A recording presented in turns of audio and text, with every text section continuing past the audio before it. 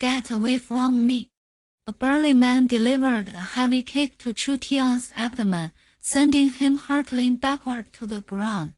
A wave of excruciating cramp surged through him, accompanied by a profound sense of helplessness.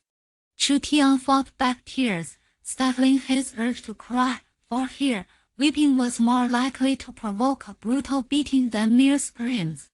Once a carefree university student on Earth, indulging in daily pleasures and occasionally attending classes, a sudden car accident had thrust him into this hellish nightmare, a veritable inferno on Earth. In the cannon fodder camp, everyone was merely fodder for the battlefield, facing only the grim prospect of death either at the hands of the enemy or their own comrades.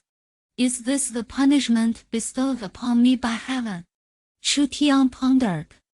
He had simply been walking down the street, engrossed in a handheld game, perhaps incurring divine wrath for his folly, ultimately leading him to be struck by a truck and transported to this world.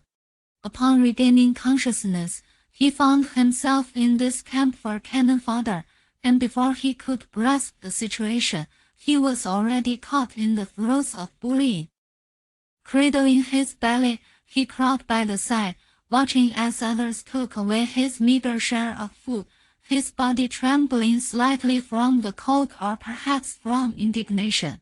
The coarse, dry rations were the very essence of survival in this world, yet he could only watch helplessly as they were snatched away by others.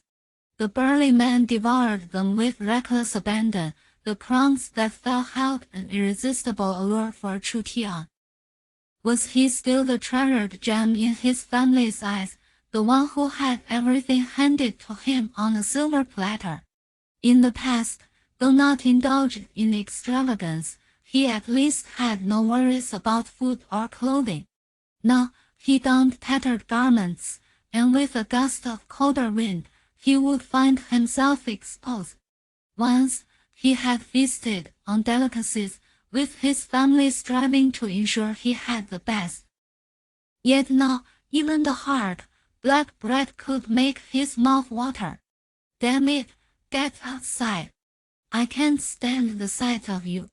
A stone suddenly flew through the air, propelled by a voice laden with anger, striking Chu Tian squarely on the forehead.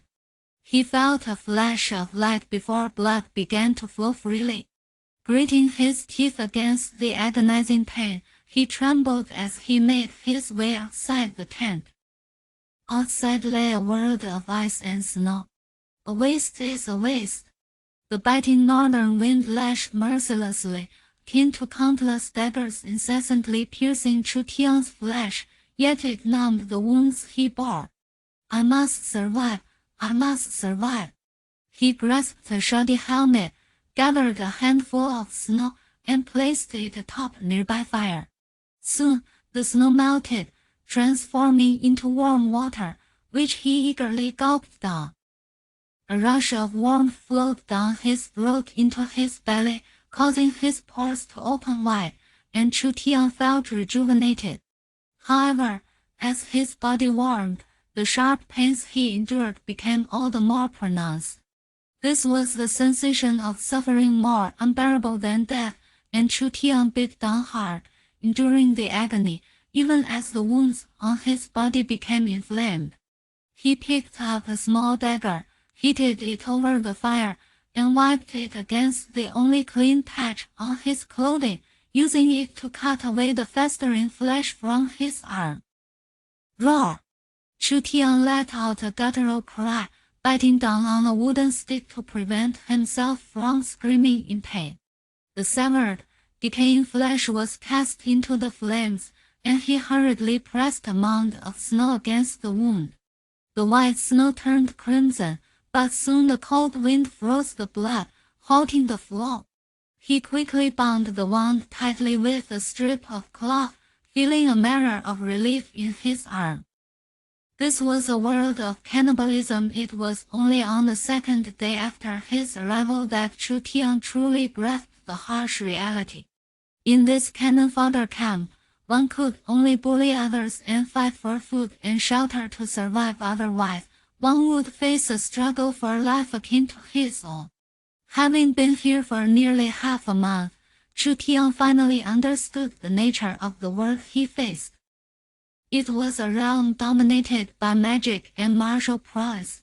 Chu Tiancheng had witnessed a so-called swordsman unleash a blade of energy that cleaved through the air for dozens of meters, carving a trench half a meter deep into the ground.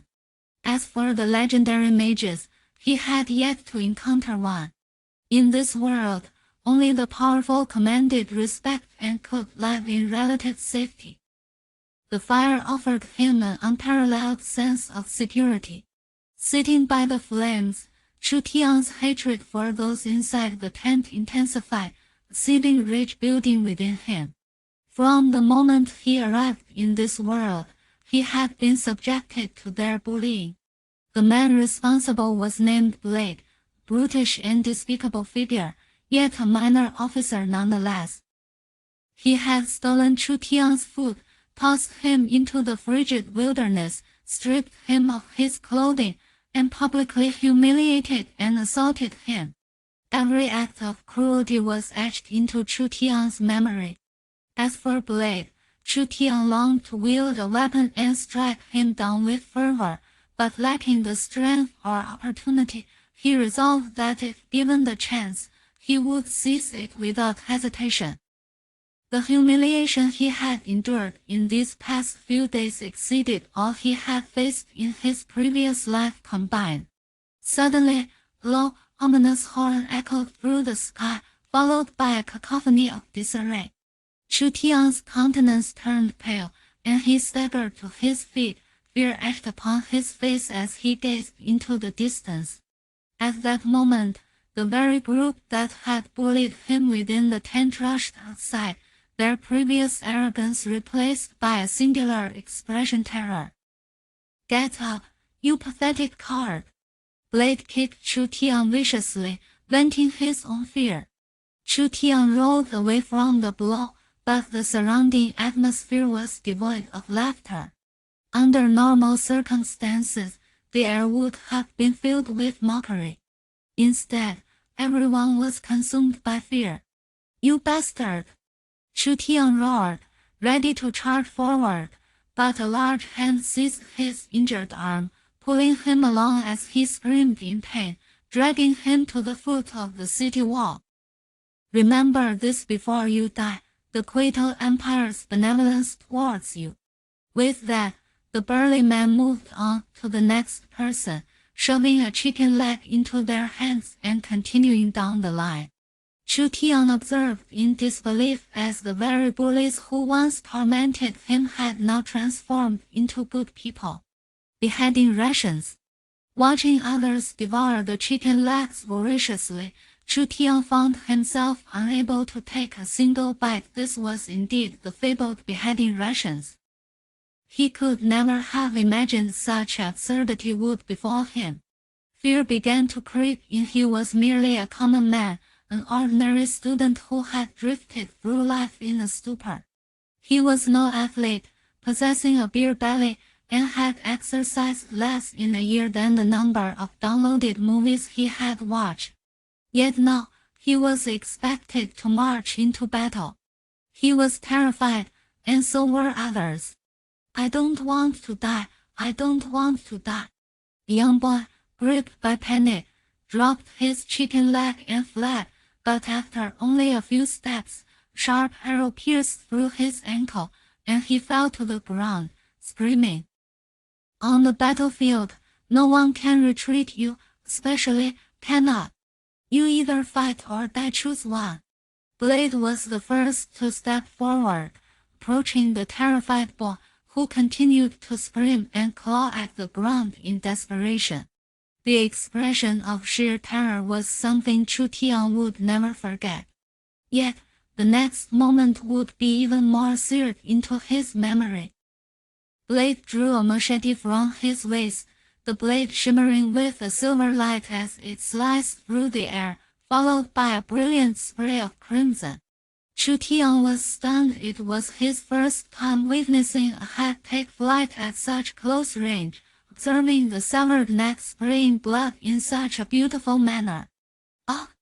His stomach churned violently. The sight of the writhing corpse repulsed him, and he expelled the only sip of water he had managed to swallow. Humph! I advise you all not to vomit now. If you waste your energy on that, you'll die even faster on the battlefield. What awaits you is not the slightest bit humane soldiers, but rather the extremely savage beasts.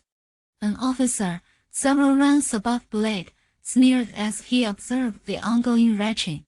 Whoa! The second horn sounded, and the officers disregarded the wretched spectacle of vomiting, driving everyone out from the city walls. In that moment, Chu Tian felt as though he had been cast aside. Gazing back at the towering city walls and then forward at the endless expanse of snow, Chu Tian felt his limbs betray him. He was engulfed in fear, yet the arrows aimed at him from the walls made him acutely aware of the meaning of like a thorn in the back. For the first time, he understood the brilliance of the ancient adage. But what use was that? The ancients would not come to his aid.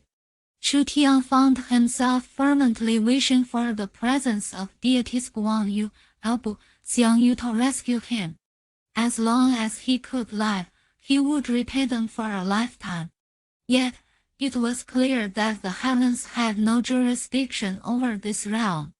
Around him, cries and curses filled the air, everyone expressing their fears in their own way. Some had even begun to turn their weapons against their fellow countrymen, and several had already perished beneath the blades of their companions. Madness has ensued. The oppressive atmosphere of death has driven everyone to the brink of insanity. It's a matter of either your demise or mine. Even before the enemy has made their appearance, our own kin have begun to engage in mutual slaughter, while those atop the city walls exhibit no reaction, as if the carnage below is merely a child's scuffle. Utterly tedious. The prince is indeed correct, however. Soon it shall become significantly more thrilling. Do you see that individual over there? He is but a coward. The screams to come will surely delight the prince. Blade pointed at Chu Tian with sycophantic fervor, prompting a cold snort from the prince, who nonetheless fixed his gaze upon Chu Tian. Here, death is the finest spectacle. The onlookers on the walls show no concern for the lives lost below, while outside the fortifications, the ground is strewn with corpses. A suffocating sense of despair permeates the air beyond the walls. No one wishes for their own demise, yet they find themselves ensnared in an inescapable deadlock. Chu Tian understood that this time he was doomed. He could only evade, attempting to escape, yet he dared not run, knowing that countless arrows were trained upon those below. Anyone who dared to flee would be swiftly targeted. Suddenly, a piercing howl echoed from afar, instantly silencing the surrounding cries of anguish. Those clutching their wounds and weeping ceased their lamentations, as if the pain had vanished from their consciousness. A wave of deathly dread and despair washed over everyone. In an instant they felt their limbs grow cold, their bodies numb, as though their very souls had been frozen. With wide, terrified eyes, they beheld the approaching enemy in the distance. Whoosh! A shrill scream shattered the silence, akin to a cannonball exploding, plunging the atmosphere into the depths of despair. Snow wolves! Snow wolves! Please, let me in. I do not wish to die. Open the gate, open the gate. I refuse to perish. That is a level 2 magical beast, level 2 magical beast. Snow wolves, those are snow wolves. Even the Imperial Army cannot withstand them. Let me in, I do not want to die. Help! Help! Help! The crowd began to disintegrate, fear spreading like a contagion. Those who had once been unafraid and composed now crumbled into despair. Yet, amidst the desperate cries of the people, those upon the walls remained unmoved, their arrows continuing to rain down upon those attempting to flee. Meanwhile, the snow wolves behind unleashed crescent-shaped magical blades that swiftly severed several hapless bodies. Is this what magic is? Can I withstand such sorcery? Chu Tiancheng did not flee. He knew it was futile. In this dire situation, behind him lay a tiger blocking the path, while before him charged a pack of wolves. There was no escape to the sides, only a road to certain death. Taking a deep breath, he exhaled the carbon dioxide from his lungs, wrapping a strip of cloth around his right hand, securing it tightly despite the blood seeping from his torn skin. Come on, come on, come on. I have lived for over 20 years without slaying a wolf. Even if I must die, I will take one down with me. If I survive, I shall ensure the snow wolves are eradicated. Chu Tiancheng's eyes blazed with ferocity in the face of despair. Humanity often exhibits two responses. One is the frantic, hysterical plea for mercy and the abandonment of resistance, and the other is a desperate struggle to fight back. As the saying goes, a cornered rabbit will bite. When a person is pressed by the threat of death, only reckless aggression remains. Resolute in his vow, Chu Tiancheng embraced his fatal determination, seeking the sole path to survival. Kill! He roared suddenly, akin to a madman, his weapon slicing through the air, leaving a trail of silvery glimmers. One snow wolf approached Chu Tiancheng, its jaws agape as it lunged toward him. Yet, Chu Tiancheng lifted his foot and kicked the wolf in the mouth, but the creature, without hesitation, tore a chunk of flesh from his leg. Unexpectedly, a sharp silver flash met him hidden. The blade cleaved through the wolf's skull, and it collapsed to the ground without a sound. He is quite impressive. The burly officer atop the wall's eyes widened in surprise at Chu Tiancheng's explosive vigor, but the prince beside him sneered coldly. Ultimately, he will still perish. No matter how remarkable he may be, he cannot withstand the onslaught of tens of thousands of bloodthirsty wolves. He is but an ordinary man, not a sword saint. Indeed, your highness is correct. He is merely an ordinary individual, constantly bullied in the fodder camp. Such a person can only meet his end beneath the pack of snow wolves. Blade quickly chimed in, while the officer remained silent, dismissing him as nothing more than a slave. He is but an insignificant slave. The prince need only watch his agonizing cries, reveling in the sight of his blood as it spills forth. Blade continued, and the prince nodded slightly, a faint smile gracing his lips. Chapter 2, The Emergence of Power, the Ferocity of the White Lightning Dragon. Roar! As Chu Tiancheng was momentarily lost in thought, the snow wolf suddenly lunged at him. The burly man atop the city wall shook his head, while the prince beside him let out a cold chuckle, diverting his gaze. Indeed, this worthless fool has fallen prey. Does the great prince not wish to behold the sight of his arm being severed, as he weeps and pleads for mercy before us? Blade watched with fervor as Chu Tiancheng was bitten, as if he himself had taken a bite out of him, his hands flailing with excitement. Humph, useless wretch! The prince had believed he could endure a while longer. A fool is a fool, may he perish sooner rather than later. With a disdainful sneer, the prince turned away. No longer glancing at Chu Tiancheng. The wolf's massive jaws clamped down mercilessly on Chu Tiancheng's arm, blood gushing forth without restraint. Chu Tiancheng let out a wretched scream. Utterly powerless to retaliate. The bite had landed on his right arm, precisely where an earlier injury had become inflamed and a chunk of flesh had been severed. The blade, too, was bound within the palm of his right hand, leaving him with no means of counterattack. Despite the injury, his right hand, even in battle, remained more dexterous and powerful than the left, yet this unfortunate circumstance proved to be his gravest misstep in combat. Blood splattered across the ground, staining the filthy snow with crimson. Chu Tian could only grasp the wolf's head tightly, desperately trying to force it to release its grip. The creature's sharp teeth pierced into his flesh, biting so deeply that they grazed the bone, prompting Chu Tian to cry out in agony as he flailed his arm, attempting to shake off the snow wolf. Yet the snow wolf clung fiercely to Chu Tian's arm, refusing to let go. Suddenly, a fierce gust of wind swept in, and Chu Tian instinctively turned, his spirit shaken to its core. Before him loomed a snow wolf, its gaping maw wide open, howling as it lunged toward Chu Tian. The acrid stench of blood assaulted his senses, igniting a wave of nausea and an overwhelming sense of despair.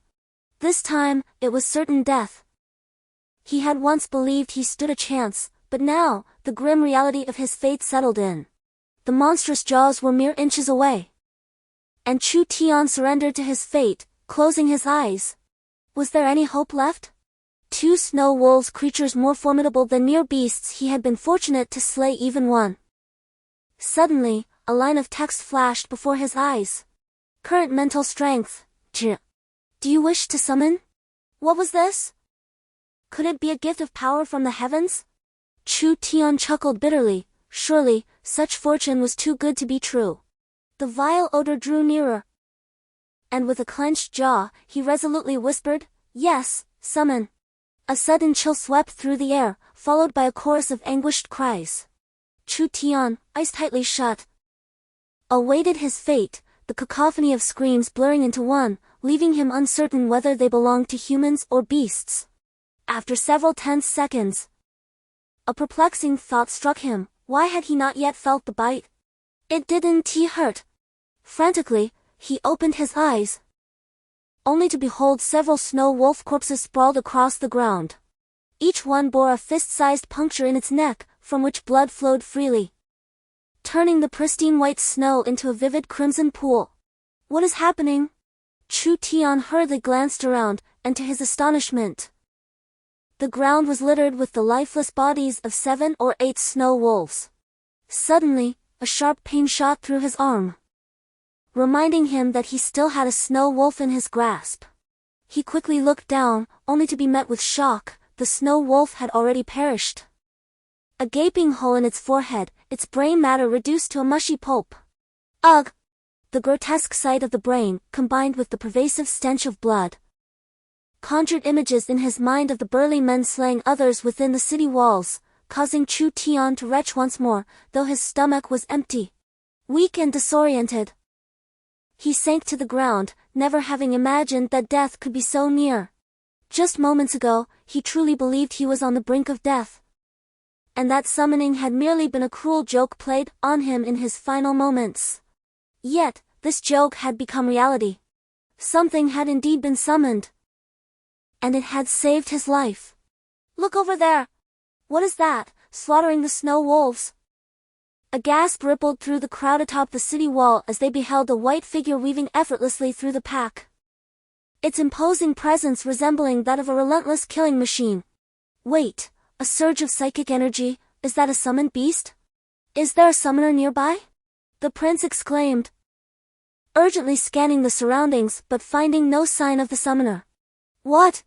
Both Blade and the muscular officer wore expressions of disbelief, hurriedly beginning their search.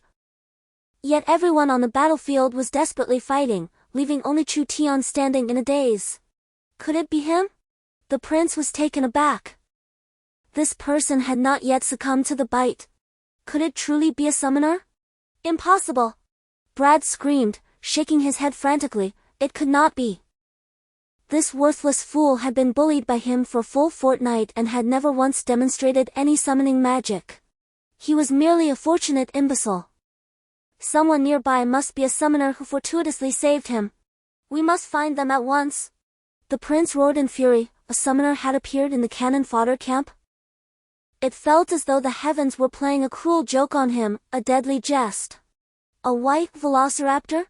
Meanwhile, Chu Tian gaped, dumbfounded, at the creature that was mercilessly slaughtering the wolves. It resembled the velociraptors from the movies, with its robust hind limbs, elongated tail, and those 6 short, 1 long, sharp claws. In a swift motion, the creature swatted a snow wolf aside with its tail, then seized another, its massive jaws clamping down on the wolf's neck, severing it in one swift bite. Surrounding it were 7 or 8 more snow wolves, yet the white figure showed no fear. Its long, powerful tail lashed fiercely, driving back several of the wolves. Then, instead of retreating, it advanced, its elongated, razor-sharp claws piercing the body of a snow wolf like scythes. And with a swift pull and hook, the wolf's fur was shredded as easily as paper, blood gushing forth. Immediately, the snow-white figure leaped backwards, deftly evading the attacks of several other snow wolves. Yet, it sprang up again, landing heavily upon one of the snow wolves, which could scarcely withstand the impact. The creature collapsed to the ground, and in a swift motion, the white figure sank its teeth into the wolf's neck, crushing it effortlessly. In less than 3 minutes, the white figure executed a one-sided massacre, annihilating an entire pack of snow wolves. The remaining wolves, witnessing the transformation from white to crimson, were overtaken by terror, retreating in panic. Was this not the white velociraptor from the game Monster Hunter G? Could it be that I am able to summon monsters from the hunter's realm? Indeed. Upon hearing Chu Tian's call, the white velociraptor abandoned the carcass of the snow wolf and hurried to his side, affectionately nuzzling its bloody head against him. The thick red blood stained Chu Tian's tattered clothing, yet he felt no revulsion. Instead, he perceived the blood as a mark of his glory. This truly is my summoned beast. A wave of inexplicable joy surged within him as he gazed at the towering velociraptor, which, despite its size, lowered its head to nuzzle affectionately against him. Excitement and hope ignited within his heart. Look, that summoned beast belongs to that slave. It truly is a slave. That man bears the mark of servitude. A keen-eyed observer atop the city wall exclaimed, and amidst a crowd of expendable slaves, it was revealed that one among them was indeed a summoner. It is truly him. The prince stood agape as he watched the white dragon affectionately burrow into Chu Tian's embrace. Beside him, Blade seemed as if he had been grasped by the throat, letting out a piercing scream. This is impossible. You scoundrel, stop your prattle and quickly rescue him. No, I mean, invite him up. The prince delivered a resounding slap to Blade, rendering him utterly stunned. You worthless fool, hurry and bring him to me. You lot are utterly useless. Why is there a summoner in the cannon fodder camp? If that summoner perishes, you'll all meet your doom. The prince roared with ferocity. Go now, go! Instantly, a cacophony of enraged shouts erupted from the city walls, as all the leaders gazed in terror at the scene below. Among the slaves, originally intended as sustenance for the snow wolves, there lay a noble summoner. Blade scrambled down in a frantic rush. The snow wolf, the most common beast in the skybound snowfield, possessed only a level 2 strength, easily confrontable by any adequately trained adult. Yet now, they faced an overwhelming army of over 100,000 snow wolves. Before the harshest winter arrived, the snow wolves would gather and attack human settlements, devouring everything edible in sight due to a lack of food. Over the years, countless lives had been lost in the battles fought here, leading to a grim solution, using slaves as fodder. The lives of soldiers were far too precious.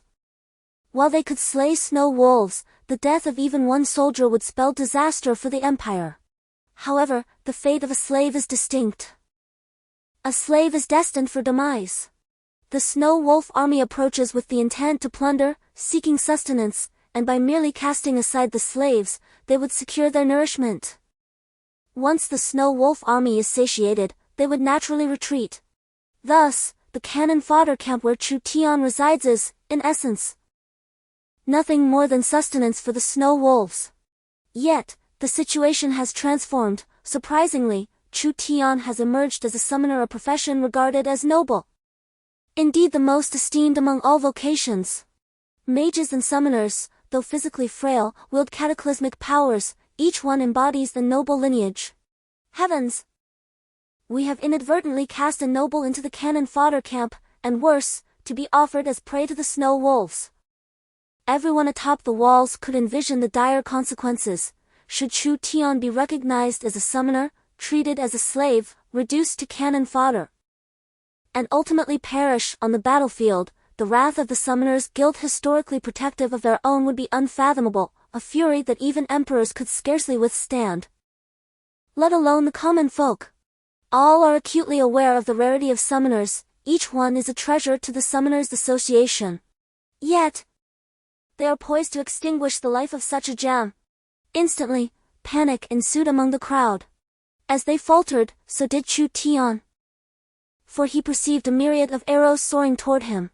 In truth, those arrows were intended to shield him, aiding in the extermination of the surrounding snow wolves. However, devoid of inscriptions, Chu Tian mistakenly believed that the defenders atop the walls sought his life, merely because he had summoned the white speed dragon.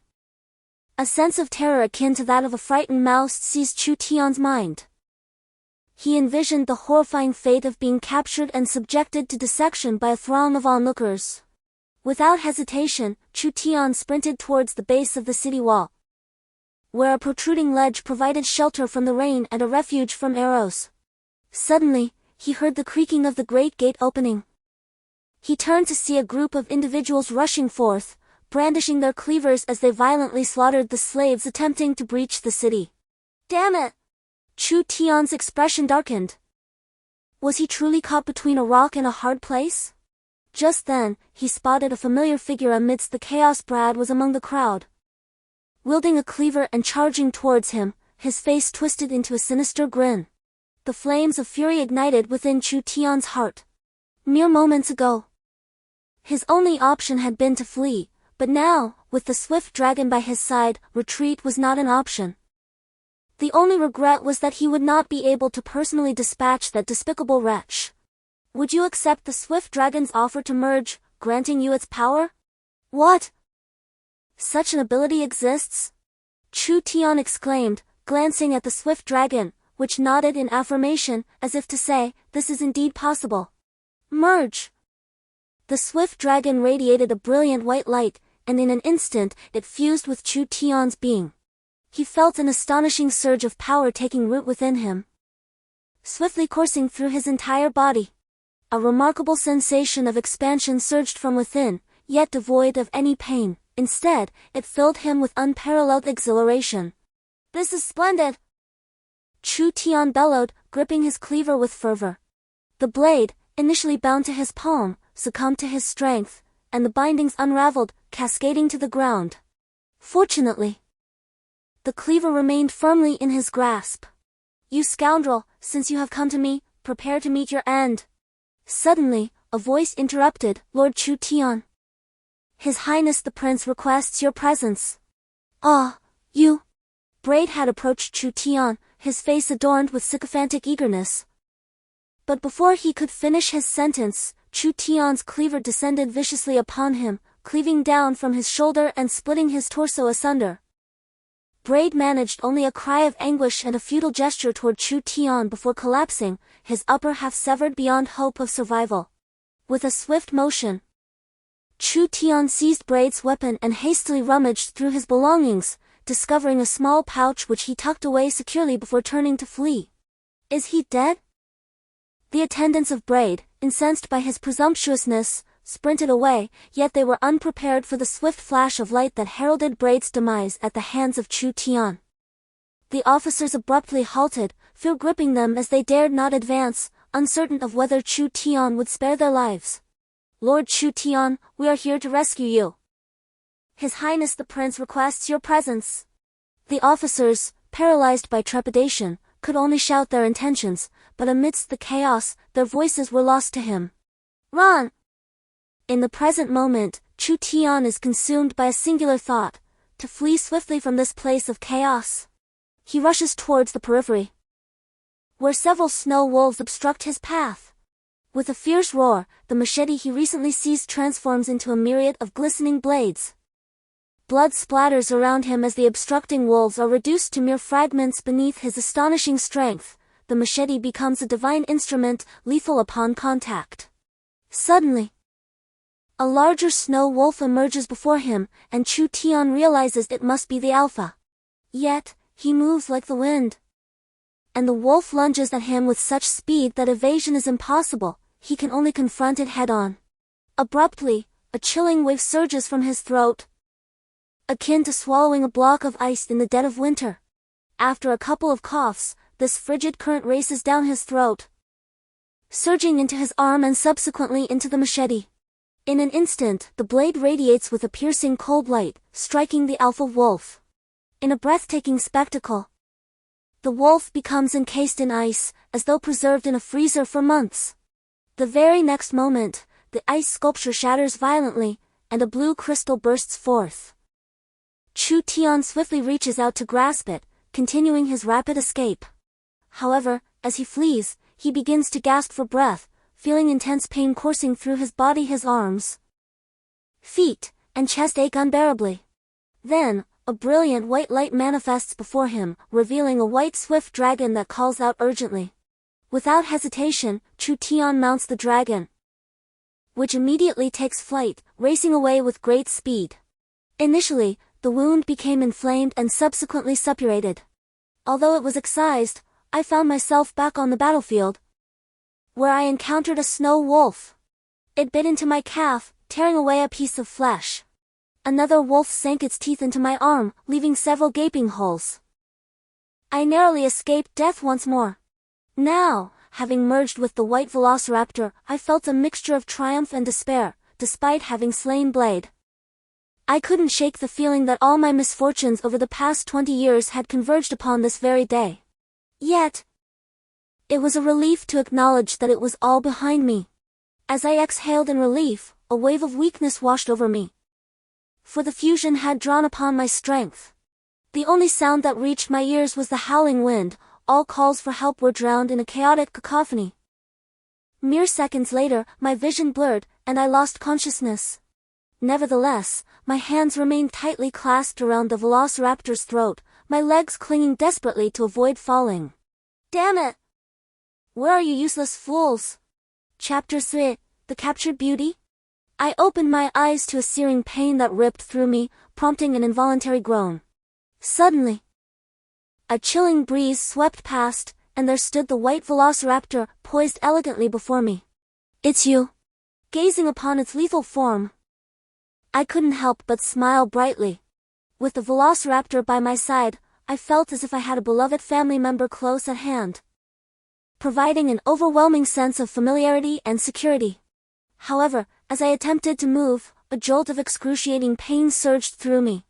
I gasped sharply. The pain was terrifying, akin to having a sharp object scraping against my bones. Overcome by pain, he convulsed momentarily, inadvertently aggravating his wound, which intensified his suffering. Chu Tian involuntarily cried out, while the white velociraptor paced anxiously beside him, utterly at a loss. He gasped for breath, the wounds on his body tearing further due to his struggles. As blood slowly seeped through his tattered garments, Chu Tian sensed his body temperature plummeting. Suddenly, the white velociraptor dashed out, and as Chu Tian attempted to call out, a deafening roar echoed in his mind, causing him to lose consciousness once more. Even in his fainted state, the excruciating pain continued to cause his body to twitch slightly, a testament to the immense torment he endured. Time passed, though its length was indeterminate, until Chu Tian awoke once again, having experienced a dream in which someone had dressed his wounds, even wiping his body down and changing his clothes. Upon opening his eyes, he was momentarily taken aback to find himself in a cave, and more astonishingly, his attire had indeed changed. "White velociraptor!" he called out, his voice hoarse from lack of moisture. The velociraptor rushed into the cave upon hearing him, and upon seeing Chu Tian awake, it let out a series of excited cries. "I am fine now, sorry for worrying you." Chu Tian struggled to lean against the wall, the uneven surface causing him discomfort.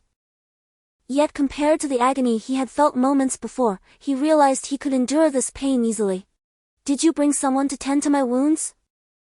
Chu Tian inquired of the white speed dragon, which nodded its elongated neck vigorously, causing Chu Tian to worry it might accidentally strike its head against the ground.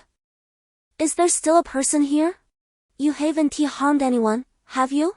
Chu Tian's expression instantly changed to one of alarm. It hasn't harmed me. I merely procured some food for you. A melodious voice resonated from outside the cave. Chu Tian hastily glanced toward the source, yet the intense brightness outside obscured his view, revealing only a vague silhouette, though the voice unmistakably belonged to a girl. Your summoned beast is rather cunning, stealthily capturing me and making me attend to you. A graceful figure gradually approached, prompting a few disgruntled cries from the white speed dragon, as if it were lamenting to the girl about her. The girl chuckled lightly, drawing nearer to Chu Tian, allowing him to see her clearly, rendering him momentarily speechless. To be honest, amidst the information explosion on Earth, Chu Tian had encountered countless beauties. The vastness of the celestial empire alone is teeming with exceptional individuals. Yet, the beauty before him left Chu Tian utterly mesmerized. What an exquisitely crafted visage it was! A face so finely chiseled, with distinct features. If one were to pinpoint a flaw, it would be the remnants of youthful plumpness on her cheeks. Her emerald green eyes, shoulder-length hair, and a tender, playful expression captivated Chu Tian entirely. Humph! Chu Tian turned away, casting a deep glance at the white speed dragon. Never having anticipated its intelligence could reach such heights. The white speed dragon let out a triumphant cry, seemingly reveling in Chu Tian's touched demeanor, akin to a child basking in praise, both elated and bashful. After satisfying his hunger and thirst, Chu Tian felt a wave of fatigue wash over him. He offered an awkward smile to the beautiful girl before drifting back into a deep slumber. When he awoke, it was already noon the following day. You're awake? The girl beamed at Chu Tian as he opened his eyes. She picked up a towel and gently wiped the sweat from his brow. Chu Tian was surprised by how swiftly his body had recuperated. The pain from his wounds had significantly diminished. Your body is remarkably resilient. Such severe injuries, and yet you've endured. If it were me, I would have surely lost several lives by now. The girl remarked with a smile. Thank you, Chu Tian replied, still feeling somewhat weak. By the way, I don't know your name. I am truly grateful for your care over these past few days. My name is Berada. Berada Collins. And you? She inquired. I am Chu Tian, with Chu as my surname and Tian as my given name, he explained with a gentle smile. Berada was taken aback, her curiosity piqued by the peculiarity of his name. She pondered its origins, unsure of which region, country, or ethnicity it might belong to. Were you captured by my white dragon? Chu Tian asked. Humph, you say that as if it were my fault. I was just about to sleep when your summoned beast brought me here. Thankfully, it was in a military camp. Berada's face flushed as she spoke. Chu Tian, initially puzzled, soon realized what she implied. If it had not been in a military setting, the circumstances might have been quite different. Do you resent me? Berada sat beside Chu Tian, her expression unexpectedly serene. Chu Tian remained silent, merely breathing in and out, affirming his existence. It is no wonder that you were unexpectedly thrust into the ranks of the cannon fodder. Had you not summoned your familiar in the end, you would likely have perished. You must have awakened on the battlefield, correct? Belida inquired. Indeed, Chu Tian responded ambiguously. Belida idly flicked her long bangs. Perhaps you feel a sense of indignation, anger, sorrow for the fallen, sympathy, and guilt, yet I can only assert that our actions were justified.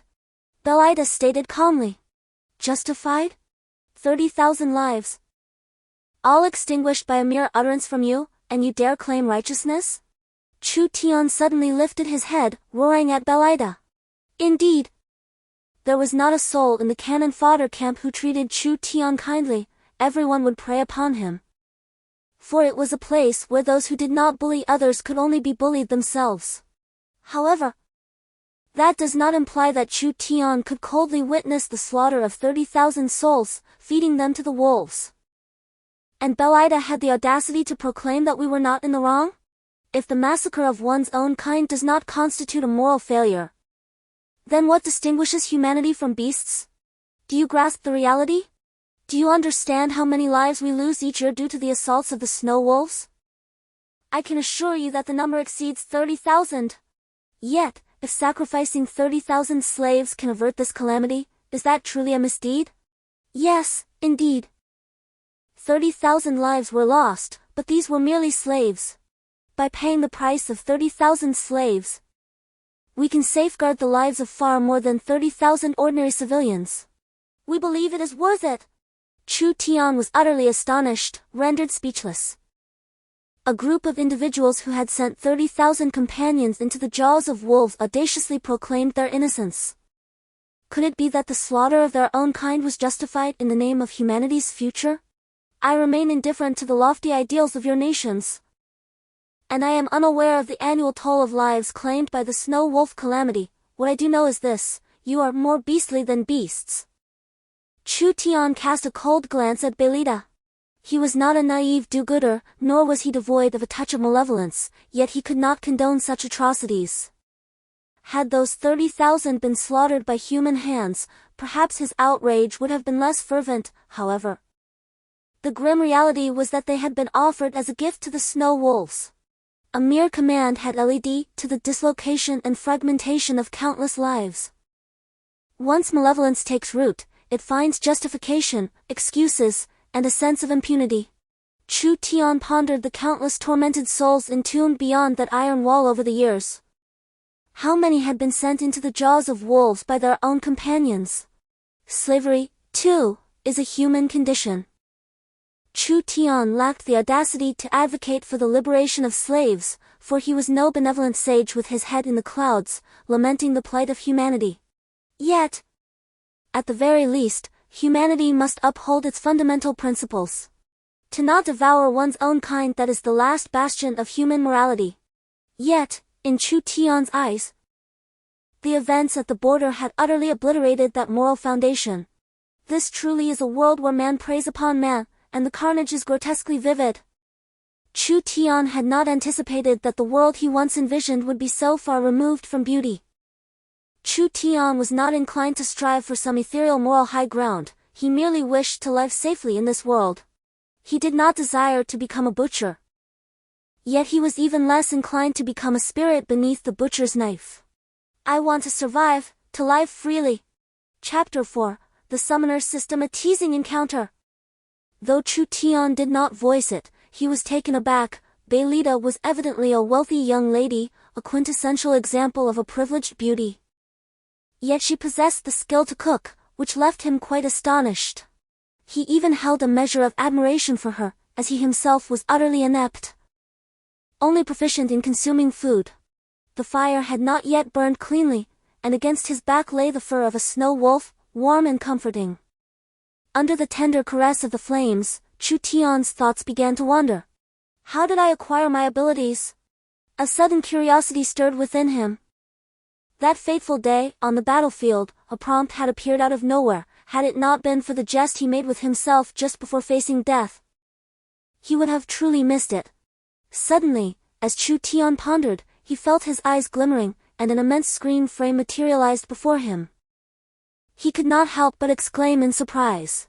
This exclamation immediately drew the anxious attention of the white lightning dragon and Belita, who hurriedly approached, only to find Chu Tian unharmed. "Ah, my apologies, I accidentally touched the wound," Chu Tian said, noticing Belita's puzzled gaze directed at him.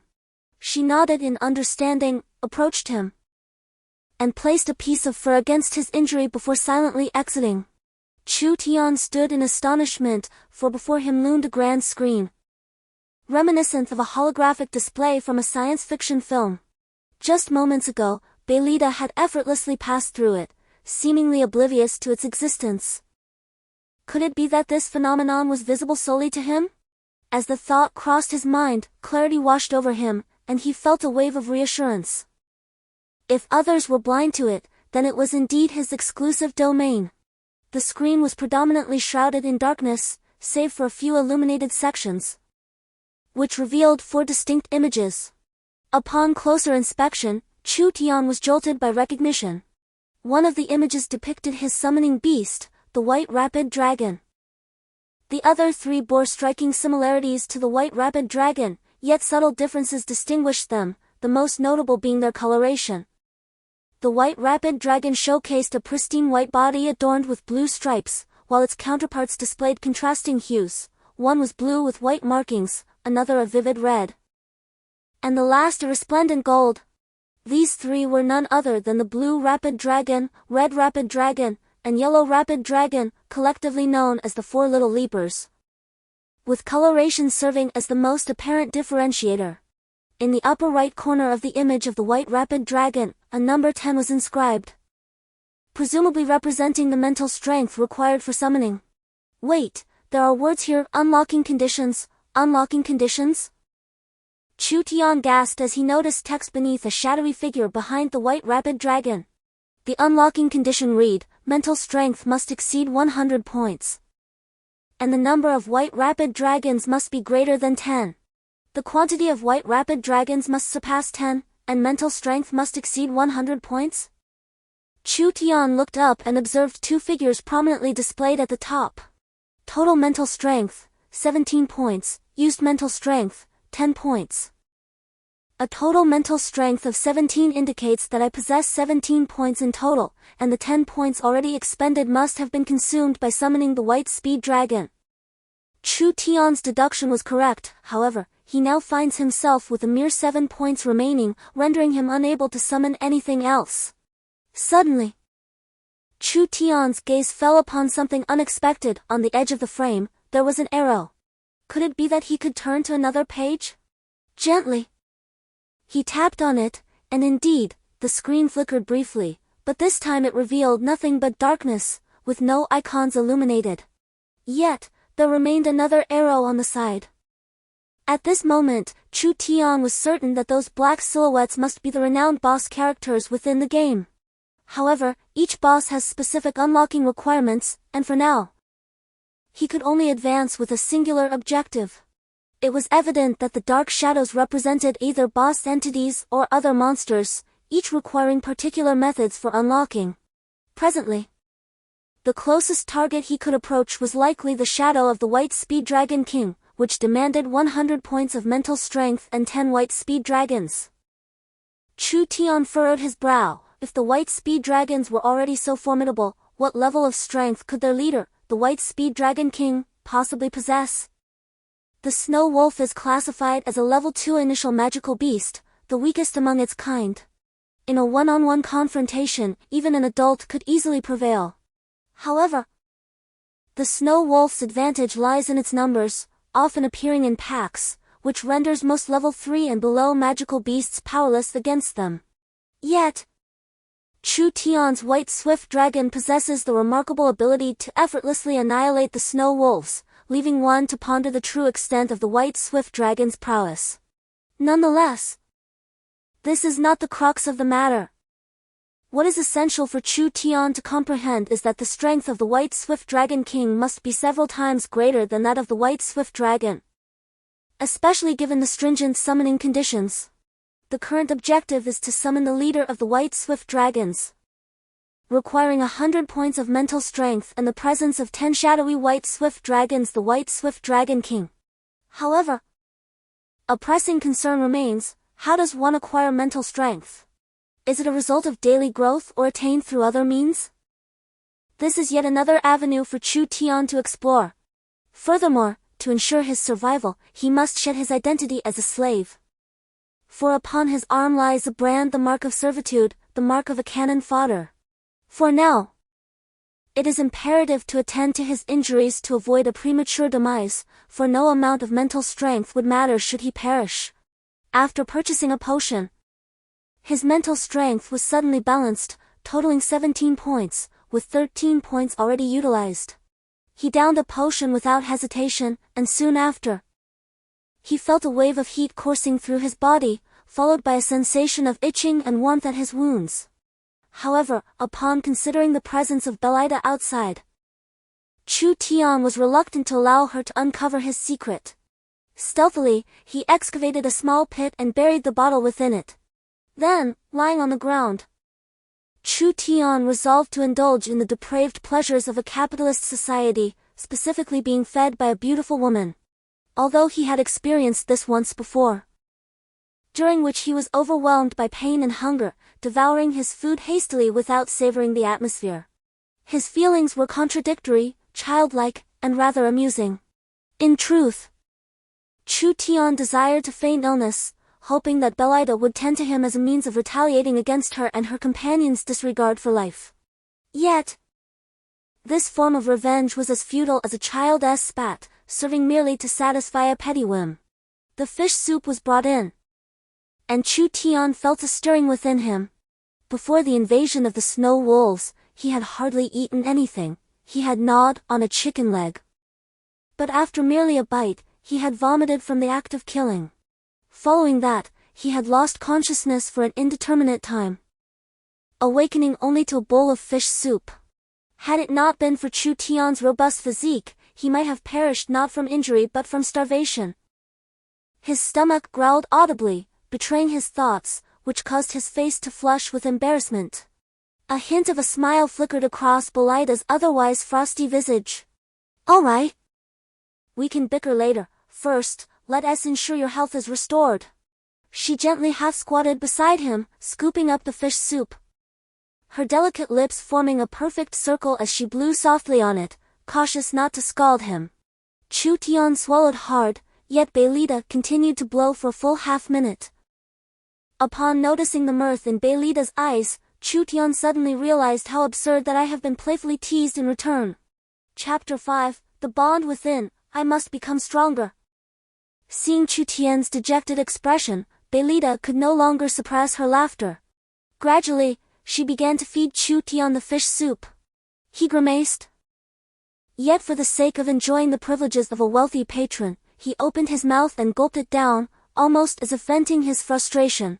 "You." The spoon was caught in Chu Tian's mouth, and despite Belida's attempts to retrieve it, she struggled to pull it free. Finally, she playfully scolded him, prompting Chu Tian to grin and open his mouth wide.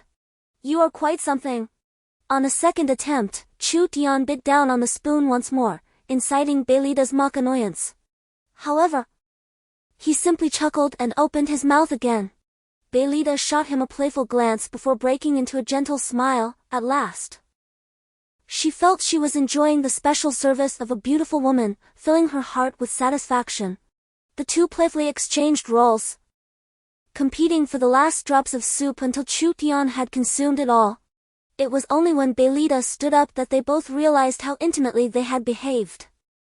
Unbeknownst to them, two individuals who once held grievances had engaged in a playful banter akin to that of a couple, leaving both blushing. Chu Tian, appearing to be in his 20s, possessed a gentle nature, bordering on timidity especially in the presence of women, easily turning red. He had never had a girlfriend. Belida, a woman of noble lineage, was pursued by countless suitors but remained virtuous, having never been in a relationship. Their actions rendered both shy in each other's company. Indeed, Belida is exceedingly beautiful. However, it is not solely her beauty that compels Chu Tian to pursue her. Just moments ago, he felt a flicker of attraction. For who could remain indifferent to such a stunning presence beside them? Nevertheless, even if he were to win her affection, Chu Tian is acutely aware that genuine happiness would elude them. Moreover, he is hesitant to take any steps in that direction, as he does not wish to pursue her. Chu Tian is not a creature of mere visual allure, while he harbors a certain fondness for Belida. The mere thought of the snow wolf and 30,000 slaves diminishes that fondness significantly. It must be acknowledged that Belida is a remarkable girl. Even after being captured by Chu Tian's white dragon, she steadfastly cares for him, displaying no fear of the creature, engaging in playful banter with him. Most individuals would either fiercely resist or succumb to fear, obeying Chu Tian's commands, yet Belida exhibits no signs of being a captive. Rather, she seems to willingly tend to Chu Tian's needs. Seated beside the fire, she is well insulated by a thick snow wolf pelt, rendering the cold a mere inconvenience. A tent lies on the ground, prompting Chu Tian to ponder in astonishment. Could it be that even the tent was pilfered? The prowess of the white dragon is indeed formidable. As he gradually approaches the fire, Belida, noticing his emergence, quickly stands, her brow furrowed in concern. Why have you come out? You should be resting inside. She chides. Why are you so kind to me? Belida gazes at Chu Tian in confusion as he repeats his inquiry about her kindness. We are not related by blood. And you were brought here against your will as my summoned beast. There is no reason for you to care for me so attentively. Chu Tian's expression grew solemn. Although he was aware that Belida likely harbored no malicious intent, he still felt compelled to seek clarity, for misunderstandings can easily arise. Gazing intently at Belida, he noticed her returning his stare, and as she exhaled, Chu Tian was astonished to perceive a complete shift in her demeanor. Indeed, it was deliberate. A sigh escaped him. For he had harbored doubts from their very first encounter, yet had refrained from voicing them, as he remained uncertain of Belida's true intentions at that time. Perplexed, he watched the flickering flames of the campfire, contemplating why, as a summoner, he ought to be so unreservedly cared for by Belida. Alas! It seemed she truly was a product of the battlefield's spontaneous awakening, utterly oblivious to the stature of a summoner. Belida sighed in resignation. The shyness and innocence that had adorned her features moments ago evaporated, leaving in their wake the imposing visage of a formidable woman, akin to a general. In this realm, numerous extraordinary individuals wield immense power. There are formidable sword saints capable of decimating cities single-handedly, terrifying spellcasters whose words can obliterate the very heavens, and enigmatic archers who can sever a head from miles away, alongside summoners who command beasts to ensure their invincibility. And you, my dear, are a summoner. The very reason I strive so diligently to safeguard your life is precisely because of your status as a summoner. Belida spoke with a hint of detachment. And Chu Tian felt the last remnants of his fondness for her dissipate, leaving but a solitary thread of affection. Why? As summoners are the most precious and esteemed practitioners in this realm, they stand unrivaled among their peers, whether they be swordsmen, mages, archers, or even the elusive assassins. You will come to comprehend this in due time. These may be official words, yet I yearn to grasp the true reason behind it. Chu Tian interjected, interrupting Belida. With a glance at Chu Tian, Belida sighed. Summoners are not only formidable but also exceedingly rare, resulting in a unique situation where all summoners across the globe are remarkably united and fiercely protective of one another. It may be challenging for you to comprehend, yet it is an undeniable truth. The rarity of summoners is safeguarded throughout the continent. Our Keter Empire is but a small entity, and should word spread of a summoner's demise on our battlefield, especially if it were at our own hands, it would incite protests and possibly assaults from summoners across the land. We cannot withstand such repercussions, nor dare we take the risk. Thus, we must ensure your survival. As long as you remain alive, the Summoner's Guild will not take action against us, and in fact, may even extend their favor towards our nation for having rescued one of their own. Belida's words unveiled to Chu Tian the stark allure of power and strength. Indeed, summoners are the most potent class in this world. Upon reflection, it is only natural, as summoners possess the ability to call forth numerous summoned beasts. And it stands to reason that the more powerful they are, the greater the number of summons they can command. At the same rank, while there exists but a single mage or swordsman, a summoner can command 1, 2, or even 3 summoned beasts of the same caliber, which is undeniably a form of cheating. The scarcity of summoners has led to an intense desire among them to bolster their ranks, resulting in an almost pathological protectiveness. They may intervene in the affairs of others, yet they staunchly refuse to allow others to interfere with them. Regardless of participation in assessments, all summoners are assured protection from the Summoners Association. Naturally, should any summoner pose a threat to humanity, the association will take decisive action to eliminate them. This has culminated in a dwindling population of summoners. After all, few possess the power without expanding their influence. The elderly have passed away, and the youth lack sufficient strength. Consequently, the Summoners Association finds itself in a predicament, desperately needing to infuse new blood into its ranks. This urgency has rendered all existing summoners particularly sensitive to newcomers. Chu Tian is now akin to a precious gem, a coveted treasure in the eyes of the summoners. However, the Godhood Empire has shattered this treasure. And it is a wonder that the summoners have not succumbed to madness, with the number of individuals able to become summoners dwindling. Many powerful summoners find themselves unable to take on apprentices. Thus, the association spares no effort in safeguarding newcomers. Should it come to light that one has perished under their watch, the only recourse left for them would likely be the annihilation of an entire nation. Belida remarked with a wry smile. Annihilation of a nation? Surely, you exaggerate. An association, capable of obliterating your empire? Chu Tian was utterly astonished. How could an entire nation be threatened by a band of professionals, with the looming possibility of annihilation? Just how formidable was the Summoner Association? Humph! One ought not to speak lightly. Within the Summoner Association, there resided no fewer than 19 revered summoners, each accompanied by at least one holy beast as their summoned entity.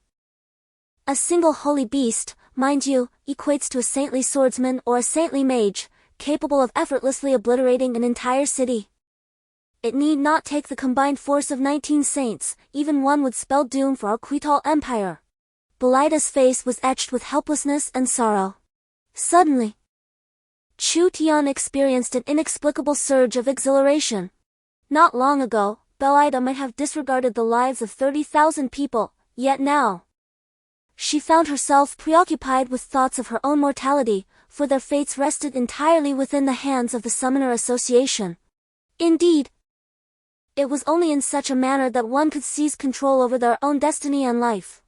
Strength, I must become strong, a master of others' lives, ensuring that my own existence remains firmly in my grasp. Chapter 6, Encounter with the Giant Wolf. Chu Tian fell into silence, as did Belida. Each was lost in their own thoughts, one fretting over Chu Tian's potential demise, reflecting on the Godhood Empire, while the other bolstered her resolve, aspiring to rise to the pinnacle of freedom and seize her fate. You may leave now. After an indeterminate period, during which the white swift dragon had stoked the fire twice, Chu Tian finally lifted his gaze and spoke to Belida, causing her to tremble involuntarily. I harbor no ulterior motives. I sincerely appreciate your care over the past few days.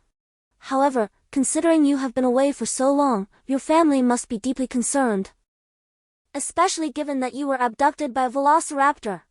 I am not ungrateful. Let us put this incident behind us. I shall rely on my own strength to extricate myself from the shackles of servitude, and as for matters pertaining to the Summoners Guild, there is no need for concern. I will not trouble you. The wound on my left arm has festered due to improper treatment.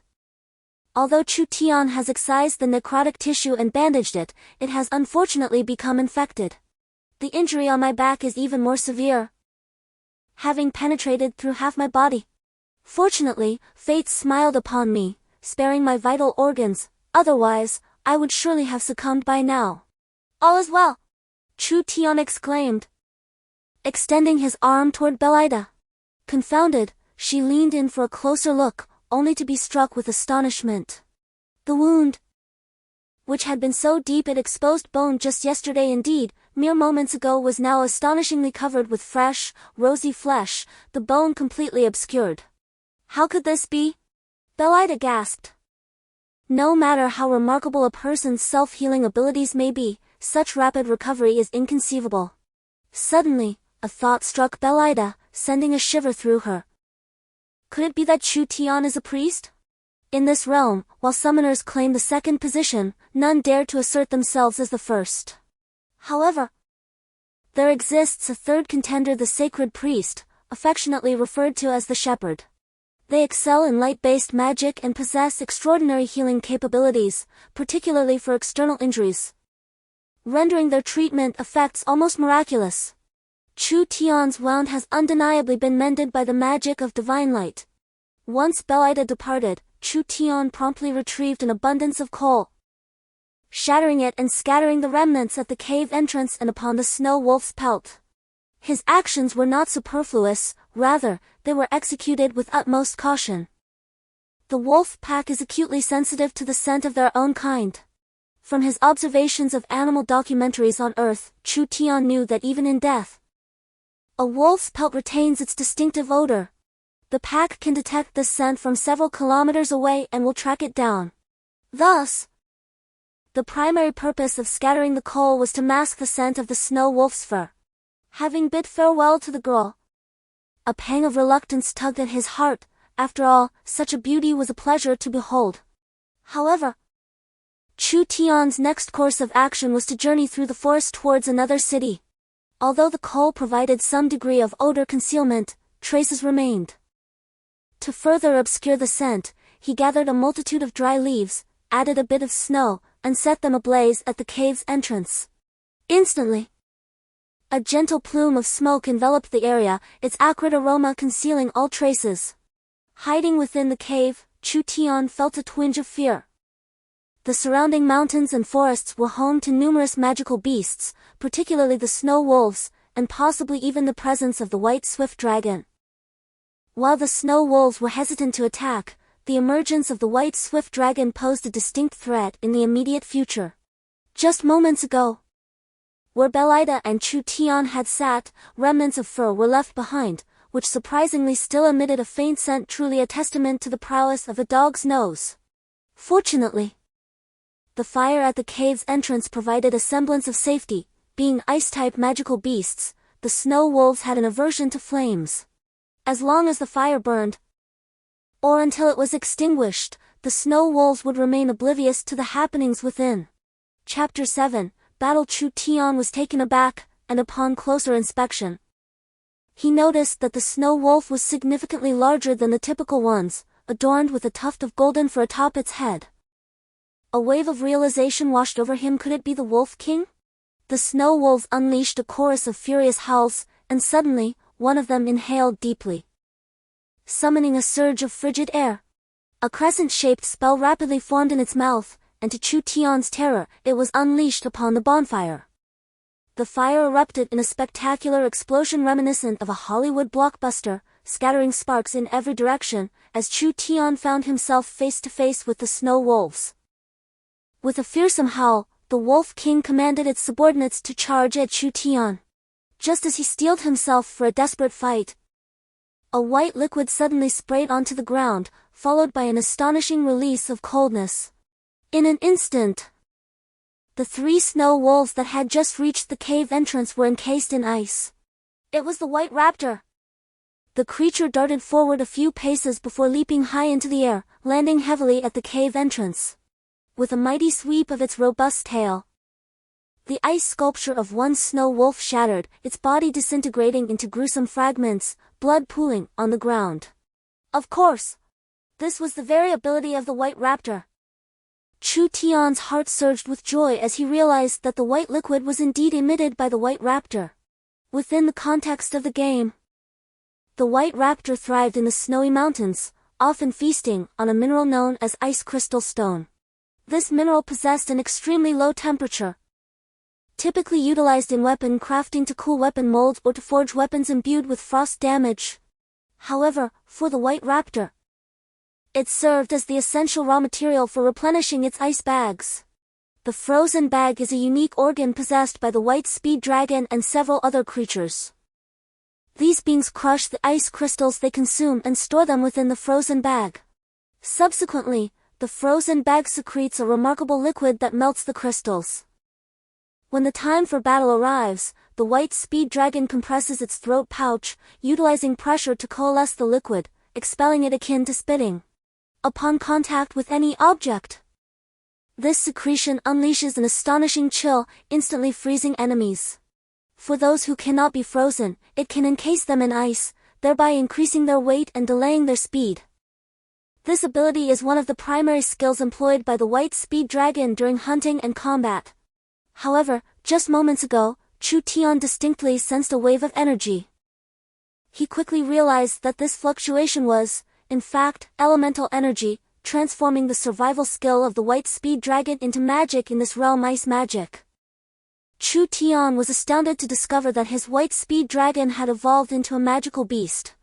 A white crystal rolled to his feet. It was the core of a magical beast, the center for storing magical power, exceedingly precious and imbued with formidable magical energy. Chu Tian immediately bent down to retrieve it, and suddenly felt a jolt as a text materialized before him, discovered level 2 ice crystal. Would you like to absorb the energy and convert it into mental strength? Mental strength, so this is how it is acquired? Chu Tian was overjoyed, having previously worried about how to attain mental strength. He had not anticipated that simply absorbing the core would suffice. Suddenly, as Chu Tian prepared to absorb energy, the white thunder dragon let out a piercing scream, causing Chu Tian's expression to change dramatically. In an instant, he acted with remarkable speed. A flash of white light cut through the air as the blade in Chu Tian's hand spun and flew forth, striking the Snow Wolf King with astonishing accuracy. The Snow Wolf King howled in agony, its pristine white fur instantly stained crimson with blood. Chu Tian had reacted just in time. However, Chu Tian's focus was not on the battle, but rather on the crystal core in his hand, which was astonishingly expending its energy at an alarming rate. He felt a peculiar sensation, akin to a stream of water, coursing from the crystal core through his arm and into his brain. It was as though something was cleansing his mind, expelling the filth and debris that had accumulated within, leaving his mental faculties remarkably clear. Upon hastily opening the panel, Chu Tian was astounded to see that the topmost number had changed. 16. In less than 5 seconds, it had increased by 3 points. Chu Tian felt as if his mind had become significantly clearer, though he could not ascertain if this was merely a subconscious perception. Regardless, he was convinced that he had indeed grown stronger. In stark contrast, the Snow Wolf King seethed with rage. After much effort, it had finally been on the verge of success. If it could consume the crystal core of that peculiar beast, it would undoubtedly evolve, allowing it to command an even greater pack of snow wolves. However, all hope was shattered by Chu Tian's blade. The white speed dragon let out an enraged roar, nimbly leaping to attack. Though larger than the snow wolf, it playfully bounced upon the ground, yet once it landed upon the snow wolf, it would spell certain doom. The appearance of the white speed dragon is reminiscent of the velociraptor from the film Jurassic Park, and in reality, it is likely modified from the Mongolian Mononychus. As an ardent gamer in his youth, Chu Tian often delved into the so-called monster ecology, simulating the living environments of creatures within the gaming realm. Moreover, game developers frequently toyed with these concepts, aspiring to construct a comprehensive gaming ecosystem, making the study of monster habitats a delightful pursuit for countless players. The white speed dragon, inspired by the velociraptor and Mongolian Mononychus, stands approximately 1.8 meters tall. Its head appears somewhat oversized in proportion to its body, possessing remarkable stereoscopic vision. In contemporary terms, the white speed dragon perceives its surroundings in a vivid three-dimensional manner. Its sharp, serrated teeth are divided into 2 segments. The anterior teeth, primarily curved, are designed to grip and tear at its prey, akin to fish hooks that prevent the captured flesh from easily escaping. The posterior teeth, equipped with serrations, allow the white speed dragon to feed side-on, much like humans grinding food with molars. Additionally, it boasts an exceptionally long tail that provides superb stability, and its forelimbs and hind limbs feature highly evolved, scythe-like claws on the 3rd digit.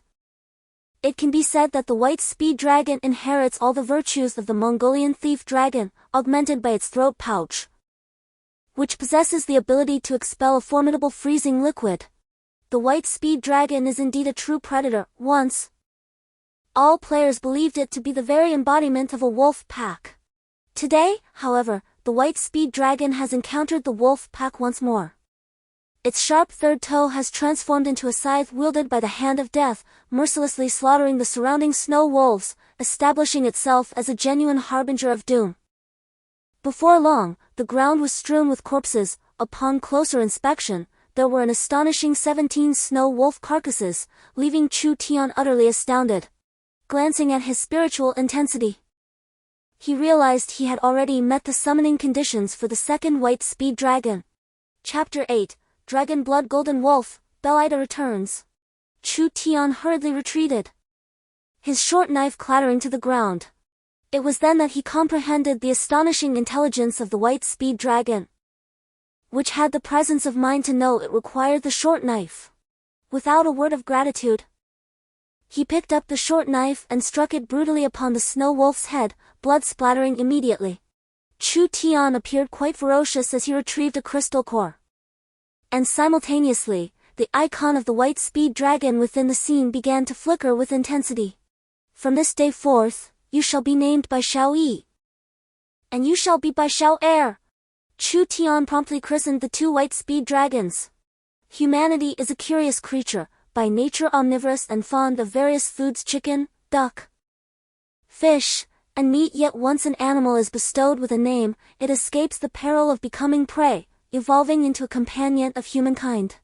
For instance, within the confines of one's home, the dogs named Xiao Bai, Xiao Hei, Wan Kai, and La Fu bear commonplace titles. Even those who have an affinity for consuming dog meat would find it difficult to harm a creature once it has been bestowed with a name. Similarly, when Chu Tian named his two white velociraptors, it signified that from that moment onward, they would be regarded as family. This act represented the foundation of Chu Tian's existence in this world, a means of safeguarding himself and seizing control of his destiny. The emergence of the second white velociraptor prompted an unexpected reaction from the Snow Wolf King. It turned tail and fled, leaving Chu Tian astounded. However, this retreat nearly endangered his white velociraptor, and Chu Tian was unwilling to let it go unchallenged. The two white velociraptors swiftly encircled the Snow Wolf King, effectively blocking its escape route. The Snow Wolf King let out a series of furious roars, followed by low growls, seemingly negotiating with the velociraptors. It appeared that the magical beasts of this world possessed their own intelligence and understood the concept of surrender. Indeed, the Snow Wolf King's demeanor suggested a plea for mercy. Yet Chu Tian was well aware of the inherent nature of wolves, which likely applied universally in this realm. If the Snow Wolf King had exposed its belly, he might have considered sparing it. However, its current posture, with tail tucked, did not convey fear to Chu Tian. Instead, it hinted at a build-up for an impending assault. True to this instinct, as the front velociraptor, by Xiao Yi, relaxed its guard, the Snow Wolf King exerted its hind legs and lunged forward with the ferocity of a tiger, embodying the essence of a white tiger, a Qiongqi, and a Baizai. The moment it collided with the frozen Snow Wolf King, which had fallen to the ground like a block of ice, Chu Tian was left speechless. The two white velociraptors had never intended to engage it in direct combat. The Snow Wolf King had just leapt into the air when two jets of icy liquid erupted, instantly transforming it into a colossal block of ice that encased the creature completely, rendering it immobile. The Snow Wolf King, helpless, crashed to the ground, trapped within the frigid prison. It is unclear what level of beast the Snow Wolf King is, but it had the capacity to injure the white speed dragon, suggesting a comparable strength. Fortunately, it did not unleash any magic, otherwise, the situation could have escalated beyond resolution. As Chu Tian approached the ice block, an unexpected interruption occurred when Bai Xiao Air suddenly positioned himself in front of him. Almost immediately, a resounding explosion echoed through the air, and to everyone's astonishment, the Snow Wolf King erupted from its icy confines. With a ferocious howl, the Snow Wolf King unleashed its fury, and the tuft of golden fur upon its forehead radiated a blinding golden light, akin to a powerful beam sweeping through the surroundings. Chu Tian instinctively shut his eyes. When he dared to open them again, he was taken aback to find that the Snow Wolf King had vanished. In its place stood a magnificent golden-furred wolf, towering over 2 meters in height. Its golden mane flowed gracefully with the wind, exuding an allure that was both striking and elegant, embodying the epitome of grandeur. However, a wave of alarm washed over Chu Tian as he sensed the overwhelming pressure emanating from the golden giant. It was a force that made him feel as though he were submerged underwater, struggling against the weight of the depths. Such a formidable presence could only arise from a creature exceeding 2 levels above his own. Although Chu Tian was not well versed in magical combat, his time spent in the cannon fodder camp had imparted some knowledge. It was clear that only beings of a significantly higher level could exert such palpable pressure. If the white swift dragon is classified as a tier 2 beast, could it be that this golden giant wolf is a tier 4 creature? Chu Tian was instantly astounded. Taking a sharp breath, at that moment, the golden giant wolf launched an attack, its massive claws striking fiercely towards Bai Xiaoyi. Bai Xiaoyi dared not confront it head-on, for the wolf's razor-sharp claws were threefold more formidable than the most acute talon of the white swift dragon. With a deft maneuver, the white swift dragon evaded the assault. Damn it, 2 are insufficient. Following its failed strike, the golden giant wolf swung its tail, which resembled a whip, towards Bai Xiaoyi. Fortunately, Bai Xiaoyi was on high alert, crouching low just in time for the golden tail to whip past his head. The sound of air being torn asunder audible to Chu Tian. This one do, 2 white swift dragons cannot contend with it. He needed to call for more. Chu Tian scrambled to seize a machete and approached the corpse of a snow wolf, delivering a fierce blow to extract a crystal core, clutching it tightly as he dashed for the next one. However, the intense pain only served to enrage the golden giant wolf further. Chu Tian had audaciously severed the snow wolf's head and taken the crystal core before its very eyes, akin to rifling through a safe in the presence of its owner and absconding with their valuables. The golden giant wolf's fury surged once more, letting out a thunderous howl, a wave of force erupting as it vanished from sight. In the next instant, it materialized before Chu Tian, its speed rivaling that of legendary teleportation. Chu Tian stared in astonishment, his eyes widening in disbelief. In the blink of an eye, a colossal golden wolf stood before him, its enormous claws descending menacingly towards him. This is the end. Once, perhaps in a past life, Chu Tian believed himself devoid of greed, for he was born into a well-off family, wanting for nothing in terms of food or clothing. After graduating, he secured a job, owned a house and a car, with only the companionship of a partner remaining elusive. Thus, his daily existence revolved around indulgence, with occasional study devoid of any desires or avarice. Yet now, Chu Tian found himself consumed by greed, yearning fervently for something he truly desired: to survive. But now, having barely escaped the tiger's den, he had unwittingly walked into the wolf's jaws. The massive claws of the golden wolf came crashing down, the air filled with a deafening sound of tearing. Chu Tian, unwilling to succumb, refused to be reduced to mere pulp. He did not wish to die, he yearned to live, to savor meat and drink deeply in this world, to carve out his own reputation, to secure his place, and to create a realm of his own. I do not wish to perish. Chu Tian glared fiercely at the golden wolf, thrusting his dagger with all his might towards its claws, unleashing a primal roar akin to that of a wild beast. When cornered, humans can unleash astonishing strength, yet ultimately, humanity remains what it is, especially as Chu Tian had no training, his physical prowess only slightly superior to the average person. Crack! Bang! The dagger shattered, and Chu Tian was hurled through the air by a powerful blow, his body spinning like a top for 2 complete rotations before crashing heavily against the cavern wall. Blood erupted from him like a crushed tomato. Once again, Chu Tian was engulfed in excruciating pain. He had no idea how many bones had fractured throughout his body, but he could no longer feel them. Nevertheless, he endured. Such torment was indeed torturous, yet it was simultaneously fortifying Chu Tian's willpower. To his astonishment, he discovered that under the overwhelming agony, his mental fortitude was escalating at an astonishing rate. In merely a few seconds, it had astonishingly surpassed the threshold of 30-31-26. This velocity was truly remarkable. Chu Tian understood that mental fortitude could be likened to a person's will. As he endured immense suffering, his resolve became unfalteringly steadfast. In essence, pain was akin to a deluge, while mental strength represented a lake. After the flood's assault, the lake would expand and deepen. Under the onslaught of pain, Chu Tian's mental fortitude surged at an incredible pace. Coupled with the ice core crystal in his hand, his mental strength unexpectedly breached the 40-point mark within a matter of minutes. He could summon a white lightning dragon once again. Chu Tian was left dumbfounded, only moments ago. He had been contemplating how to enhance his mental strength to summon the white lightning dragon, and now, within the span of a single day, his mental fortitude had increased by nearly 30 points. Damn it, block it! With a sudden, furious roar, Chu Tian unleashed his anger, prompting Bai Xiao Yi and Bai Xiao Er to join in with their own shouts. A relentless barrage was directed towards the golden giant wolf, as they fervently pursued it. Despite the remarkable speed of the white speed dragons, they found themselves unable to catch up with the golden beast. Chu Tian braced himself for the impending collision, his grip on the crystal core tightening to the brink of shattering. There was no way to evade. Suddenly, a clear and melodious cry pierced the air.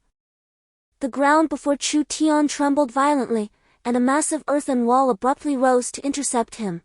With a thunderous crash, the golden giant wolf collided forcefully with the wall, causing it to cave in, with dirt and debris flying in all directions, yet it stood resolutely in front of Chu Tian. Belida! Chu Tian exclaimed in astonishment, as he recognized the ethereal figure with flowing golden hair beside him. Come quickly! Belida called urgently. Without hesitation, Chu Tian swung his shattered dagger down upon the snow wolf's head, extracting the crystal within, grateful that the blade remained sharp. Come forth, white speed dragon, Bai Xiao San! Chu Tian bellowed, and once more, a magical circle manifested upon the ground, releasing a chill that summoned the third white speed dragon to the fray. With 3 white speed dragons now forming a triangular formation, they swiftly surrounded the golden giant wolf. The beast, now wary, abandoned its assault on Chu Tian. The triangular encirclement created by the 3 white speed dragons was the epitome of strategic confinement. The golden wolf found itself deterred from any attack, knowing that any attempt to strike would leave it vulnerable to a counterattack from all sides. In an instant, the battlefield fell silent, as the golden giant wolf fixed its piercing gaze upon the 3 white swift dragons, who in turn regarded the golden beast with equal intensity. The presence of the 3 white swift dragons shifted the tide of battle, while the 2 dragons had previously struggled against the formidable golden wolf. The trio now stood on equal footing. The golden wolf, sensing the change, began to exercise caution. You are capable of summoning 3 familiars. Have you ascended in rank? Chu Tian hurried to Beilida's side, who looked at him in disbelief. Yet, Chu Tian had no time for pleasantries. What brings you here? He asked. I have come to rescue you. Chapter 9, Dragon Language Magic. I've told you, I am here to save you. Had I not arrived in time, you would have already fed the dragon-blooded golden wolf. Beilida rolled her eyes. Chu Tian was taken aback. Dragon-blooded golden wolf? Is that the name of this golden beast? Ah. You are unaware. Any creature with a tuft of golden fur possesses the bloodline of dragons. Hence, few dare provoke the golden-haired snow wolves, for when enraged, these creatures can ignite the last vestiges of their dragon blood, transforming into dragon-blooded golden wolves. Beilida sighed. Do not underestimate the dragon-blooded golden wolf. Though it is merely a level 4 beast, its combat prowess rivals that of a level 5 monster. For a level 2 summoner like yourself to endure so long is quite remarkable. Chu Tian scoffed. Endure? I nearly met my demise twice. Had it not been for your timely arrival, I would surely have perished. Moreover, the rare dragon-blood golden wolf, which appears once in centuries, was unexpectedly compelled to risk its life to transform. You truly possess remarkable prowess. Chu Tian discerned that this was not a compliment but rather a subtle reproach for his propensity to incite trouble. However, he was taken aback by your rapid progress. You can summon 3 summoned beasts, indicating that your strength has likely ascended to the level of a 2nd-tier summoner. Astonishingly, a 2nd-tier summoner can contend with a 4th-tier magical beast. It seems you are indeed a prodigy among summoners. Beilida gazed at Chu Tian with a hint of envy as she remarked, how wonderful it would be if she too were a summoner. By the way, What you just employed was magic? Chu Tian, not paying much heed, countered Belaida's inquiry. He had encountered magic before. The snow wolf possessed its own beast language magic, but it was his first time witnessing a human casting magic. Ah, I am an earth mage, a 6th tier mage. Belaida responded with a gentle smile. For reasons unbeknownst to her, whenever she was with Chu Tian, she found herself voicing thoughts that ought to remain unspoken and displaying emotions that should remain concealed. A 6th tier mage? Chu Tian was left speechless. Though he lacked comprehension of this world's tiered power system, he was at least aware of numerical values. He was a 2nd tier summoner. The white speed dragon was also a 2nd tier summoned beast, and the dragonblood golden wolf was a 4th tier magical beast. Yet Belaida stood as a 6th tier mage. Why were you initially abducted by the white speed dragon? Was it not to rescue you? Belaida shot an exasperated glance at Chu Tian. Realizing that had she not feared for his safety, she would have long since dispatched the white speed dragon. Upon recalling that day when she had shed half of her garments while nestled in her blankets, only to be abducted by a summoned beast, Belaida felt a wave of embarrassment wash over her. Casting a furious glance at Chu Tian, she simultaneously sighed in relief, grateful that he remained oblivious to the fact that she had just discarded her trousers at that moment. Be cautious, White Thunder Dragon. Just as Belaida's thoughts began to drift, the dragonblood golden wolf launched another assault, snapping her back to reality. Beware, the dragonblood golden wolf has ignited a fraction of its dragon essence. It can only sustain this for half an hour, yet within this fleeting time, it wields the power of a dragon language spell. With a howl, the dragonblood golden wolf roared, its fur shimmering with electrifying brilliance, causing both Chu Tian and Belaida to shudder. I apologize, but we are nearing the end of that half hour.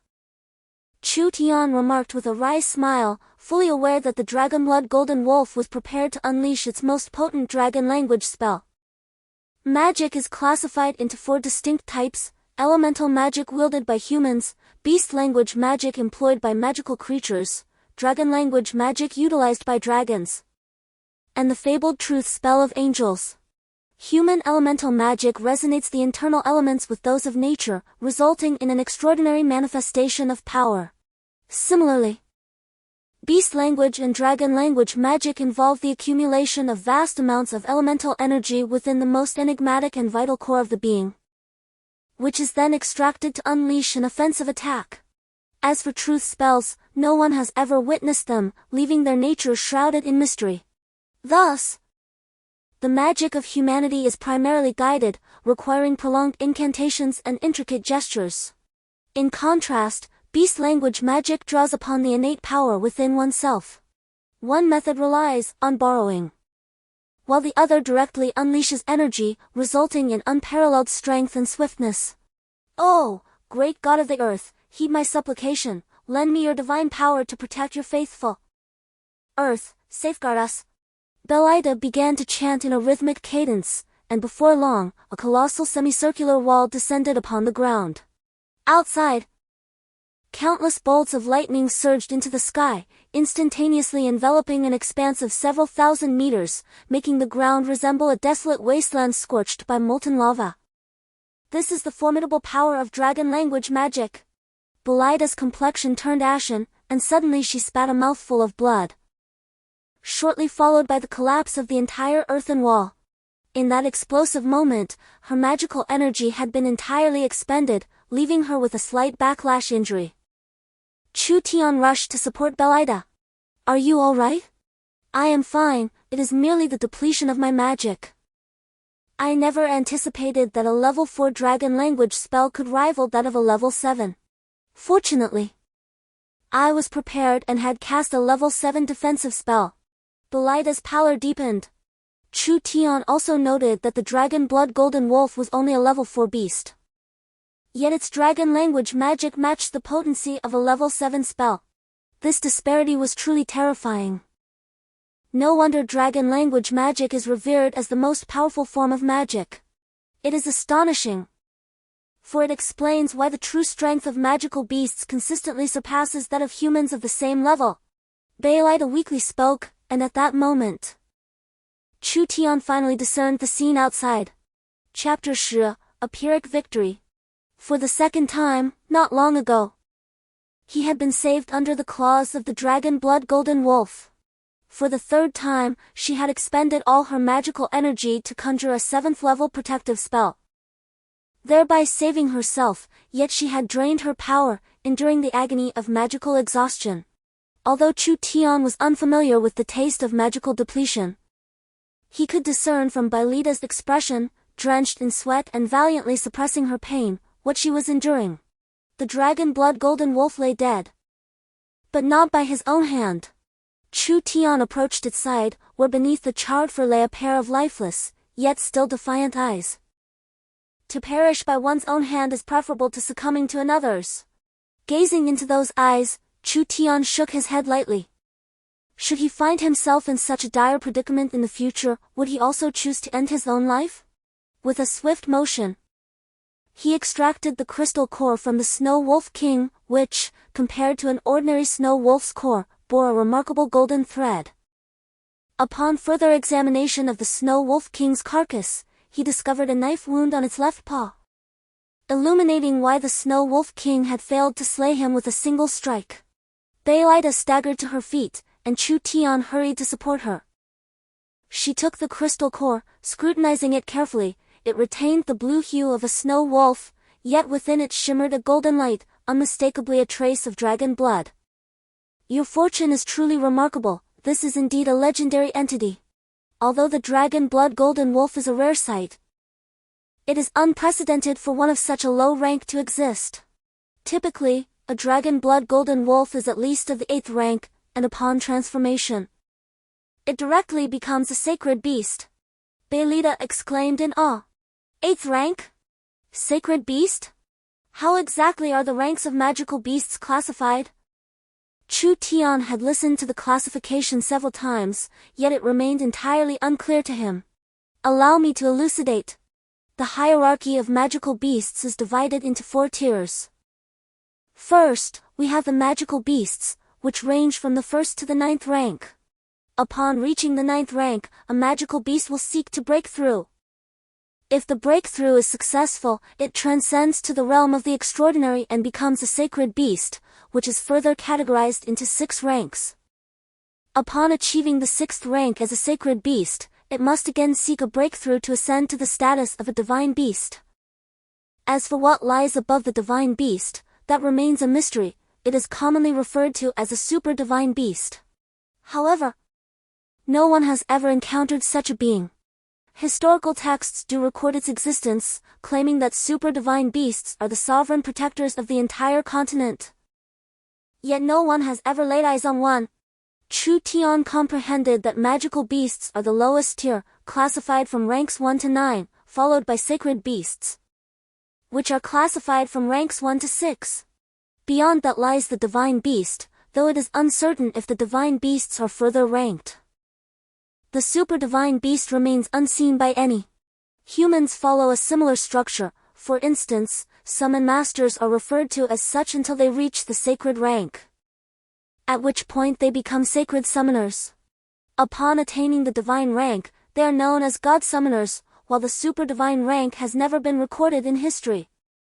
Beilita shrugged, and so did Chu Tian, but a comparison had already been made. The categorization of humans and magical beasts is similarly delineated. However, Chu Tian recalled Beilita's assertion that, at the same level, the prowess of magical beasts far surpasses that of humans. It is no wonder that summoners are deemed the most formidable within their rank, for what they summon are likely magical beasts. In a one-on-one confrontation, magical beasts outshine humans, especially considering that a summoner may not be restricted to invoking merely a single creature.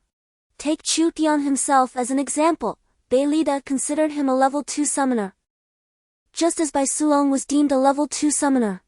Yet when Chu Tian confronted a level 2 swordsman or mage, the emergence of 3 Bai Sulongs would deter any challenger. Indeed, summoners are truly powerful. In this regard, Chu Tian wholeheartedly concurred. Only strength ensures survival, and only through the acquisition of strength can one earn the acknowledgement of others. As he beheld the 3 lethal white speed dragons, Beilita was filled with astonishment. Just a few days prior, she had been astounded by the intelligence and strength of the white speed dragons. Believing then that Chu Tian was merely a newly awakened summoner capable of summoning level 2 magical beasts, a remarkable talent indeed. However, those level 2 beasts were not only formidable but could even rival the more subdued level 3 magical beasts, which left Beilita utterly amazed. Now, with Chu Tian's rank having ascended once more, he was able to summon 3 white speed dragons, their aligned presence causing Beilita's heart to race with trepidation. Even she, a 6th level mage, may not necessarily be a match for the 3 white speed dragons, particularly after witnessing their astonishing swiftness. The only adversary that a mage truly fears is one possessing incredible speed. Chu Tian remained oblivious to Beilita's thoughts. He was solely aware that he could now summon yet another white speed dragon. After absorbing the crystal core of a snow wolf, it transformed into a transparent state, devoid of any energy fluctuations, indicating that the energy had been completely drained. The excruciating pain coursing through his body began to be tolerated, and the increase in mental fortitude started to slow down. Chapter 11, a remarkable attraction soaked in sweat, his legs began to tremble. The intense pain, unbearable for most, relentlessly assailed Chu Tian. However, he was not preoccupied with the agony, but rather with the benefits it conferred. Mental fortitude, total mental strength, 27 points. Mental energy used, 36 points. After absorbing yet another crystal core, Chu Tian observed that his mental strength continued to grow rapidly despite the pain, suddenly surpassing the threshold of 70 and beginning to push towards 80. In the cave, he had slain a total of 17 snow wolves, along with the Snow Wolf King, the Dragon Blood Golden Wolf, making a total of 18. Summoning the white speed dragons had consumed 2 crystal cores, and as he walked, he absorbed another, leaving him with 1 in hand. Thus, Chu Tian had utilized a total of 6 crystal cores, and currently possessed 11 level 2 Snow Wolf crystal cores and 1 level 4 Dragon Blood Golden Wolf crystal core.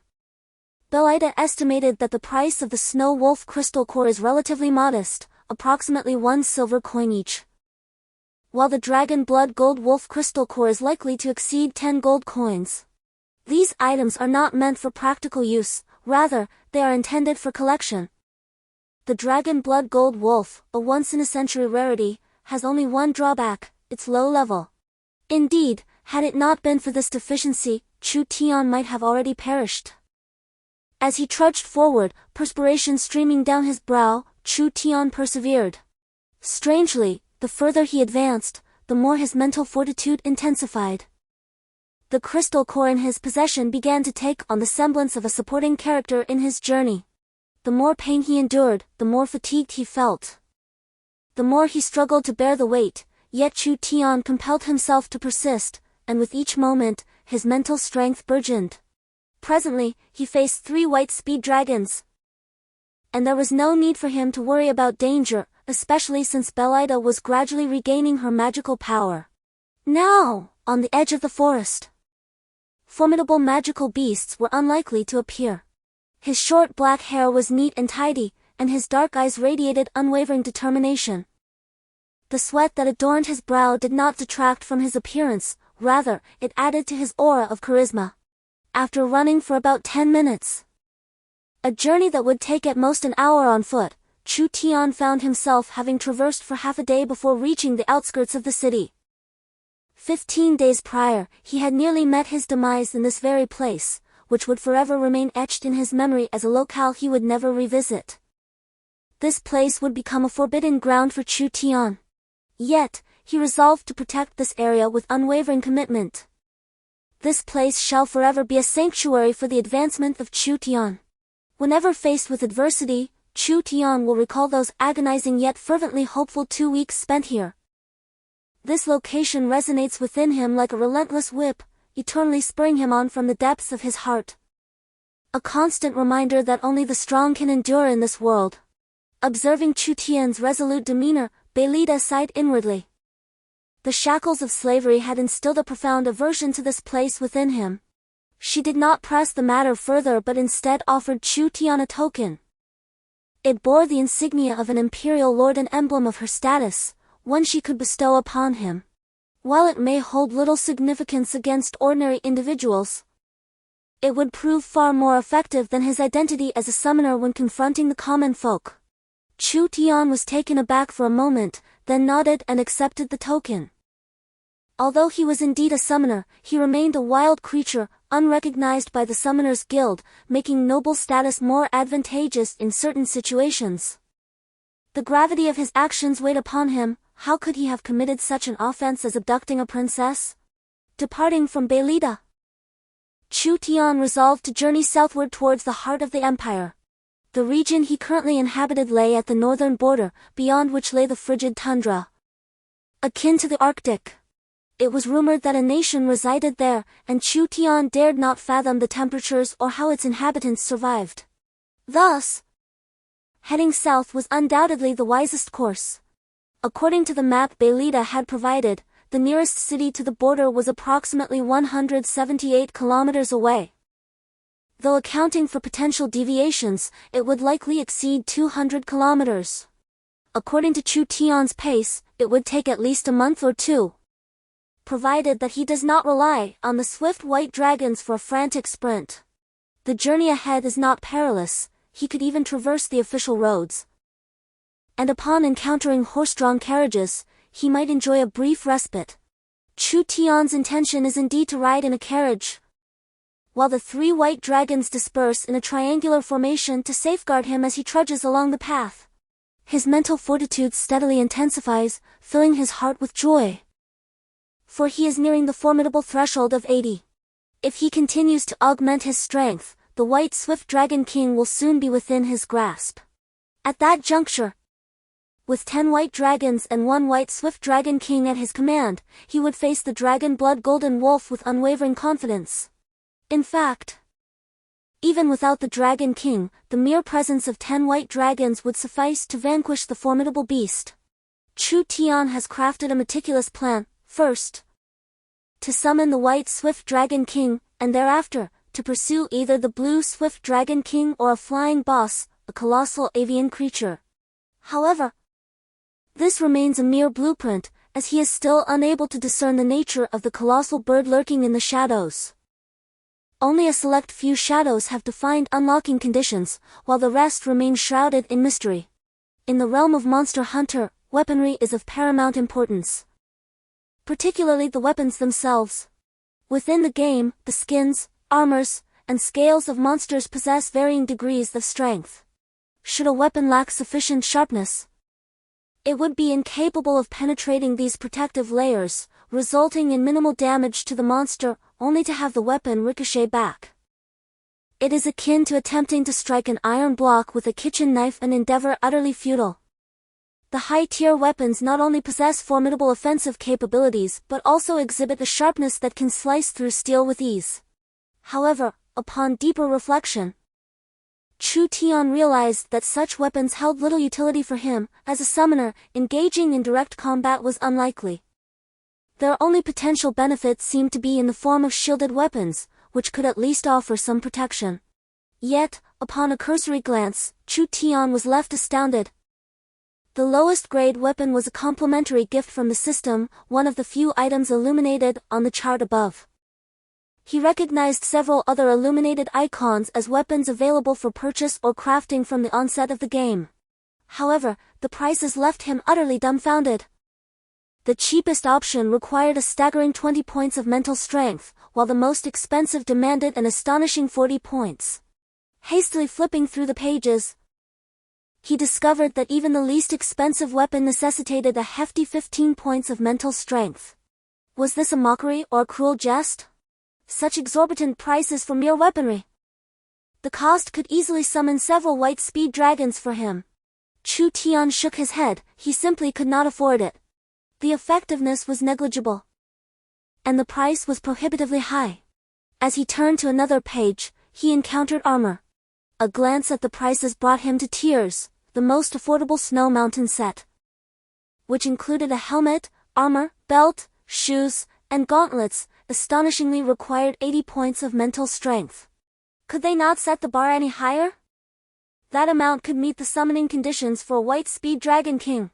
Fuming, Chu Tian hastily closed the interface, only to suddenly notice a broad avenue ahead, along which a long procession of horse-drawn carriages was making its way. Halt! Stand down! As Chu Tian approached the carriage, he was immediately halted, suggesting that the other party was exceedingly vigilant. Instinctively, he raised his hands, only to awkwardly lower them, reminded that he was no longer on Earth. He nearly blurted out, "I am a good person. I am merely passing through and wish to inquire if this leads to Pompeii.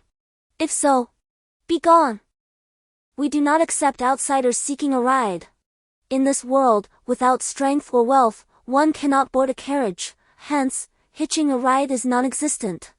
Generally, most individuals travel in groups, not only for safety but also for a semblance of care.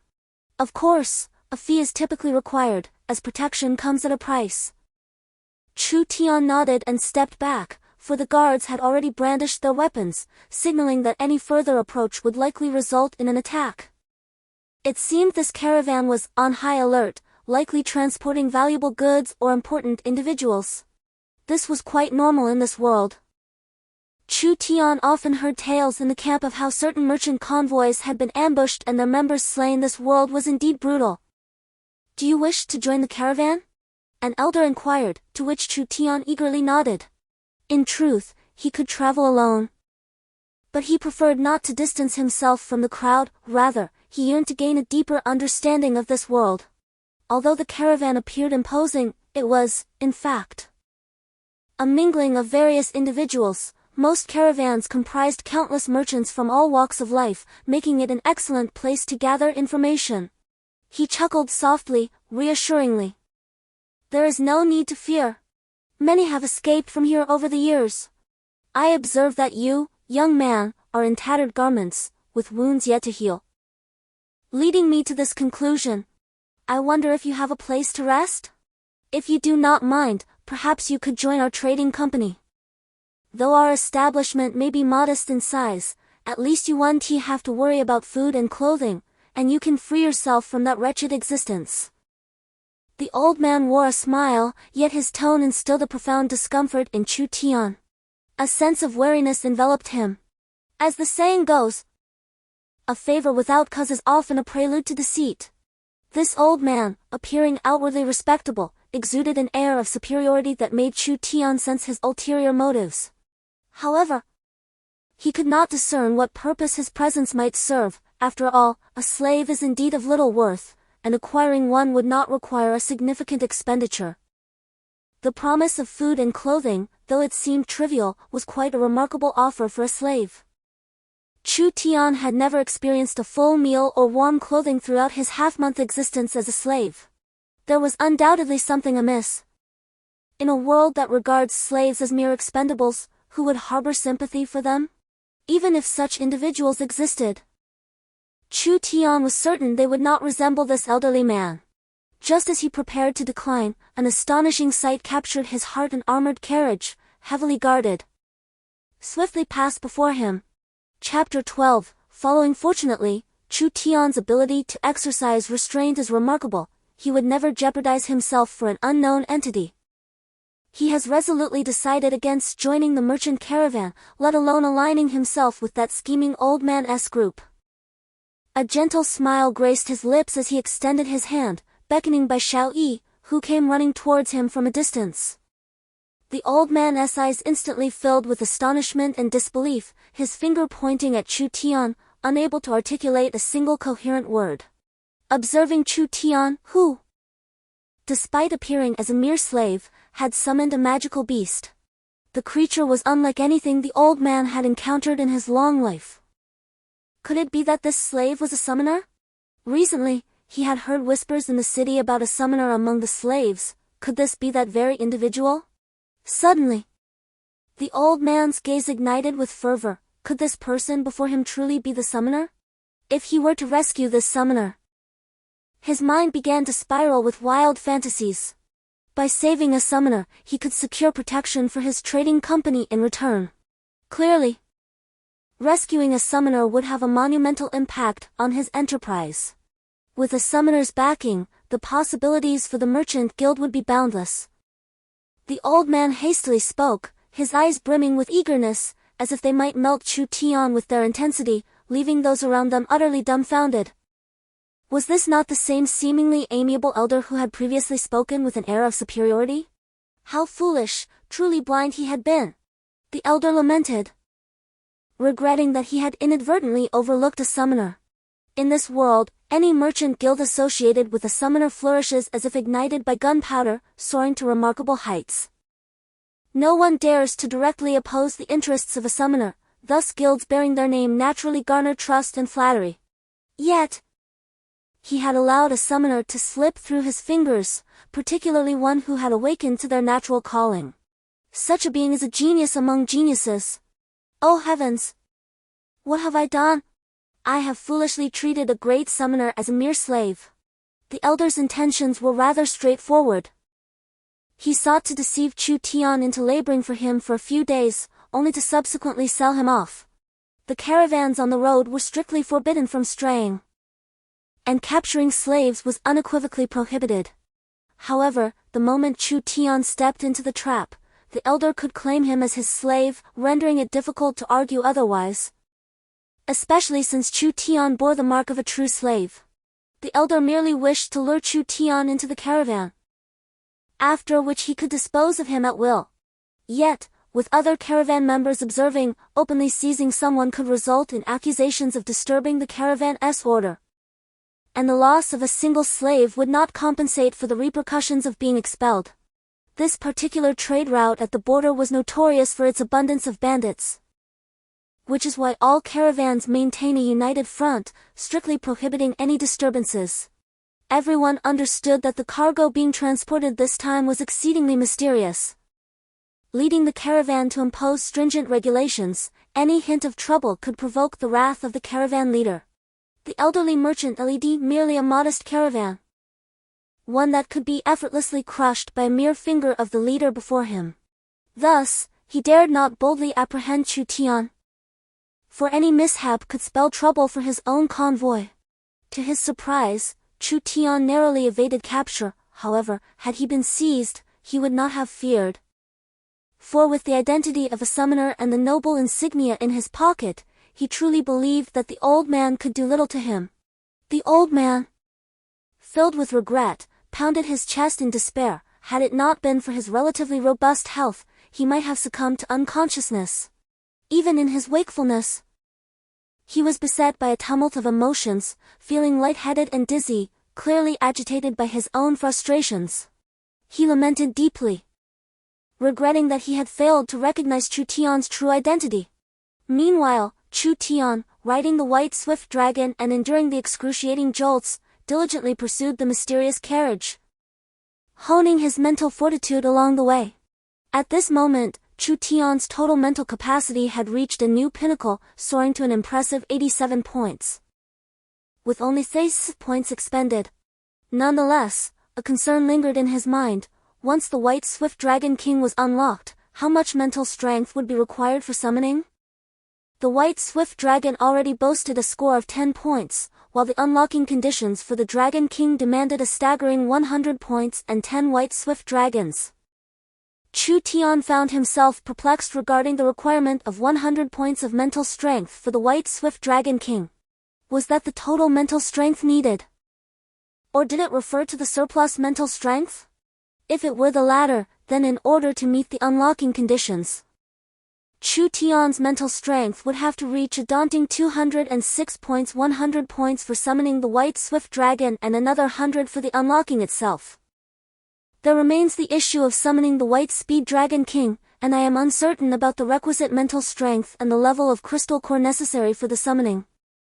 This is precisely what weighs heavily on Chu Tian's mind. According to his calculations, the crystal cores currently in his possession can elevate his mental strength to a mere 180 to 220 points at most. However, he still needs to summon the white speed dragon, and he lacks sufficient crystal cores to absorb Of the 10 white speed dragons, he has already summoned 3, leaving 7 yet to be called forth. Chu Tian possesses 11 ordinary snow wolf crystal cores, but he must deduct the necessary cores for the 7 remaining white speed dragons. Thus, he is left with 4, which would potentially enhance his mental strength by approximately 40 points, an undeniably inadequate amount for him. It seems he must not only earn money but also procure a batch of crystal cores. Mental strength is the essence of survival. Yet, what could be inside that carriage? It evokes a sensation akin to having starved for 10 days only to suddenly encounter a lavish feast. With a furrowed brow, Chu Tian gazed longingly at the contents of the carriage, which filled him with both desire and an unsettling feeling. As he watched the carriage slowly recede into the distance, he swallowed hard, the sensation reminiscent of a long hunger suddenly tantalized by the aroma of sumptuous roasted meat, an irresistible urge. Yet, he stifled this impulse, wary of the potential troubles it might bring. Keeping a safe distance, he resolved to venture into the forest instead, convinced that this location harbored some unseen dangers. As he watched the carriage gradually recede into the distance, Chu Tian trailed behind at a cautious distance, neither daring to draw too near nor to stray too far, lest he lose sight of it. Yet, an overwhelming sense of hunger took root within him, an insatiable yearning that he could not shake off. Chapter 13, a robbery? Becker. Someone is approaching. Tank, indeed, someone is coming. What should we do? Should we take action? Yes, let us act, let us seize. We are bandits. Correct. We are bandits. Charge. Robbery. Becker and Tonka emerged from the underbrush, weapons in hand, and shouted at Chu Tian. He stood there, momentarily dumbfounded, while the 2 men across from him appeared equally astonished. What was happening? A robbery? The 2 bandits kept bowing their heads in submission, leaving Chu Tian utterly perplexed. All right. Rise. I shall not harm you. Observing the 2 robbers groveling before him, Chu Tian felt an inexplicable mixture of mirth and sympathy. The 2 men were of considerable stature, seemingly robust, at least far more so than Chu Tian, yet, their emaciated forms betrayed a dire state of hunger. While contemplating the plight of others, he realized his own condition was hardly better. After enduring weeks of starvation, Chu Tian had burned through most of his fat reserves, leaving him frail and weak. It was evident to any onlooker that he was either a destitute individual or a slave. What are you 2 doing here? Engaging in a robbery? You are indeed bandits? Chu Tian inquired of them. Becker and Tonka exchanged glances and nodded in unison. We are here to rob. Yes, we are starving, without food. Hence we must resort to robbery. The leader remarked that we were rather foolish, fearing we might jeopardize the mission. Hence, we were assigned to capture the proverbial fish that slipped through the net. What does it mean, fish that slipped through the net? The foolishness is akin to fish escaping the net, yet there is neither water nor fish present here. My good sirs, do you know where fish can be found? The 2 individuals exchanged words, and Chu Tian grasped the situation. It appeared that bandits were indeed eyeing the convoy. These 2 seemed rather dull-witted, and the leader, wary of their potential to ruin matters, had intentionally placed them here. Given the commotion among the convoy, perhaps these 2 might manage to capture a couple of strays, thus securing some spoils. To his surprise, bandits truly did exist, and these 2 clumsy fellows were rather amusing. Chu Tian was startled. Bandits were a concept he had only heard of in the harmonious world, never having encountered them until today. Fish, I know of a place, he declared, pointing northward. Walk 3 kilometers that way, and you will find a small stream. At midnight, luminous little fish swim by, no larger than your palm. The waters are shallow, and the fish are plentiful. You can catch them by striking with large stones and then, with a bit of fire, roast them for a hearty meal enough to fill your bellies. He did not deceive them, indeed, the recent days had seen many swift dragons fishing in that very spot. With an abundance of fish, Chu Tian merely wished to offer these 2 a chance at survival. They seemed simple-hearted and not particularly sharp-witted. And Chu Tian was moved by a small act of kindness, though their chances of survival remained uncertain. For reasons unknown, he felt an inexplicable fondness for these two, though he could not articulate why. Upon receiving this information, the two men were overjoyed and hurriedly expressed their gratitude before dashing off into the distance. Suddenly, Chu Tian called out to them. "Wait a moment," Chu Tian inquired, puzzled by why the two had addressed him as my lord. His appearance was hardly superior to theirs. "It is because you are a summoner. Summoners are always referred to as my lord," the leader affirmed. "Indeed, the leader must also address summoners as my lord." Chu Tian, taken aback, asked, "Have you encountered a summoner?"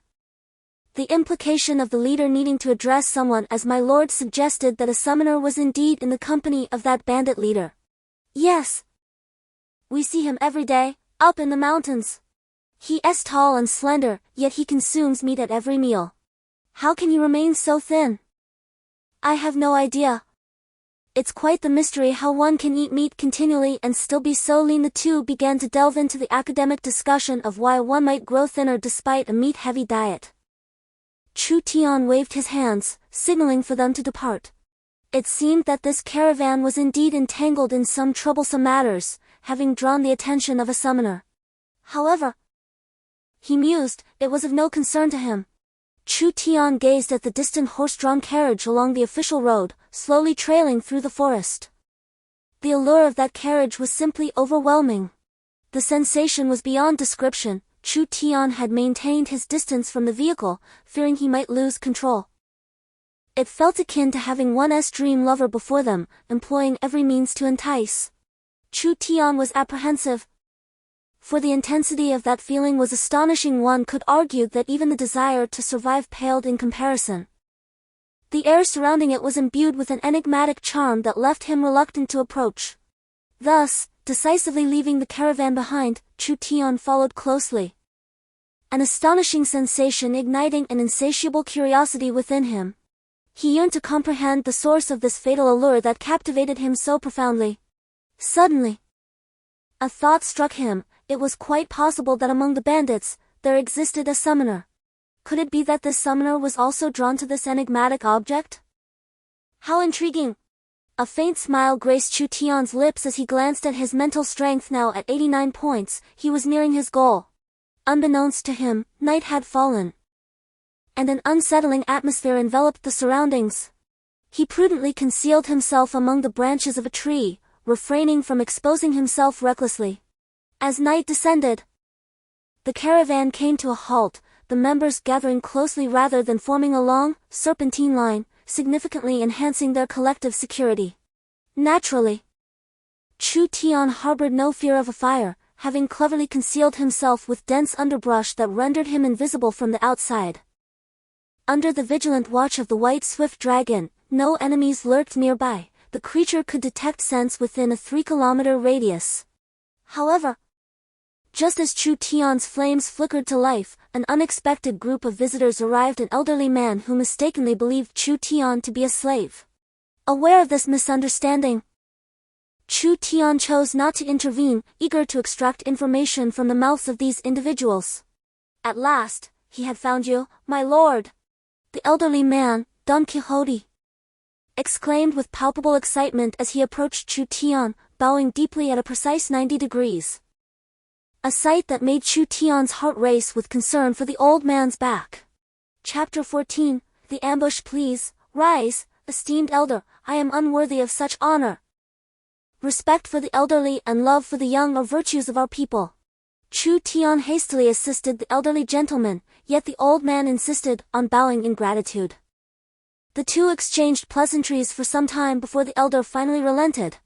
Uncertain about the elder's purpose in seeking him out, Chu Tian mused that joining a merchant caravan was unnecessary, as he was thriving on his own.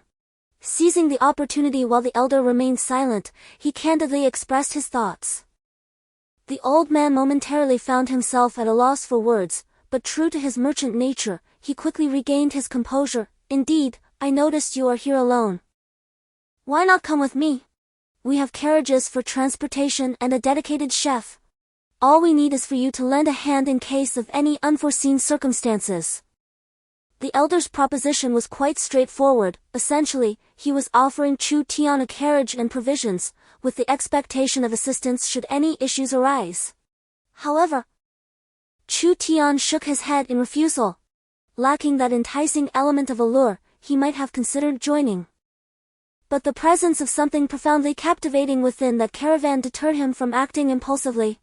At this moment, his curiosity was piqued not by a desire to possess that object, but by a compelling need to understand what lay within, which held an astonishing allure for him. He feared that being amidst strangers, particularly those with ulterior motives, could prove perilous. Suddenly, as Chu Tian was about to inquire about the contents of the carriage, the ground trembled violently. Following this, a deafening roar erupted, and the sky was momentarily engulfed in crimson. Chu Tian staggered to his feet and beheld a conflagration rising from the distant caravan, accompanied by a mushroom cloud that ascended into the heavens, reminiscent of a bomb detonation. A 6th-level fire magic flame fury? This is dire. The elder's countenance suddenly changed dramatically, and Chu Tian hurriedly turned his gaze towards the source of the commotion. A colossal mushroom cloud loomed, reminiscent of a super bomb's detonation. The sight astonished Chu Tian. Was this truly a 6th-grade spell? However, he soon comprehended that despite the explosive power of the magic being astonishing, its area of effect was rather limited, spanning merely 100 meters in diameter. In comparison to the several kilometers associated with the dragon blood golden wolf, it was indeed significantly weaker. The massive explosion instantaneously threw the entire scene into chaos, as countless horses became frightened and bolted, the carriages careening wildly along the official road. The entire caravan descended into turmoil. Suddenly, the surrounding jungle erupted with numerous flames, as a throng of bandits brandishing torches and machetes charged into the convoy, shouting wildly. In less than a moment, a quarter of the caravan's personnel had been ruthlessly slain. Everyone, quiet down. Protect the carriages. Counterattack, counterattack. At last, someone stepped forward, and the members of the caravan began to retaliate. Once a leader emerged, calmness returned, and the scene became overwhelmingly tumultuous, filled with the cacophony of clashing blades resounding throughout the air. Although Chu Tian had witnessed the battles in the cannon fodder camp, he still felt an immense aversion to such large-scale confrontations. In an instant, the elder and those around him were left bewildered, while only Chu Tian remained lucid. The recent explosion had evidently occurred on the carriage with a fatal allure. Clearly, the mage's target was unmistakably the carriage. Yet, astonishingly, the carriage remained utterly unscathed. The defensive capabilities of a single carriage appeared to rival that of a 7th-grade defensive spell. Chu Tian was momentarily astounded, for the only 7th-level magic he had ever witnessed was the Earth Guardian employed by Baelida, a spell that had flawlessly defended against the formidable dragon language magic, albeit at the cost of Baelida sustaining grave injuries. In Chu Tian's understanding, 7th-level magic was akin to cataclysmic forces, unleashed like a barrage of missiles raining down upon a designated area.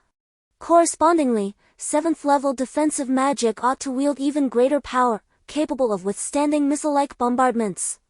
Yet, the carriage remained impervious. The 6th-level fire magic, akin to a missile strike, failed to exert the slightest tremor upon the vehicle, which was what truly astonished Chu Tian. What could possibly be housed within that carriage? His confusion deepened, and he hesitated to act rashly.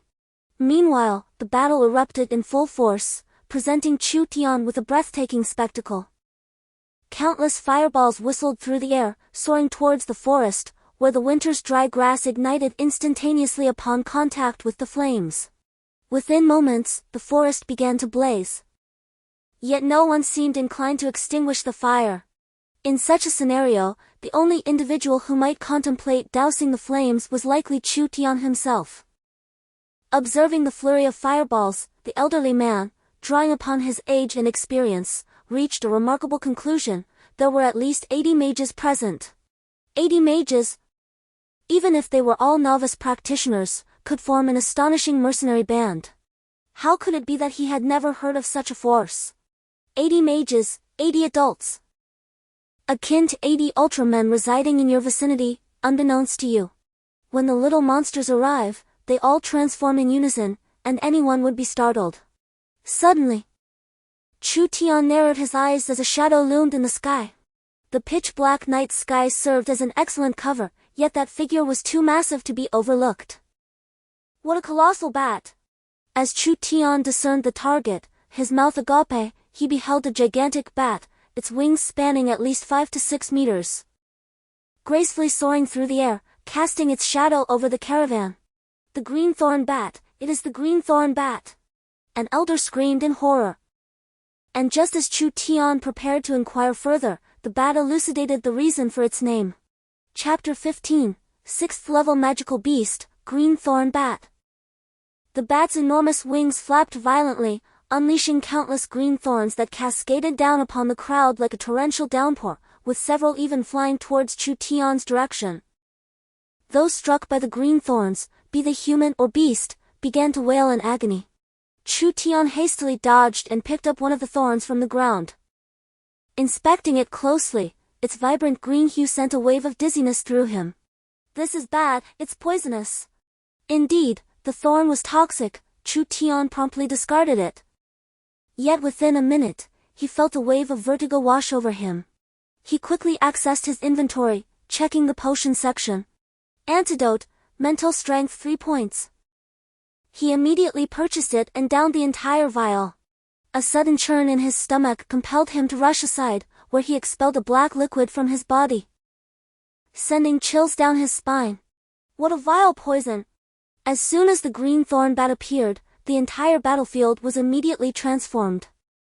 Chu Tian understood that this creature did not materialize out of thin air, it was undoubtedly summoned by the conjurer. What level of magical beast is the green thorn bat? Chu Tian inquired, while internally comparing its prowess, certain that it surpassed the dragon-blooded golden wolf by a significant margin. Level 6, a peak magical beast. The elder proclaimed in a voice laced with terror, causing Chu Tian to furrow his brow in concern. Having conversed with Beilita for an entire day, Chu Tian had gained a comprehensive understanding of the classifications of magical beasts. They ranged from levels 1 to 9, with levels 1 to 3 categorized as primary, levels 4 to 6 as intermediate, and levels 7 to 9 as advanced. The leaps between levels 3 and 4, 6 and 7, and 9 and the sacred beasts were monumental.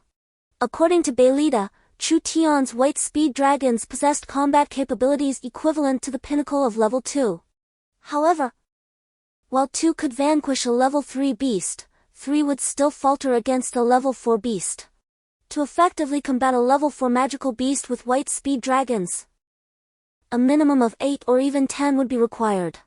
Given that the green thorn bat was a formidable level 6 creature, its combat strength could easily obliterate over 100 white speed dragons.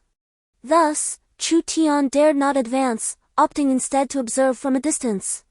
While he pondered these matters, the flag of victory was suddenly seized by the bandits, as the guards of the convoy lay nearly decimated. The elder felt an overwhelming sense of relief. Had he not sought out Chu Tian, he too would likely have ended up as a lifeless corpse. At that moment, Chu Tian observed a group of robbers rushing towards him. He swiftly realized that the fire he had kindled earlier had drawn the enemy's attention. Cursed be it! The white speed dragons, forward!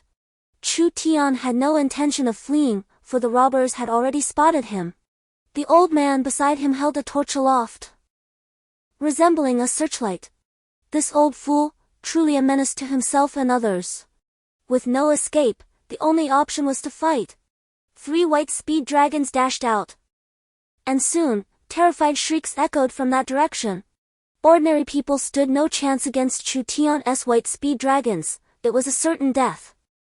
Despite having battled through the ranks of cannon fodder, Chu Tian found himself captivated by the robbers' combat prowess, forgetting that his own position was perilous. After dispatching several foes, He disregarded the old man beside him, for to save such a person was futile, or perhaps not worth the effort at all.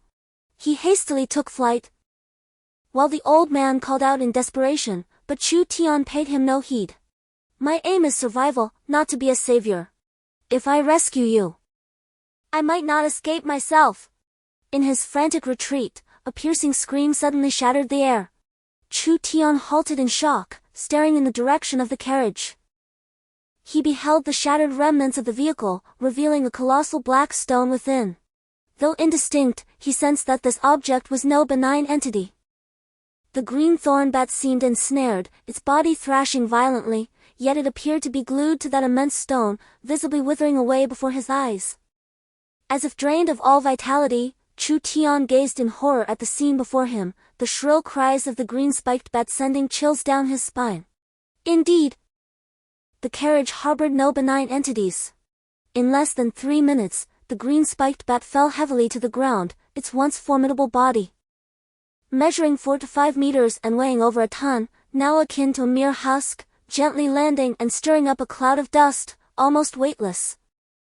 A sharp intake of breath escaped Chu Tian. The technique was reminiscent of the star absorption art. The frigid air of winter intensified his shivers. That creature had effortlessly vanquished a 6th-tier magical beast in an instant. Suddenly, a crisp sound captured Chu Tian's attention. He hurriedly focused his gaze, noticing a crack had appeared on the black stone. Is that the summoner you all speak of?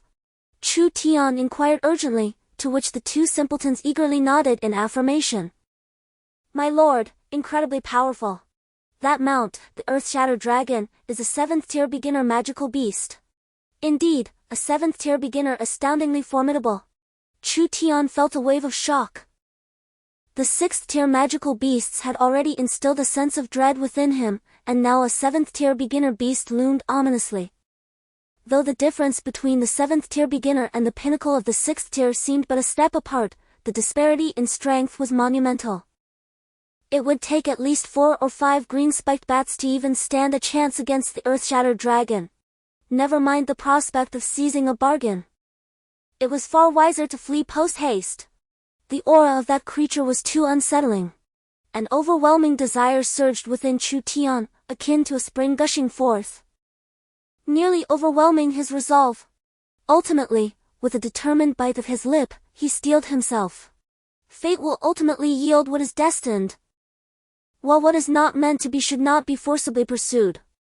For the sake of an object whose purpose remains unknown and which may even pose a threat to life, Chu Tian was unwilling to take such a risk. Turning his head, he beheld the stone abruptly cracking open, from which numerous tendrils emerged. In swift succession, countless dark tendrils surged wildly from the fissures of the black stone, burrowing frantically into the ground below. Alarmingly, a summoner riding a thunderclap dragon let out a piercing scream from a distance, and to Chu Tian's astonishment, he turned and fled. How could this be? Once the summoner took flight, Chu Tian dared not linger any longer and hurriedly began to retreat. However, to his shock, a green light erupted from within the black stone, sweeping across the surroundings like a radiant halo, causing the nearby trees to grow with a frenzied vigor as if under some potent enchantment. In a fleeting moment, before Chu Tian had taken 10 steps, the trees had inexplicably formed walls around him. Then, a terrifying event unfolded before Chu Tian's eyes. The black rock split open, revealing something resembling a green seed near the cart, which quickly burrowed into the earth.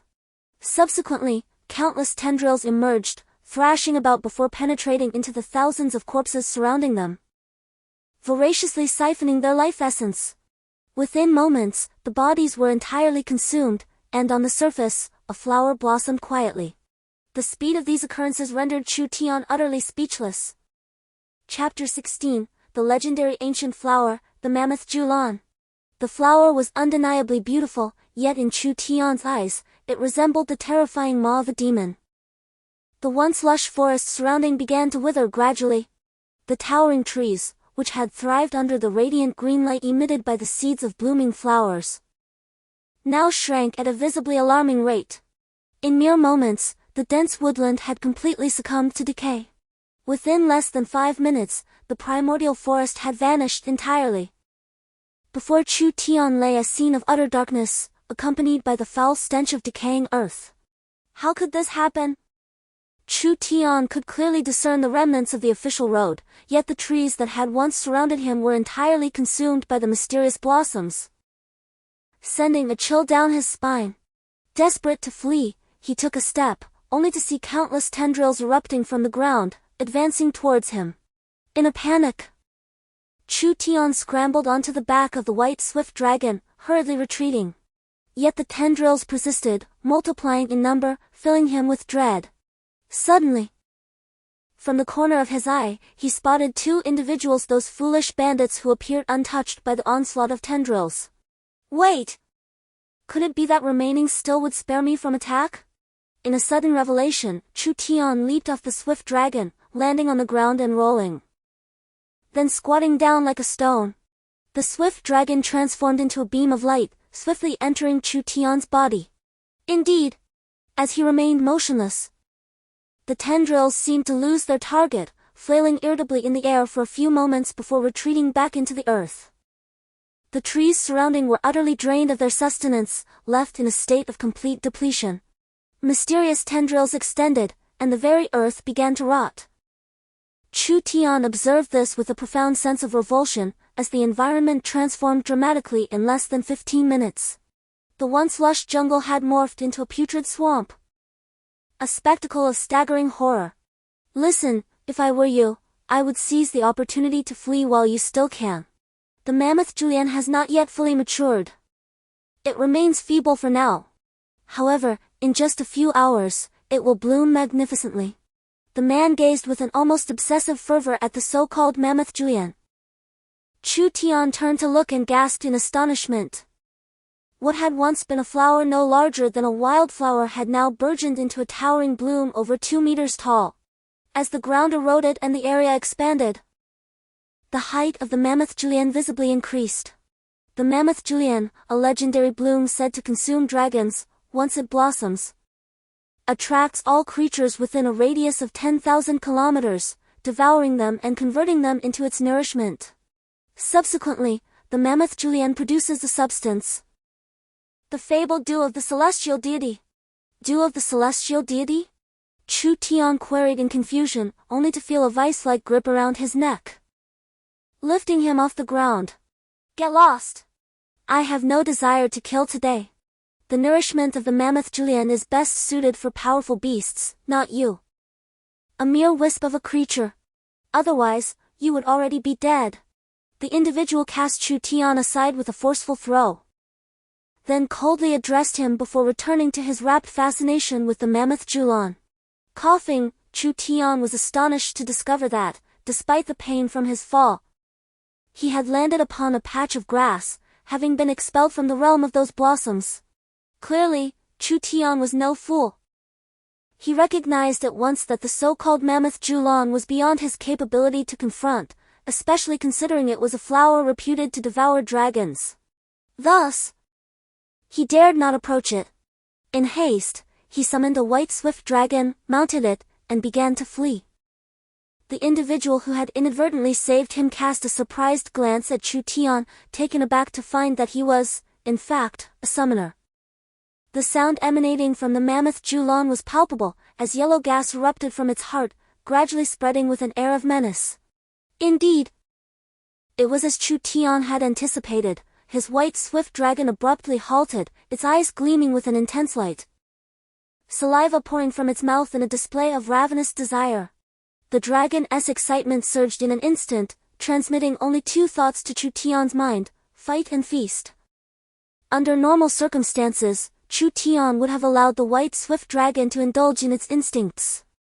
However, he recalled the mysterious figure's warning that the mammoth julienne would lure all surrounding magical beasts within a radius of several dozen kilometers, only to consume them entirely. Suddenly, a furious howl from a snow wolf pierced the air as it charged directly at Chu Tian. He quickly evaded, yet in his haste, he forgot the injuries he bore, resulting in another bite from the snow wolf. Damn it, I am destined to confront the snow wolf. Hastily, I summoned the white swift dragon, which dispatched the snow wolf with a single claw. However, I was immediately surrounded. So many! Chu Tian's expression darkened, but fortunately, the nearby forest was inhabited solely by low-level beasts. Higher-level beasts would not venture so close to the main road, and humans would never establish a thoroughfare within the territory of formidable beasts. The creatures encircling Chu Tian numbered over 100. Yet he found solace in the absence of any formidable foes like the dragon-blood golden wolf, which would have posed a significant threat. This indicated the absence of fourth-level beasts. Chapter 10, Ascension. Thankfully, Chu Tian quickly retrieved 5 snow wolf crystal cores from his backpack and cast them onto the ground. Instantly, 5 magical arrays materialized, followed by an eruption of frigid air, as 5 white swift dragons re-emerged. 8 white swift dragons against over 100 beasts. Summoning 5 white swift dragons at once drained 50 points of mental energy, leaving Chu Tian feeling as though something vital had been abruptly extracted from his mind, causing a momentary dizziness. Yet, he quickly regained his composure. Unbeknownst to him, summoning beasts should be done gradually. Had he summoned them one by one, he would not have faced such a toll. The issue lay in the simultaneous summoning of 5, despite the seemingly modest 50 points. It entailed 5 separate extractions of mental strength, which was undeniably taxing. It was not merely the volume of energy drained at once but the frequency of the extractions that proved overwhelming. Surrounded by 8 white swift dragons and besieged by beasts, Chu Tian pondered whether he had committed some grave error in his past life, as it seemed he could find no peace in this world. I simply desired to live a life of tranquility. Is that too much to ask? The beasts have begun their assault. Over 100 of them, seemingly under the influence of some potent substance, exhibit a terrifying ferocity that is truly daunting. Were it not for Chu Tian's prior experiences with life and death in this world, he might very well find himself paralyzed with fear. The palpable aura of menace enveloping him makes it difficult to breathe. As the monsters advance, the white quick dragons swiftly retaliate, unleashing frigid blasts that transform the surroundings into a landscape dotted with ice sculptures. The chilling power of the white quick dragons is astonishing. Yet, such potency cannot be sustained indefinitely. After a single discharge, Bai Xiao Yi's icy essence proves insufficient, leaving Chu Tian in a state of dismay. I sensed this would lead to frustration. Soon after, Bai Xiao Air and Bai Xiao Sand find themselves unable to release their frosty breath, indicating that the reserves within their ice pouches have been depleted. To replenish their supply, it appears that exchanging for ice crystal stones would be necessary. However, Chu Tian is currently devoid of sufficient strength, rendering him incapable of mustering the mental fortitude required to procure ice crystal stones, which serve him no purpose. He understands that the powers wielded by the white quick dragons are not magical per se, but rather evolved abilities honed for survival in another realm, akin to the electric discharge of an electric eel or the venom of a scorpion, both necessities for existence and thus inherently limited. The sole comfort for Chu Tian lies in the fact that the 5 newly summoned white quick dragons are still capable of unleashing their icy breath.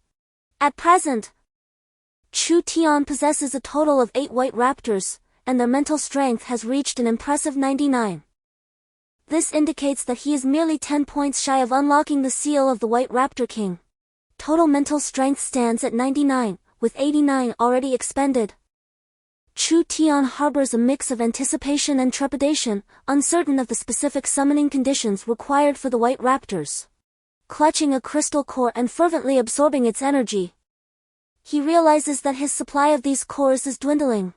However, if he can survive the current battle, he stands to acquire hundreds of new cores.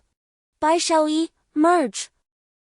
Chu Tian roars, deciding that rather than letting Bai Xiaoyi remain a mere spectator incapable of unleashing icy breaths, it would be more advantageous to fuse with it to bolster his combat prowess and ensure his safety. In an instant, the other 7 white raptors charge forward, prompting Chu Tian to hastily follow suit. He must avoid encirclement, otherwise, even 20 white raptors would be insufficient to prevail. Armed with a knife, an exceptionally sharp weapon gifted by Belita, he swiftly cleaves through the skull of a snow wolf, swiftly pocketing the crystal core before retreating into the protective embrace of the white raptors, occasionally launching surprise attacks. The power derived from Bai Xiaoyi's fusion, combined with the knife's formidable sharpness, transforms Chu Tian into a nightmarish assassin. Nevertheless, the sheer number of magical beasts remains overwhelming. A breakthrough is imperative. Anxiety grips him as the surrounding beasts not only fail to diminish but multiply. The 7 white raptors, determined to safeguard Chu Tian, begin to fight their way through the throng. The white speed dragon possesses astonishing combat prowess, especially when assembled in sufficient numbers, becoming remarkably formidable. Their seamless coordination enables a trio of white speed dragons to effortlessly carve a path forward. However, to Chu Tian's astonishment, the snow wolves, known for their cunning nature, would typically retreat after slaying so many magical beasts. Yet, at this moment, not only did the magical beasts not withdraw, but they also grew increasingly frenzied, spurred on by the scent of blood. What, then, could that pollen be? Glancing into the distance, Chu Tian was taken aback to see that the mammoth Julan had already reached a height of 2 stories, approximately 5 to 6 meters. The rapid growth was astonishing. Was it not yet fully matured? Suddenly, Chu Tian felt a thunderous roar in his mind, followed by a wave of dizziness. Almost instantly, a refreshing clarity washed over his vision, and the surrounding scenery became vividly sharp. As a typical homebody, Chu Tian's eyesight had been somewhat impaired, though not severely. Nonetheless, distant objects still appeared a bit blurred. Yet, in that fleeting moment of cerebral tumult, he sensed an immediate enhancement in his vision. Everything around him became astonishingly clear. Total mental strength, 100, mental energy used, 89. Had he leveled up? The sensation resembled that of an upgrade in a game. Even more astonishing was the remarkable speed at which the crystal core in his hand was absorbed. In less than a moment, his total mental strength surged to 105. And the crystal core shattered in his grasp. He had completely absorbed it. Chu Tian gaped in disbelief. In just a few seconds, he had entirely absorbed a crystal core from a level 2 magical beast. Indeed, summoning, Chu Tian extended his hand and once more cast a crystal core, utilizing his mental strength to conjure forth another white lightning dragon. The 9th white lightning dragon roared, unleashing a stream of icy liquid that ensnared several beasts in its frozen grasp. 2 additional white lightning dragons promptly surged forward, their thick tails sweeping through the air with tremendous force, shattering the bodies of the magical beasts and causing crystal cores to tumble to the ground. Chu Tian swiftly approached, seizing a crystal core and commencing the absorption of its power. After 5 seconds, he summoned yet another white lightning dragon. In a mere span of 10 seconds, he had completely absorbed yet another crystal core, resulting in a staggering increase of 10 points in his total mental strength, which now soared to an impressive 110 points. Exhilaration washed over Chu Tian as he surveyed the 10 white lightning dragons by his side. Although one was gravely injured, it persisted valiantly in battle. Chapter 18, The White Lightning Dragon King. Chu Tian hastily opened the interface, and a radiant smile illuminated his face. On a darkened image, brilliant lights flickered, revealing a colossal question mark. With urgency, he clicked on it, prompting a dialog box to appear. The requirements were stated: a total mental strength of 100 points and a quantity of 10 white lightning dragons. Conditions met. Would you like to unlock? Unlock. Is there any reason to delay when sustenance awaits? Instantly, the shadowy icon burst forth in a blaze of light, and the 10 white lightning dragons raised their heads in unison, their calls echoing as if in reverence to their master. As the brilliance subsided, a creature resembling the white lightning dragon emerged from the shadows, yet it was distinctly more robust in stature. The White Speed Dragon King. Summoning conditions require a mental strength of 50 points and 1 level 3 ice core. 50 points! Chu Tian held his head in disbelief. While this figure fell within the acceptable range, it was still unexpectedly high. However, he felt a sense of relief knowing that the unlocking condition merely required a total mental strength to be reached, rather than a consumption of mental strength. In other words, as long as your savings meet the threshold, the bank will eagerly grant you a gold card without demanding a certain level of expenditure. Ha ha ha! How glorious is my status as a hunter! Chu Tian's 10 companions were relentlessly slaughtering the surrounding monsters, dragging the corpses of these creatures into the protective circle before extracting the cores. He began to absorb the cores, his mental strength increasing by a point almost every second. Within a mere 5 seconds, the level 2 monster cores were completely consumed. The only drawback was that the level 2 cores, which previously provided Chu Tian with 11 points of mental strength, now only offered an increase of 5 points, yet he was already content with this. The White Speed Dragon King had finally been unlocked. Could the level 3 ice core possibly belong to a level 3 monster? That seemed rather weak, didn't it? Gazing at the imposing figure of the White Speed Dragon on his panel, Chu Tian was struck by a peculiar thought. The White Speed Dragon is the first true boss encountered in the game, known as the Scavenger of the Snowy Mountains, existing solely within that frigid realm. The White Speed Dragon King, the leader of its kind, towers at nearly 1.5 times the height of a regular White Speed Dragon, boasting a more robust physique and astonishing claws. Players encountering the White Speed Dragon King for the first time often find themselves mercilessly tortured and defeated. Particularly, the White Speed Dragon King possesses significantly more powerful hind limbs than the White Speed Dragon, and its agile combat style has vexed countless hunters.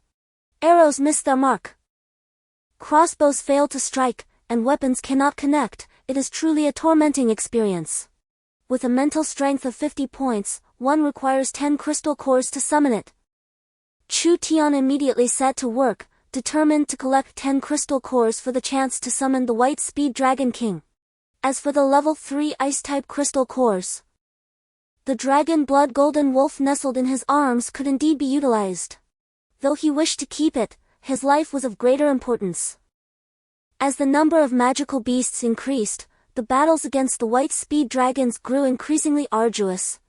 Chu Tian diligently gathered crystal cores, and within merely 10 minutes, a smile graced his face, for his mental strength had reached its peak.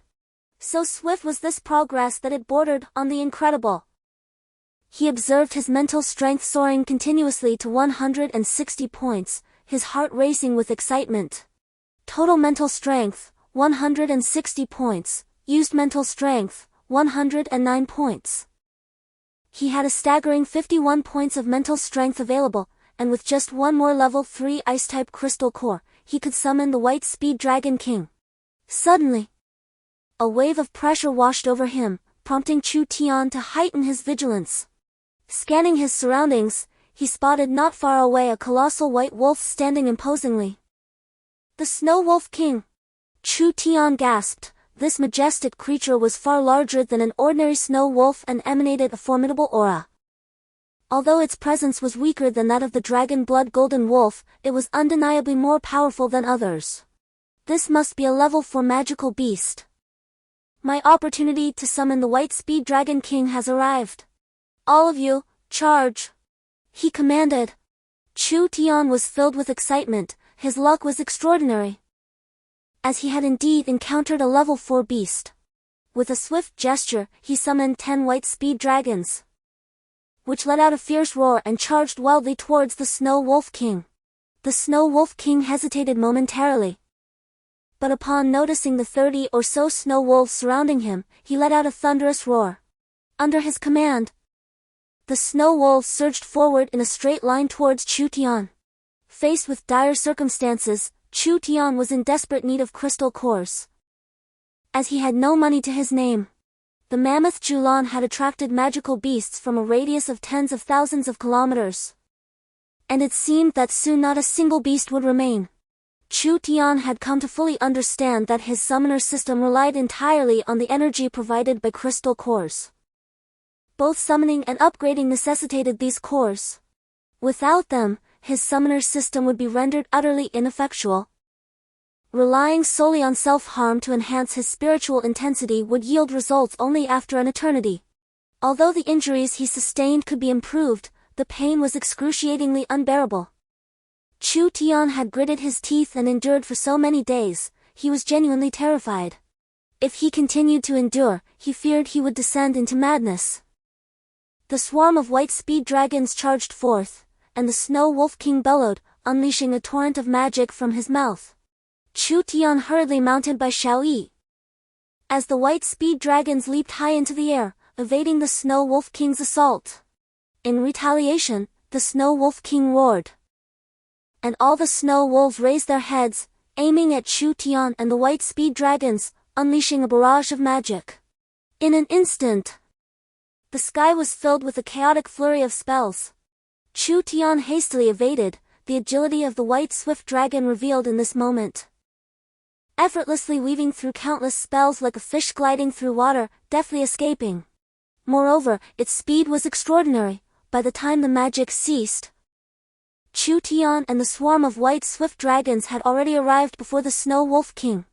With a sinister grin, Chu Tian watched as the severely wounded white swift dragon transformed into a beam of light, swiftly merging into Chu Tian's body, causing a surge of power to erupt within him. Kill! Chu Tian roared angrily, prompting the white swift dragons to charge wildly. The Snow Wolf King hastily attempted to evade, but while it might escape one, it could not evade 10. In less than half a minute, it was brought down to the ground. Following this, a pack of white swift dragons descended upon it like famished wolves, swiftly ending its life. Chu Tian rushed forward and decisively severed the Snow Wolf King's head, extracting a crystal core from within.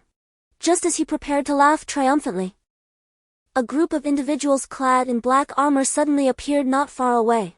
Chu Tian gazed at them in confusion, yet the moment they spotted him, they were filled with fervor, quickly drawing their bows and unleashing a volley of arrows straight at him. Damn it! An arrow pierced Chu Tian's shoulder, eliciting a roar of fury from him. Why were these people attacking him without reason? Why were there those who sought to hunt him down? He was merely an ordinary person, wishing to live in peace. Why were so many forcing his hand? He had no desire to kill, but for his own survival, he would see what was to come. Offering a sacrifice, arise! White Swift Dragon King. The crystal core of the Snow Wolf King was gently tossed by Chu Tian, rolling across the ground.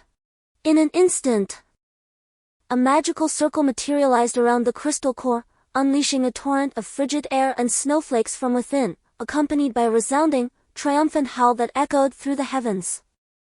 Chapter 19. The Might of the White Lightning Dragon King. The figure clad in black armor remarked, "What does that concern me?" Chu Tian replied with disdain.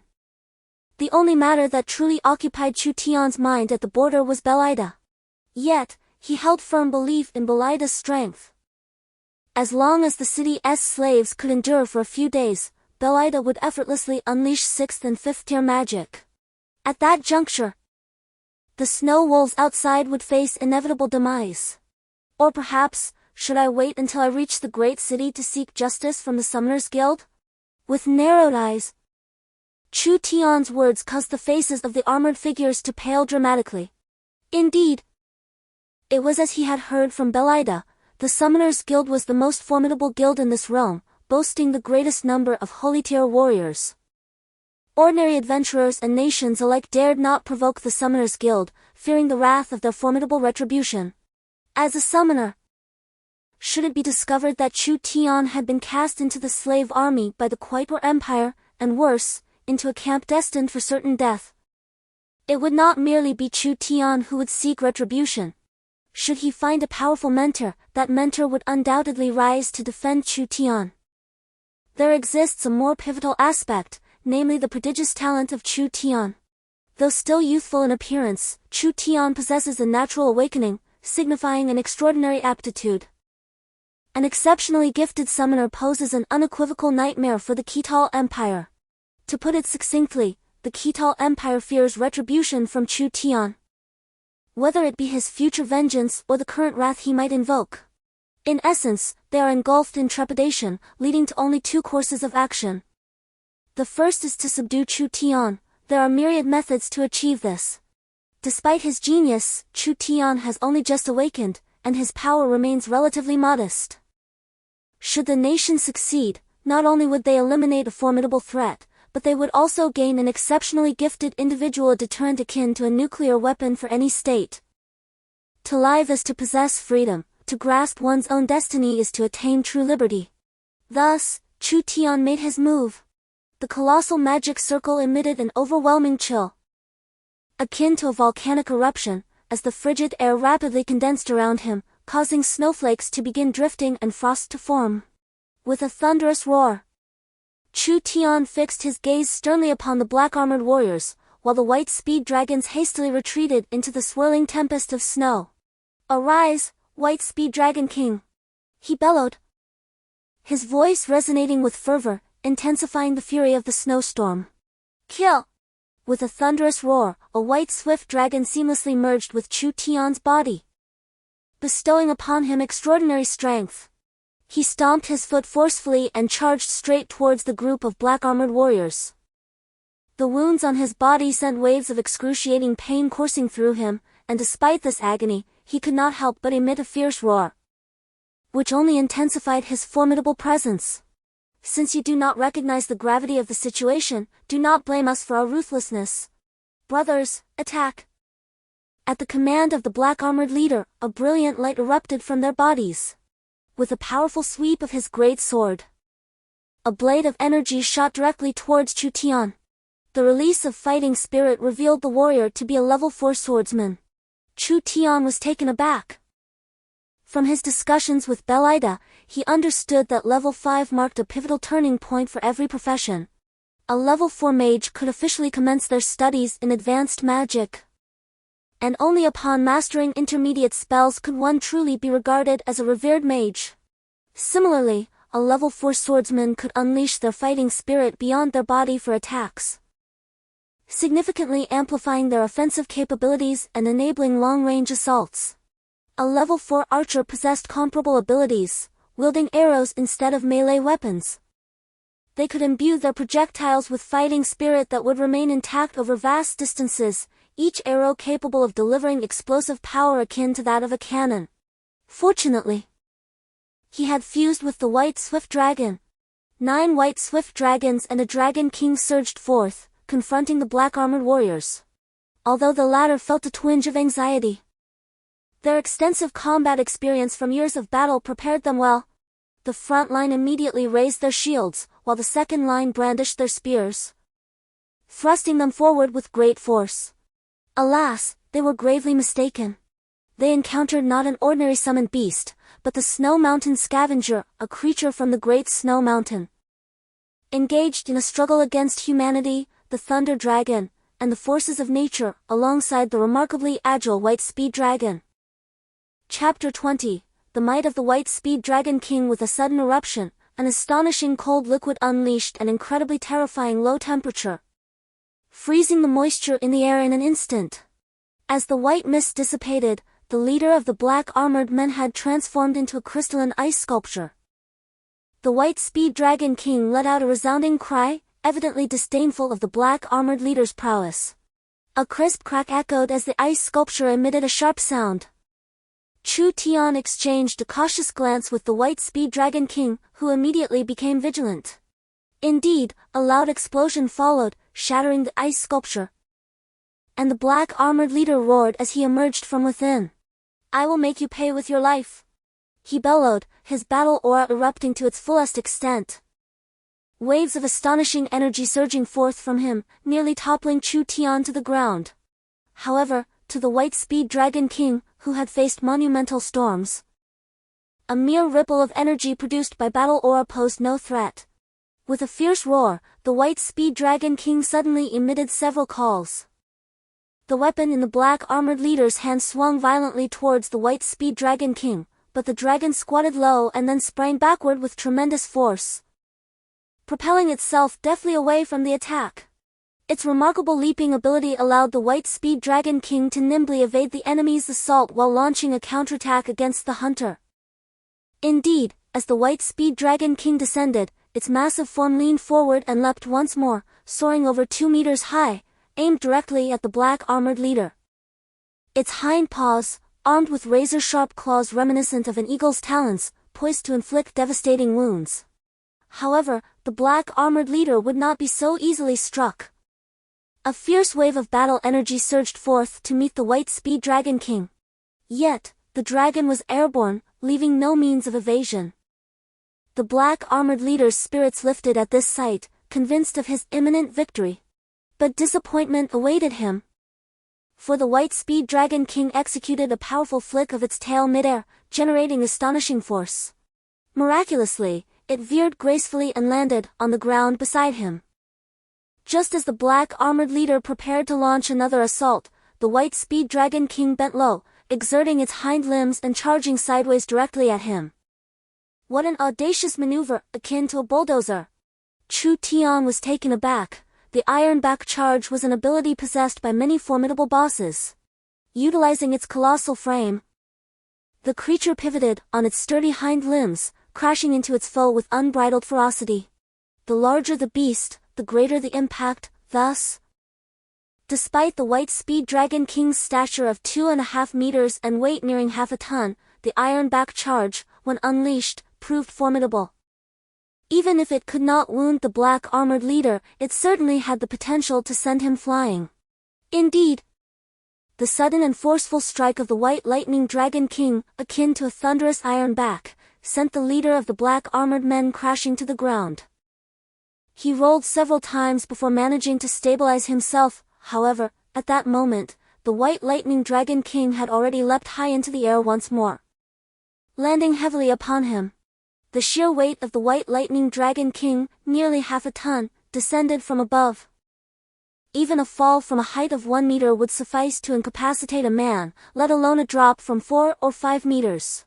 In that instant, the leader of the black armored men felt as though a mountain had crushed him, and he coughed up a mouthful of blood.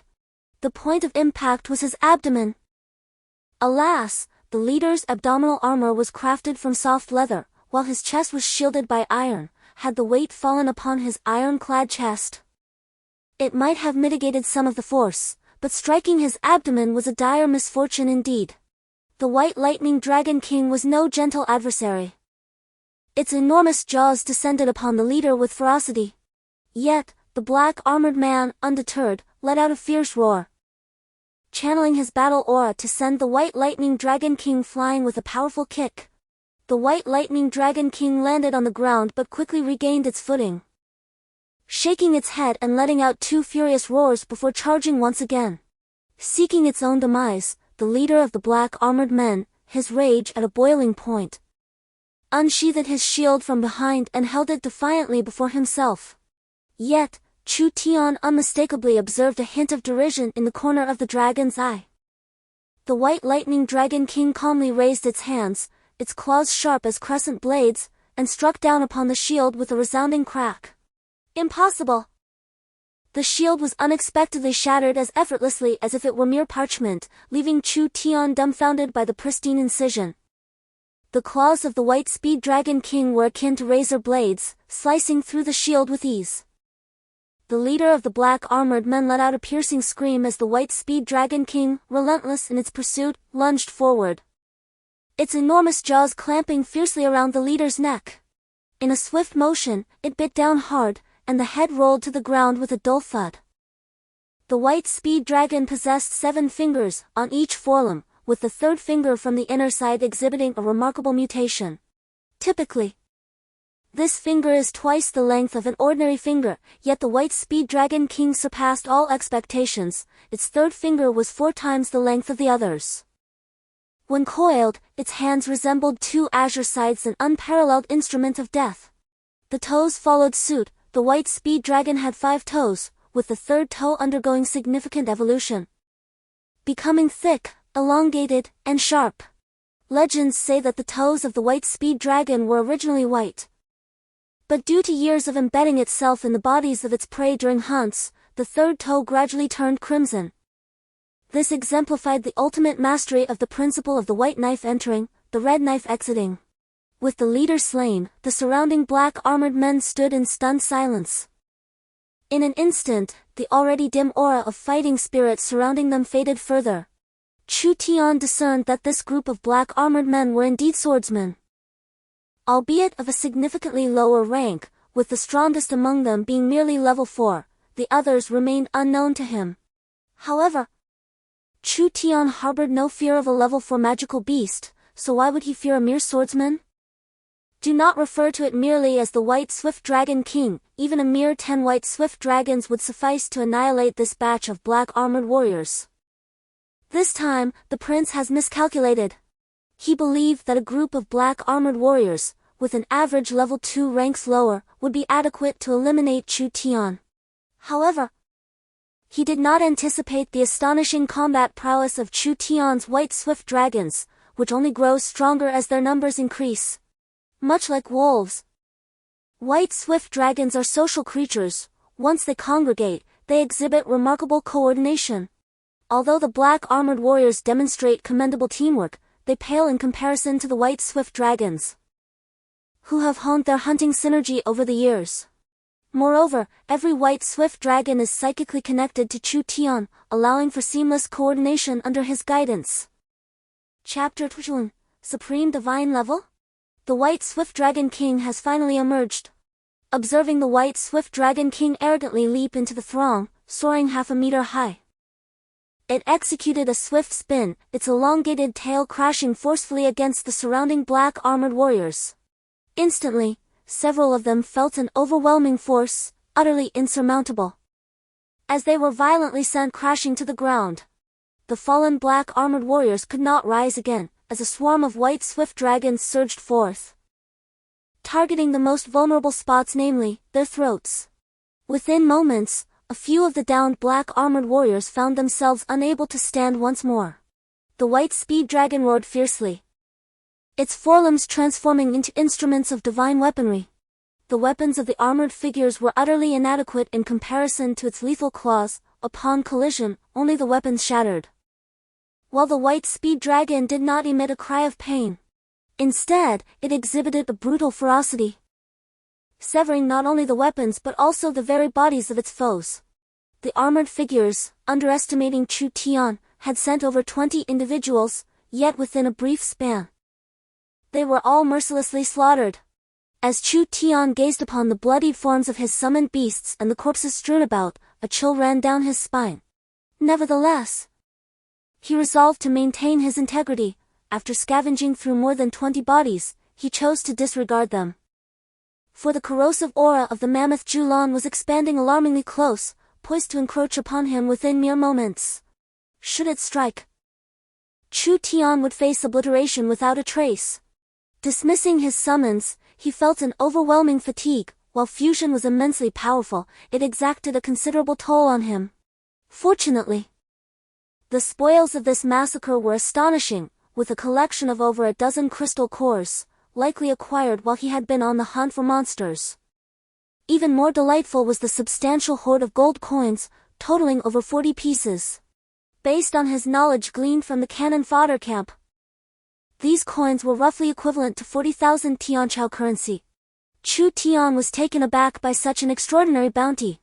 Suddenly, the White Speed Dragon leapt into action, its largest claw slicing through the tentacles with swift, scythe-like motions. Chu Tian quickly commanded the White Speed Dragon to forge a path, taking his place atop the mighty beast as they began their hurried escape. The black armored man may be formidable, yet the mammoth Julan is beyond his capabilities.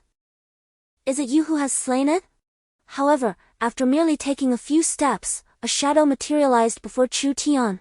Upon closer inspection, it was the enigmatic figure who had previously hurled him from the corrosive domain of the mammoth Julan. Ha! I have no need for your summoned beast. While its strength is indeed formidable, it is merely a level 3 creature. To the mammoth Julan, the nourishment it provides is likely only sufficient to augment its height by half a centimeter, the mysterious figure remarked with a smile, prompting Chu Tian to exhale in relief. Why are these individuals pursuing you? The mysterious figure inquired, clearly perplexed by the sight of soldiers hunting down someone who evidently appeared to be a summoner. Because I awakened in the cannon fodder camp, Chu Tian candidly replied, realizing that this information was readily accessible to anyone who inquired, rendering his attempts at concealment futile. The mysterious figure's eyes gleamed with interest as he scrutinized Chu Tian intently. "Ah, your mental strength is only at level 2? How is it possible for you to summon a level 3 beast, along with so many level 1 creatures?" The figure chuckled heartily. "I must concede. Your summoned beasts are exceptionally remarkable. Their appearance alone indicates they are quintessential killing machines. With proper training, one could potentially add another fearsome beast to the continent. However, I must inform you that your summoned beasts are indeed level 1 and level 3. If you harbor doubts, I suggest you test it at the Summoners Guild. I cannot elucidate the specifics any further. By the way, may I inquire why you have not taken action against the mammoth Julan? Are you simply allowing it to devour the surrounding magical beasts?" Chu Tian, filled with confusion, posed a question. The enigmatic figure gazed at him, hesitating for a moment before finally speaking. "Young one, I perceive you to be a prodigy. Naturally, you will awaken in the ranks of the cannon fodder, destined for greatness in the future. However, I must impart a crucial warning: always be aware of your own capabilities and confine yourself to matters within your reach. The mammoth Julan is not something you can contend with, even if all the saints from the Summoners Guild were to arrive. They would likely only be able to observe from a distance of 1,000 miles. Thus, I advise you to depart while the creatures lurking deep within the forest remain dormant. Otherwise, you risk perishing here, squandering your remarkable talent." Chu Tian was immediately taken aback. His mouth agape. Though only a few words were spoken, their implications were crystal clear to him. The 19 saints within the Summoners Guild, renowned as the mightiest association on the continent, would be rendered impotent, able only to watch from afar should they all gather. Yet, this mysterious individual could observe Julan from mere feet away.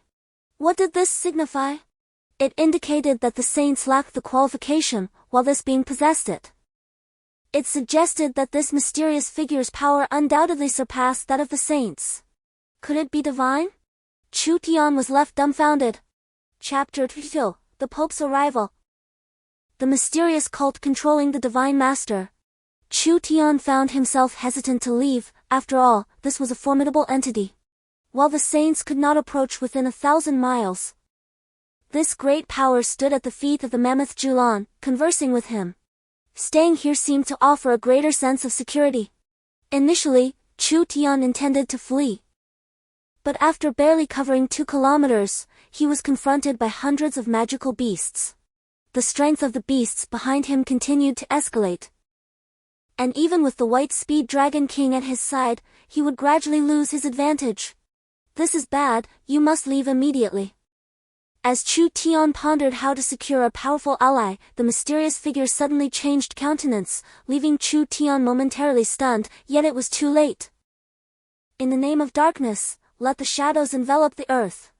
The mysterious figure intoned softly, and instantly, a torrent of black mist erupted from his hands, deepening the already night-like sky into an abyss of darkness. "Edra, you ancient harbinger of death, when will you ever deign to protect the youth?" A voice, aged and mocking, echoed beside Chu Tian, and he beheld a cascade of golden light pouring down from above, as if the dark canopy had been cleaved by a colossal sword, allowing resplendent rays to flood the surroundings. "Humph, Kasali," the mysterious figure scoffed, yet his hands did not falter. A series of protective shields were continuously bestowed upon Chu Tian, who stood there, utterly bewildered. Each shield bore either the visage of a skull or a demonic face. And what terrified Chu Tian most were the ethereal souls that swirled around them. Even the densest among men would comprehend that this mysterious individual was adept in the so-called dark arts. At the very least, Chu Tian was sufficiently intimidated, rooted to the spot in fear. "Edra, who would have thought you still possess the capacity to protect others?"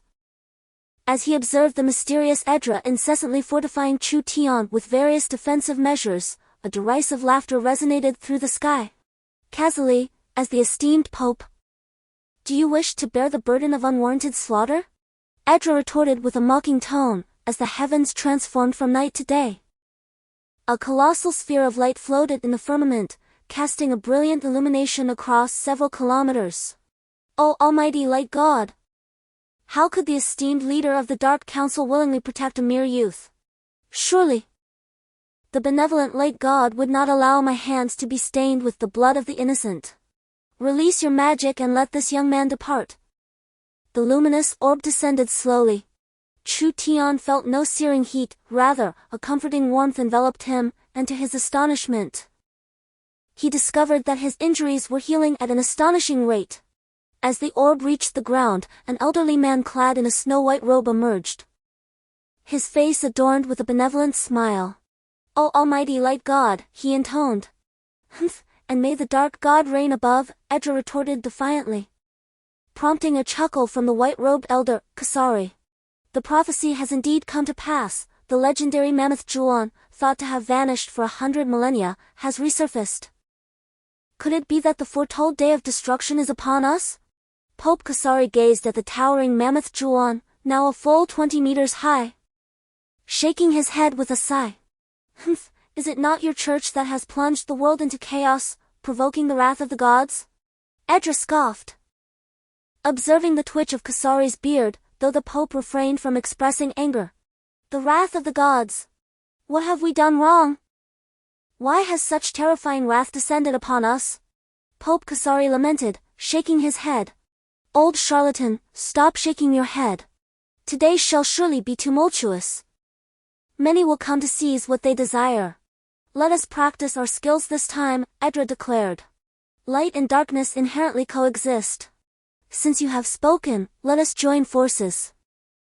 Though I covet the divine essence, should unforeseen complications arise, it is far preferable to have it in your hands than in the clutches of those malevolent beings intent on annihilating the world. Kasari nodded in agreement. In an instant, two former adversaries found themselves aligned in purpose. Suddenly, an unsettling commotion erupted from afar, accompanied by two strange cries. The crowd turned to see, and Chu Tian was taken aback to recognize the voices of the two bumbling mountain bandits, Tang Keed and Bayerk. How are they still alive? He had presumed they had met the same fate as the old slave catcher, yet here they were, albeit in a peculiar state, as if manipulated like marionettes. With a chuckle, Chu Tian remarked, only to be met with the startled expressions of the two elders beside him. They exchanged glances and exclaimed in unison, the evil cult-ass puppet master. Mandolin! To their astonishment, a chilling voice echoed, reminiscent of the cackling witches from Western films, sending shivers down their spines. Before them hovered an elderly woman, adorned in a chaotic ensemble and bizarrely riding a broom, her hands gracefully gesturing in the air. Strangely enough, the two bumbling thieves below seemed to move in synchrony with her gestures. The puppet master, thought to have vanished for a century, has resurfaced. It appears that the allure of Mammoth Julan is indeed formidable, remarked the Pope with a furrowed brow. What is a cult? And what profession does a divine manipulator entail? Chu Tian inquired, somewhat perplexed, as he turned to Adela. In this world, there exist 5 distinct sects, my dark god cult, that ancient relic of Kazarina's bright holy cult, the prophetic sect of the orcs in the northwest, the nature goddess cult of the elves in the southeast, and the most enigmatic of all, the cult of the dark gods. Each sect possesses its own beliefs, however, all individuals adhere to a fundamental principle never to commit unjustifiable slaughter, solely propagating their own faith. Conflicts between sects are often resolved through duels or other competitions. Yet, the cults differ significantly, they are purely malevolent, sacrificing countless lives to gain followers, killing for the sake of killing, and even annihilating entire cities with populations in the millions for their selfish desires. Such sects have been our targets for centuries. Adela spoke coldly. You, who appear righteous on the surface yet engage in unspeakable deeds behind closed doors, have no right to condemn us. The old woman continued to manipulate two bumbling mountain bandits, who were incessantly exclaiming in shock. Release these two unfortunate souls. They are merely ordinary people. The Pope, indeed compassionate, extended his hand, and a radiant light transformed into a long sword, gently gliding above the heads of the two bandits, causing them to plummet to the ground as if severed from their strings. Oh dear, I think I've broken something. It hurts. But I seem to be able to move now. Yes, I can move too. Two simpletons grinned widely at the side, while Chu Tian shook his head in exasperation. Chapter 23, The Gathering of the Gods. It seems that although this world is merciless, it still possesses a hint of humanity, yet true compassion is not found among ordinary individuals, but rather among the professionals. Chu Tian remains haunted by the memory of the more than 30,000 fallen pawns. He had managed to forget much of it, but the relentless pursuit by the armored figure reignited the anger and sorrow within him. The feeling of being at the mercy of others is truly suffocating for Chu Tian. Particularly, from Edra's words, he learned that among many professionals, mutual slaughter is not permitted. More often than not, it is not akin to street thugs picking up weapons and engaging in brawls. Instead, it is a matter of dueling under the auspices of certain individuals. Mandolin, your purpose for coming here cannot possibly be to seek Mammoth Julan, can it? However, you may be disappointed, for even if we were to destroy the divine dew, we would never hand it over to you, a wretched fiend that harms innocent lives. Edra proclaimed loudly, a slender staff made of bone flashing with dark light in his hand. Humph! When did the servant of the dark god ally with the servant of the light god? Mandolin scoffed, unleashing a barrage of light towards Andra. Clash! Andra's staff struck the ground with a resounding force, yet the sharp shaft did not penetrate the soft earth. Instead, it reverberated as if colliding with iron, producing a clear, crisp sound. Subsequently, a series of ripples swiftly spread outward, causing small mounds to rise from the darkened soil. A crack echoed, reminiscent of splintering wood, and then an array of arms erupted from the depths of the ground, skeletal arms, to be precise. In a fleeting moment, hundreds of skeletons clawed their way to the surface, each exuding an overwhelming aura of dread that engulfed Chu Tian. To his astonishment, as the horde of skeletons encircled Andra, dispersing the light, several advanced toward him, wielding their great swords with an elegance that shattered the oncoming beams of light, thus shielding him. This bewildered Chu Tian immensely. Just as he prepared to approach Andra, a skeleton brandished its sword, abruptly barring his path. Halt! Remain here, do not move, it commanded, its eyes aglow with crimson light. A raspy voice echoed within Chu Tian's mind, prompting him to gaze at the skeleton. Are you speaking to me? He inquired, astonished. The skeleton nodded slowly, sheathing its sword. Chu Tian swallowed hard, grappling with the surreal revelation that a skeleton could indeed converse, and within the confines of his very thoughts. May the holy light illuminate the darkness, rendering all evil powerless. Upon the Pope's pronouncement, he raised his hands high and, in a fervent cry, summoned a radiant light that instantaneously illuminated the earth. The darkness of night was transformed into a realm of clarity, as pure white light intermingled with glimmering golden droplets cascading down. The surrounding skeletons began to stir with unease. The power of the holy light was profoundly disconcerting to them. One by one, they grew restless, brandishing their weapons, unleashing formidable combat energy, or casting spells in an effort to resist the sacred illumination. Before Chu Tian could fully comprehend the situation, the atmosphere shifted dramatically, setting the stage for imminent conflict. How could such an exhilarating spectacle unfold without my participation? With the blazing sword energy and the crimson lotus sword technique, I would scorch the heavens themselves. A booming laughter echoed from the horizon, heralding the sudden emergence of an enormous crimson lotus, which hurtled towards the cultist elder. The mandolin demon screeched, and from the ether emerged three figures. With a swift motion, the three sword energies flickered, slicing through the colossal lotus as if it were a mere cake, followed by a remarkable surge of flame that dissipated into the air. Before the mandolin demon stood three formidable silhouettes, each wielding a longsword, defiantly pointing towards yet another approaching elder. Flame sword deity, Phyllis, I never expected you, the Ancient One, to join the fray, the Pope, Lazarus, remarked with a smile. The sword deity laughed heartily 3 times, suddenly halting before Chu Tian and his companions. Humph, the nether sword deity. I did not anticipate that the legendary nether triad would be under your dominion, the flame sword deity retorted, glaring at the 3 shadowy figures in the void, visibly incensed. Mandolin, today it is either your demise or mine. How dare you transform the bodies of the 3 sword gods into soul corpses? Even without the matter of the divine god Du, you certainly shall not leave here alive. The inexplicable appearance of 4 divine-level powerhouses has left Chu Tian bewildered. However, from their fragmented words, he has discerned that their sole purpose for coming is to seize the divine god Du produced by the mammoth Julian. What exactly is this divine god Du that has drawn such a multitude of divine beings to covet it? For have already appeared. But Chu Tian is certain that more will join the fray. The cult has long reveled in slaughter, driven by the belief in their so-called evil deity. Should they acquire the divine god Du, peace will be but a distant memory for the continent. Chapter 24, The Contest for the Divine God Du. Do not speak in such a sanctimonious tone. The intentions of your holy see and the Dark Council are clear to all. You are all here to seize the divine god Du to enhance your own power.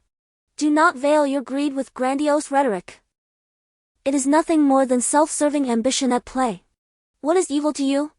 Mandolin scoffed derisively, yet the Pope remained unfazed. Should he show anger? It would only validate Mandolin's assertion. Chu Tian observed keenly from the sidelines. The Pope and his companions cloak their pursuit of the so-called divine god Du under the guise of protecting the world, while Mandolin acts out of self-interest. In truth, Chu Tian understands that everyone is here for the divine god Du. Although Chu Tian was unsure of the true nature of the object, he was certain that it was a treasure for anyone. A flower capable of devouring dragons and absorbing the life essence of creatures within a radius of tens of thousands of miles. What could possibly be inferior about the substance it produced? 4 individuals had already appeared, each a being of divine prowess. While Chu Tian could not see them, the Pope's words still served as a reminder. The cult, the church, the Dark Council, along with the unknown flame sword god Chu Tian could not believe that only these few had come. The number of divine beings in this world was unknown to him, but he was certain that they were not limited to just these few. Even if the divine Du were to be destroyed, it must not fall into their hands. Those from the cult could only repent in hell, for their existence was intolerable in this world. Aldra stepped forward, clutching her staff. Mandolin let out a peculiar laugh, and with a flourish of her hands, 3 shadowy figures surged forward, rushing towards Aldra. Kid, find an opportunity to escape, but be cautious, do not lose your life. The spirit controller is the only being capable of contending with your summoners. Alas, there is not a single divine summoner in this world, otherwise we old bones would not need to fight so desperately. Having spoken, Aldra charged straight ahead, her staff erupting with beams of black light. The 3 phantom sword gods swung their great swords, shattering the black light instantly. Damn it, everyone be cautious! They are clad in phantom armor, forged from countless vengeful souls, possessing formidable power and defense. Andra let out a fierce shout, yet charged forward once more. Meanwhile, Chu Tian, shielded by a skeleton, swiftly turned to flee. The skeleton unmistakably conveyed to Chu Tian that such a battle was beyond his capacity to endure. It was far wiser to retreat to a safer distance. Hastily, Chu Tian withdrew, recognizing that he was ill-equipped to engage in a conflict of this magnitude. The 7th-level dragon blood golden wolf's magic could devastate a radius of 1,000 meters. And a single major attack from this assembly of divine beings could obliterate an entire city. As he made his rapid exit, the white speed dragon king also exerted itself to sprint, soon covering several thousand meters before pausing to gaze back. The battle had escalated to an astonishing intensity. Celestial light and boundless darkness seemed to merge completely, echoing the Pope's words, "Light and darkness are brethren, each shadowed by the presence of the other." The continuous ebb and flow of dark and light resembled relentless ocean waves. One surge of darkness would be followed inevitably by a wave of light, and after the illumination, darkness would once again cloak the earth. Witnessing the fierce confrontation stirred tumultuous emotions within Chu Tian, yet he felt an overwhelming sense of oppression. The sheer force emanating from this divine struggle was enough to instill fear in him. Moreover, as the conflict unfolded, he observed an increasing number of individuals joining the fray, with the sky becoming increasingly populated by combatants. The atmosphere was rife with the deafening sound of explosions, the alluring incantations of dark spells, the radiant prayers filled with light and love, and the sinister cackles of mandolin-like laughter. Ultimately, what began as a subtle skirmish transformed into a cataclysmic clash, shaking the very ground beneath them as magic and unknown powers unleashed by Chu Tian caused the earth to tremble. Someone emerged, seizing him.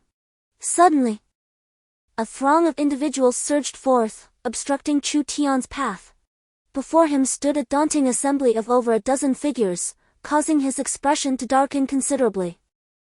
Clad in dark robes reminiscent of a sinister cult, a closer inspection revealed that each individual's chest bore a grotesque demon emblem.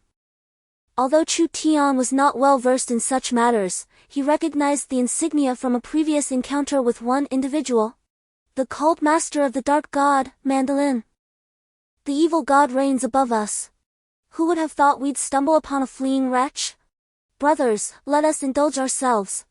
The adversaries erupted into boisterous laughter, prompting Chu Tian to instinctively shield himself.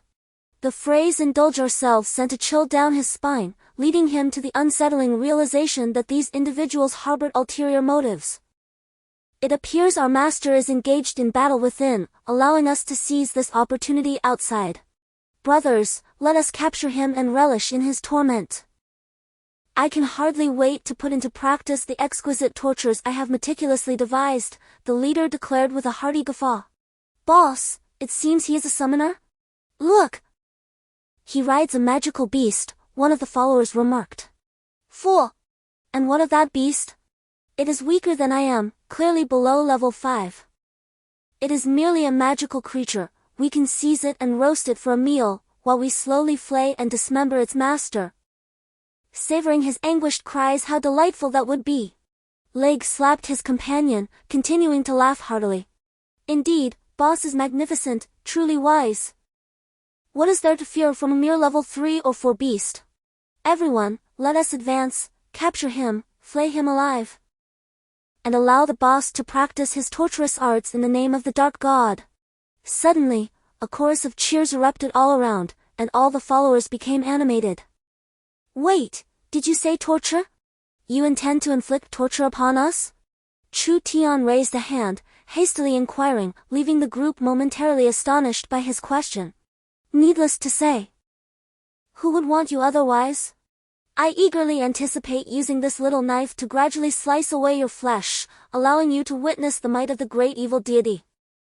Agulu smirked, and his followers erupted in cheers once more, while Chu Tian breathed a sigh of relief. What's the matter? Are you afraid? If so, just scream it out. The louder you yell, the more pleasure I derive from it, ha ha ha. Charge at him, seize him. Seeing Chu Tian relax, Agulu mistakenly assumed he was frightened and waved his hand, prompting a dozen individuals behind him to rush forward. Phew, I thought they had an interest in me. Turns out they are merely a bunch of sadists, what a surprise. Chu Tian patted his chest as the menacing crowd surged toward him. Suddenly, 10 luminous orbs shot forth from Chu Tian's body, instantly landing all around. Subsequently, these orbs transformed into individual magic circles, and 10 white swift dragons emerged from within. Oh my! The sudden appearance of the summoned beasts startled the crowd, especially as Chu Tian descended upon the white swift dragon king, which gracefully strode forth, leading the pack of white swift dragons. Towering over the average white swift dragon, it instantly assumed the role of leader, drastically shifting the atmosphere as if a stone lion at the entrance had come to life, causing a palpable sense of trepidation among all present. Fear not, for it is merely a level 3 beast. I shall take the lead, you deal with the others. Let us first eliminate its summoned creatures before we torment it further. Agulu exclaimed, extending his hand as a corpse materialized from an unknown source and was heavily cast onto the ground. Immediately, with a flurry of movements, the lifeless body began to rise under Agula's control. What an astonishing revelation! Is this fellow also a necromancer? This is akin to a puppeteer, thought Chu Tian. Bemused by this term, for it resembles the puppeteers depicted in Japanese manga, who manipulate robots in combat. Chapter 25, The Confrontation.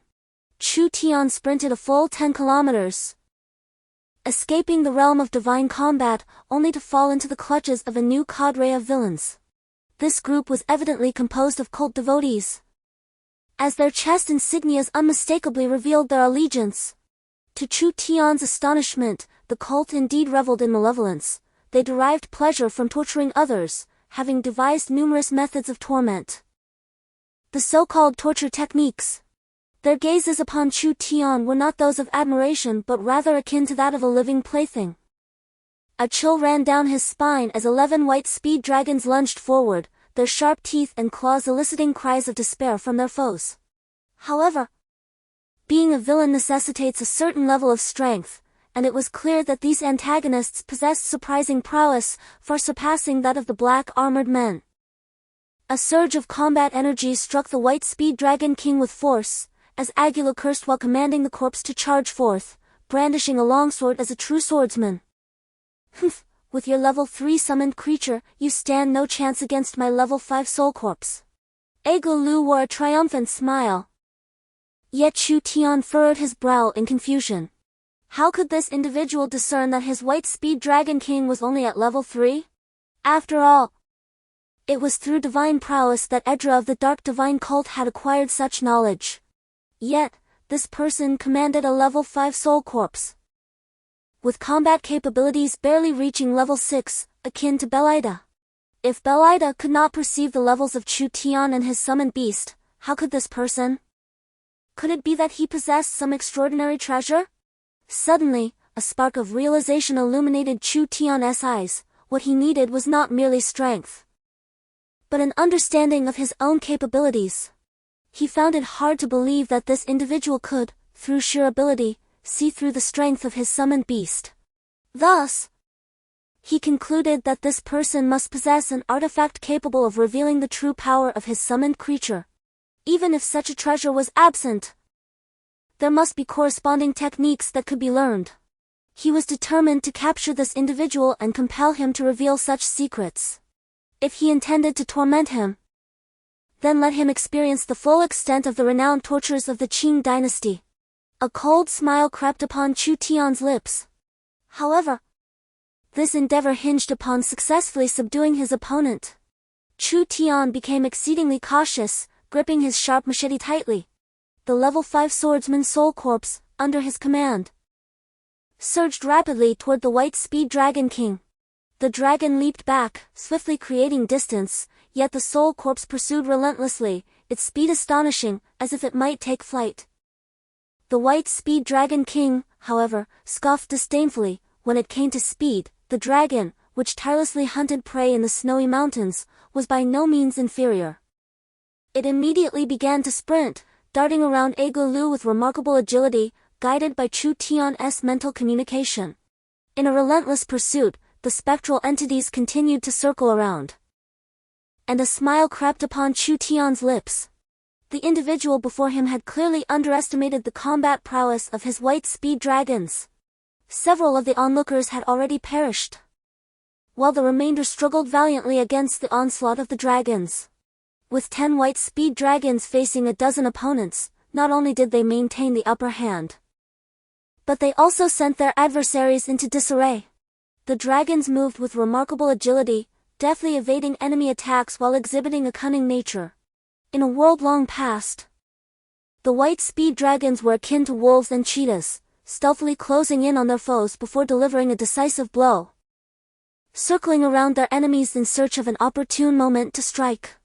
Once an adversary revealed a vulnerability, it would result in a lethal attack, for their sharp teeth and half-meter-long claws were undoubtedly instruments of death. Look at your brethren, they seem to be on the brink of demise, Chu Tian remarked with a sudden chuckle.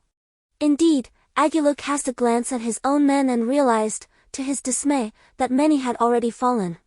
The more who perished, the quicker the remaining souls met their end. In that fleeting moment of distraction, Chu Tian's white speed Dragon King initiated its assault, leaping forward with precision. Drawing in a deep breath, it unleashed a torrent of icy liquid. The sound of its leap caught Agula's attention. Upon looking up, he was met with the sight of the white speed Dragon King descending upon him. Alarmed, he hastily commanded his level 5 swordsman Spectre to shield him. Yet he found himself not confronted by the dragon's lethal claws, but rather by an overwhelming blast of frigid liquid. The chilling liquid was directly sprayed onto the soul corpse, instantly transforming it into a solid block of ice that crashed heavily to the ground, stirring up a cloud of dust. Chu Tian couldn't help but smile. This fellow had failed to notice the cold essence of the white speed Dragon King. Had he been aware, a mere strike from the swordsman would have rendered the attack futile. Regrettably, this individual was overconfident, his words dripping with disdain for the white speed Dragon King. Moreover, his companions had been nearly annihilated by the very dragon he looked down upon, filling him with urgency. How could this be? Move, move, move! I command you to move! Agulu was suddenly struck with panic, his hands flailing desperately, yet the soul corpse remained utterly motionless within the ice. It was no surprise, for the ice effectively sealed the entire body and obstructed the control of the spirit master. Thus, the white speed Dragon King charged forward, glancing into the void behind the soul corpse. There, he witnessed Agulu let out a wretched scream, prompting Chu Tian to laugh heartily. Indeed, just as depicted in the comics, an invisible connection linked to the soul corpse existed. This was not merely Chu Tian's conjecture. He had witnessed the Pope employing a similar method to sever the mandalin's control over the mountain bandit, Air Shao. Naturally, Chu Tian decided to test this theory. If it truly resolved the issue, the outcome would be self-evident. The massive form of the white speed Dragon King suddenly veered to the side, crashing forcefully into Agulu with the weight and might of a small truck, standing an impressive 2.5 meters tall.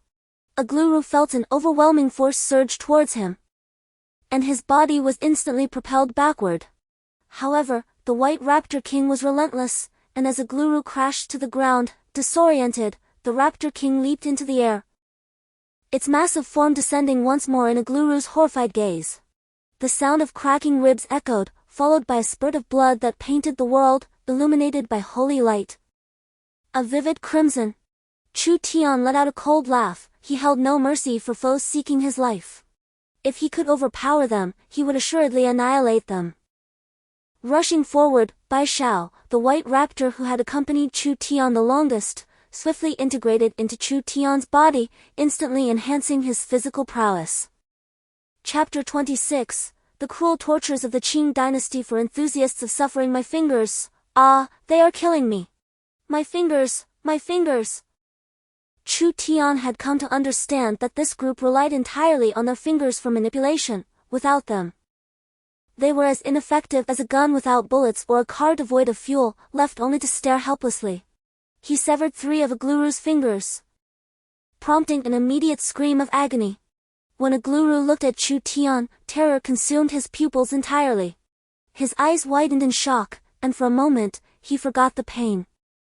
His face alight with excitement as he gazed at Chu Tian. This expression sparked a glint of ferocity in Chu Tian's eyes. Indeed, this individual was incorrigible. Even at the brink of death, still contemplating methods of torment.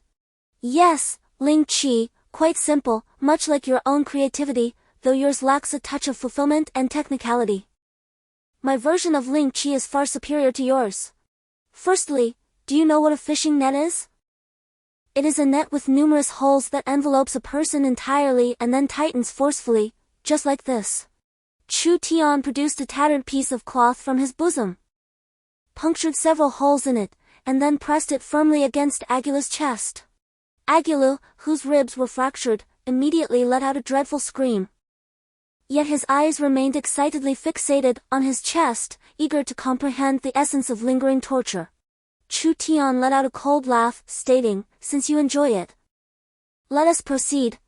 Then, you see, your flesh will protrude from the holes, and then, taking a knife, gently, slice it off. Chu Tian spoke slowly, while Agilu observed intently. Suddenly, Chu Tian quickened his pace and made a swift cut, causing a piece of flesh, accompanied by blood, to fly outwards. Agilu continued to scream in agony, while Chu Tian hastily apologized. My sincerest apologies, I am rather clumsy. It seems this stroke should not draw blood.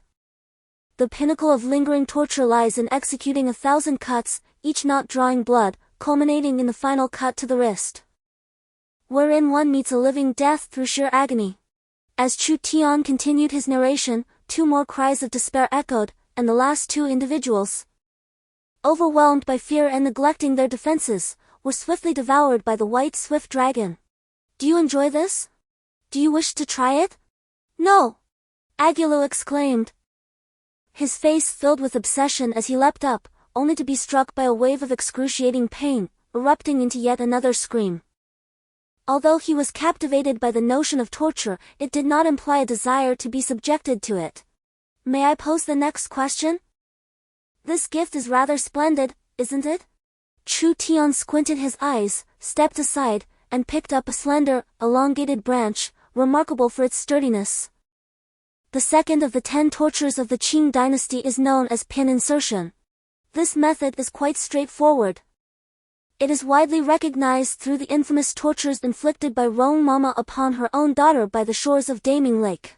Generally, pin insertion is employed to torment female prisoners, yet here, Chu Tian had no qualms about administering it to this cultist. However, he deemed it necessary to pose a question first. Secondly, how did you discern my level, particularly regarding my summoned beast? To clarify, I know a 6th level mage who is undoubtedly stronger than you, yet she could not perceive my level. I must say, this is a unique technique of our cult of the Dark God, allowing us to sense the internal power of others and deduce their level based on their profession. Aglu hurriedly interjected, even producing a notebook from his garments. As controllers of spirits, we predominantly rely on mental strength, akin to your summoners. This book is something you could practice with. Will you spare me? Aglu presented the tome, gazing at Chu Tian with hopeful eyes, wishing that relinquishing the item would secure his release. Very well, let me examine it first. Chu Tian opened the book, only to find himself at a loss, for he recognized none of the characters inscribed within. He pondered whether he ought to learn the literature of this world. Thus, it seemed he would have to demonstrate the second method of his 10 tortures, pin insertion. Pin insertion? Ego Lu indeed harbored an extraordinary fascination for torture. Upon hearing Chu Tian mention a new form of torment, he inexplicably ceased his agonizing screams and stared blankly at him. Yes, the insertion of needles. Chu Tian offered a gentle smile, yet with a sudden force, he drove a sharp wooden splinter directly into Ego Lu's nail. The sensation was so chilling that even Chu Tian felt a shiver run through him, let alone Ego Lu, who was on the receiving end. The harrowing scream that erupted from Ego Lu sent shivers down Chu Tian's spine. Despite the needle insertion being considered one of the lesser tortures, it was no less excruciating. After repeatedly piercing one hand, Chu Tian finally relinquished his grip on the now hoarse Ego Lu. Observing Ego Lu, who was barely clinging to life, Chu Tian slowly rose to his feet, though his body continued to tremble. Chu Tian was not a malevolent individual, he had never committed any wrongdoing. Yet today, he found himself subjecting another human being to unspeakable torment. The weight of pressure bore heavily upon him, although Ego Lu was still alive, truth be told. Had it been a matter of murder, Chu Tian might not have felt such a burden. In the wasteland camp, he had witnessed death countless times, and his fear of it had long dissipated. However, inflicting pain was an entirely different matter. The piercing screams seemed to claw at his heart, inflicting a pain that was almost unbearable. It was not the suffering of Ego Lu that stirred his compassion, but rather the pangs of his own conscience. Chu Tian had never envisioned a day when he would torment another soul in such a manner. Looking upon the nearly lifeless Ego Lu, his heart softened. White Speed Dragon King, end his suffering, he mused. Inflicting agony seemed less humane than granting a swift release. Chu Tian realized he was not the kind of person capable of cold-heartedness. While he could take a life, the thought of torturing someone through casual banter felt overwhelmingly stifling. And he found himself incapable of it. The White Speed Dragon King lunged forward, but a guru struggled in defiance. Chu Tian interpreted his resistance as a will to survive. The White Speed Dragon King pounced upon a guru, its massive jaws clamping down on his neck. In his final moments, a guru uttered a last desperate plea. Ultimately succumbing to the fatal bite. I want all 10 of the most gruesome tortures. I could have died much sooner. Chu Tian, exasperated, could hardly believe that even in death, this individual yearned for torment. How deeply twisted must one be to relish inflicting suffering upon others? Chu Tian realized his compassion had been misplaced. This person ought to endure the full spectrum of tortures to truly satiate his vengeance. After dispatching a dozen foes and collecting the spoils, Chu Tian found himself disheartened to discover that these individuals possessed little beyond a surplus of gold coins, though the coins were a welcome prize. With nearly 1,000 coins in hand, he departed with a sense of satisfaction, leaving behind a dozen corpses, which, within half an hour, were entirely consumed by the corrosive ground that followed. Chapter 27, A Tragedy. Straying into divine combat, Chu Tian raced away from the scene, simultaneously instructing 10 White Speed Dragons to disperse and cautiously evade the enemies surrounding them, particularly the magical beasts and formidable warriors. He realized that the so-called holy-level summoners mentioned by Andra could only operate from 1,000 miles away, a rather disheartening revelation. The cultists were pathetically weak, yet they still lingered here. Dragons! Swallowing hard, Chu Tian beheld the sight of dragons soaring through the sky. Their immense forms and distinct appearances made it abundantly clear that they belonged to the most powerful race in this realm, the dragon race. Good heavens, had the dragons fled? All the dragons soared in the opposite direction, clearly fleeing from that place, and Chu Tian was utterly oblivious to when this group of dragons had arrived. Unbeknownst to him, the battle had nearly reached its conclusion, with both familiar and unfamiliar faces, known and unknown entities, all joining the fray in a cacophony of chaos. In a remarkably brief span of time, the tumultuous conflict drew to a close, leaving an indelible mark on the annals of history, and unexpectedly, Chu Tian emerged as a witness to these momentous events.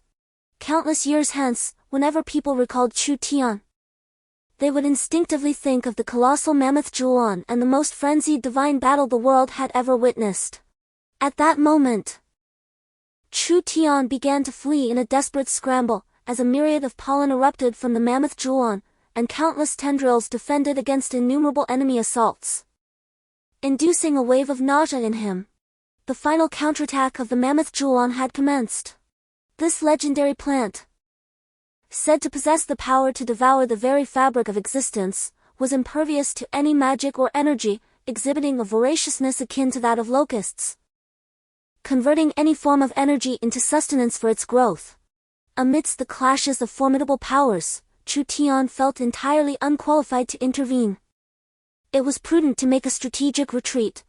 Cursing under his breath, he urged himself to move swiftly, for the divine dew of the mammoth Juan had been seized, and madness was imminent.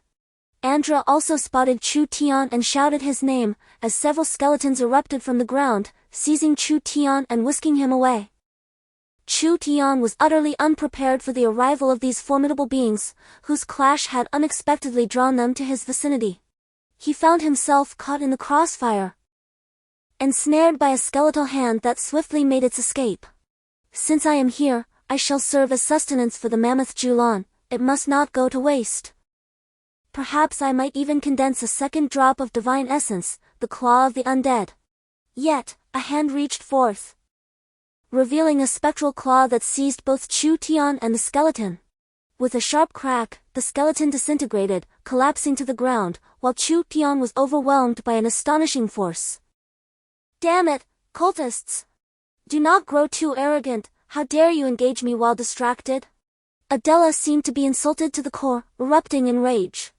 An incredible assault ensued, intensifying the battlefield's ferocity. Suddenly, Chu Tian felt the grip of the claw release him, yet he found himself suspended in midair, as if time itself had halted. Domain. Time and space frozen. Chu Tian was immobilized, facing the earth, yet a meter above it, as though he were plummeting but held back by an unseen force. How could this be? Time and space frozen? Domain? Chu Tian gaped in disbelief. Ah, the domain of darkness. Adela suddenly gestured, and a dense shroud of black mist materialized, enveloping the land. The instant the mist made contact with Chu Tian, he plummeted heavily to the ground, his momentum nullified. Although Chu Tian was not particularly astute, he quickly discerned that the two domains had clashed, canceling the effects of his own domain. Without uttering a word, he rose to his feet. However, the surroundings were engulfed in darkness, rendering Chu Tian utterly incapable of discerning the path ahead. He could only meander slowly toward the direction his heart beckoned, completely oblivious to the fact that he was veering off course. Aedra and the enemy clashed within their respective domains, which appeared as two invisible balloons, relentlessly striving to engulf one another. At a certain juncture, the forces of the domains collided with an intensity akin to the clash of ice and fire, light and darkness, resulting in a spectacular explosion of energy. Anyone possessing magical or fighting energy could distinctly sense this turmoil, yet one unfortunate fool remained impervious to it. Chu Tian, having never cultivated his mental strength, he perceived it merely as currency to procure what he desired. He was adept at spending and earning money, yet he lacked comprehension of what money truly was, how it was generated, or its other potential uses. Thus, Chu Tian remained oblivious to the violent clash of energies, the collision of time and darkness, where their powers consumed and negated each other. Despite the astonishing turbulence they emitted, to an ordinary person, it was less discernible than a gust of wind. At that moment, Chu Tian's abilities were indistinguishable from those of any other individual, utterly unaware that he stood at the very epicenter of a confrontation between two domains. Damn it, move aside! Aedra bellowed within his mind. He could clearly perceive Chu Tian's actions within his domain, but the strength of the opposing enemy was at least equal to, if not greater than, his own, leaving Aedra with no surplus energy to voice his concerns. Am I truly destined to be deprived of the divine due? After struggling to obtain this treasure, must I perish here and drag a young man down with me? Adela pondered upon the countless lives he had extinguished throughout his existence, steeped in a myriad of sins and malevolence. However, since ascending to a divine level, he seemed to have transformed, as if earnestly devoted to a higher calling. Free from any thoughts of bloodshed, the brutality within him had long since vanished. He now existed purely as a devout follower of the dark god, rather than the indiscriminate tyrant he once was. Consequently, he found it unbearable to harm Chu Tian, repeatedly coming to his rescue, as he held on to his own sense of righteousness. Alas, ultimately, good and evil receive their due recompense, despite having taken countless lives. He never anticipated that he would perish in an act of salvation.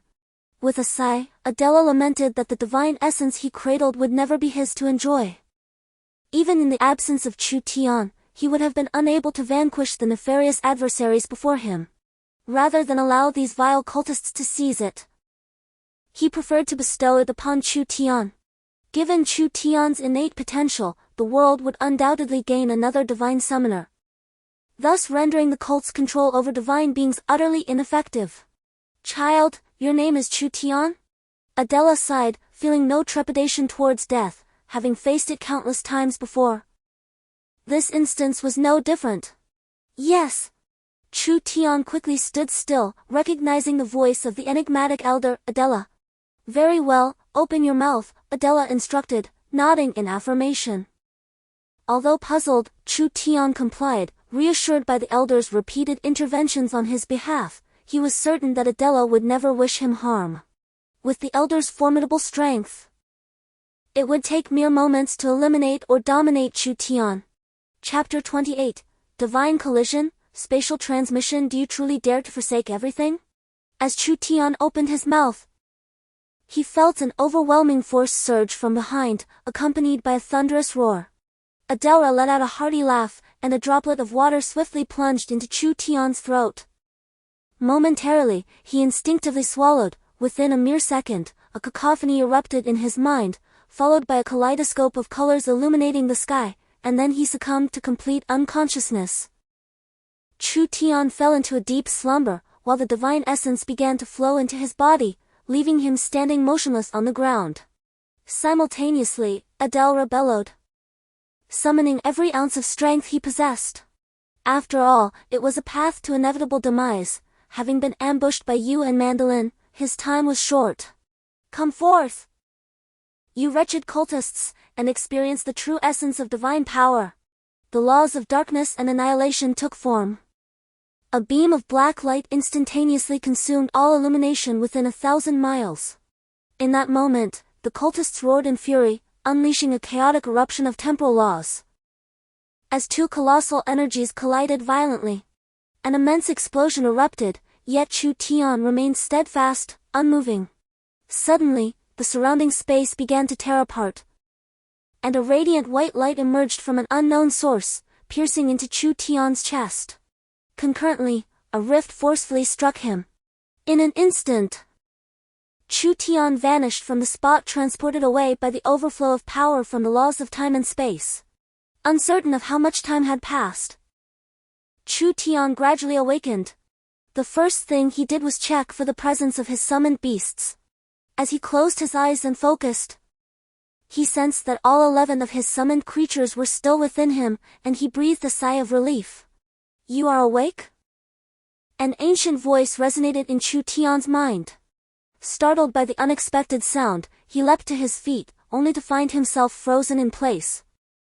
As the surroundings were entirely unfamiliar to him, Chu Tian had previously been in the borderlands of the extreme north, where the air was perpetually filled with snow and biting winds, and the temperature was chillingly low. The arrival of the mammoth Julan had turned the vegetation into mere muck, leaving no shelter against the elements, thus creating an exceedingly frigid environment. Yet now, he was surrounded by bright sunlight and warm sands, with playful little creatures nearby, startled by his sudden movement and scampering away, only to timidly peek at him from a distance. Where am I? Chu Tian was certain that this place was far from the frigid north. It was the South Sea.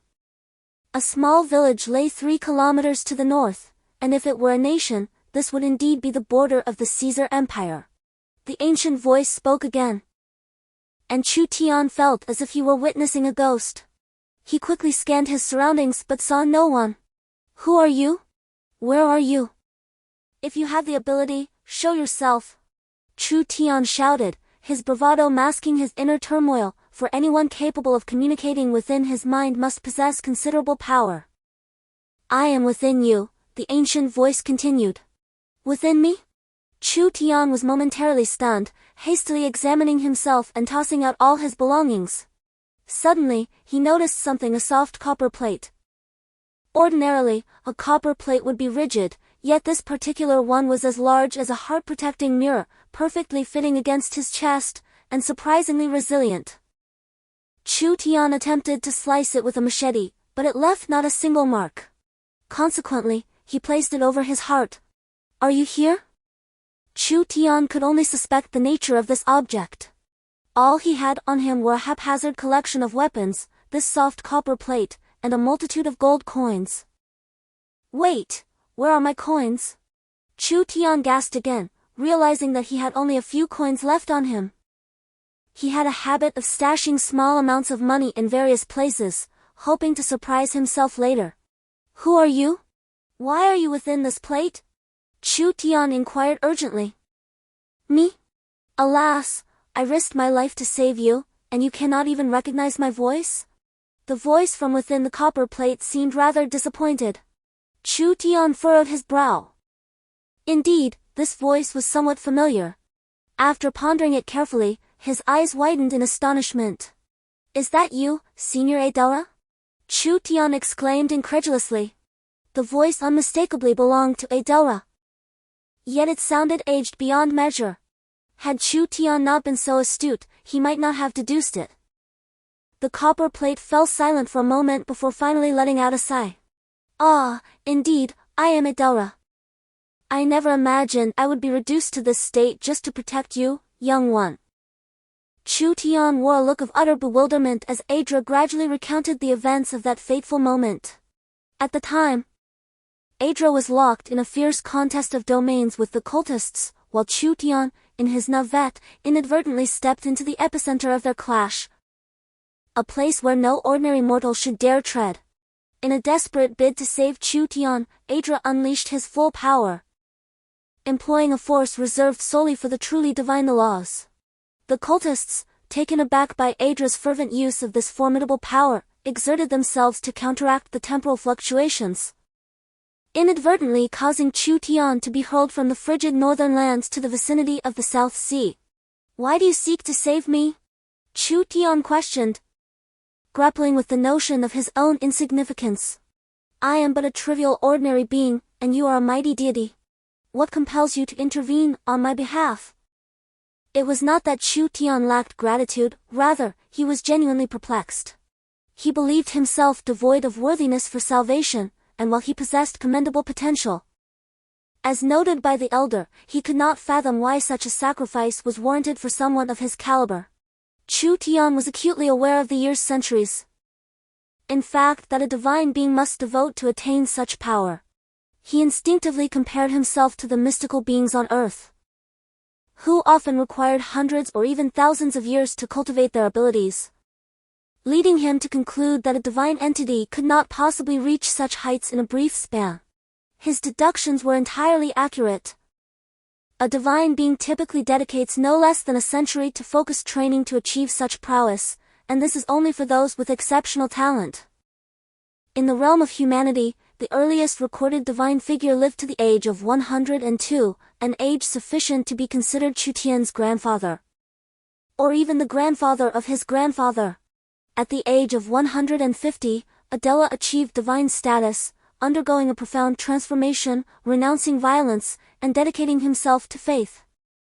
After a century and a half of arduous cultivation, he emerged as a deity among mortals, an unparalleled powerhouse. Chu Tian could scarcely fathom that such an individual, having only met him a mere 2 or 3 times, would sacrifice his life. This was not a mere tale of illusion, this elder was not a beguiling fox spirit. Nor was there any necessity to relinquish a millennium of cultivation for a beloved. Likewise, Chu Tian was not Su Xian, with Bai Nyangzi willing to wait for 1,000 years. Chapter 29, Did I consume the divine dew? You guessed correctly, my intention was not to deliberately save you. My act of salvation was, in truth, a gamble. The bronze medal was silent for a full 10 minutes before letting out a sigh. A gamble? Are you wagering your future on me? You rescue me, and in return, I shall avenge you? Chu Tian inquired, perplexed. Indeed, part of my rationale aligns with that notion. However, the primary reason is that I am utterly no match for that cultist. At that moment, the divine dew was within my grasp, and I simply could not allow it to fall into the hands of the cult. Thus, I was fully prepared to fight to the death. And you were merely a fortunate beneficiary of my rescue, Adela responded with a smile. Oh, then I can breathe a sigh of relief. In truth, the sacrifice of a divine being to save me fills me with immense pressure. Nevertheless, since you have saved me, I, Chu Tian, am not one to be ungrateful. I bow to you, esteemed elder, and I vow that in this life, I shall locate that cultist and exact vengeance on your behalf, in gratitude for your life-saving grace. Can you enlighten me? Chu Tian asked. Indeed. It is essential to comprehend that the so-called divine nectar is a fruit that gradually coalesces from the immense energy absorbed by the mammoth Zhuan during its flowering. This fruit will rupture in a fleeting moment, giving birth to a divine bird known as leaders. From the instant of its emergence, leaders possesses a godlike essence. And if the energy is sufficient, it will rapidly evolve into a super-divine beast, characterized by a ferocious temperament, consuming anything in its vicinity, both celestial and terrestrial. However, should the fruit's location be compromised before its formation, leaders will not materialize. Instead, all the energy will condense into a single droplet of liquid, which is the divine nectar. As its name implies, the divine nectar bestows upon individuals a transcendent existence akin to that of deities. Are you familiar with the classification of practitioners? Adela inquired. Do you mean to say that the divine nectar can elevate God-level beings to an even higher echelon of super-divinity? Chu Tian asked, his mouth agape in astonishment. Precisely. The purpose of the divine nectar is to assist those at the pinnacle of level 3 Godhood in taking their final step. Once a human ascends to the super-divine level, they are no longer referred to as super-divine but rather as divine beings. Although divine beings may be categorized as super-divine beasts, their combat prowess surpasses that of ordinary super-divine beasts by a considerable margin. In ancient times, a sword master who had just attained the divine level single-handedly vanquished 10 super-divine beasts in succession, resulting in a staggering 30,000 years devoid of any new super-divine beasts in this world, thus transforming the status of magical beasts from being lords of the continent to mere prey for all. Chu Tian's mouth fell open, astonished to discover such a hidden tale within. Why didn't you consume the divine elixir yourself that day? You are unable to defeat that cultist. Yet possessing the divine elixir would transform you into a deity, allowing you to vanquish him, Chu Tian questioned, perplexed. With the remedy in hand, why not partake? Ha ha ha, you young lad, sometimes you're astute, but at other times, you're astonishingly foolish. Do you believe the purpose of the divine elixir is merely to enhance strength and transcend limits? You are mistaken. On the path from the third level of divinity to becoming a deity, there exists an immensity of a wall that stretches beyond sight. The divine elixir is akin to a hammer, a gentle yet unyielding hammer that will shatter that wall, granting you passage. The effects of the divine elixir are exceedingly mild. Consuming it feels almost indistinguishable from abstaining. Thus, its efficacy is notably gradual. For a third-level divine practitioner, it takes at least 5 years to see progress, and a minimum of 20 years to genuinely ascend to deity status. However, I am now quite curious. Curious? Chu Tian asked, bewildered. Indeed, I am intrigued. I wonder what would transpire if a summoner of merely the second level were to consume the divine elixir. Chu Tian's eyes widened in disbelief, staring agog at the bronze medal, as if he could perceive the treacherous grin of Adela within it. I actually consumed the divine elixir? Chu Tian bellowed in fury. He was not elated, rather, he was utterly terrified. That legendary divine elixir, capable of elevating someone from the third level of divinity and echelon that Chu Tian revered to the ultimate tool for becoming a deity, had indeed been ingested by him. Chu Tian could ascertain that if this matter were to come to the knowledge of others, the consequences would be dire, either a gruesome extraction of blood and tissue followed by a culinary transformation into beef, or he would be devoured whole by others. He recalled a television drama he had once watched, where the protagonist possessed extraordinary powers, leading countless individuals to covet his blood. A chill coursed through his spine and surged to his mind, plunging him into a state of sheer terror. This secret must remain undisclosed to any third party, otherwise he would be oblivious to his own demise. It was entirely uncharacteristic for Chu Tian to feel such trepidation, yet in this world governed by brutal strength, humanity was capable of unspeakable acts. During his time in the Celestial Empire, individuals would sell their own organs for monetary gain, even amidst the semblance of sound legal structures. And yet such depravity thrived unabated. In this realm, the law was solely designed to ensnare the ordinary. Upon summoning the white lightning dragon, Chu Tian had transcended the status of an ordinary person. Even without the dragon, he was far from typical, he was lesser than an ordinary individual, he was a slave. In a world where might dictates authority, Chu Tian understood the necessity of utmost caution. A single misstep could cost him his life. He had fought valiantly for his survival until now and would not allow himself to perish here. Is this divine essence truly within me? Chu Tian inquired urgently. Indeed. One could assert that it has already permeated your very being.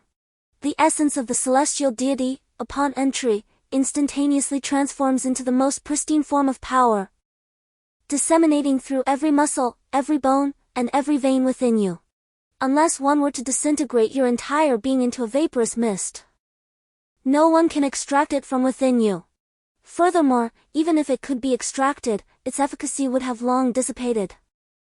The essence of the celestial deity has never been absorbed by an ordinary person, thus I am exceedingly curious about the outcome of its presence within you. First, ascertain whether your abilities have been enhanced, Adela inquired. Chapter 30, Astonishing Enhancement, Soul-Capturing Array. Chu Tian nodded and gently closed his eyes, for he understood that he could still perceive the summoner system's interface even with his eyes shut. The interface materialized before him in an instant, eliciting a look of astonishment as he widened his eyes. Total mental strength, 420 points, used mental strength, 109 points, remaining mental strength, 301 points. What is happening? It became evident that Adela could not see the interface, otherwise, she would not have inquired upon witnessing Chu Tian's bewildered expression. 420 points? My mental strength has astonishingly reached 420 points. Chu Tian exclaimed. The mental strength had nearly doubled in such a brief span. He hastily glanced at the items he had cast to the ground, among which lay the crystal cores. Although a few were missing, even without the reduction, they collectively would not suffice to raise his strength by 100 points. Yet now, his mental strength had surged by nearly 200 points. What do you mean by 420 points? Does your mental strength possess a numerical value? Adela asked, perplexed. Oh, no. I refer to a certain quantity as a measure of my mental fortitude. When I first awakened, I equated the mental strength required to summon a creature as 10 points. And from there, I gauged my own mental strength. During your battle against that mind-controlling practitioner alongside the cult, my mental fortitude was approximately 270 points. And now it has astonishingly risen to 420 points in such a short span of time, I can scarcely believe it myself. There is little to retain in this regard. As long as I keep the secrets of my summoner system, I have no qualms about sharing the rest with Adela. Oh, you are quite astute. I recall that summoners indeed possess a device capable of assessing mental strength. However, in my view, that device pales in comparison to your ingenious method of using the mental energy required for summoning as a benchmark to refine your own mental strength. It is a remarkably clever approach, a brilliant maneuver truly, you are a genius. Adela commended, and Chu Tian could not help but smile. Indeed, that is precisely the sentiment. Chu Tian remarked.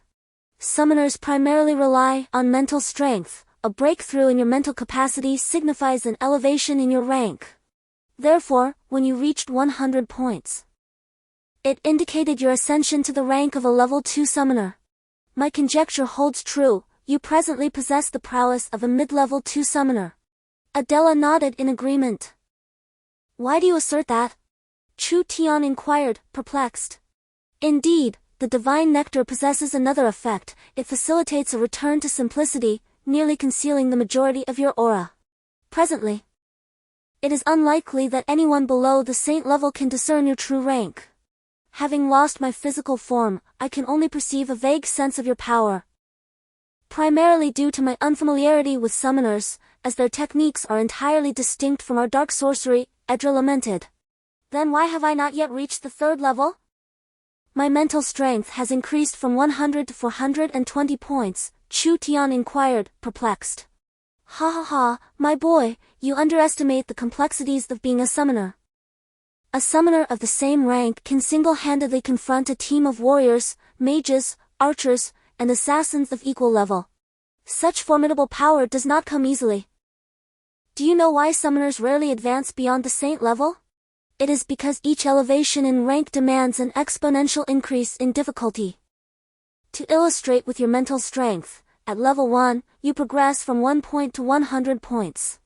However, at level 2, you must increase tenfold, which means advancing from 101 points to 1000 points. With your current mental strength at 420 points, you still fall significantly short, Edra chuckled, leaving Chu Tian utterly astonished. Since achieving the rank of a level 2 summoner, 2 new shadow unlocking conditions have appeared on Chu Tian's summoner interface. One requires 10 jars of honey and a total mental strength of 500 points, while the other necessitates a blue speed dragon king and an overall mental strength of 1000 points. 2 entities that neither of which Chu Tian could possibly deduce.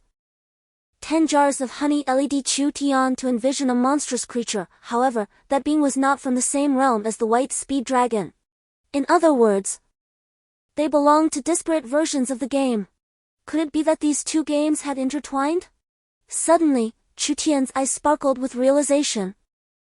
It is worth noting that Chu Tian's PSP housed merely 3 operational programs, one being the system program that upgraded the system to enable the playing of pirated games, which could be disregarded. The other 2, however, were both iterations of Monster Hunter, one titled Monster Hunter UG, and the other Monster Hunter P3. The White Speed Dragon, Blue Speed Dragon, Yellow Speed Dragon, and Red Speed Dragon were all creatures found within Monster Hunter UG, while the creature that delighted in honey, conjectured by Chu Tian, was the initial boss from Monster Hunter P3. Could it be that he could truly summon the monsters from Monster Hunter P7? The first images that flashed through Chu Tian's mind were the 2 cover monsters of Monster Hunter P7, the Thunder Wolf Dragon and the Storm Dragon.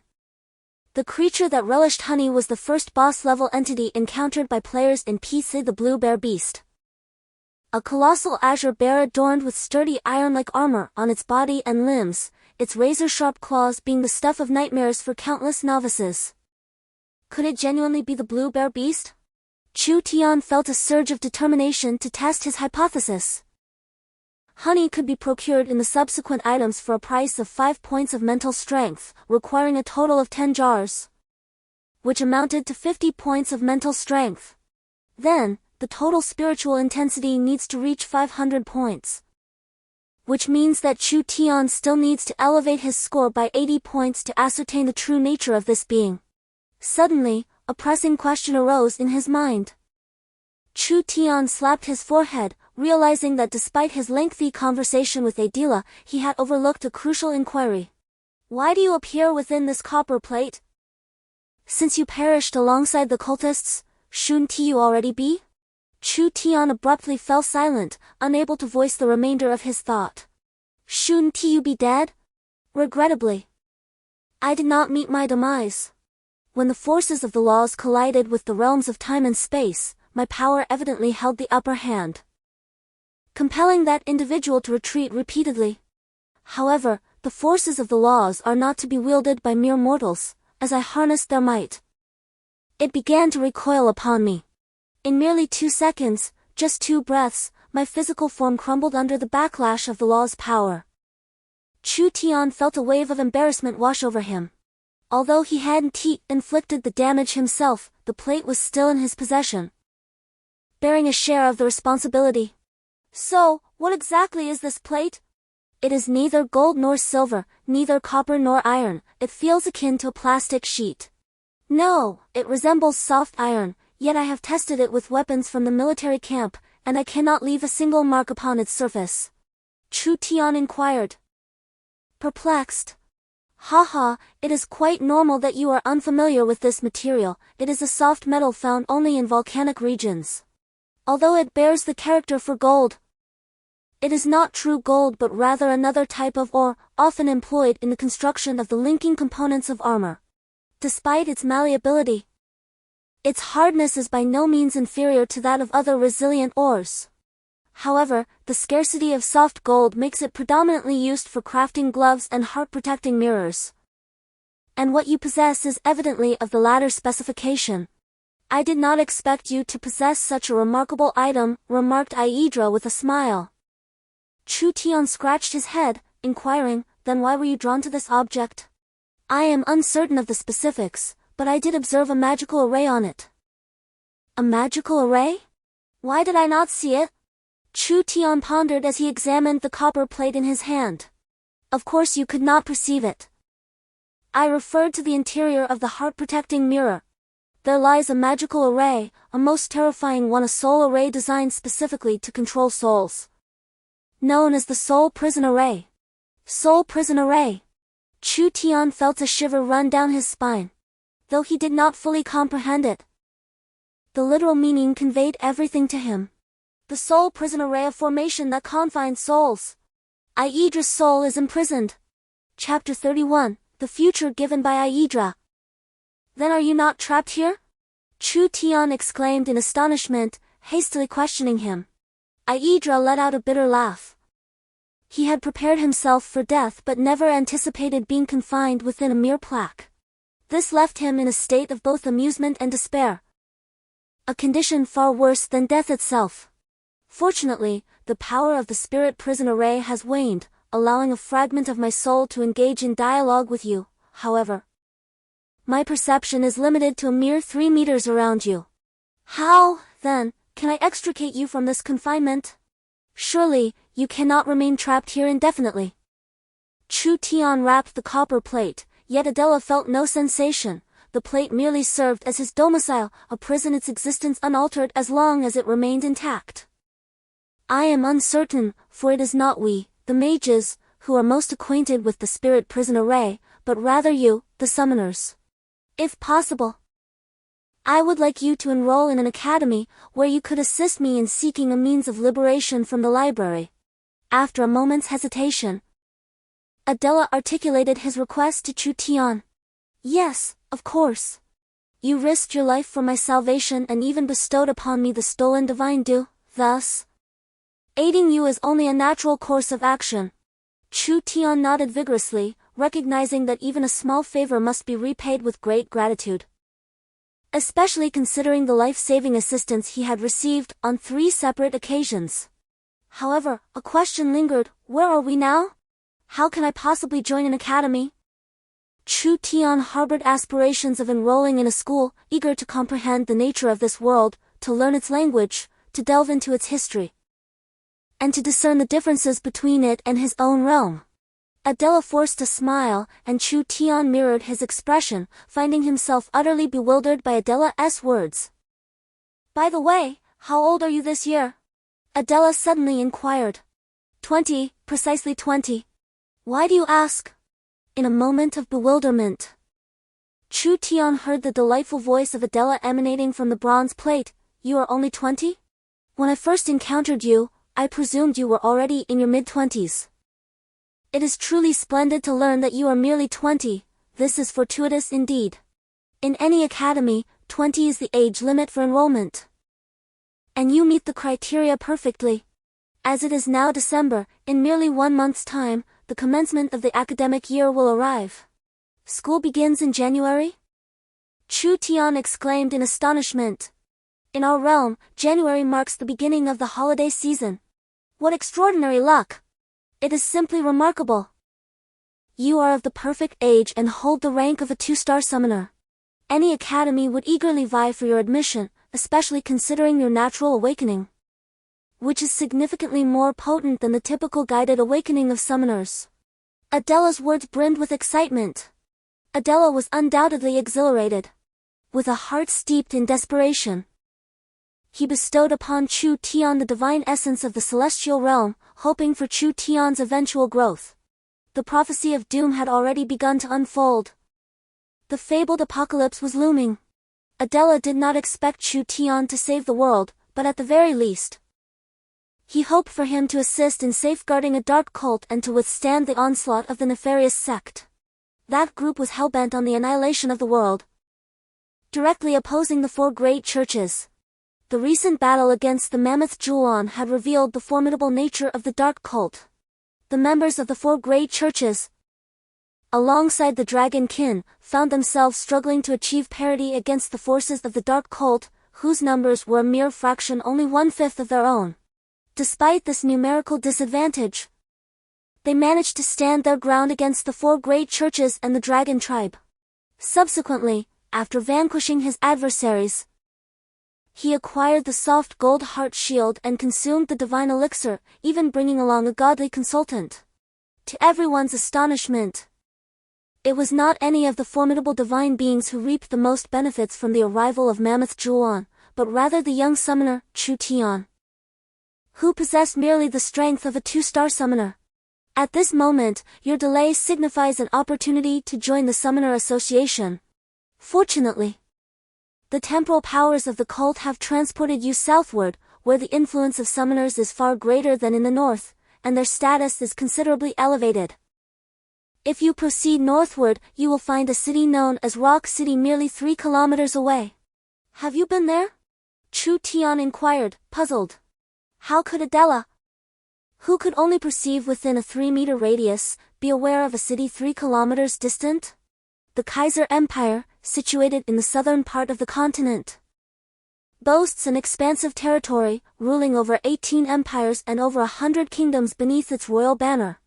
With a mere word from Kaiser, the Empire of Quital, where Chu Tian once resided, would be destined for annihilation. The Kaiser Empire holds summoners in the highest regard, with the current emperor being a 9th-level summoner, accompanied by a guardian beast of the nation. Within the empire, the numbers of summoners are countless. But the most significant aspect is that the headquarters of the Summoner Association is located within the imperial city of the Kaiser Empire. Although Chu Tian resides in the Kaiser Empire, he is on the brink of its borders, as the ocean lies just beside him. A slight miscalculation in the transportation could have left Chu Tian adrift upon the sea. As he gathered his belongings, particularly the gold coins, Chu Tian summoned the white swift dragon and began to disperse. With Adela devoid of a physical form, she meticulously examined the anatomy of the white swift dragon, astonished to discover that it was nearly the epitome of a predator, its entire being seemingly designed for the art of hunting. Chapter 32. The Might of Natural Awakening. Could it be that the summoned beasts of a summoner with natural awakening originate from an unknown new dimension? Chu Tian exclaimed in surprise, prompting a smile from Adela. Indeed. The distinction between summoners of natural awakening and those of guided awakening lies precisely here. Generally, a summoner of guided awakening receives assistance from a mentor, who directs them to the dimension of their summoned beasts, thereby forming a contract with that dimension and calling forth magical creatures to engage in battle. The advantage of this method is that novice summoners can more effectively ascertain the entities they wish to summon and gain a deeper understanding of these beings, enabling selective summoning. For instance, in the hellish dimension, from the very beginning with the Tooth-Fong demon to the pinnacle 3-headed dog, all data regarding summoned beasts is meticulously documented, their characteristics, roles, methods of attack, and the enemies they counter effectively, as well as those that pose a threat to them. After thousands of years of research, the world has come to possess profound knowledge regarding the most common summoned beasts. They are the foundation of a summoner, making it imperative to thoroughly comprehend one's summoned creatures. Each new realm signifies a fresh journey, not only enriching the diversity of species within this world but also astonishingly enhancing the choices available to summoners. As a naturally awakened summoner, you are likely to find yourself in high demand, hence one must exercise caution in making selections. Edra, in expressing this, felt a tinge of envy towards Chu Tian. Indeed, upon learning that Chu Tian was a naturally awakened summoner, Edra was filled with admiration. A naturally awakened summoner is a treasure for all humanity, as they have the potential to cultivate a multitude of new summoned beasts, allowing for diverse combinations that elevate the profession of summoner to perfection. Unlike dark mages like himself, summoners revere the god of space, yet they do not establish a religion or sing praises to this deity. Their faith is pure, a simple spiritual sanctuary. Consequently, aside from cults, all other religions maintain a harmonious relationship with the Summoners Association, while cults find themselves at odds, as both factions engage in the manipulation of entities for combat.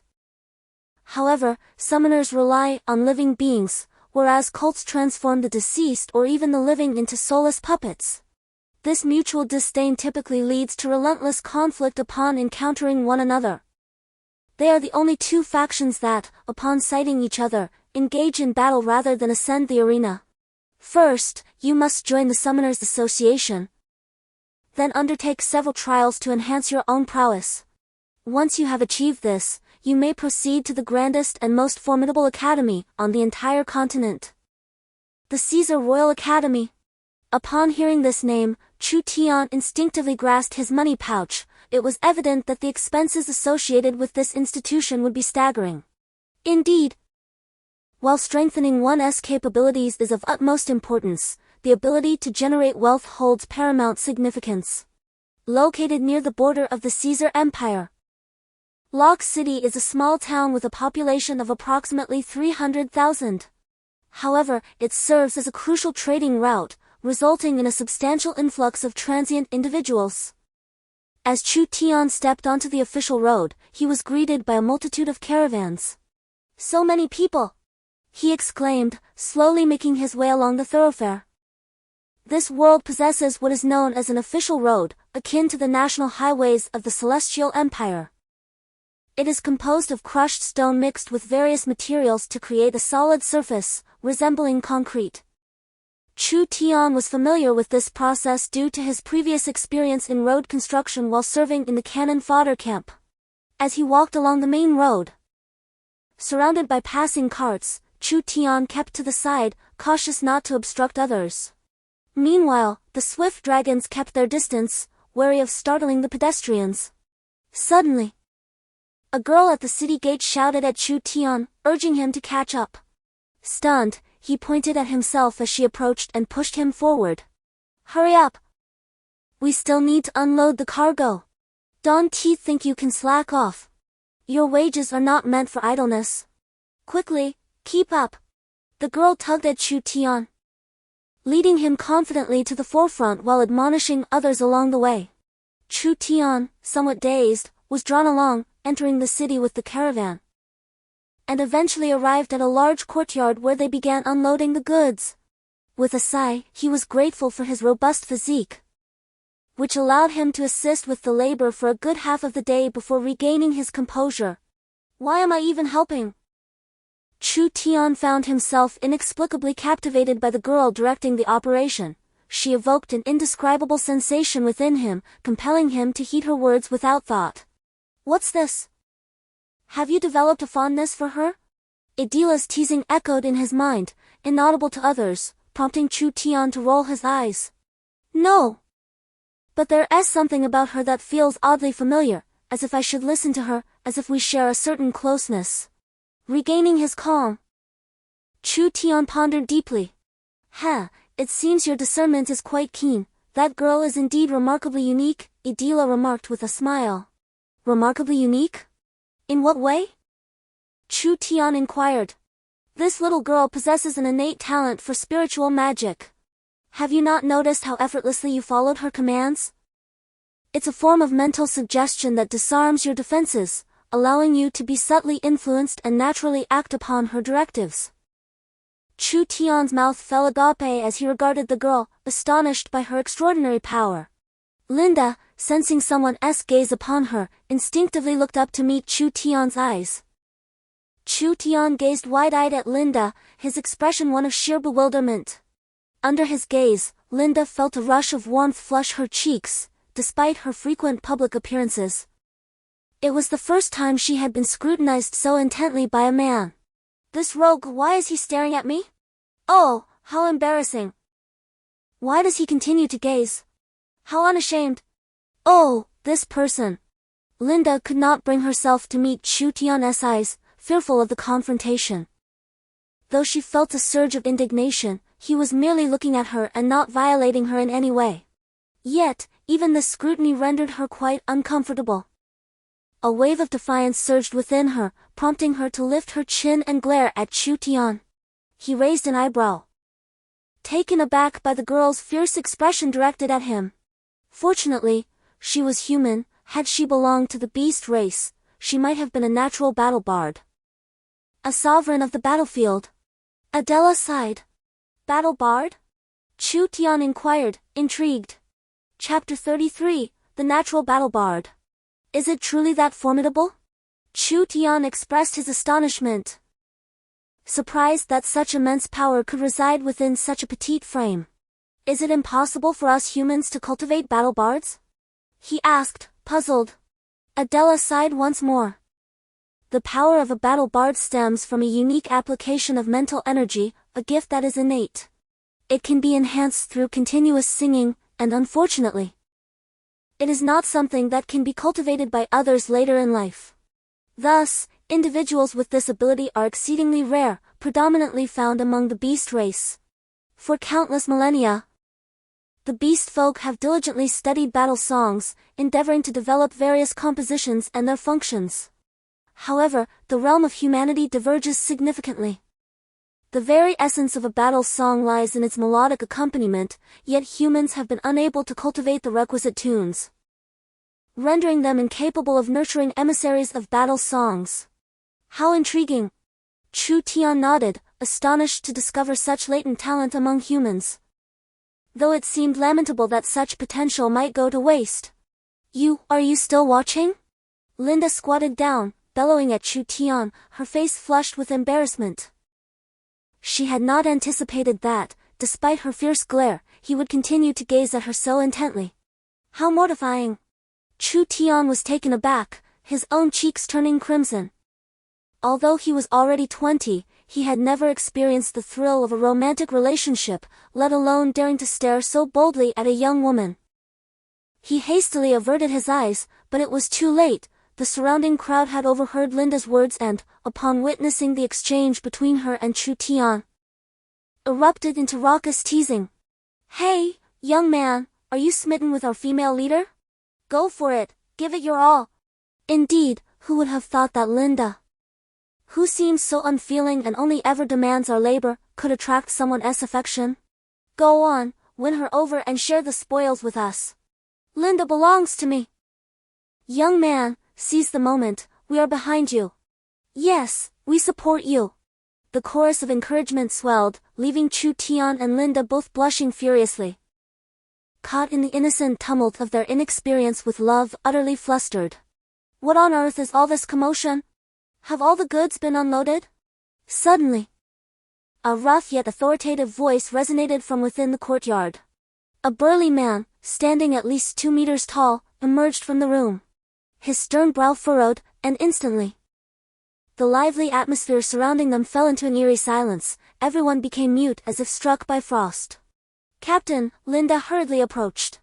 Chu Tian cast a glance at the man, but due to the distance, Adela was unable to gauge his strength.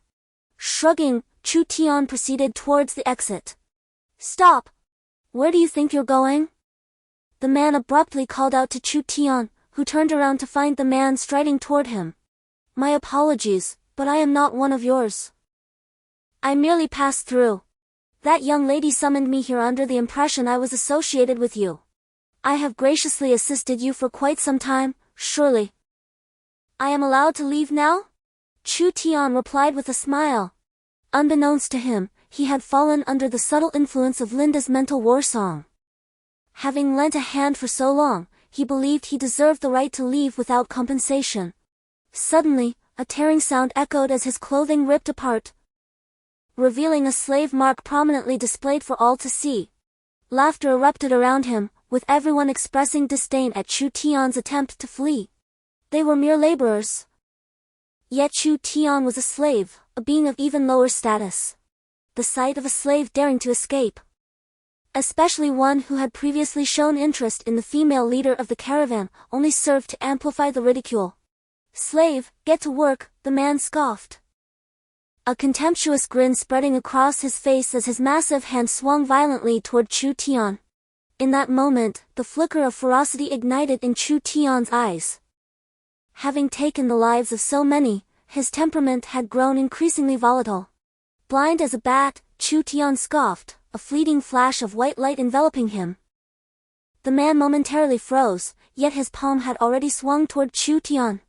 In an instant, Chu Tian extended his arm and effortlessly blocked the man's strike. The man's eyes widened in astonishment. Although he had not summoned his battle energy, the fury of a 6th-level swordsman was not something ordinary individuals could withstand. Yet, this slave before him had done so with ease. Is a 6th-level swordsman truly formidable? Chu Tian sneered, as an astonishing chill suddenly surged from his arm. Almost immediately, With the man's bewildered gaze fixed upon him, Chu Tian delivered a powerful punch to his abdomen. Are you an ice-type fighter? A fighter is a general term for those who wield battle energy, encompassing swordsmen, archers, assassins, and others. Typically, those who can utilize battle energy without knowing which weapon to use are referred to as fighters. No, all you need to know is that I am not a slave. Chu Tian replied coolly, retrieving another set of clothing from his backpack. He had no inclination to run around naked. It appears I truly need to purchase some clothing. How many have I ruined now? In the past year, Chu Tian had barely worn out a single piece of clothing, yet after just a month in this world, the garments he had destroyed could easily last him a year. Stop! You think you can just walk away after assaulting someone? As Chu Tian prepared to leave, the man found himself at a loss for words. A person with battle energy, even if reduced to slavery, could still rely on their abilities to reclaim their identity as a professional. However, Linda was evidently not willing to let this slide. The fallen individual was none other than her own brother. Miss, I have already shown you considerable courtesy. You must recognize that it was you who pulled me into this situation and requested my assistance. I find it rather disconcerting that, after having toiled on your behalf for half the day, you still demand more. Chu Tian turned away, his impatience becoming palpable. Initially, he had felt a modicum of affection for this young lady, yet his predominant sentiment was one of curiosity. However, should she persist in her relentless pursuit, Chu Tian would not hesitate to assert himself. In his perspective, survival and safety were paramount. Not even a celestial being could undermine his hope for freedom and life. Chapter 34, Entering the Summoners Association. Then, you shall not leave. It is absolutely forbidden, Linda exclaimed, her voice rising in urgency. In truth, she had no intention of detaining Chu Tian, rather, she was alarmed to witness her brother beginning to encase himself in ice. As the chilling grasp of frost threatened to envelop him entirely, Linda's agitation intensified. Yet, in her flustered state, her words became jumbled, causing Chu Tian to furrow his brow. Did she intend to force him to stay? Linda, be silent, you foolish girl. My dear brother, I must apologize for my previous rudeness. I mistook you for a mere servant of my household. I, Kailant, extend my sincerest apologies. Kailant lay on the ground, allowing the ice to encroach upon his form. His outward demeanor one of contrition while tumult brewed within. The frost had even managed to partially freeze his fighting spirit. Had he not been quick to channel his energy at the moment of the attack, the efficacy of his power would have been reduced by at least half. In other words, had this assault been directed at an ordinary warrior, the efficiency of their energy would have been diminished by a similar degree. In any combat scenario, this proves to be fatal. Realizing this, Current decisively chose to concede, for he discovered that he could not ascertain the profession and level of the warrior before him, indicating that this individual was at least his equal. Unbeknownst to Chu Tian, the secretive aura bestowed upon him by the divine essence led others to mistakenly perceive him as a level 6 warrior, yet the outcome remained favorable. You merely need to circulate your fighting energy and take a warm bath to recover. Farewell, Chu Tian waved his hand. Observing the icy power granted by the white lightning dragon king enveloping Current, spreading from his abdomen to his limbs. While surprised, he still offered a means of salvation. Thank you, Current nodded, and instantly his fighting energy erupted, shattering the ice.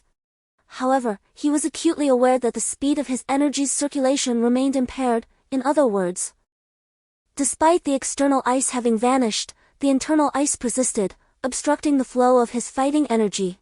What kind of technique is this, capable of freezing fighting energy? If this person were of a saintly rank, would they not be able to freeze my entire being in one fell swoop? Current pondered, involuntarily shivering. As a businessman, he understood whom to provoke and whom to avoid. Adhering to the principle that harmony begets prosperity, he opted to humble himself, as there was truly no loss in doing so. After all, this individual had been laboring on his behalf for half a day. If there were any losses to speak of, it was Chu Tian who had incurred them. Not only had he received no remuneration, but his clothing had also been torn. I apologize, and thank you.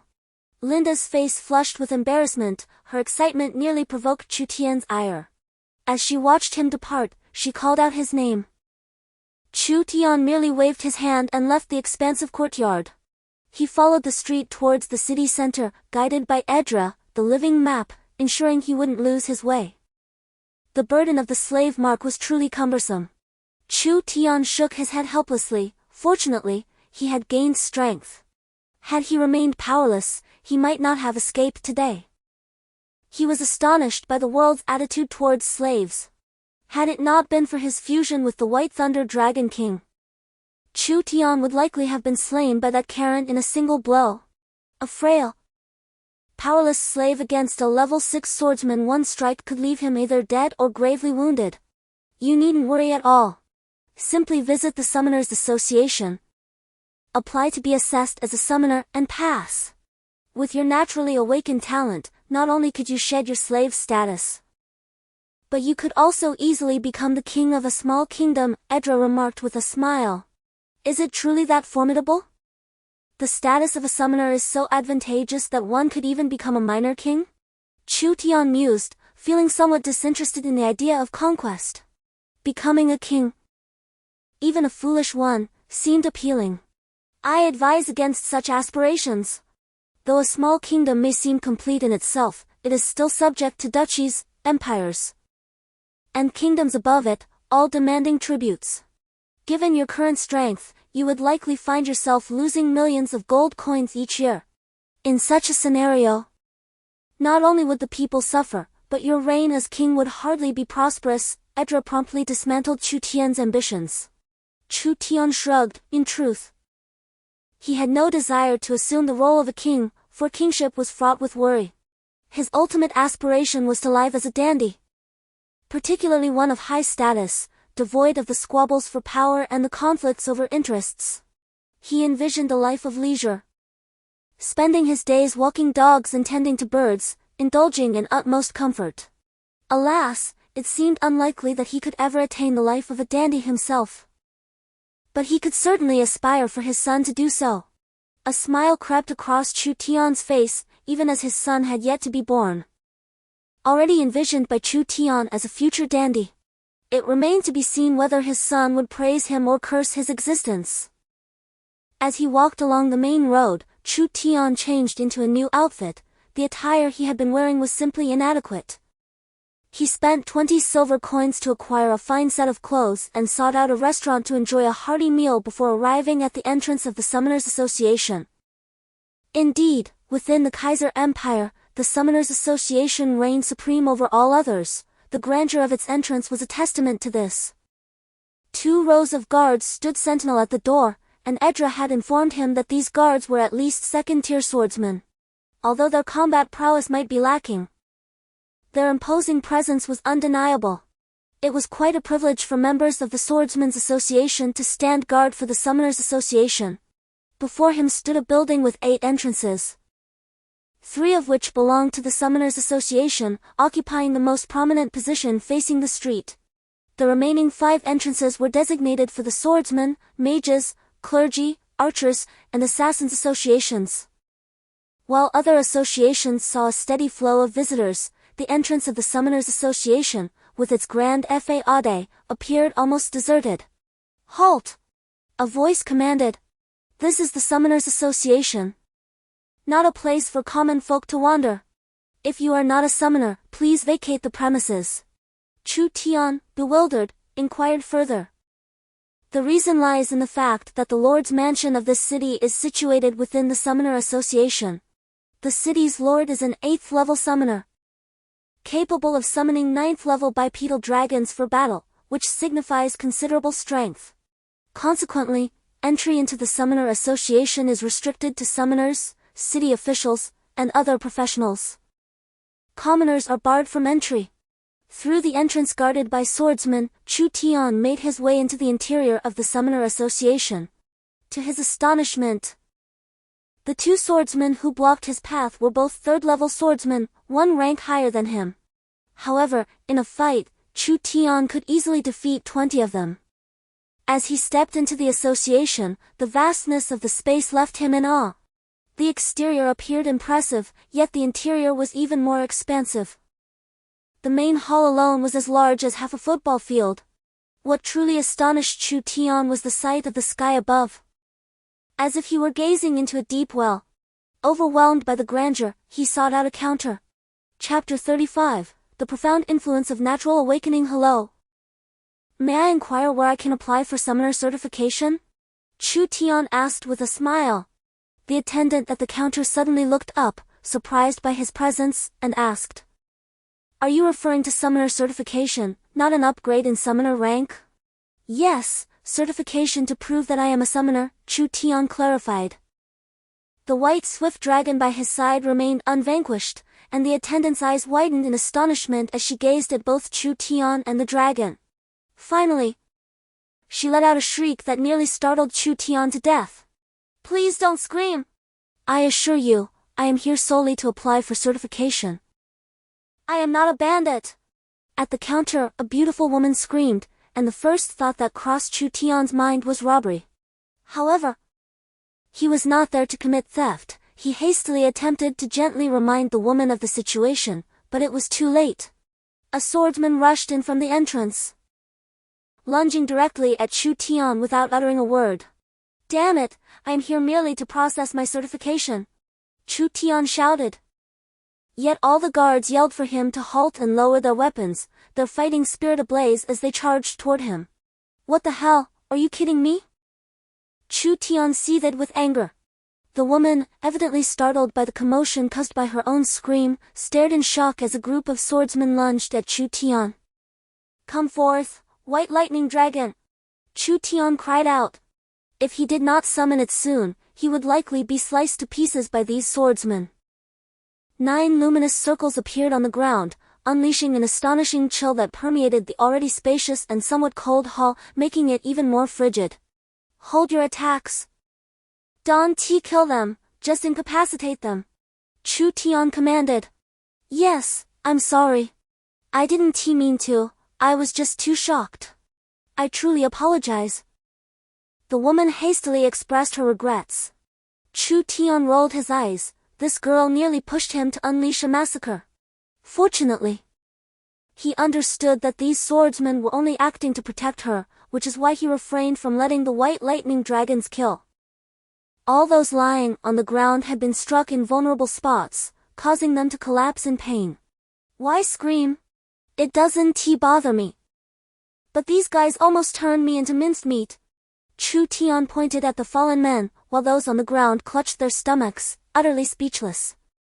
Is this what you call being chopped? Had Chu Tian been a touch more ruthless, the individuals sprawled on the ground would have already become lifeless corpses. Annabella. Do you mean to say that everything is fine?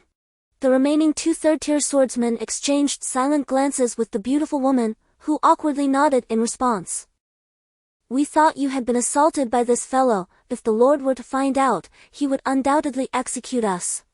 We initially planned to eliminate this scoundrel ourselves. But we had no idea of this esteemed gentleman's formidable prowess. The two shared a wry smile, realizing that although they were stationed at the Summoners Association, they had never encountered any conflict with a summoner, nor had they witnessed a battle between summoners and those of equal rank. For centuries, it has been said that summoners of the same tier are invincible. They had assumed it was mere hearsay, but today they had finally gained true insight. Enough now. Please refrain from screaming, you nearly frightened me to death, and I have done nothing at all. The most innocent party in this scenario was Chu Tian, who gazed at the woman named Annabella with a rueful smile, causing her to blush deeply. Chu Tian observed that the girls in this world possessed a remarkable propensity for blushing. Annabella was one such example, as was the girl named Linda he had encountered earlier. And even the first woman he met in this realm, Belida, displayed the same trait. Yes, I apologize, it was unintentional, it was your summoned beast. Annabella pointed at Chu Tian's summoned creature. What manner of summoned beast is this? My heavens, I have never seen anything like it. Could it possibly be the legendary summoned beast from a new dimension? A voice, filled with astonishment, resonated from behind.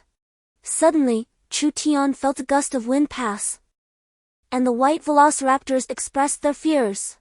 He quickly turned around to find an elderly man standing behind him, his eyes wide open, stroking the white velociraptors. The scene resembled that of a lifelong bachelor, having spent 60 years alone, gazing at the goddess of his dreams, sending a chill down Chu Tian's spine. This elder surely harbored some peculiarities. Whose summoned beast is this? Is it yours? You rascals, standing and sitting in such disarray, it certainly cannot be yours, and you? Little girl, are you the owner? With your constant focus on food, it is evidently not yours either. That leaves you, young man, is this your summoned beast? The old man surveyed the surroundings, initially ridiculing the swordsmen, eliciting bitter smiles from them. He then berated the beautiful Annabella, before finally directing his attention to Chu Tian. Chu Tian pursed his lips, struggling to suppress a laugh, while Annabella, in a fit of anger, tugged at the elder's long beard and shot glares at those around who were snickering. Only then did she reveal Chu Tian's identity. What? You are here for an authentication? So you must be a naturally awakened summoner? The elder's eyes widened in shock, and the surrounding swordsmen gazed at Chu Tian in astonishment, clearly aware of the challenges associated with the profession's natural awakening. To put it in perspective, most professionals undergo a talent test in the city at the age of 8. If they pass, they are sent to school. Some institutions are fee-based while others are free, akin to public and private schools. Within these schools, mentors instruct students on how to channel their fighting spirit or magic, and how to utilize it, which bears a striking resemblance to the educational systems in the Celestial Empire. Referring to the mages who have been educated as enrolled students, those like Chu Tian, who awaken their abilities naturally, are akin to the legendary self-taught scholars. Having never undergone systematic education or received guidance from esteemed mentors, they embark on their journey to become professionals independently. This phenomenon is reminiscent of an individual who, having never attended school, manages to gain admission to the most prestigious institution in the world and even secures a Nobel Prize, a truly astonishing feat. In this realm, individuals with natural awakenings are not exceedingly rare, constituting approximately 1 in 10,000 of all professionals. However, the ratio for summoners is even more staggering, 1 in 100,000. Thus, it becomes evident why summoners are regarded as exceedingly precious, and those who awaken naturally among them are deemed treasures of the highest order. Chapter 36, I wish to be a disciple, Hulk Troida. Furthermore, to bolster one's reputation or enhance the safety of students, a renowned instructor invariably garners respect. Particularly since the only formidable adversaries of summoners are the control masters, while other professionals tend to show a modicum of deference. Shortly thereafter, within a mere 10 minutes, Chu Tian confronted a second pivotal decision, the selection of a mentor. Esteemed senior, he implored, I have consented to join the local chapter of this city. But what shall I do now? A throng of elderly men and women, their gazes sharp and predatory, bore down upon him, leaving Chu Tian feeling as though his very feet were trembling beneath him. This group of elderly individuals, incapable of striking or scolding, even unable to flee, were regaling each other with tales of their prowess and accolades. It was as if countless bombers were unleashing deadly explosives in Chu Tian's mind, leaving him feeling as though his head might burst. Ah, my intention in keeping you at this branch is quite deliberate. This branch is in proximity to the sea, where the treasures of nature are far more abundant than on the mainland. For your strength and future, establishing yourself here will be advantageous. This branch will undoubtedly invest in your development. Do not be deceived into thinking that the Summoners Association is an impenetrable fortress. Such a facade exists only for outsiders. Internally, they are rife with their own conflicts. As a newcomer with a natural awakening and remarkable talent, the Rock City branch will spare no effort in nurturing you. In due course, you will possess reputation, status, wealth, and even the admiration of beautiful women. Most importantly, any materials you require to enhance your strength will be readily provided by these individuals, ensuring your safety and fortifying your capabilities. Chu Tian suddenly comprehended the depth of his gratitude towards Adila.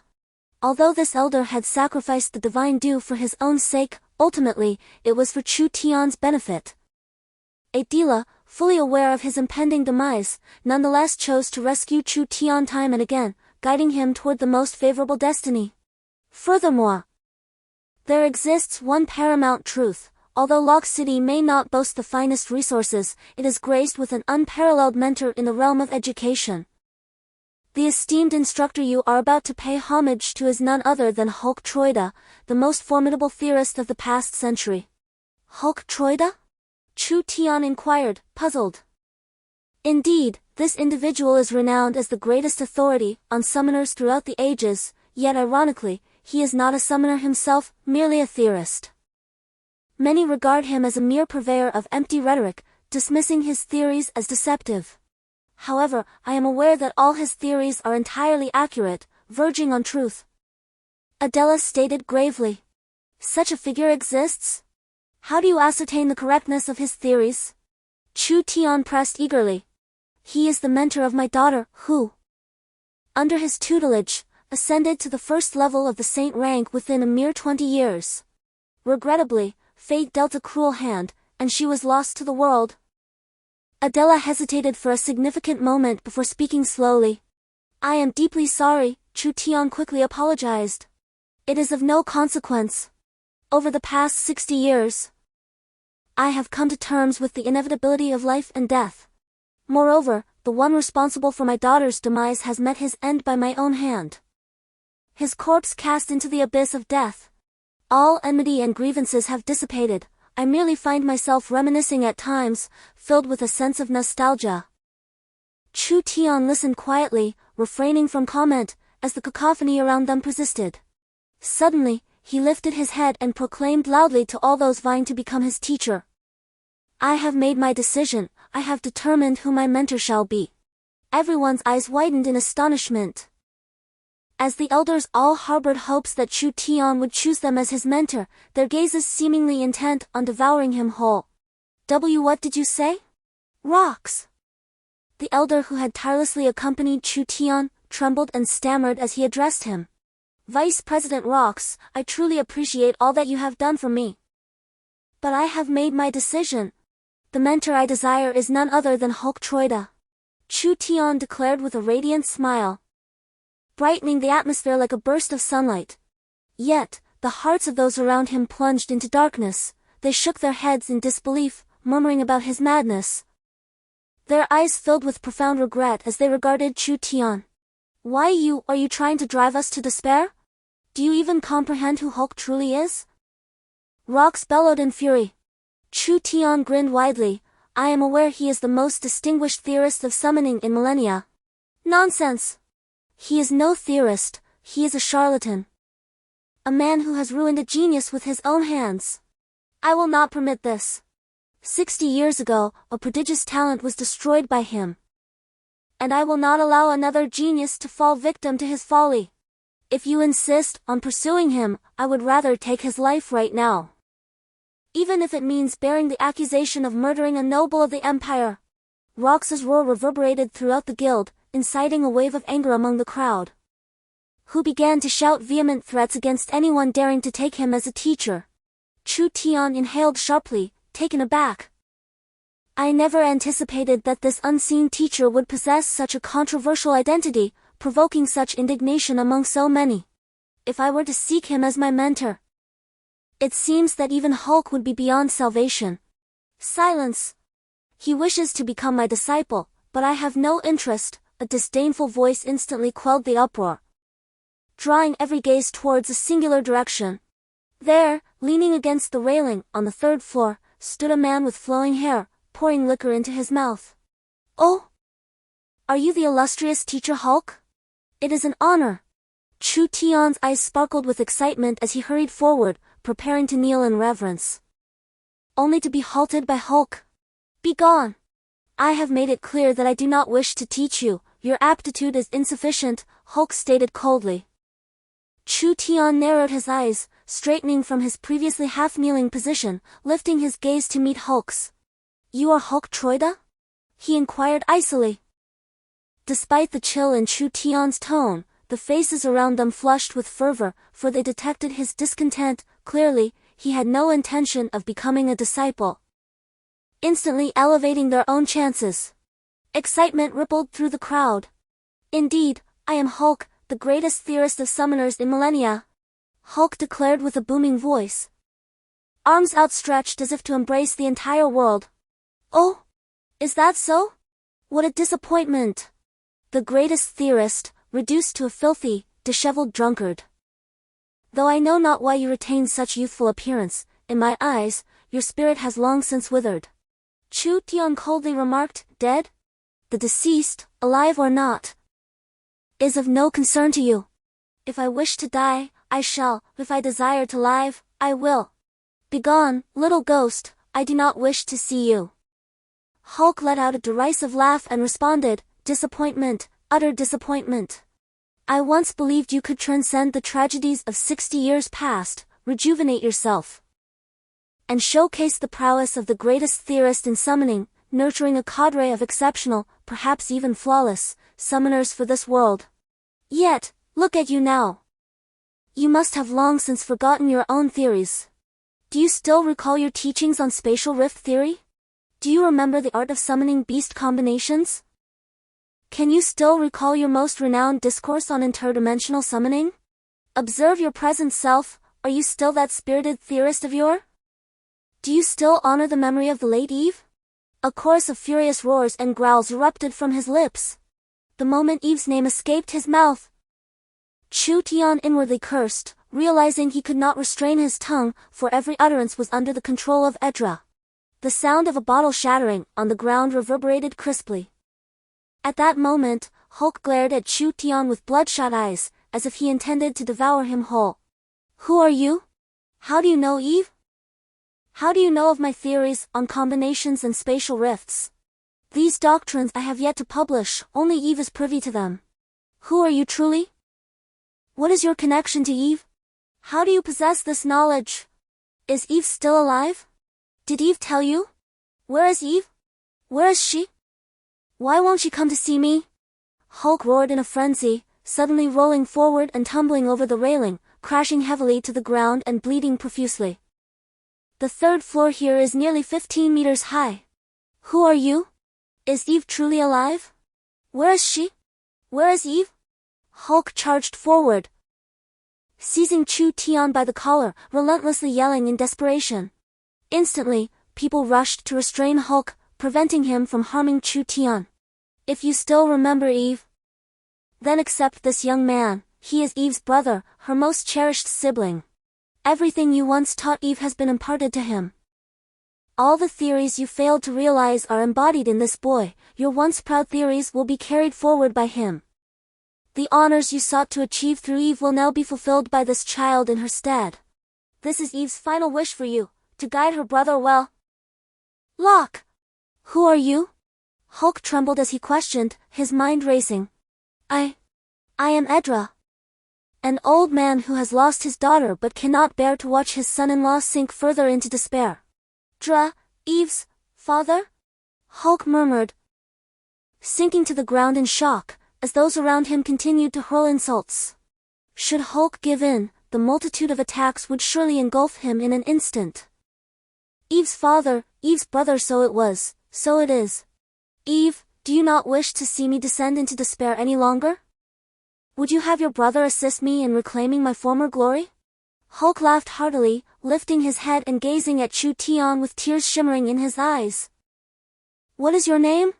Hulk inquired softly, his prior indifference and disdain vanishing in an instant. "My name is Chu Tian," he replied, as Adela relinquished her control over his speech. "Chu Tian, a fine name indeed. Are you Eve's brother?" Hulk continued to question. "Yes, that's correct." The voice of Adela within his mind prompted Chu Tian to nod, affirming his relationship with Eve. "Ha ha ha! Excellent, splendid, truly marvelous. From this day forth, you, Chu Tian, shall be my disciple." Hulk erupted into wild laughter, causing those around him to momentarily freeze before they began to roar with fury, summoning numerous beasts to the scene. Chu Tian swiftly summoned a flock of white lightning dragons, positioning them directly in front of Hulk. "Ignore them, follow me," Hulk said, completely disregarding the murderous glares and furious shouts from the crowd. He slowly rose to his feet, leading Chu Tian away. Chu Tian cautiously escorted Hulk to the third floor, while the crowd below seethed with rage. Had it not been for Chu Tian standing before Hulk, an attack might have already occurred.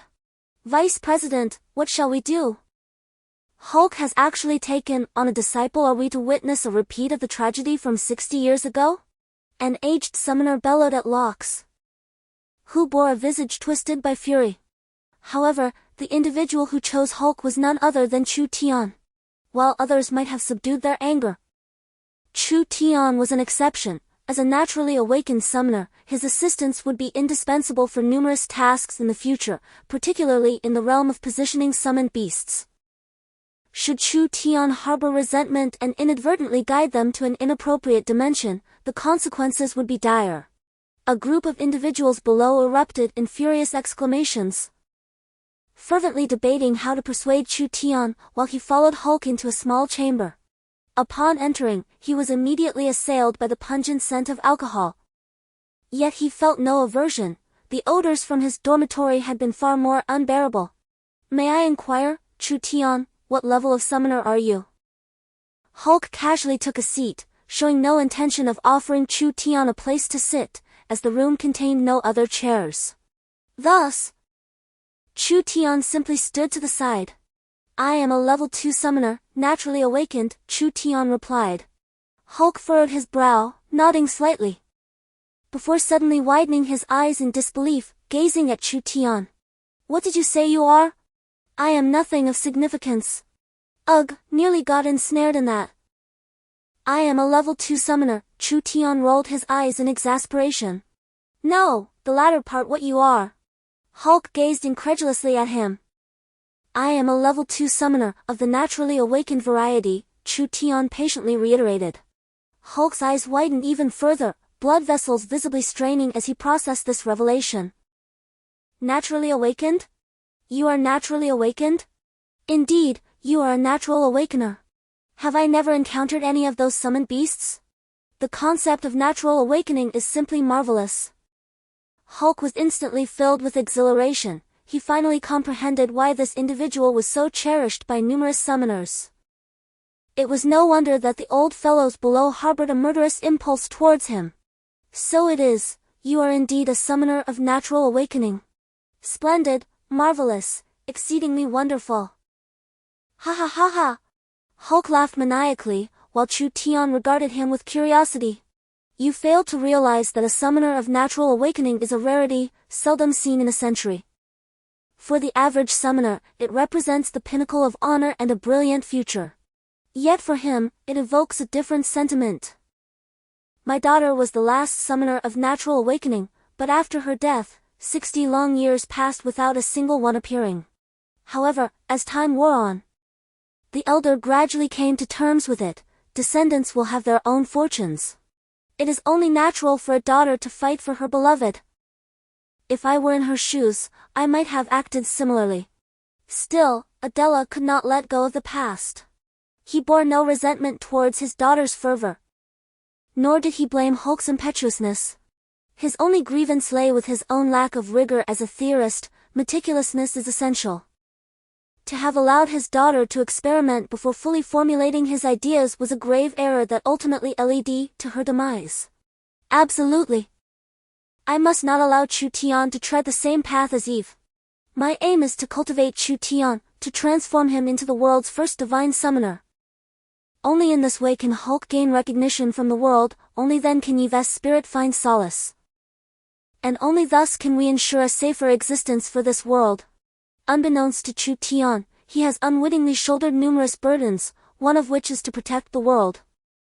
However, the moment Edra sacrificed himself to save him, leading him to consume the elixir of the deities, all of this was destined to unfold. How enlightening! Chu Tian suddenly comprehended that Hulk's previous student was also a summoner, a naturally awakened summoner at that. It is no wonder Edra advocated for him. Furthermore, through their conversation, Chu Tian learned that this man is none other than Edra's daughter's husband, her beloved, and the son-in-law of the esteemed Edra. Everything now makes perfect sense. Teacher Hulk, I shall rely on you henceforth. I fear not hardship nor fatigue, you may train me as you wish. To survive in this world, to truly live freely and joyfully. Chu Tian will harbor no trepidation. The two exchanged a glance and suddenly erupted into laughter, an unspoken understanding blossoming in an instant, as if all barriers had vanished. Teacher, allow me to treat you to a meal, Chu Tian said with a smile. Very well, but I wonder if you've brought enough money. Eating and drinking without moderation is wasteful, Hulk replied. Rest assured, I have received my wages for this month. I never anticipated that joining the Summoner Association would come with such benefits. My salary amounts to 1,000 gold coins. Two individuals arrived at a restaurant, ordering over 130 dishes, extravagantly spending 60 gold coins. If this were in the Celestial Empire, it would resemble a grand banquet of the Manchu Han Imperial Feast. They dined for 2 consecutive nights until dawn, then from morning until afternoon, and from dusk until the late night, only ceasing their indulgence at last. Both were thoroughly intoxicated. Hulk was elated, having unraveled years of inner turmoil with a single remark from Idra, revitalizing his spirit and redirecting all his attention towards Chu Tian, striving to mold him into the most formidable summoner. Chu Tian, on the other hand, found solace. Having spent nearly a month in this world, he had lived in constant fear and trepidation, facing the specter of death daily. Officially joining the Summoner Association signified that he finally possessed an identity in this realm. This may be difficult to comprehend, yet one would understand the immense relief that comes with having a legitimate identity while abroad. He no longer had to flee, worry about sustenance, or endure hunger. In an instant, all the fears, anxieties about the future, and uncertainties that had plagued his heart were cast aside. Chapter 39. Theoretical class time seemed irrelevant, but when Chu Tian awoke, the outside world was brilliantly illuminated. However, he was certain he couldn't have slept for merely a few hours. Upon inquiring with Idra, he discovered he had indeed slept for 2 full days. It was now the morning of the 3rd day.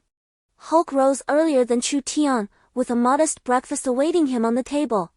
Although the sun had already risen, Chu Tian smiled as he indulged in the meal. The fact that Hulk had learned to care for others signified that the once debauched Hulk had undergone a profound transformation. With this understanding, Adara felt a sense of relief. Despite the haunting sorrow of his daughter's demise, he recognized that in this world, there existed a man who bore an even greater anguish. Hulk. After satiating his hunger and thirst, Chu Tian sought out Hulk, who was besieged by a group of elderly men. They vociferously berated him, incessantly invoking Eve's death to provoke Hulk. Yet, Hulk maintained a smile, as if the tragedy of Eve's passing had inflicted no pain upon him. Chu Tian, however, discerned the sorrow that lingered in Hulk's eyes, artfully concealed beneath the facade of composure, while a fierce determination blazed within. Goodness, I sense my days ahead may not be easy, Chu Tian remarked with a grin. Hulk looked up with a smile, and upon seeing Chu Tian, his face lit up. He hopped down from the table and made his way to Chu Tian amidst the barrage of the elderly men. Awake? Chu Tian inquired.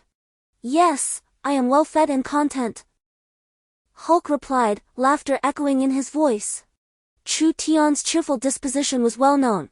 During his school years, half the boys in the dormitory recognized him, calling him brother and inviting him for barbecues and drinks almost every night. Though he was not a wealthy heir, he enjoyed genuine friendships, and his amiable nature endeared him to all. As Chu Tian casually flipped through a page, he decisively shook his head. Hulk, scratching his head, was taken aback to discover that his student could not even recognize the characters.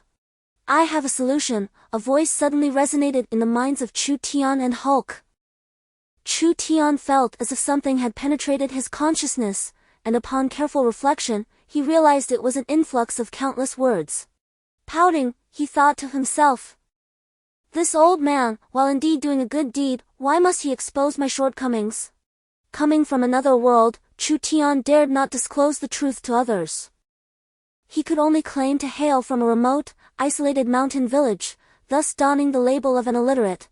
After all, he was a graduate of a prestigious university.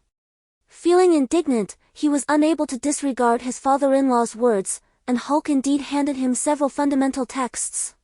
Despite his displeasure at being exposed, Chu Tian acknowledged the necessity of studying the materials. With the assistance of Aedra, he could now comprehend the written language of this world. And he eagerly began to delve into the reading. The book did not recount mythical tales or the story of Pangu creating the heavens, but rather detailed the geopolitical landscape over the past millennium. Overall, the global order had remained largely unchanged for 1,000 years, with only minor nations frequently shifting, while the founding empires had remained steadfast. This world was categorized into 4 tiers of nations: duchies, kingdoms, empires, and monarchies, with monarchies being the highest, most powerful, and formidable, while duchies were the smallest, weakest, and most unstable, perpetually at risk of annihilation. The realm in which Chu Tian resides is known as the Caesar Empire, which is nominally under the Holy Light Empire. However, many have begun to refer to the Caesar Empire as the Caesar Kingdom. With the support of the Summoner Association, the strength and influence of the Caesar Empire have grown increasingly formidable. On the following day, classes resumed, and Hulk commenced a discussion with Chu Tian regarding the classifications of summoners. Summoners are broadly divided into 2 categories: selective summoners and random summoners. Hulk produced a notebook and tossed it to Chu Tian. Selective summoning entails that, once a summoner establishes a connection with a summoning plane and attains sufficient strength, they can summon one of the creatures from that realm. However, this method has a notable disadvantage: the creatures summoned typically possess inferior strength. Conversely, random summoning occurs after a summoner reaches a certain level of power, resulting in the summoning of creatures that are entirely unpredictable, yet remain within a margin of 1 level above or below the summoner's own power. This means that the nature of the summoned creature remains unknown even to the summoner, with luck determining whether it is 1 level higher or lower than their own. Isn't random summoning quite disadvantageous? Chu Tian pondered aloud. Indeed. Your ability to pose such a question indicates that you have grasped the nuances of these 2 summoning classifications. While the creatures summoned through selective summoning may not always be exceptionally powerful, they are invariably those that the summoner desires, and they can be effectively integrated into his strategy. The summoner is often referred to as one's own team, where the combination of summoned beasts must be flawless. Consequently, a random summoner lacks this capability, leaving everything to fate. They may encounter a fortunate alignment with a desirable summoned beast or, conversely, face a tragic outcome. The element of chance is a gamble that Chu Tian dares not engage in. Fortunately, Chu Tian is assured of his status as a selective summoner, free from the torment and anguish of randomness. However, you might perceive random summoning as a source of suffering, correct? To summon an undesired beast, or worse, to inadvertently call forth a creature weaker than oneself at a critical moment, wouldn't that be quite tragic? You are mistaken, in truth. Random summoners are the true mainstream in this world. Hulk smiled broadly and said this, prompting Chu Tian to look up in astonishment, exclaiming, "Impossible! If that is the case, are all summoners merely gambling on luck?" Chu Tian inquired urgently. Luck? Ah, a fine term. If we were to consider millennia past, I could unequivocally affirm that yes, all random summoners were indeed gambling on luck. However, as time has progressed, the ability to control the summoning of random summoners has emerged. Hulk's words left Chu Tian astounded. Control? How can one control such a thing? Chu Tian asked. A typical selective summoner, when calling forth their beast, usually closes their eyes to connect with the summoning realm, seeking their desired creature, establishing a mental link, and then summoning it forth. In contrast, random summoning lacks the search step, a beast simply materializes before them. And a contract is forcibly established to summon it. The two parties may be described as one being active and the other passive. However, after millennia of research, a surprising revelation has emerged. It has been discovered that if one places objects favored by summoned creatures within a magical array, the likelihood of summoning the desired entity significantly increases. Hulk smiled at Chu Tian, unsure if he could grasp this concept. In murky waters, where clarity is obscured, one might entice the summoned creatures with their preferred offerings, for though the waters are unclear, the summoned beings can discern what they seek. Hulk paused for a moment before erupting into hearty laughter. Indeed, this is the essence of the matter. Your cleverness astonishes me. While this principle is quite elementary, you are the first to articulate it so candidly. It is all about enticing the summoned creature with what it desires, which has gradually come to be referred to as sacrifices. Over time and through collective research, the habits of nearly all summoned creatures have been elucidated, leading to a drastic reduction in the randomness of summoning by random summoners to an almost outrageous extent. As long as one is not despised by the goddess of fortune, presenting the appropriate sacrifice will generally yield the summoned creature one desires. While Locke spoke with ease, Chu Tian was left in bewilderment. For his own summoned creature necessitated a sacrifice, although it involved mental energy and a crystal core. Chu Tian had observed in his readings that other summoners required only mental energy, while he had the added complexity of a crystal core, coupled with numerous unlocking conditions. Chu Tian found himself utterly confounded. Was he indeed selective, or merely at the mercy of randomness? However, this is not a matter of great significance. Both selectivity and randomness can ultimately be manipulated freely. For Chu Tian, the situation bears no distinction from the present circumstances. He took great pride in bestowing a new name upon his summoning method, exchangeability. Through specific conditions, he is able to summon creatures, and this is Chu Tian's unique approach, though it remains a secret known only to him. When he explained it to Hulk, he referred to it as selectivity, to which Hulk did not express any surprise. The primary distinction between selectivity and randomness lies not in the manner of summoning the creatures, but rather in their strength. Generally speaking, creatures summoned by choice tend to possess weaker abilities and lower intelligence, whereas those summoned at random often exhibit greater strength and even remarkable intellect. Thus, countless summoners enjoy the thrill of chance, hoping to summon a creature of high intelligence, which could be cultivated over time into something formidable. What's the matter? Are you a bit disappointed that you weren't summoned randomly?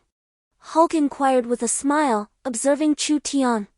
In response, Chu Tian's smile only grew brighter. Had it been random, he would have ceased to engage altogether. It is precisely because of the selectivity that Chu Tian feels emboldened to continue, as it allows him to comprehend the characteristics of his adversaries and summon creatures that perfectly align with his strategy. He envisioned crafting a formidable army of summoned creatures, akin to the diverse roles in an online game: warriors, mages, priests, and assassins, intending to establish an elite force dedicated to defeating formidable bosses. Do not be disheartened, in truth. For you, the concepts of choice and randomness are entirely inconsequential. All naturally awakened summoners are connecting to the summoning realms for the very first time, and the initial connection offers significant rewards.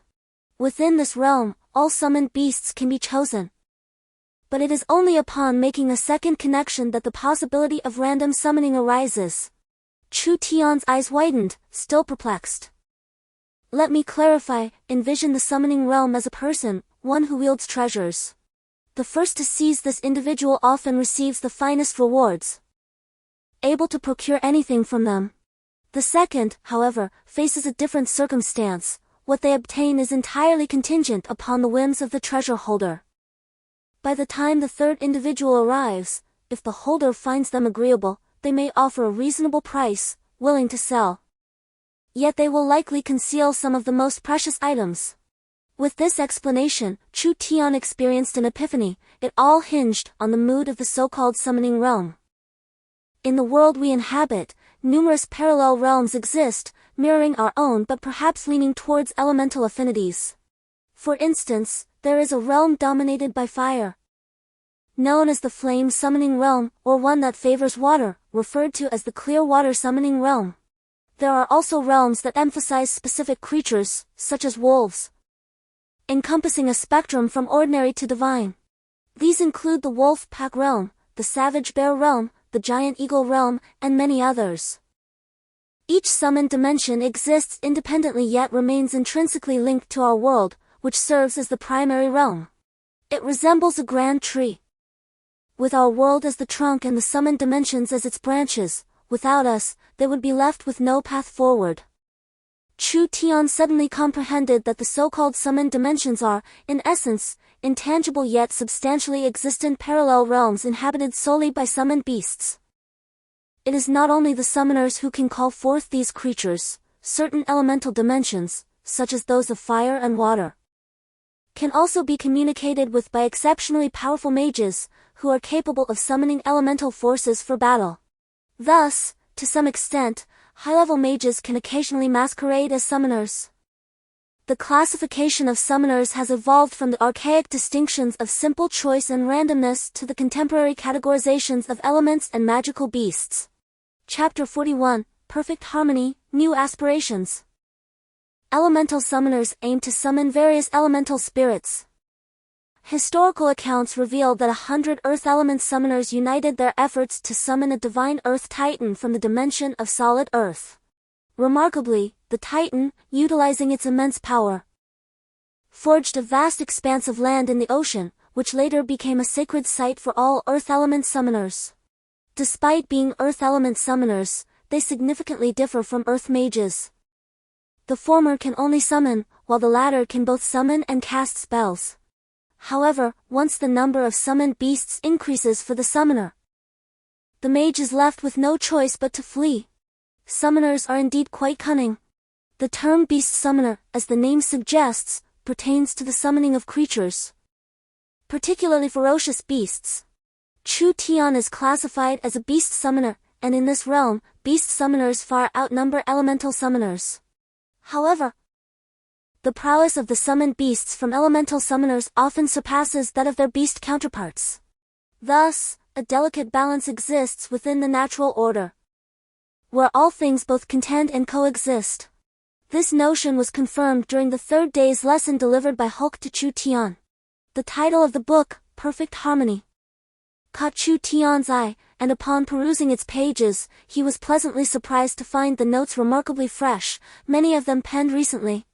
A smile crept across his face, for it appeared that Hulk had not entirely succumbed to despair. He was still engaged in the pursuit of his ideal synergy.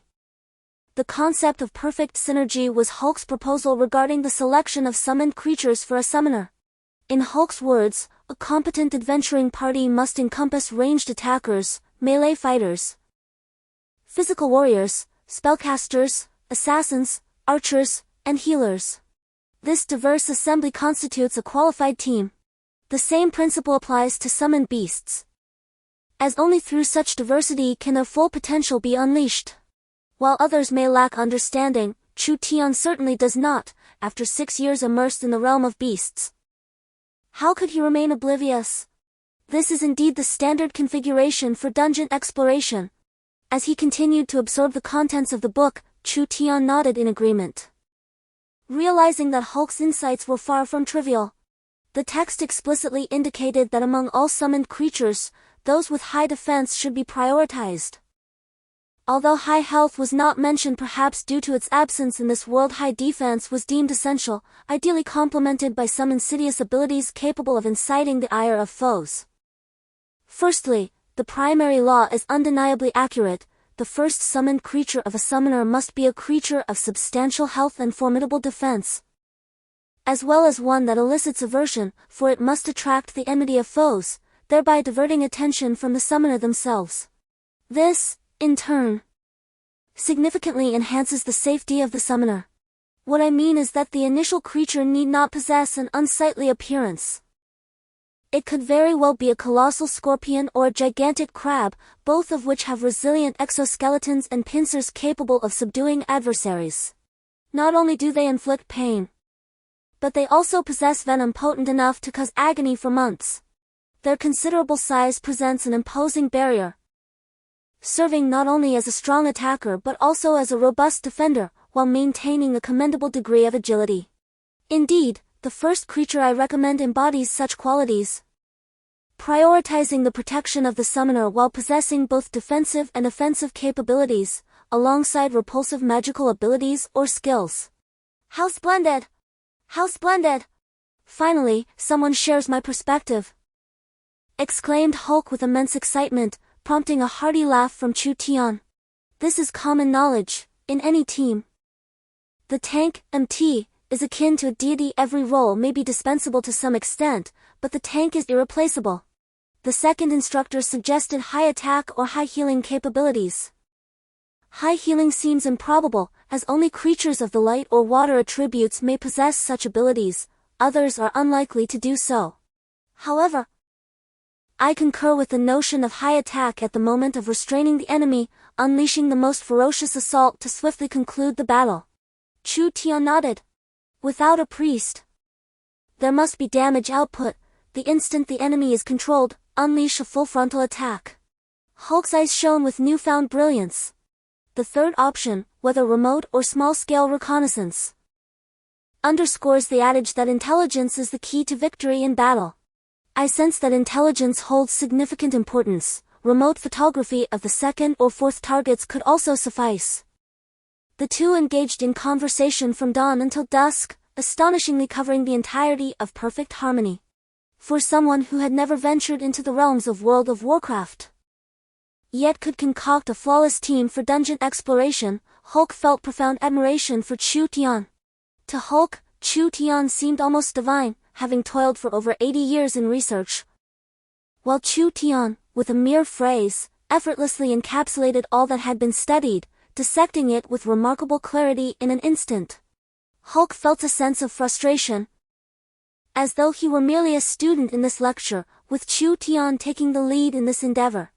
However, Hulk was reminded that in this world, power reigns supreme. All magic and summoned creatures prioritize combat capability. Who would concern themselves with defensive strategies or equip remote healing and stealth reconnaissance? Was it not a waste of precious mental energy? It has been demonstrated that summoners in this world often opt for routes of explosive power, which seems rather unwise. Yet, Chu Tian's presence illuminated a flicker of hope for Hulk. Chu Tian's proficiency in this unusual strategy was evident. He was unaware of how many years Chu Tian had immersed himself in online gaming. The combination came as no challenge, and that very evening, Chu Tian established some of his objectives, essentially the preliminary goals of a level 3 summoner. With the premise of a team, Chu Tian set several essential summoning goals for himself, prominently featuring the name of a crab specifically, the ultimate target in the early stages, which had caused countless players to falter. Its impenetrable armor had rendered numerous weapons ineffective against it. This infamous creature, colloquially known as the red-braised crab, or the illustrious daimyo hermit crab, is characterized by its vibrant crimson hue and the massive dragon skull it carries on its back, reminiscent of a hermit crab. The most common variant bears the skull of a one-horned dragon, adorned with a formidable horn atop its head. Its attack methods are particularly insidious. It often exploits its robust armor to assert dominance, resulting in the demise of many novice players in Monster Hunter. One of its most repugnant tactics involves burrowing underground and then emerging with the horn from the one-horned dragon's skull, impaling foes from below, a truly vile and brutal maneuver. With formidable defense, swift mobility, high attack power, the ability to spray water, dig, and inflict grievous harm, this creature is a towering and nefarious adversary. What could possibly serve as a better defensive summoning beast than this tank? Chu Tian could already envision his foes, enraged and helpless, being pierced beneath the daimyo hermit crab's horn. How utterly violent!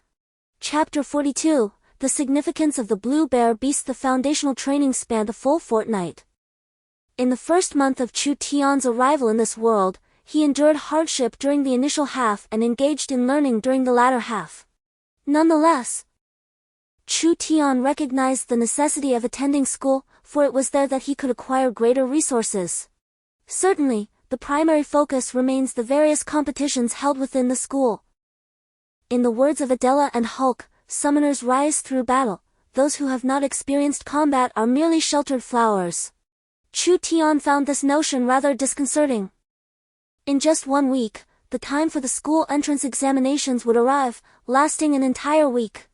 In other words, in 2 weeks. Chu Tian must present himself at the new academy, meaning he must travel from the border to the imperial city within that time frame. It is noteworthy that Hulk will also be joining the academy, as he is a member of the Summoner Association and is permitted to teach there. Despite some theoretical concepts of Hulk being less favored, his foundational teachings are renowned for their accessibility and clarity, almost instantly comprehensible. I nearly forgot my own identity. I too shall enter the school as an instructor, and you, young man, will be my student, Hulk remarked with a grin, pointing at Chu Tian, who scratched his head in response. However, this is not the time to discuss school matters, for Chu Tian currently faces a new situation, a manual obtained from a cult, containing records that allow one to assess both his and his summoned beast's power levels. Upon presenting it to Hulk, he was momentarily taken aback. The Eye of Truth. I never anticipated this tome would fall into the hands of a cult. I spent countless years in search of its whereabouts, Hulk exclaimed, astonished by the information displayed before him. Adela, who had long since awakened, was equally surprised. He held Chu Tian in high regard and had refrained from examining his possessions, never expecting him to possess such a book. The Eye of Truth? Chu Tian inquired, puzzled. Indeed, this is a specialized ability unique to the legal system, enabling one to channel mental energy into their eyes, thereby perceiving the energy distribution of adversaries. The deeper the hue, the more formidable the opponent. With frequent utilization, one becomes adept at discerning the ranks of enemies. Chu Tian suddenly comprehended, akin to biologists who can deduce an organism's body temperature merely by observing thermal imaging. An eagerness to learn ignited within him, however, to his astonishment, this ability necessitated auxiliary materials. How troublesome! Upon reviewing the cultivation requirements, Chu Tian's expression fell. The instructions detailed a concoction of an array of convoluted ingredients to brew a potion, which would be administered as eye drops, requiring a sustained regimen of 2 months to yield preliminary effects. Furthermore, various unfamiliar components were needed to enhance the potency. What vexed Chu Tian was that this so-called Eye of Truth also required advancement. At the initial stage, it merely unlocked the ability to perceive the energy distribution of weaker individuals, while those of higher caliber remained obscured. Thus, to elevate the Eye of Truth, one must continuously utilize materials to enhance their vision. Chu Tian cradled his head in despair. Entering the Royal Academy had already demanded a substantial financial commitment, and now he was faced with the prospect of upgrading a skill. Yet, this was precisely the ability Chu Tian most required. He needed to gauge the strength of his summoned beasts. His own level was of little consequence, as he could assess it based on his mental fortitude. But he was troubled by the predicament of his summoned beasts. Should he rely on Adera for every assessment? Total mental intensity, 549 points, utilized mental intensity, 159 points. Indeed, half a month ago, Chu Tian's mental intensity surged from 160 points at the moment of summoning the White Speed Dragon King to an impressive 549 points. This figure, when converted in terms of the White Speed Dragon, could summon a staggering 30 White Speed Dragons and 3 additional ones, with ample surplus remaining. However, after summoning the White Speed Dragon King, Chu Tian refrained from summoning any further beasts, as he was meticulously biding his time, anticipating the summoning of new creatures. 10 jars of honey, total mental intensity 500 points, conditions met, would you like to unlock? Upon opening the shadow, a prompt appeared, and as soon as it was unlocked, Chu Tian couldn't help but smile, for the first time in a month, his joy was uncontainable. Within that shadow lay the creature he had longed for, the blue bear beast. The blue bear beast, regarded as the weakest monster in Monster Hunter PC, is typically the first boss that players encounter, easily dispatched by most players, especially ranged ones, who can achieve a near-flawless victory. Yet, Chu Tian's concern did not lie with the creature's strength but rather with its significance. What significance? What Chu Tian obtained was not merely the blue bear beast, but rather the fusion of two games. The White Speed Dragon King does not appear in Monster Hunter PC, nor does the blue bear beast in Monster Hunter RG. Despite both games sharing the same genre, they are distinct entities, and the monsters they feature exhibit numerous differences. However, the fusion of the two games implies that Chu Tian can summon a greater variety of item monsters. Although players generally deem the difficulty of PC to be relatively low, it remains a game after all. Moreover, P3 features several of Chu Tian's favorite bosses, such as the iconic cover monster, the Thunder Wolf Dragon, the signature Tyrant T-Rex, and the ultimate CG boss, the Storm Dragon, all of whom are undeniably impressive and formidable. These creatures were absent in the other version. With the merging of the two versions, the array of summonable beasts available to Chu Tian has expanded considerably, which is exceedingly advantageous for him. He has even begun to strategize his team composition, particularly following the introduction of new monsters in the latest version, which has refined his initial plans for his summonable beast team. Once the blue bear monster was unlocked, it triggered a series of cascading effects, the most notable of which was the unlocking of equipment related to it in the weapon inventory. Specifically, a complete set of blue bear armor caught Chu Tian's eye, making his mouth water with desire. The blue bear set boasts a defense of 60, 4 slots, a halved chance of becoming incapacitated, and a defense up, small, attribute.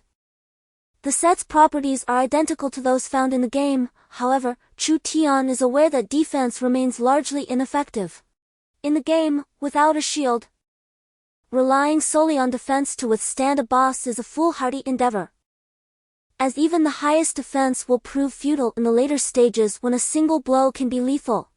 Thus, while he dismisses the 60 points of defense, he acknowledges its utility, recognizing that the robe he possesses is indeed beneficial, especially since it integrates metal into the armor. Chapter 43, Leo Ultraman. Upon closer inspection, Chu Tian discovered that the armor and weapon of the White Rapid Dragon King had indeed been unlocked.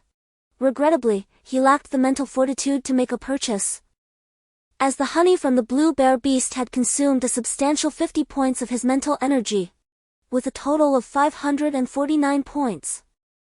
Chu Tian had already expended 209 points, leaving him with a mere 340 points. Although this seemed ample, he felt it insufficient. Stepping out of his room, Chu Tian intended to procure the materials necessary for crafting the Eye of Truth and the level 4 Earth-type crystal core required to summon the blue bear beast. As he descended to the first floor, an eccentric voice suddenly called out to him from behind. "Ah, is that not our prodigious genius, the illustrious summoner of natural awakening? Lord Chu Tian? In such a hurry, where might you be off to? Surely, you are not rushing to the lavatory? Do your quarters lack such amenities?" Turning around, Chu Tian was confronted by a face that filled him with irritation and disdain. With a sigh, he shook his head, disinterested in engaging in conversation, and attempted to walk away. However, the individual, accompanied by his subordinates, swiftly blocked Chu Tian's path. "What do you want?" "I seek nothing more than to observe the demeanor of the most dashing summoner in our guild. Yet, upon closer inspection, it appears rather unremarkable. No wonder you associate with a pretentious character like Hulk." Chu Tian looked helplessly at the being, whether he was Prince Leo of the L77 Nebula or simply Leo, who had been a relentless source of annoyance over the past fortnight. Each encounter seemed to delight him as he teased Chu Tian, primarily due to the fact that he was undeniably more handsome. However, the enchanting ladies at the counter favored Chu Tian, inciting Leo's jealousy. "What do you want, Leo?" Chu Tian inquired. I am called Rio. Leo retorted, glaring at Chu Tian. Understood, Rio. Perhaps you should seek your brother Astra, lest he cause further chaos on Ultra Star. And refrain from meddling with their keys, Chu Tian suggested while patting Rio's shoulder. Rio shot a furious glance at Chu Tian. First, I am Rio. Second, I possess no brother. Third, even if I had one, I would not recklessly take someone else's keys. What exactly are you trying to convey? This routine is tiresome, he exclaimed in exasperation. All Rio desired was to engage in a contest with Chu Tian, to witness the extraordinary beings summoned by a naturally awakened summoner. Yet, each time he was met with Chu Tian's evasive references to Leo Ultraman, which baffled him as he was not from the L-77 Nebula and had no knowledge of Leo Ultraman.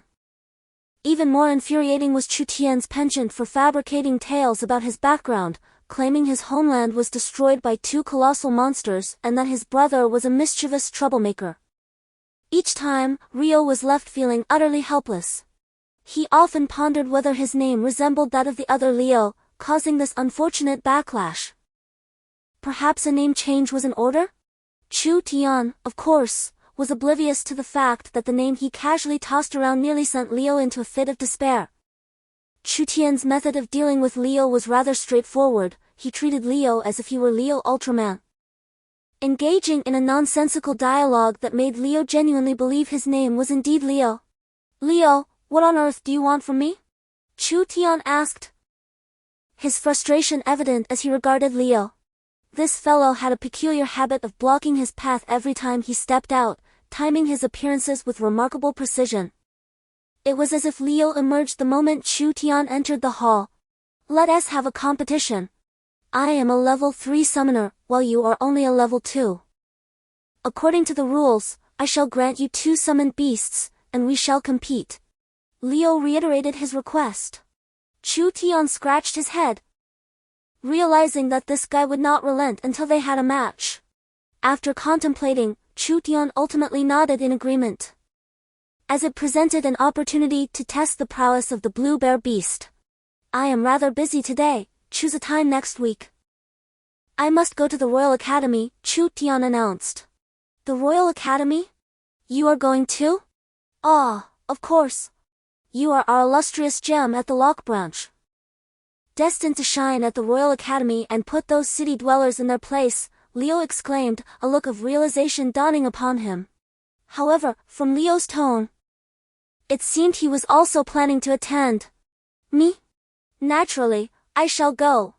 I am the most outstanding summoner of this cohort, and it is only fitting that I attend the finest institution. Let us not forget, my grandfather is the president of the branch. If I were to forego the Royal Academy, what a disgrace that would be. Chu Tian thought to himself, bemused by Leo's unabashed pride. Leo finally settled on a time for the day after tomorrow at noon. After Chu Tian waved his hand to indicate he understood, Leo, satisfied, left with his subordinates. Though this individual exhibited a degree of arrogance, he possessed a fundamentally good heart, having never shown undue contempt towards Chu Tian. As for the insults directed at Hulk, Chu Tian had long grown accustomed to them.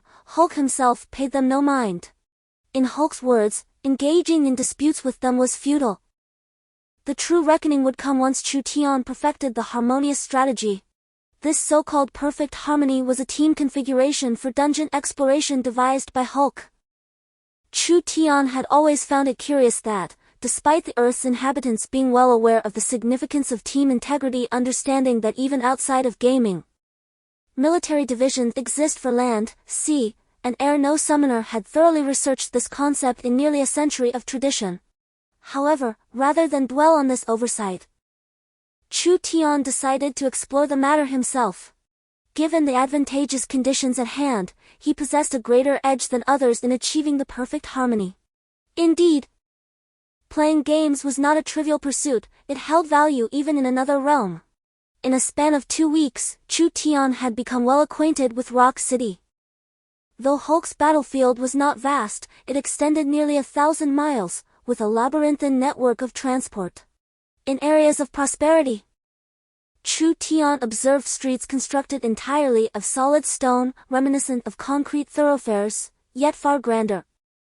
As if massive pillars had been laid horizontally to form the ground beneath him, an awe-inspiring sight. Surrounded by an array of shops, the bustling commercial landscape of this world, which has developed over countless years, is nothing short of remarkable. Here, one can find a plethora of fruits, both familiar and unfamiliar to Chu Tian. As he sought out a fruit store to purchase some of the delicacies he had savored in recent days, having an affinity for such delights, he then made his way to the magic shop. The magic shop, a venue tailored for nobility, generally enjoys a lower tax rate compared to other establishments. Yet its profits soar exponentially. Only families of considerable strength dare to operate such businesses. Chapter 44. Encountering Linda again. This serves as a reminder for Chu Tian to not forget the painful days of being bullied in the cannon fodder camp due to his lack of strength. This notion acts like a whip, constantly urging Chu Tian forward. If he does not rise above, his status would be akin to that of a slave, vulnerable to exploitation. Therefore, to escape such a wretched existence, Chu Tian must strive diligently. It is you are indeed a summoner. Karen's eyes widened in astonishment as a girl emerged from the crowd, equally stunned to see Chu Tian. It was Linda. Once again, they met. I am delighted to see you, Chu Tian remarked, his smile devoid of any animosity, genuinely pleased.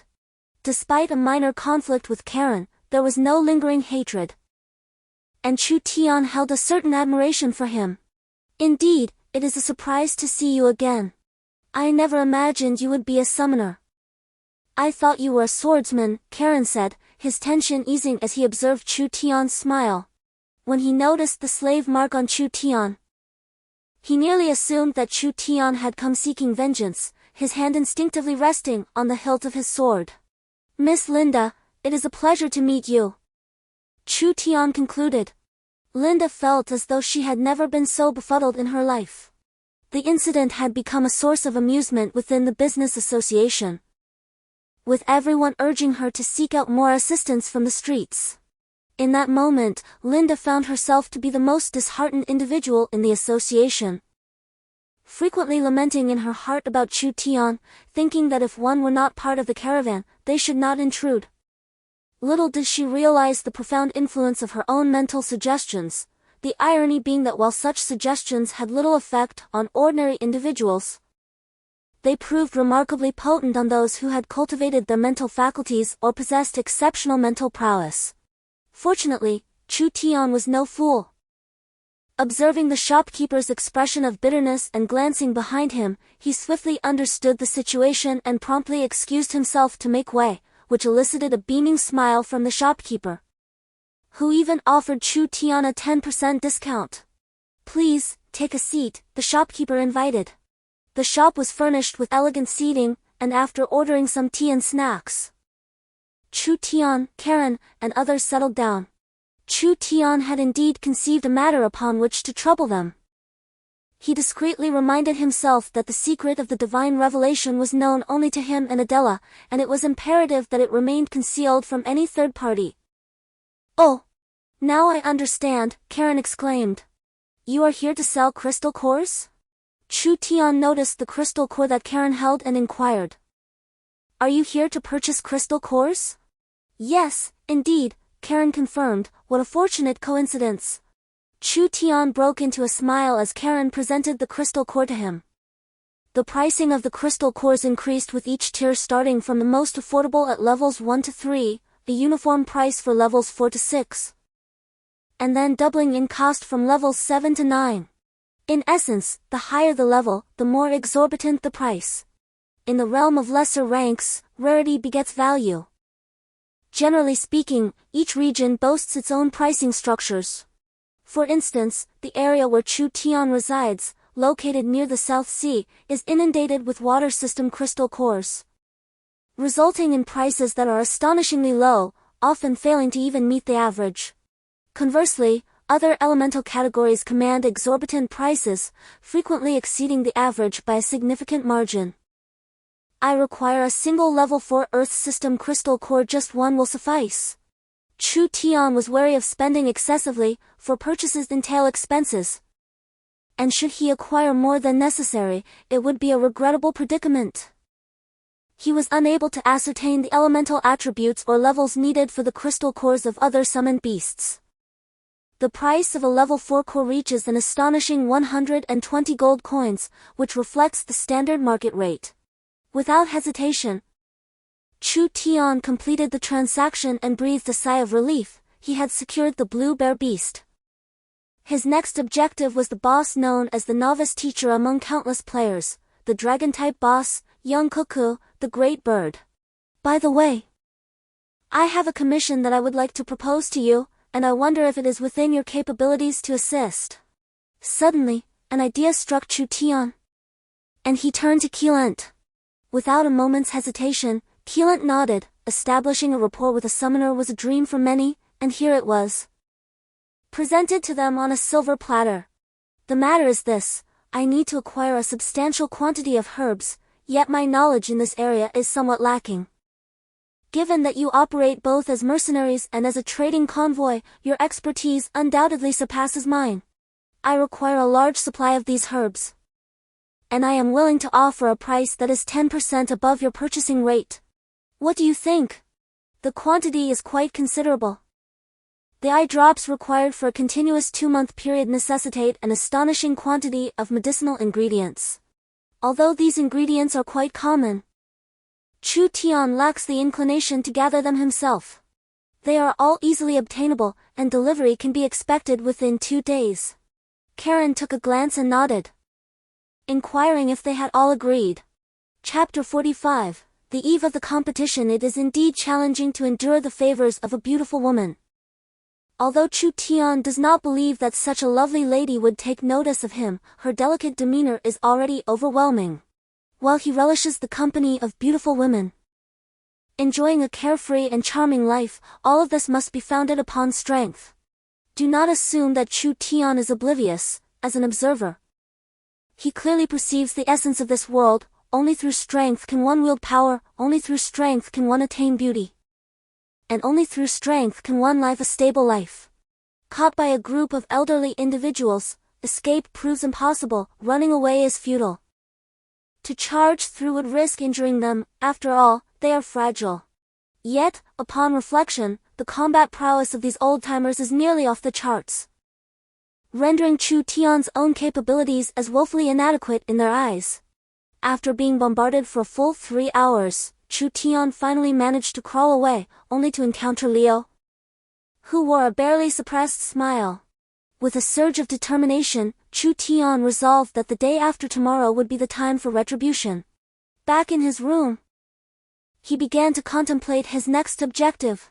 The current target is the enormous bird and the formidable shield crab, yet Chu Tian cannot discern which shadow belongs to whom. Presently, Chu Tian has unlocked 6 icons, 4 of which represent the white swift dragon, yellow swift dragon, green swift dragon, and red swift dragon. The remaining 2 are the white swift dragon king and the green bear beast. Total psychic intensity, 549 points, utilized psychic intensity, 209 points, remaining psychic intensity, 340 points. With these 340 points, one can summon 4 green bear beasts. However, it would be unwise to squander them entirely on these creatures, as they are merely low-level monsters. Chu Tian placed a level 4 Earth-type crystal core upon the ground, and a magical circle swiftly materialized. Following a burst of white light, a deafening roar accompanied the emergence of a brownish-yellow figure. However, before the creature could unleash another roar, Chu Tian swiftly retracted it. "Come forth! But do refrain from such a cacophony. This is Chu Tian's secret weapon. One must not underestimate the green bear beast, for it is rather formidable." The green bear beast, a species of toothy beasts, makes its appearance in Monster Hunter P-Cent, standing upright at heights ranging from 3 to 4 meters. With some exceptional individuals reaching astonishing heights of 5 to 6 meters. The green bear beast inhabits mountainous and canyon regions, and if a stream is nearby, one must exercise caution, for this creature is likely to be lurking in the vicinity. With a voracious appetite, it often roams in search of food. Like all bears, the green bear beast has a penchant for honey, but its face is adorned with robust armor, allowing it to indulge without concern. It simply plops down next to a beehive and brazenly feasts, leaving the bees utterly powerless against its gluttony. The fur of the azure bear is distinguished by two colors. Its back is a muted brown-gray, with a remarkably dense coat that resembles that of a brown bear if placed on earth. In contrast, its belly and lower body are entirely azure, which lends it its name. This creature possesses formidable teeth, yet it is not this aspect that concerns hunters. The true strength of the azure bear lies in its wrists. On the wrists of its forepaws are armor-like appendages reminiscent of gloves, so hard that even a novice player's weapon would struggle to penetrate. This serves as the azure bear's most significant weapon. Although the summoning of the azure bear by Chu Tian was somewhat unexpected, the armor on its arms has thus far proven to be the finest shield available. With its massive form, thick skin, and armored protection, any initial tank would indeed face dire consequences. Chu Tian harbored a desire to keep the summoning of this new creature secret, intending to use it as a trump card. After summoning the azure bear, Chu Tian's mental strength underwent another transformation. Total mental intensity, 550, utilized mental intensity, 28 points, remaining mental intensity, 261 points. With only 261 points left, he pondered whether to summon a horde of yellow swift dragons. The yellow swift dragon, akin to the white swift dragon, belongs to the swift dragon family and is classified as a bird dragon species, being the largest among swift dragons and possessing immense power. Unfortunately, its mouth does not expel liquid, but all its claws are hollow, connected to an internal paralysis mechanism. Once a prey is struck, it falls into a state of paralysis. In other words, this creature is a truly terrifying master of control. After contemplating, Chu Tian ultimately decided to procure 2 level 2 thunder crystals first, intending to summon them only when absolutely necessary. Currently, he was still analyzing the situation. Perhaps he should simply assemble an army of swift dragons? In the realm of Monster Hunter, there are 4 swift dragons among the bird dragon species, but there are also dog dragons, which belong to the same category and are larger in size yet equally formidable in combat. Thus, when considering the entirety of the bird dragon species, the combination of swift dragons and dog dragons totals 7 formidable bosses. According to the summoning conditions of the White Swift Dragon King, it would likely require summoning 10 smaller allies first, which would mean a total of 77 bird dragons. Goodness, that would constitute a sufficient army. 77 bird dragons, comprising both swift dragons and dog dragons, all resembling the agile raptors, would allow Chu Tian to navigate freely among them, much like during the previous Snow Wolf army encounter. Frowning, he acknowledged that this alternative plan was indeed promising, yet it clearly followed the well-trodden path of summoners in this world victory through sheer numbers. If the White Swift Dragon King leads 10 subordinates as a unit, then 77 would translate to 7 units.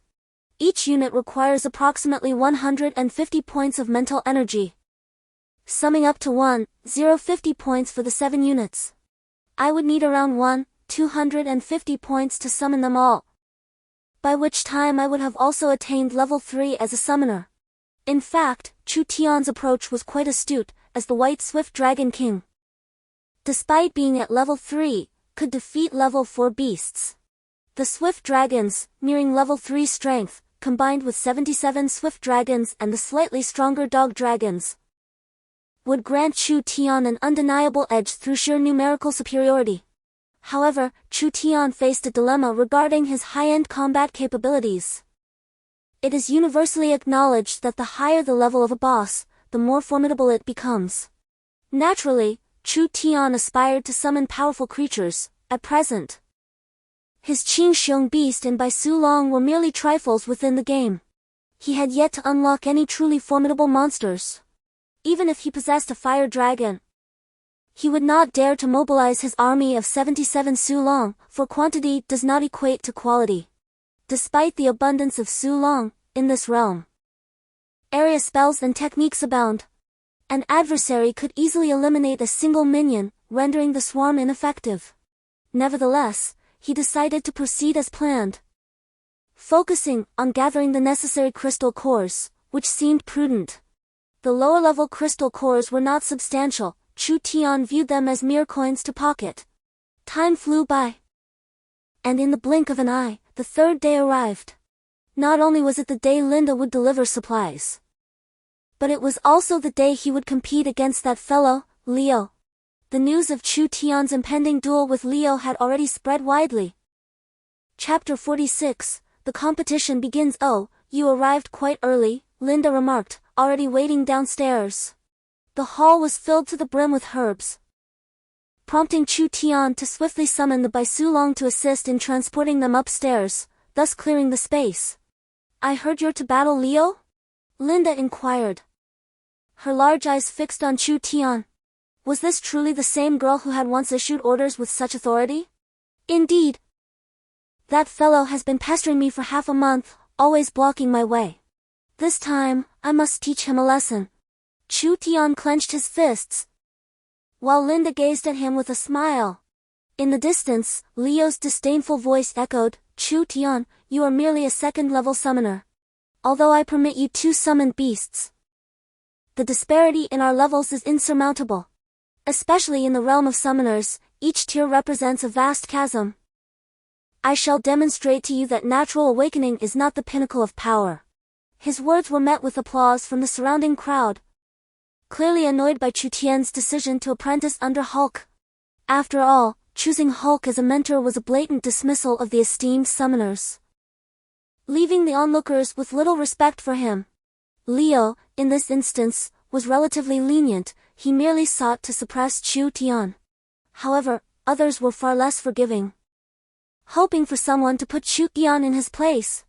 If Leo hadn't hastily challenged Chu Tian, it is likely that many more would have sought to confront him. And with Leo's introduction of the challenge, it was probable that the number of challengers would only increase. To the onlookers, defeating Chu Tian represented a noteworthy achievement, bringing down someone from the pedestal of fame. Despite his lack of overwhelming strength, the victory would serve as a point of pride. The prodigious youth, renowned for his natural awakening, had spurned the invitations of all the elders of the branch association to study under the most unscrupulous theorist, Hulk. To be bested by him would certainly provide a modicum of satisfaction. Undeniably, Leo was motivated by this desire for prestige. At just 14 years of age, he had already attained the status of a third-level summoner, a talent hailed as the future cornerstone of the Summoners Association in Lock City. Yet, with Chu Tian's arrival, he felt his reputation was at stake. With a mix of frustration, confusion, and curiosity, Leo repeatedly provoked Chu Tian, ultimately persuading him to agree to a match today. Let us go to the arena now. Chu Tian smiled faintly and followed, though he couldn't resist teasing the young boy. Leo, wait for me. Isn't your brother Astra coming along? I've told you countless times, my name is Leo, and I have no brother. Leo roared in anger, his heart brimming with a sense of defeat towards Chu Tian. Under Leo's guidance, they arrived at a martial arts arena, and Chu Tian was taken aback to discover it was the backyard of the Summoners Association. This place resembled a bird's nest, situated at its very core. Chu Tian had initially thought it was merely a residential area, only to find such a grand stage instead. Competitions among various guilds are held here year-round, where practitioners frequently spar to enhance their skills and experience, making the presence of a stage here quite ordinary. As Leo elucidated, Chu Tian came to a sudden realization. The referee was already awaiting them, and to Chu Tian's astonishment, a multitude of spectators surrounded the area. Not only summoners were present, various professions were represented. And even those guards he had seen at the entrance of the Summoners Association, who were off duty today, had come to witness the match. So many people? How was I unaware of such a crowd attending the match? Chu Tian was left speechless. Leo grinned mysteriously. Indeed, he had summoned this crowd, which was also his grandfather's intention. Leo's grandfather, currently the president of the Summoner Association branch in Rock City and the lord of the city itself, is one of the old men vying for control over Chu Tian. He was taken aback to discover that Chu Tian, whom he had raised for decades, chose to take the worthless individual he despised as his mentor. This revelation left the old man rather embarrassed. Subsequently, after conferring with Vice President Lawrence, they decided to temper Chu Tian's arrogance, aiming to demonstrate that Hulk was utterly inept. The task naturally fell to Leo, who had always harbored a disdain for Chu Tian. Ever since Chu Tian's arrival at the association, the title of the association's most talented individual had quietly shifted from Leo to Chu Tian. At the age of 14, a child is typically brimming with competitiveness, and Leo, despite not being malicious at heart, possessed a significant degree of pride. Thus, he sought to trouble Chu Tian. On the very first day, however, Chu Tian swiftly quelled Leo's bravado, as Leo's words had crossed a line, leading Chu Tian to curse his entire family right to his face. In truth, Chu Tian merely recounted the tragic tale of Leo's Ultra family, who had lost their planet to an alien and 2 monsters. This had always puzzled Chu Tian. Why was the Ultra so feeble, unable to protect a planet from 3 monsters? Nevertheless, he chose not to dwell on it any longer, and upon encountering the irritable Leo, he unleashed a torrent of insults that left Leo bewildered as to whether he should be called Leo or Leo. Ultimately, Leo had no choice but to retreat in disgrace. The youth is indeed like this. If one were to argue with him stubbornly, Leo could bicker with Chu Tian until dusk. Yet, Chu Tian's incessant prattling could drive Leo to the brink of despair, far more unsettling than a physical confrontation. Consequently, on the following day, Leo was compelled to redirect his ire towards Chu Tian's mentor. However, Hulk had endured ridicule for 60 years, why would he fear a mere child? While searching for medicinal herbs for Chu Tian, he offered a piece of advice: proving one's theories through strength is far more effective than any verbal discourse. Chu Tian, however, completely disregarded Hulk's disparagement. Hulk remained unfazed. What did he have to be concerned about? Leo was left to face yet another misfortune, ultimately resorting to relentless persistence with Chu Tian. Yet, every time Leo's name was mentioned, he would instinctively erupt in fury, feeling utterly powerless against Chu Tian. In the competition, due to a significant disparity in ranks, it was determined that Leo would have his summoning limit reduced by 2 creatures. With a resentful glance at Lawrence, the old man hastily coughed and corrected himself. The name Leo had already resonated throughout the Summoners Guild. Even Leo's grandfather frequently miscalled him, fueling Leo's disdain towards Chu Tian, the instigator of his plight. The contest primarily revolved around summoned beasts, with the stipulation that no harm should come to the summoner themselves. Victory could be claimed by subduing the summoner or defeating all summoned creatures, or alternatively, by surrendering. Have you all understood? No harm is to come to the summoner? Lawrence inquired with grave seriousness. Unlike the previous moment, this sentence now serves as a testament to the protection of the summoner's life. The surrounding professionals displayed expressions of discontent, for their battles typically concluded only with surrender or severe injury. Chapter 47, the duel commences, a single strike to defeat. Both Chu Tian and Leo were acutely aware of the jealousy emanating from those around them. They exchanged a knowing smile and shrugged, relishing the advantage that comes with being a summoner. As long as the summoner remains unscathed, their summoned beasts can undoubtedly wear down the enemy. Their shared smiles quickly transformed into seriousness as Lawrence observed both individuals entering a state of readiness, nodding in acknowledgement before abruptly gesturing with his hand. The first summoned beasts they called forth were, surprisingly, both defensive in nature. How tedious! Let the battle commence. We yearn to witness the true power of those summoned creatures. Leo, you fool, charge forth. The summoned beast from the opponent appears weak. You should unleash your level 4 Iron Bear and charge ahead. The onlookers erupted in a chorus of shouts upon realizing that both combatants prioritized their own defense. Clearly, the audience craved the fervor of an exhilarating battle rather than the monotonous exchange of blows. Let the battle begin, Chu Tian proclaimed to Liu, who remained silent, opting instead to demonstrate his readiness through action. Arise, steel-armored bear! Liu bellowed, and instantly, 6 magical circles materialized upon the ground. Subsequently, towering over 2 meters, a black bear encased in iron armor appeared before the crowd.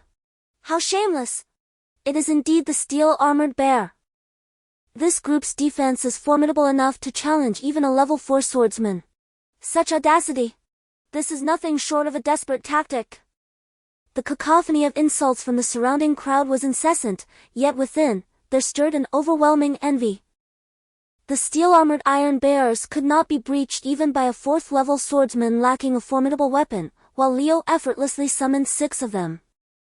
It was evident that not even a 5th-level swordsman would dare approach. Truly, as the grandson of the president of the Summoners Association, Liu could summon 6 3rd-level giant bears at merely level 3. Rumor had it that he was attempting to contract with a 4th-level summoned beast. If successful, that young man would undoubtedly overshadow all others. Chu Tian's expression grew grave as he absorbed the chatter around him. The astonishing defensive capabilities of those steel-armored iron bears filled him with astonishment. It seemed he had underestimated the summoners of this world. Those who have thrived for millennia in this profession must possess extraordinary skills.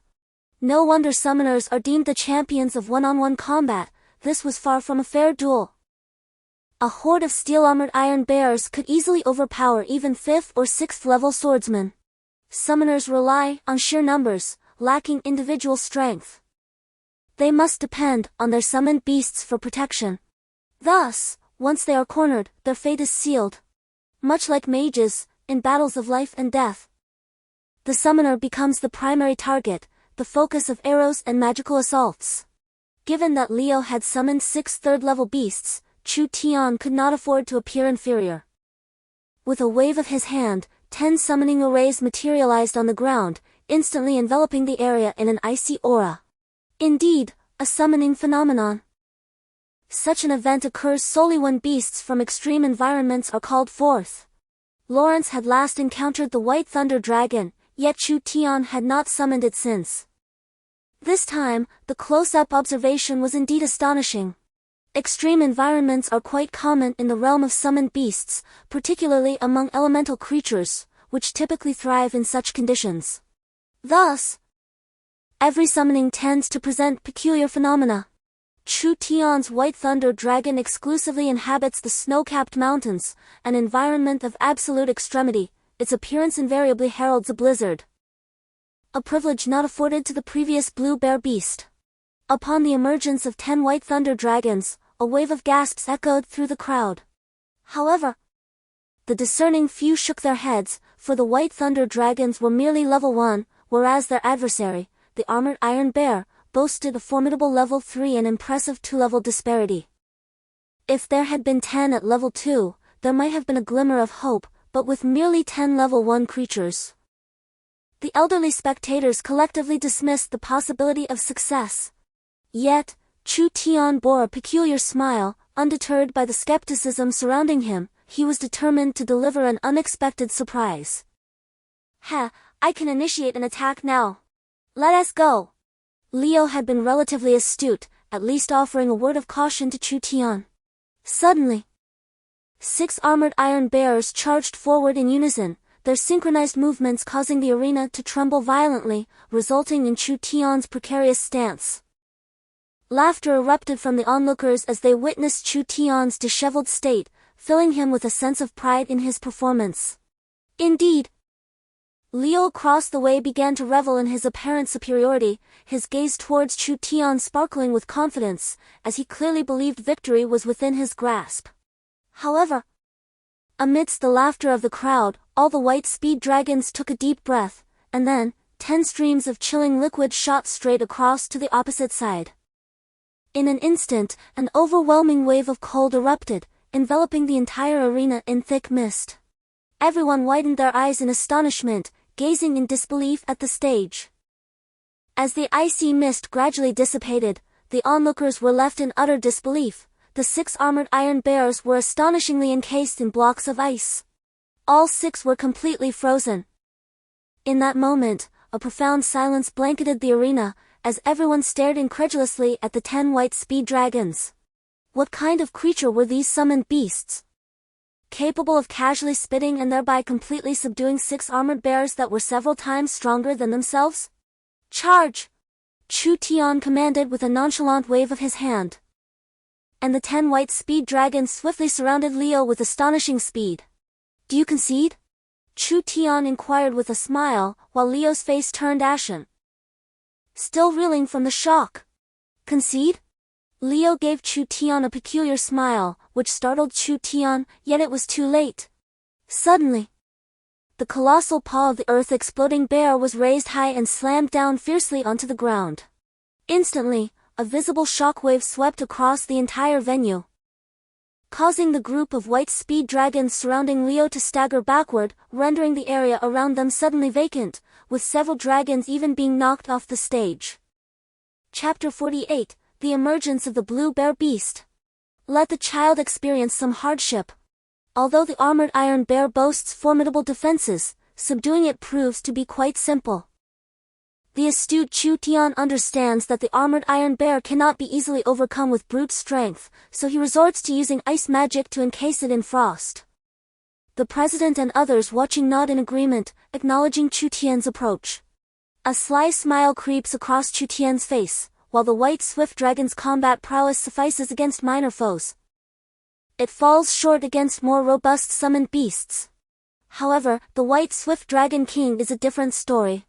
In an instant, the white swift dragon king swiftly approached Leo's side, while the colossal earth-exploding bear rose cautiously, eyeing the dragon with trepidation. The elongated claws of the white swift dragon king instilled a sense of unease in the earth-exploding bear. With several resounding roars, the white swift dragon king seemed to provoke the earth-exploding bear, inciting its fury. Suddenly, with a thunderous roar, the earth-exploding bear charged directly at the white swift dragon king. A smile blossomed on Chu Tian's face. In a race of speed, the bear was bound to lose. Indeed, the white swift dragon king executed a deft leap backward, then soared high into the air, disregarding the earth-exploding bear as though it were merely a wall. Jumping cleanly over it, the singular objective remained, to control Leo. Yet, the earth-exploding bear was no easy adversary. As the white swift dragon king vaulted over its head, the bear lifted its gaze, inhaled deeply, and unleashed a tremendous roar, sending forth a shockwave that struck the white swift dragon king with great force. The body of the white speed dragon king was violently struck by an unseen shockwave in the sky, twisting its form before plummeting to the ground. Damn it! This creature possesses such a technique. Chu Tian felt a wave of frustration. Had it not been for that shockwave, victory would have been within reach. The white speed dragon king hastily regained its footing as the earth-bursting bear's powerful paw slammed down beside it. The dragon leaped high into the air, landing gracefully before advancing towards the earth-bursting bear with an oddly measured gait. At that moment, a smile crept across Leo's lips, and Chu Tian suddenly sensed a dark shadow looming above him.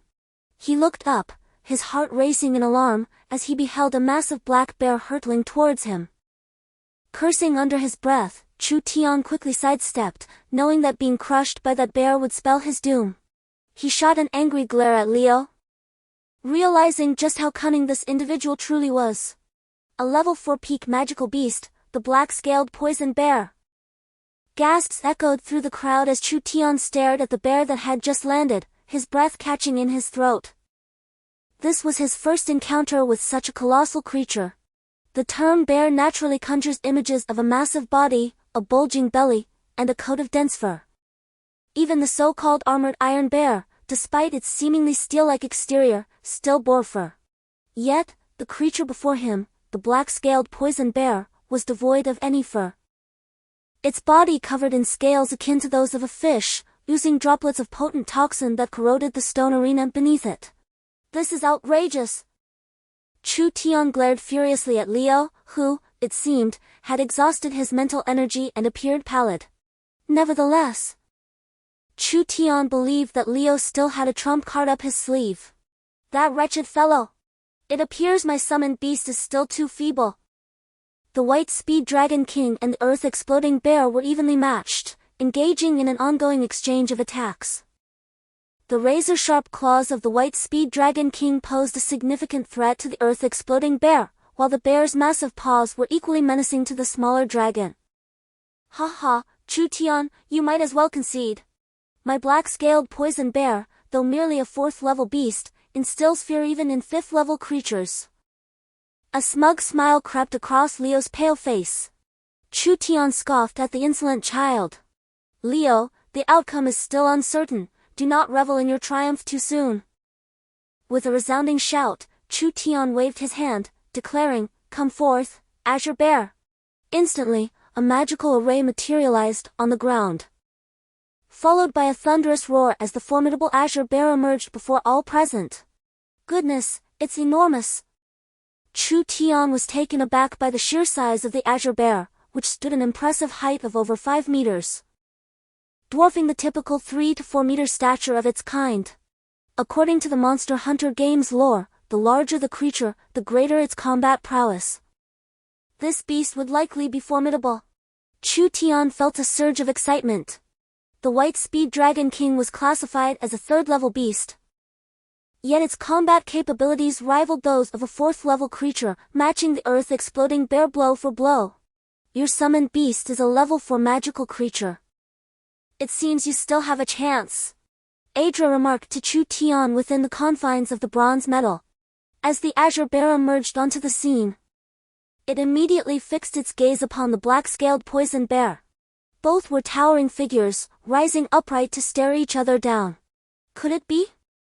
Are you also from the bear realm? How is that possible?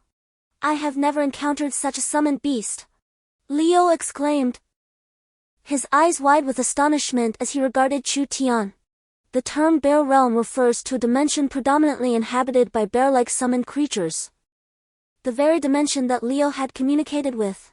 Summoners, during their time at school or with the guidance of their instructors, establish connections with various summoning realms.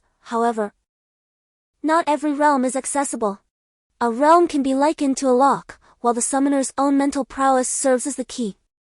The summoner must continually test their ability to unlock these realms. Typically, a summoner would explore over 20 realms, yet only 2 or 3 may yield a contractual link. Upon determining the number of realms, the summoner must select one for a permanent contract, as a summoner can only bond with a single realm throughout their lifetime. Generally speaking, a summoner opts for the mightiest realm available, with the most favored summoning realms being the Bear Realm, Tiger Realm, Eagle Realm, and so forth. However, the more powerful the summoned beasts of a realm, the more challenging it becomes to forge a contract. Statistically, among 10 summoners, only 1 or 2 might successfully contract with a higher-tier realm, which is considered quite remarkable. The summoning realms are classified into 3 tiers: low, medium, and high. The Bear Realm, to which Leo has made a pact, undoubtedly belongs to the category of superior contract realms. All elemental realms also fall within this esteemed classification. However, there exist even more exalted realms, such as the legendary Serpent Realm, which has graced the annals of history but once. Despite its name lacking the imposing stature of the bear or tiger, the Serpent Realm is a veritable pinnacle of summoning realms. Once fervently sought after by countless summoners, it has become shrouded in mystery, as they can no longer establish contact with this realm. Chapter 49. Sit back, your bottom faces my face. No! I am not from the Bear Realm. These are merely a few of the bear-summoned beasts found within my realm, Chu Tian remarked with a smile. And Leo suddenly comprehended, involuntarily beginning to admire the Azure Bear beast, growing increasingly fond of it with each glance. He chuckled inwardly, proclaiming, "As for my realm, it is undoubtedly the Dragon Realm." Filled with pride, Chu Tian reveled in the thought that his realm was the fabled Dragon Realm. As his strength burgeoned, the number of dragon beasts he could summon would increase correspondingly. Without a doubt, the Dragon Realm lived up to its illustrious reputation. The emergence of the Azure Bear beast rendered the battlefield all the more captivating. The white swift Dragon King clashed with the earth-shattering bear. while the azure bear beast confronted the black-scaled venomous bear. Both sides engaged in battle without any remorse, and the fight reignited in an instant. The azure bear beast charged straight ahead. Although its intellect in the game was relatively low, its combat style was commendable, typically characterized by a straightforward approach to battle. Fortuitously, the black-scaled poison bear is similarly endowed, as its formidable black scales offer unparalleled protection. Moreover, upon impact, these scales secrete venom, allowing the black-scaled poison bear to engage in battle without the need for subterfuge. With a resounding crash, the azure bear initiated the assault. Its massive paw crashing down upon the black-scaled poison bear, instantly expelling a torrent of black venom that splattered onto the azure bear, swiftly corroding some of its fur. However, the azure bear's claws remained unscathed. The claws of the azure bear are among the most resilient entities encountered by players in the early stages. Frequently employed in the crafting of equipment, only after hundreds of consecutive strikes might they be shattered. Yet now, the azure bear faced only venom, which proved utterly ineffective against the armor encasing its forelimbs. Many players had relentlessly hunted the azure bear to obtain its coveted armor, leading to a jest that 2,000 azure bears met their demise every minute. This illustrates the esteemed status and strength of the azure bear in the player's eyes. However, this perception exists solely within the game. In reality, the azure bear is far from weak. With its renowned 3-hit combo, it unleashed a rapid succession of strikes, delivering a fierce blow to the left, then the right, and back to the left once more. In an instant, the tremendous force sent the black-scaled poison bear staggering backward, with numerous scales shattering upon impact. The combat prowess of the blue bear beast has surpassed Chu Tian's imagination. Upon closer contemplation, it becomes evident that the blue bear beast is significantly more formidable than the white speed dragon king, although both require a level 4 crystal core. The mental intensity required by the white speed dragon king is merely 50 points, while the blue bear beast demands a substantial 80 points. If we consider the combat capability of the white speed dragon as a unit, the white speed dragon king equates to the combined strength of 5 white speed dragons, whereas the blue bear beast equates to a remarkable 8. The claws of the blue bear beast are frequently used to excavate rocks, not only honing their sharpness but also fortifying the armor on its forelimbs, rendering them considerably more resilient. Consequently, the scales of the black-scaled poison bear are nearly incapable of withstanding the onslaught of the blue bear beast. However, the black-scaled poison bear, evidently unyielding, roars defiantly and charges forward once more, oozing a black liquid that is unmistakably venomous, signifying its complete wrath. Observing the charge of the black-scaled poison bear, the blue bear beast lets out a furious roar, lowering its massive body to the ground. Its limbs commence a frenzied charge, the thunderous sound of its weight upon the earth causing the entire arena to tremble slightly. Suddenly, the blue bear beast comes to an abrupt halt, ceasing its advance, while the black-scaled poison bear continues its relentless assault. Just when onlookers presumed the blue bear beast would not dare to advance, it unexpectedly slides backward, its substantial form resting upon the ground. It was akin to ice skating or bowling. While the individual remained stationary, the kinetic energy persisted. The green bear beast felt as though it had been hurled by an unseen force, sliding across the ground before colliding forcefully with the black-scaled venomous bear. Chu Tian was momentarily taken aback, for he detected a glimmer of cunning amusement upon the visage of the green bear beast. Its immense frame, weighing nearly 3 tons, crashed into the black-scaled bear with an impact reminiscent of a fledgling bird seeking refuge. The black-scaled bear experienced a tremendous, irresistible force striking its abdomen, sending its formidable body hurtling backwards, ultimately crashing against the edge of the platform before plummeting downwards. Ha ha ha! Chu Tian was entirely convinced that this was a deliberate maneuver by the green bear beast. He had not anticipated such shrewdness from this creature. One should not underestimate this tactic. In the game, players could easily evade this sliding charge, as it was a linear attack and lacked velocity. However, once it struck, It could inflict maximum damage, particularly with a direct hit to the abdomen. The black-scaled bear was unceremoniously sent flying, landing heavily on the ground. Although the earth provided some cushion, Chu Tian knew for certain that it would not be an easy experience for the beast. Alas! He wondered if the buttocks retreating in a sandfall-like manner technique existed.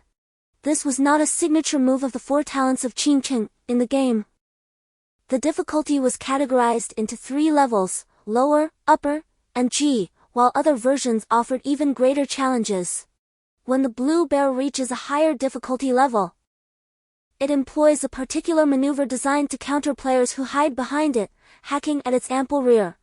It simply squats backward. In reality, the terrifying weight of 3 tons would come crashing down upon a person in free fall, likely leaving them severely injured if not outright dead. Leo! It would be wise to surrender. Your black-scaled poison bear lacks the prowess. Chu Tian exclaimed with laughter.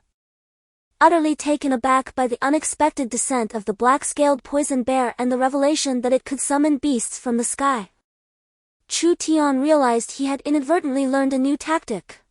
Black-scaled poison bear, rise! Stand tall and charge! Leo, however, paid no heed to Chu Tian's calls.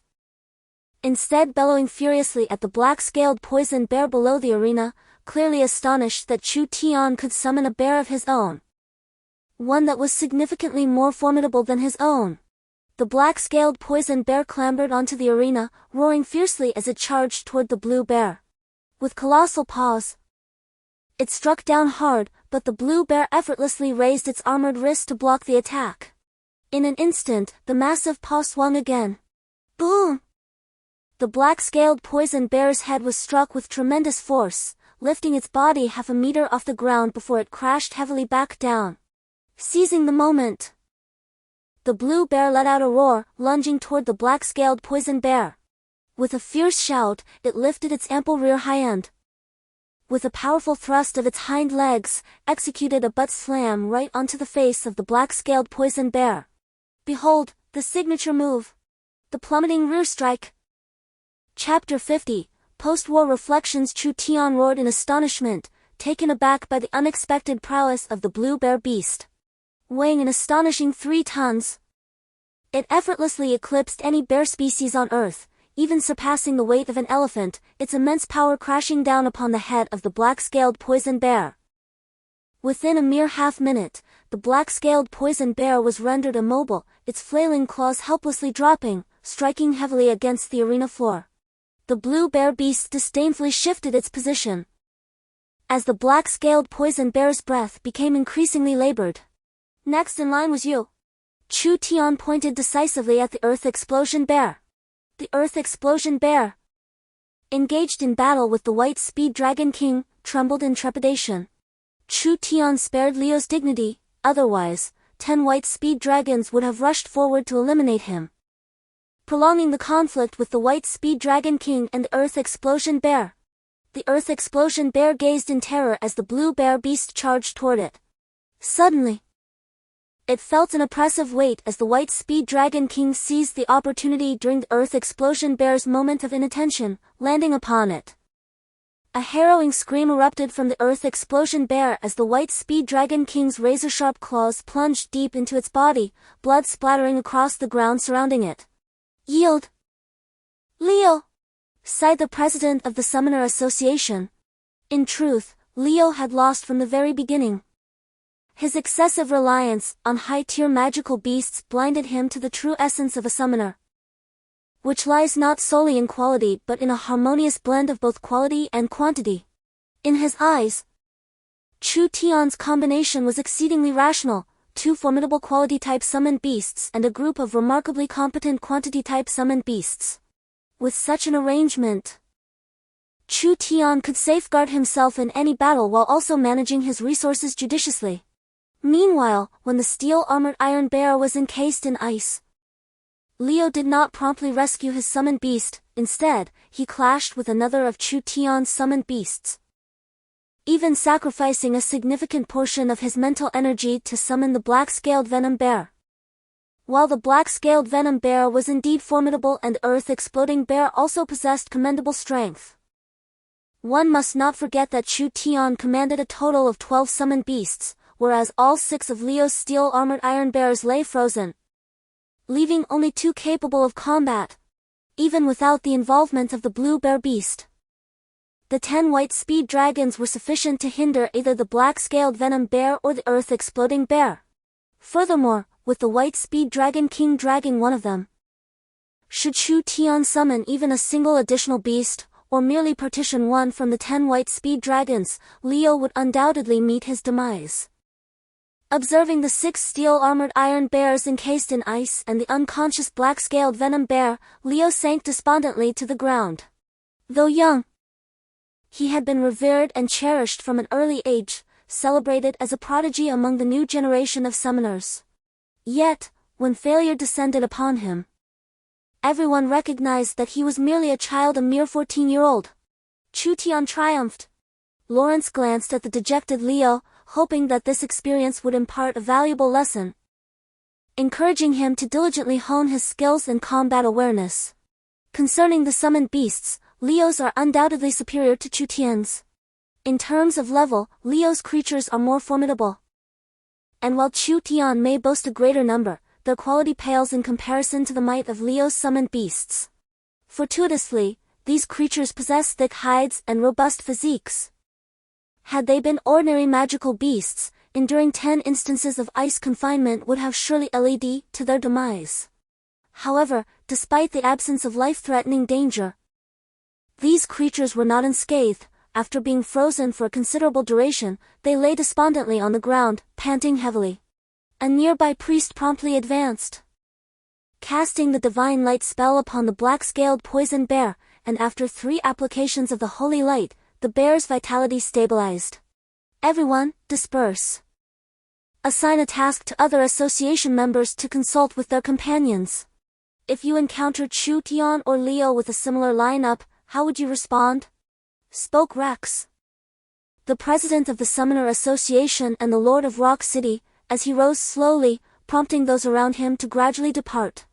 Congratulations, young Chu Tian, remarked the president. Yes, sir. Why are you still sitting there? Hurry up and come over. After losing just 1 match, you display such dismay. Are you planning to wallow in despair at the Royal Academy? Rex bellowed, his voice reverberating. Leo, filled with indignation, rose angrily. You old fool! You're the one who contemplates despair. I'm merely reflecting on how I could have lost so easily. I couldn't even defeat the weakest summoned beast.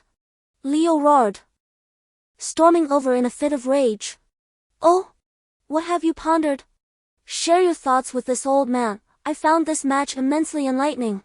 I was far too complacent. Leo expressed his frustration, and Rex raised his eyebrows, unable to suppress a hint of disappointment. Was it possible that Leo could only perceive this much? I should have rescued my steel-armored bear at the earliest opportunity. The shock wave from the earth explosion bear could undoubtedly shatter the ice. At that time, the injuries of the steel-armored bear were not severe, and it could have continued to fight. Then, I could use the steel-armored bear to distract either 10 or just 1 summoned beast, while summoning the black-scaled poison bear to engage that beast or allowing the earth explosion bear to take over. In any case, I would certainly gain an additional summoned creature. And Chu Tian would be destined to lose, Leo insisted stubbornly. Oh! What if I still have summoned beasts? Are you that confident? Chu Tian inquired with a smile. Even if you possess additional summoned beasts, it would be futile. I can orchestrate the earth explosion bear's shockwave to scatter your 10 first-level summoned beasts. And then 6 steel-armored bears will charge forward. Even if you manage to summon your bear, it won't be able to withstand the onslaught of the steel-armored bears. Once the earth explosion bear closes in, you will be defeated, Leo retorted. Chu Tian nodded with a smile, acknowledging the viability of such a strategy. However, it hinged on the assumption that his white speed dragons were merely decorative. The 10 white speed dragons had rested in the summoning space for half a month, and their internal freezing sacs had replenished ample icy liquid, sufficient for 4 to 5 bursts. Under these circumstances, Chu Tian could easily create ice walls to obstruct the charge or even directly spray the steel-armored bears and freeze them once more. Yet, all of this remained mere theoretical discourse. The true test awaited the battlefield. Chapter 51. The arrival of materials. The mere thought of being able to accurately gauge the level of his summoned beasts filled Chu Tian with exhilaration. This ability resembled a form of appraisal, enabling him to discern the levels of adversaries comparable to himself, which proved exceedingly beneficial. Particularly, as Chu Tian required a substantial number of crystal cores, he would inevitably engage in frequent hunts of magical beasts. And the levels of these creatures were a source of concern for him.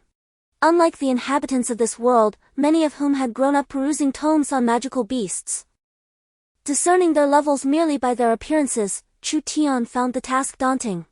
It was akin to children in the Celestial Empire, who, while learning to speak, were presented with picture books featuring lions and tigers. The situation here paralleled that experience. Every professional in this realm had to interact with magical beasts, gradually evolving into naturalists. Some seasoned mercenaries or hunters could deduce the name, size, strength, and level of a beast merely from a paw print or traces of fur. Chu Tian humbly acknowledged that he could not attain such extraordinary insight. Thus, relying on skills seemed more prudent. Therefore, mastering the Eye of Truth became imperative for him, ensuring he could accurately assess both his own strength and that of his foes. What did you bring me here for? Linda's cheeks flushed with embarrassment. It was her first time entering the chamber of a stranger, and even amidst the multitude of men in the guild, she had never ventured into their quarters. Especially not having been led here by Chu Tian himself, leaving her feeling quite bashful. This young lady is indeed quite different from the first time I met her. In the realm of business, she exudes an astonishing aura of a powerful woman, yet once the topic shifts away from commerce, she transforms into a bashful neighborly girl, easily blushing at the slightest provocation. Chu Tian feels a sense of helplessness. I have come to ask you for a favor, he says, scratching his head in frustration. Some medicinal herbs cannot be preserved for long and must be juiced immediately. However, with such a multitude of herbs, each requiring a distinct method of preservation after juicing, he finds himself utterly bewildered, unable to distinguish their names or appearances. What kind of favor? I can help, Linda responds, nodding vigorously, her gaze fixed on Chu Tian with unwavering determination.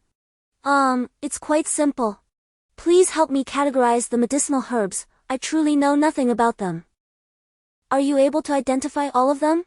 Chu Tian inquires. Linda nods emphatically.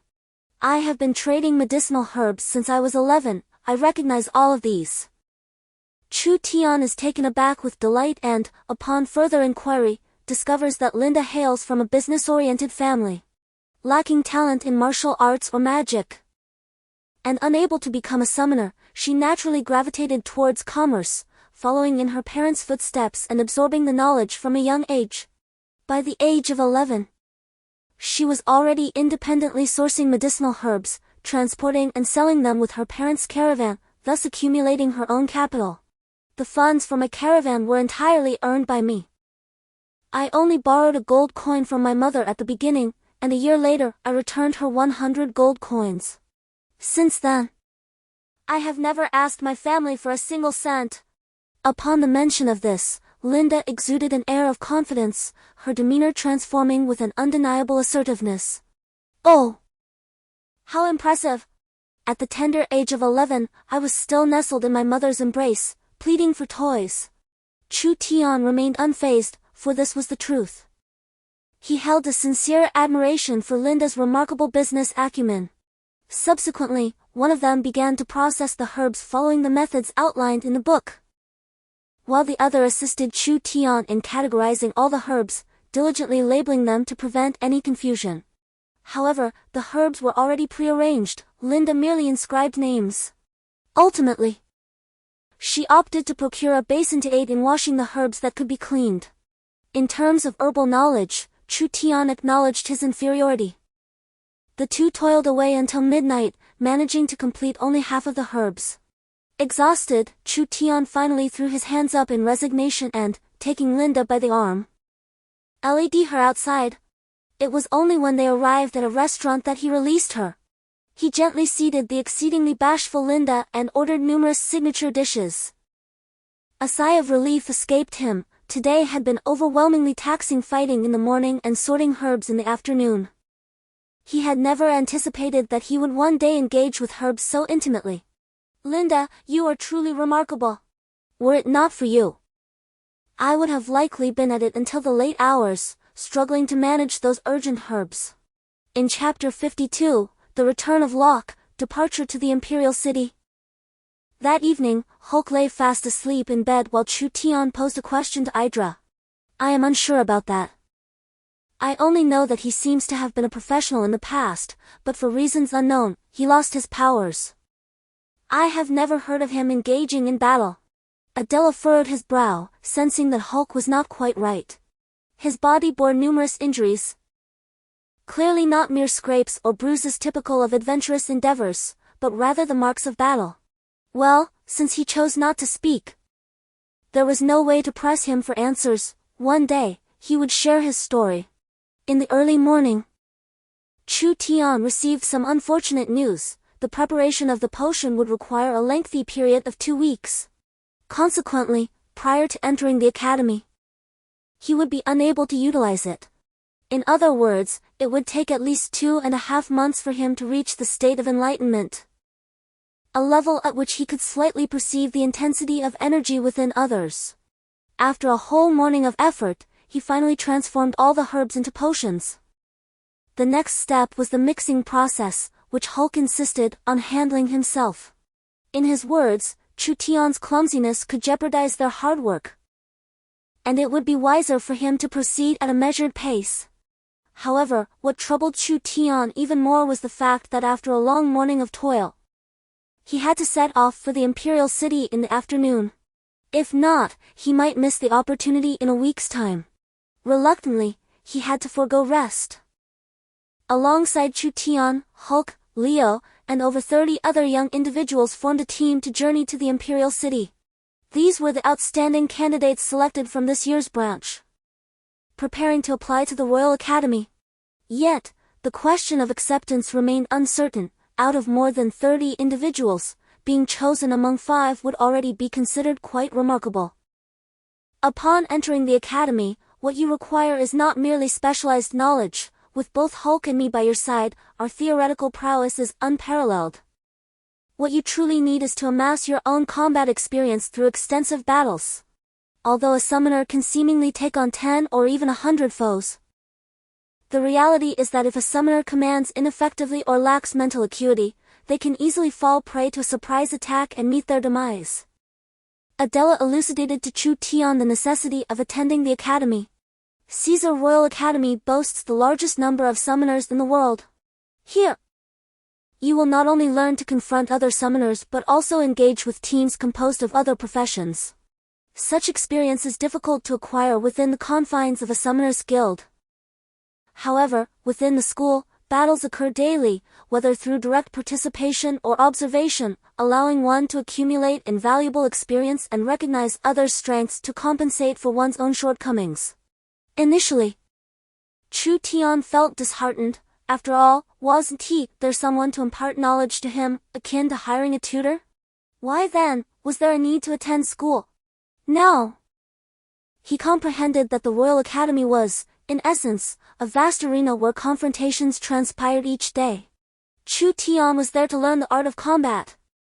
To survive stably in this world, enhancing his mental fortitude was imperative.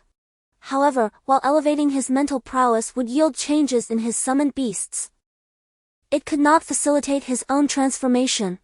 Thus, entering the Royal Academy represented the final step in his metamorphosis. Many summoners, upon acquiring their beasts, neglect their own development. Those who rely solely on their summoned creatures for combat are the most inept and weakest among them. The summoner capable of commanding summoned beasts in battle is indeed a formidable entity. This is akin to a game of chess, where various pieces are at play. A methodical approach may lead one to an untimely demise without even realizing it. Thus, reliance on oneself remains paramount. while there are undeniable prodigies in this world, Chu Tian does not regard himself as one. Mastery comes with practice, a fundamental truth. Only through this can one genuinely grasp the myriad combat techniques of their summoned beasts. Fashioning the most harmonious combat style, or rather, maximizing the strengths of their summoned beasts during competitions. The journey from the border to the imperial city spans an immeasurable distance, taking 5 days even in a remarkably swift carriage. This carriage, a costly marvel, is drawn by third-tier wind horses, whose speed rivals that of a train. Chu Tian perceives the surrounding scenery blurring past him at an astonishing rate, hardly able to take in the details.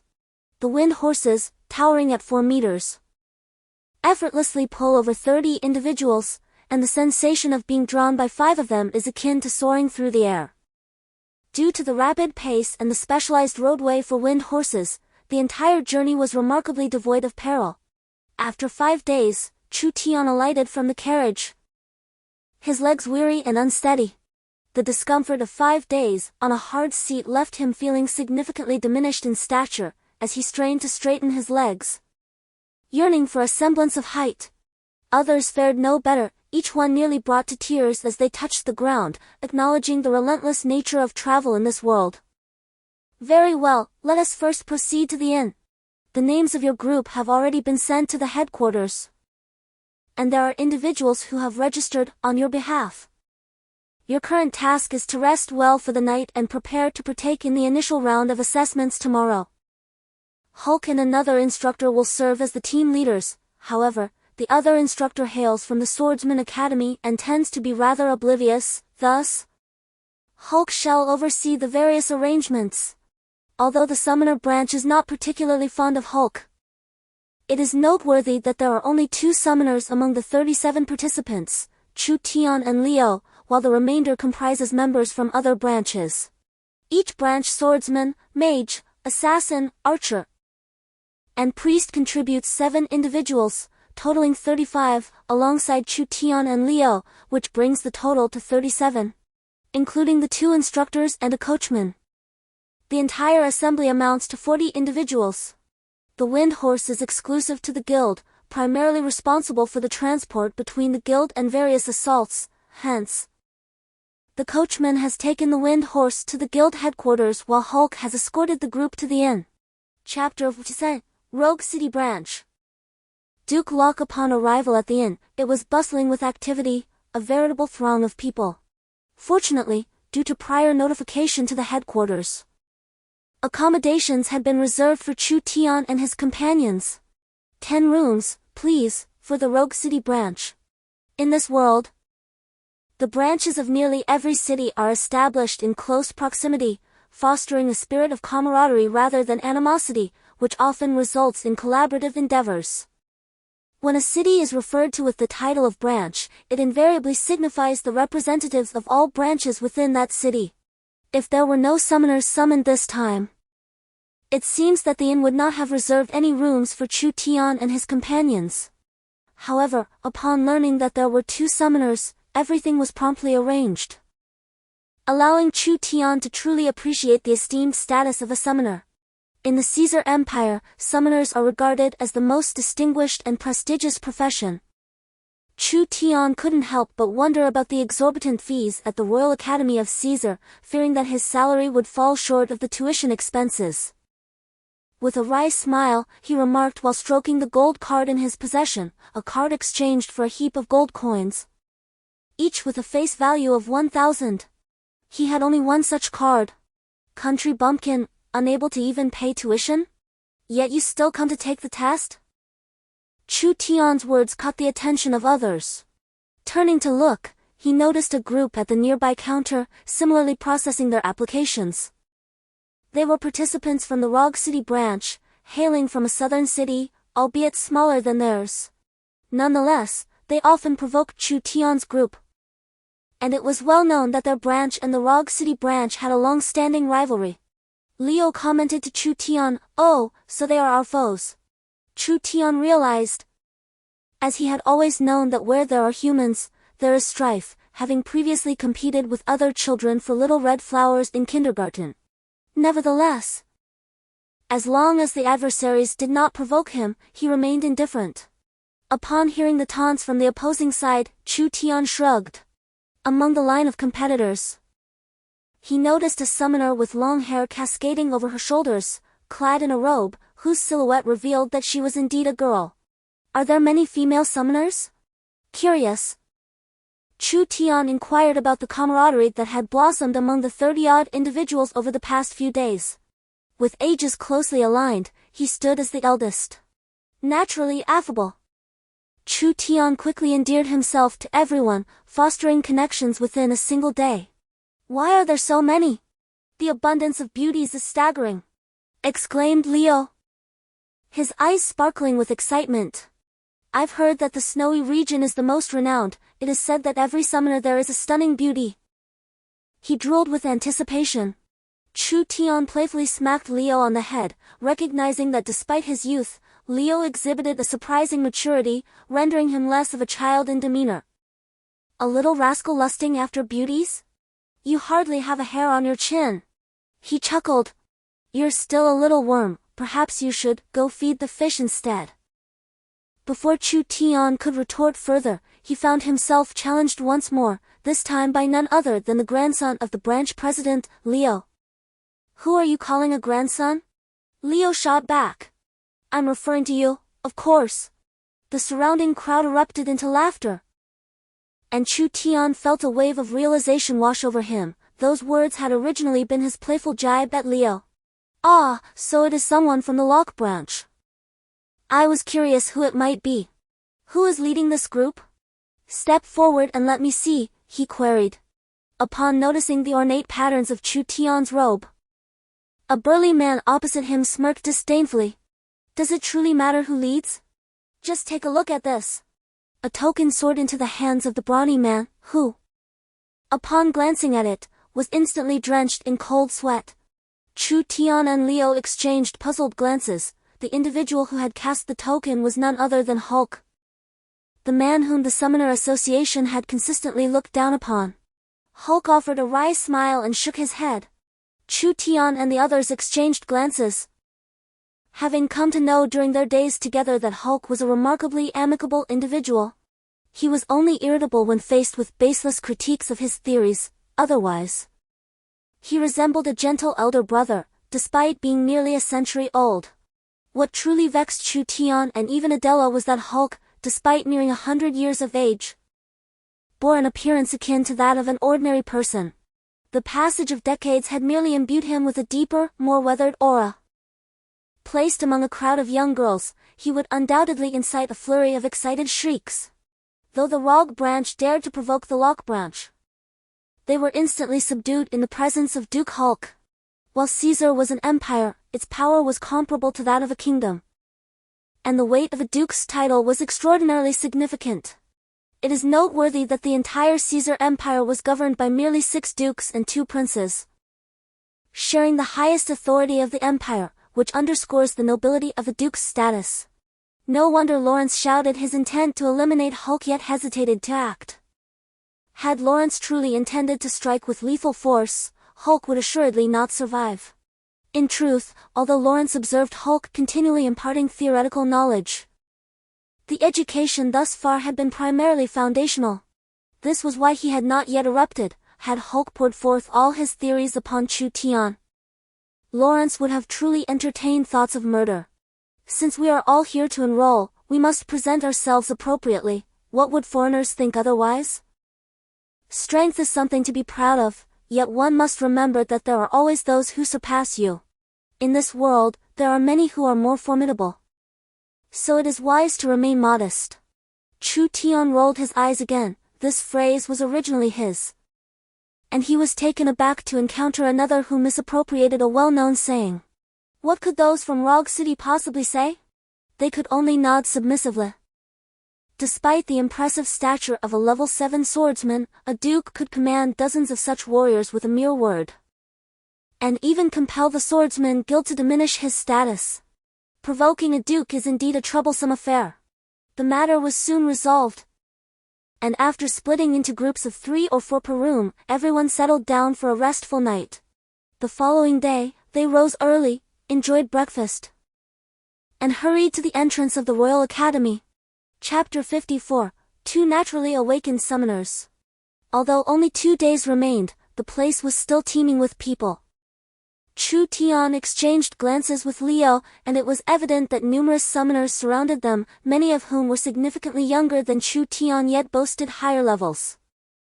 I had thought that reaching level 3 was quite an achievement, yet here, level 3s were ubiquitous. Liu sighed in resignation. Had he not ventured beyond his home, he would have been oblivious to the vastness of the world.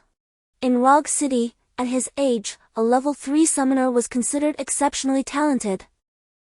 But merely at the entrance of the Royal Academy, there were already over 10 level 3 summoners, along with 3 or 4 level 4s, and notably, a level 5 summoner, none other than the summoner girl from yesterday's Rogue City team. No wonder Rogue City is so proud this time, boasting a 5th level summoner.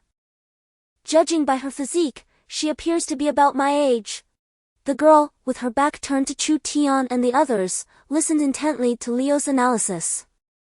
Chu Tian rolled his eyes, pondering how naive one must be to ascertain age merely from physique. In this world, summoners are predominantly extraordinary individuals who challenge levels beyond their own. Generally speaking, once a summoner reaches a mid-tier status at their current level, they can attempt to contract and summon higher-level beasts. Take Liu as an example. This young man is of level 3 elite status and, when he was at mid-tier level 3, contracted the Earth Explosion Bear. Upon attaining elite level 3, he subsequently contracted the Black-Scaled Poison Bear. Both of these summoned beasts are of level 4, possessing formidable combat prowess and surpassing Liu by a level. Furthermore, Liu commands 9 ironclad bears. During his last encounter with Chu Tian, he deliberately held back and suffered a crushing defeat. Yet, upon reflection, even if all 9 were summoned, they would likely still fall short against Chu Tian. It is entirely reasonable for a level 3 summoner to summon a level 4 beast. But summoning a level 5 beast is unequivocally impossible. Thus, while summoners may transcend 1 level in their summoning, surpassing 2 levels remains an unattainable feat. And Chu Tian is no exception. Although the Blue Bear Beast and the White Swift Dragon King can contend with level 4 beasts individually, their combat strength is still fundamentally that of level 3. The disparity between a spiritual intensity of 50 and 80 lies in the undeniable superiority of the Blue Bear Beast over the White Speed Dragon King. However, should they confront one another in reality, Chu Tian is certain that the White Speed Dragon King would emerge victorious, for it possesses allies, whereas the Blue Bear Beast stands alone. The testing process is remarkably straightforward, generally categorized into 2 tiers. The first is the talent assessment for those under the age of 10, evaluating both spiritual intensity and the integration of physical energy. The former requires no elaboration, while the latter pertains to a warrior's innate capacity to harness energy within their body. In essence, the first test measures the magnitude of the vessel for spiritual intensity, while the second assesses the physical vessel's ability to contain energy. In this world, every individual has the potential to cultivate energy, yet the majority are incapable of accommodating substantial amounts, rendering their efforts virtually equivalent to having none at all. To put it simply, this group exhibits a lack of talent. The second type of assessment pertains to those who have already become professionals, evaluating their level, talent, and future potential. It is undeniable that all summoned practitioners present will certainly pass. The rest hinges upon innate aptitude. Chu Tian's team progresses swiftly, as the talents of those who have already become professionals are clearly discernible. Before long, it is the turn of several summoners, hailing from various cities. Yet their results are uniform without hesitation, they are admitted. As Chu Tian surveyed the envious gazes surrounding him, a deep sigh escaped his lips. This was the stark distinction between genius and the ordinary. The status of a summoner was indeed exalted. The more Chu Tian witnessed, the more astonished he became. Particularly in the Kaiser Empire, where summoners were akin to public servants, and of a notably prestigious kind. They wielded immense power without holding any official titles, surpassing officials in influence yet devoid of authority. Are you feeling contemplative? Adela inquired with a smile, sensing a shift in Chu Tian's demeanor. Indeed, I am quite reflective. The prowess of summoners is undeniably formidable, yet their status seems somewhat inflated, Chu Tian replied. Adela chuckled softly but offered no further explanation. For the sacrifices made to attain such elevated positions remained unknown to all. It was a truth that Chu Tian would have to experience for himself, rendering any words from Adela superfluous. Soon, it was time for the sole 5th level summoner. Just as Chu Tian had anticipated, this summoner was indeed of the remarkable 5th level, and remarkably youthful, which stirred considerable excitement among the school officials. However, this was merely the calm before the storm. When the young girl summoned a creature, the atmosphere shifted dramatically. The surroundings fell into an eerie silence, an unsettling stillness enveloping the crowd. Natural awakening! A piercing cry suddenly shattered the quiet, igniting a fervor among the onlookers. Chu Tian and his companions gazed in astonishment at the girl, who had turned to reveal her youthful visage, adorned with a shy and even fearful expression, evoking an instinctive urge to protect her. And there, on the ground, lay a peculiar rabbit, draped in long, dark for a summoning beast unlike any they had ever encountered. Chu Tian understood that the emergence of a new summoned beast signified the arrival of a newly awakened summoner of nature. Throughout history, there had been a total of 27 such summoners, and with Chu Tian, the count rose to 28. However, there had never been a single rabbit summoned beast. Before him, a black rabbit gnawed on an unknown red carrot, casting a disdainful glance around, creating a stark contrast to the delicate appearance of the summoner. It was a vivid tableau reminiscent of Beauty and the Beast, yet no one appreciated the scene. All gazes were fixed in astonishment upon the petite beauty. The awakening of nature! Chu Tian exchanged a bewildered glance with Hulk, while Edra, confined within the bronze medal, gasped loudly. A rare awakening of nature, and two appeared at once? Leo and the others were utterly dumbfounded. They were aware that Chu Tian was a summoner of natural awakening, but they hadn't anticipated encountering another summoner of such caliber today. Despite the diminutive stature of the rabbit, the oppressive aura of a level 6 magical beast rendered some lower-tier professionals nearby breathless. A rabbit was still a rabbit. Yet a level 6 rabbit was undeniably a magical beast, and its combat prowess was equally formidable. Ah, Chu Tian, it seems your allure has diminished. This one not only possesses natural awakening but is also a level 5 prodigy, and younger than you. It appears you might have to settle for second place, Leo remarked, his tone tinged with schadenfreude. Chu Tian rolled his eyes, inwardly relieved. Why attract so much trouble? He preferred a life of tranquility. The girl was swiftly taken away by the higher-ups of the school, a transition that required no further elaboration, as she was destined to be nurtured as a key talent of the institution. Subsequently, there was Chu Tian and others. The natural awakening of Chu Tian once again ignited a fervor. Undoubtedly, he too was taken away. Yet a disparity became evident. The girl was escorted by the principal of the Summoner Academy, while Chu Tian was accompanied by the vice president.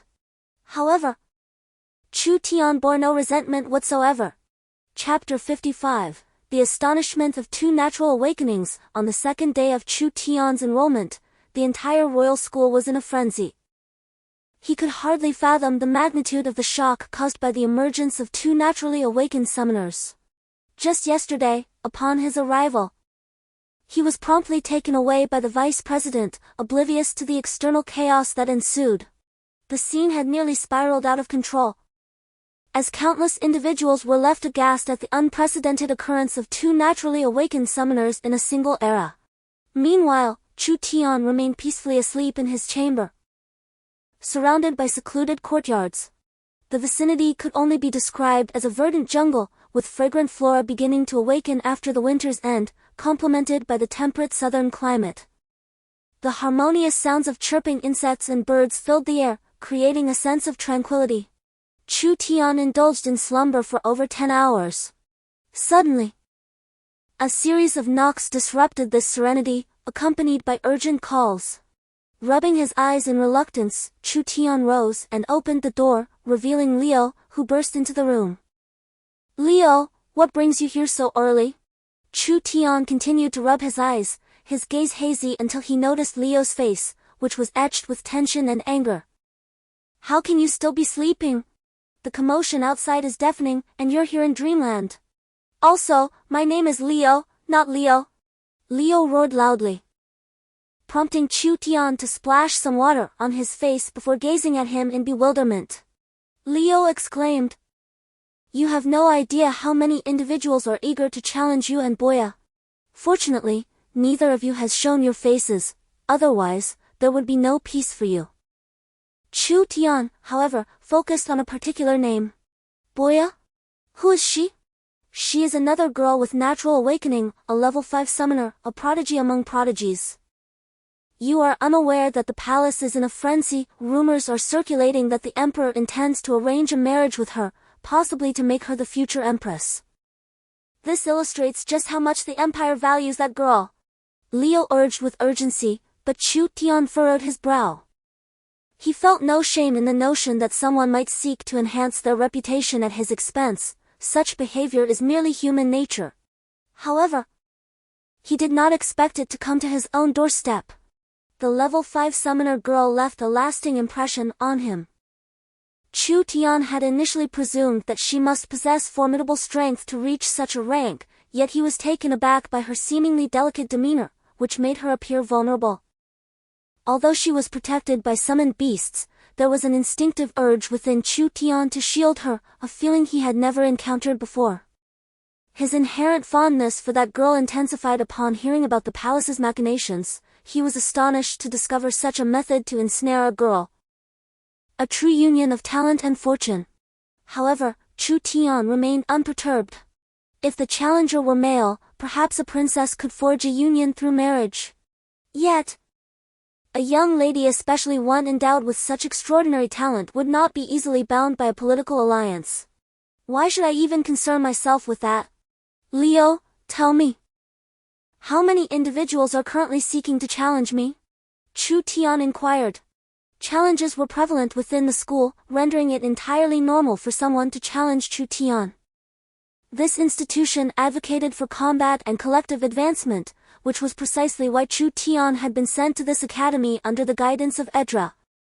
His purpose here was to engage in battles, to sharpen his combat awareness. Given the existence of challenges, it would be senseless to decline them. According to the regulations, summoners of level 2 and above, as well as practitioners of other professions, must engage in group battles. Typically, a group consists of 5 members, 1 swordsman, 1 mage, 1 priest, 1 archer, and 1 assassin. Should a summoner's level rise to 7, the group size expands to 10. Currently, at level 2, Chu Tian was indeed eligible for a 5-member group battle, meaning he must accept challenges from other professions and contend with 5 opponents simultaneously. Taking a deep breath, Chu Tian acknowledged the rules, yet felt a wave of pressure when faced with his own turn. In recent days, he had diligently absorbed foundational knowledge. He realized that despite the formidable nature of summoners, a well-coordinated 5-member team could indeed stand toe-to-toe with a summoner. Their synergy was akin to the perfect harmony of Hulk, with each profession complementing and supporting one another. Although Chu Tian boasted a multitude of summoned beasts, the reality of combat could prove to be quite different.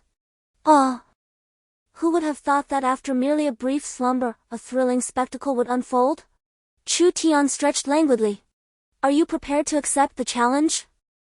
Adela inquired from within the bronze medal. A smile instantly illuminated Chu Tian's face. Given that he had come to this school for the purpose of combat, he would certainly accept. He held no fear of defeat. With a playful grin, Chu Tian stepped outside alongside Leo. If the intent was to engage in battle, then one should do so with fervor. Having endured hardships in the cannon fodder camp for so long, he had long grasped a vital truth: certain matters should not be met with passivity. When one possesses strength, why not unleash it to the fullest? This way, others would not dare to bully him, and he could elevate his standard of living. After all, he had come to fight. To retreat now would be utterly absurd.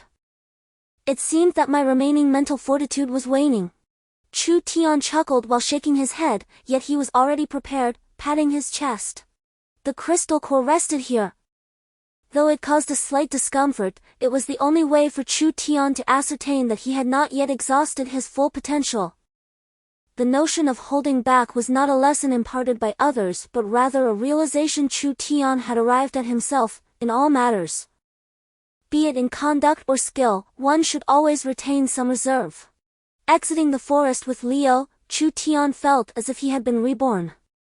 Before him lay the bustling school, a broad avenue teeming with students, some wielding weapons while others clutched books. To his astonishment, he even saw individuals selling barbecue. What manner of situation is this? Chu Tian pointed at the roadside stall in disbelief, questioning how it was possible to set up a stall here. Surely, the city management of this other world is rather lax?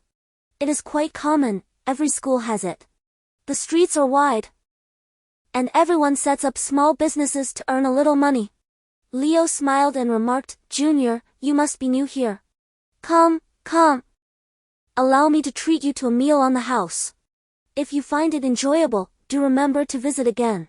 The senior, who specialized in skewers, handed a generous portion to Chu Tian, who accepted it with a dazed expression. Admittedly, he was quite hungry after waking early, and upon tasting it, he was pleasantly surprised to discover the flavor was quite decent, certainly not inferior to the barbecues back home. Alas, it lacked a bit of pepper and sesame. Chu Tian chuckled, prompting Leo to roll his eyes, having grown accustomed to Chu Tian's frequent use of unfamiliar terms. "By the way, where's the one who challenged me? Am I allowed to choose my opponent?" Chu Tian inquired. Leo nodded and pointed toward a large arena in the distance. Chapter 56, The Arena Challenge. Junior. You already have a challenger on your very first day? The skewer vendor was taken aback, noticing that Chu Tian was merely a level 2 summoner and yet someone had the audacity to issue a challenge. Could it be an enemy?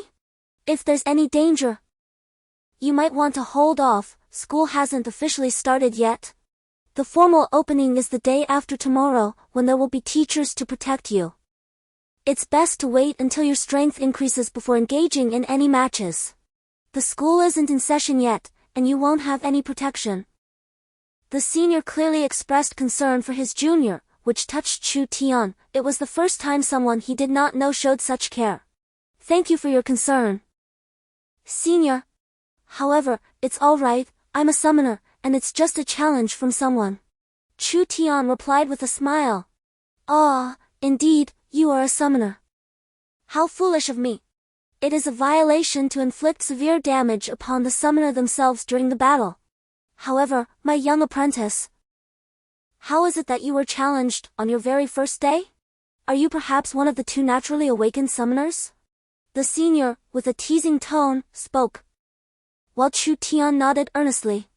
Indeed, I am one of the 2 who have undergone natural awakening. An immediate silence enveloped the surroundings as everyone turned their gaze towards Chu Tian, attempting to discern something extraordinary about him. Yet, no matter how they looked, he appeared to be an ordinary person, even dressed in a somewhat rustic manner. Can such a person truly be naturally awakened? Following the silence, a murmur of speculation arose. Chu Tian exchanged a glance with Leo, shrugged, thanked the senior, and made his way towards the grand arena. Here, observe this bulletin board, where it is inscribed who challenges whom. If you agree, simply remove the challenge notice and present it to the official over there for validation. A battle can be arranged within half an hour. Leo guided Chu Tian to a row of bulletin boards. Upon gazing at the challenge notices, Chu Tian was taken aback. So many are challenging me? He exclaimed in astonishment. There were no fewer than 300 to 400 challenge notices directed at him, while those challenging Boya were even more numerous, exceeding 1,000. Do not be deceived by the apparent abundance of challenges, many are merely repetitions. When you face off against other professions, it often feels as though you are combating 5 adversaries simultaneously. Their challenges may all be present here, particularly those from priests, who often adopt a fodder of weakness to mislead you into underestimating them. Once you engage, you may find yourself contending with a formidable quintet, which is rather amusing. Liu remarked, and upon closer inspection, Chu Tian indeed discovered numerous priestly challenges directed at him.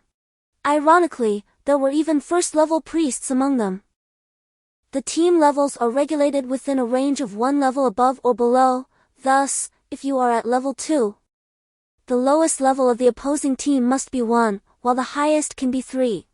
Moreover, the most unscrupulous aspect is that aside from one member whose level must match yours, the others can be one level higher.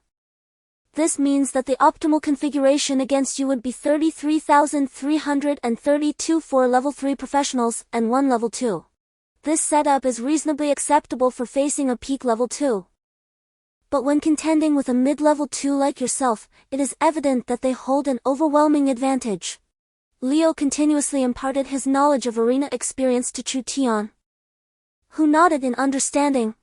Unexpectedly, such amusing intricacies could arise from a mere arena match. Very well, if that is the case, I have made my decision this one, Chu Tian declared, slamming his hand down on a challenge notice. Liu's eyes gleamed with excitement. The notice boldly proclaimed, Level 2 Swordsman from Rogue City, Beckman.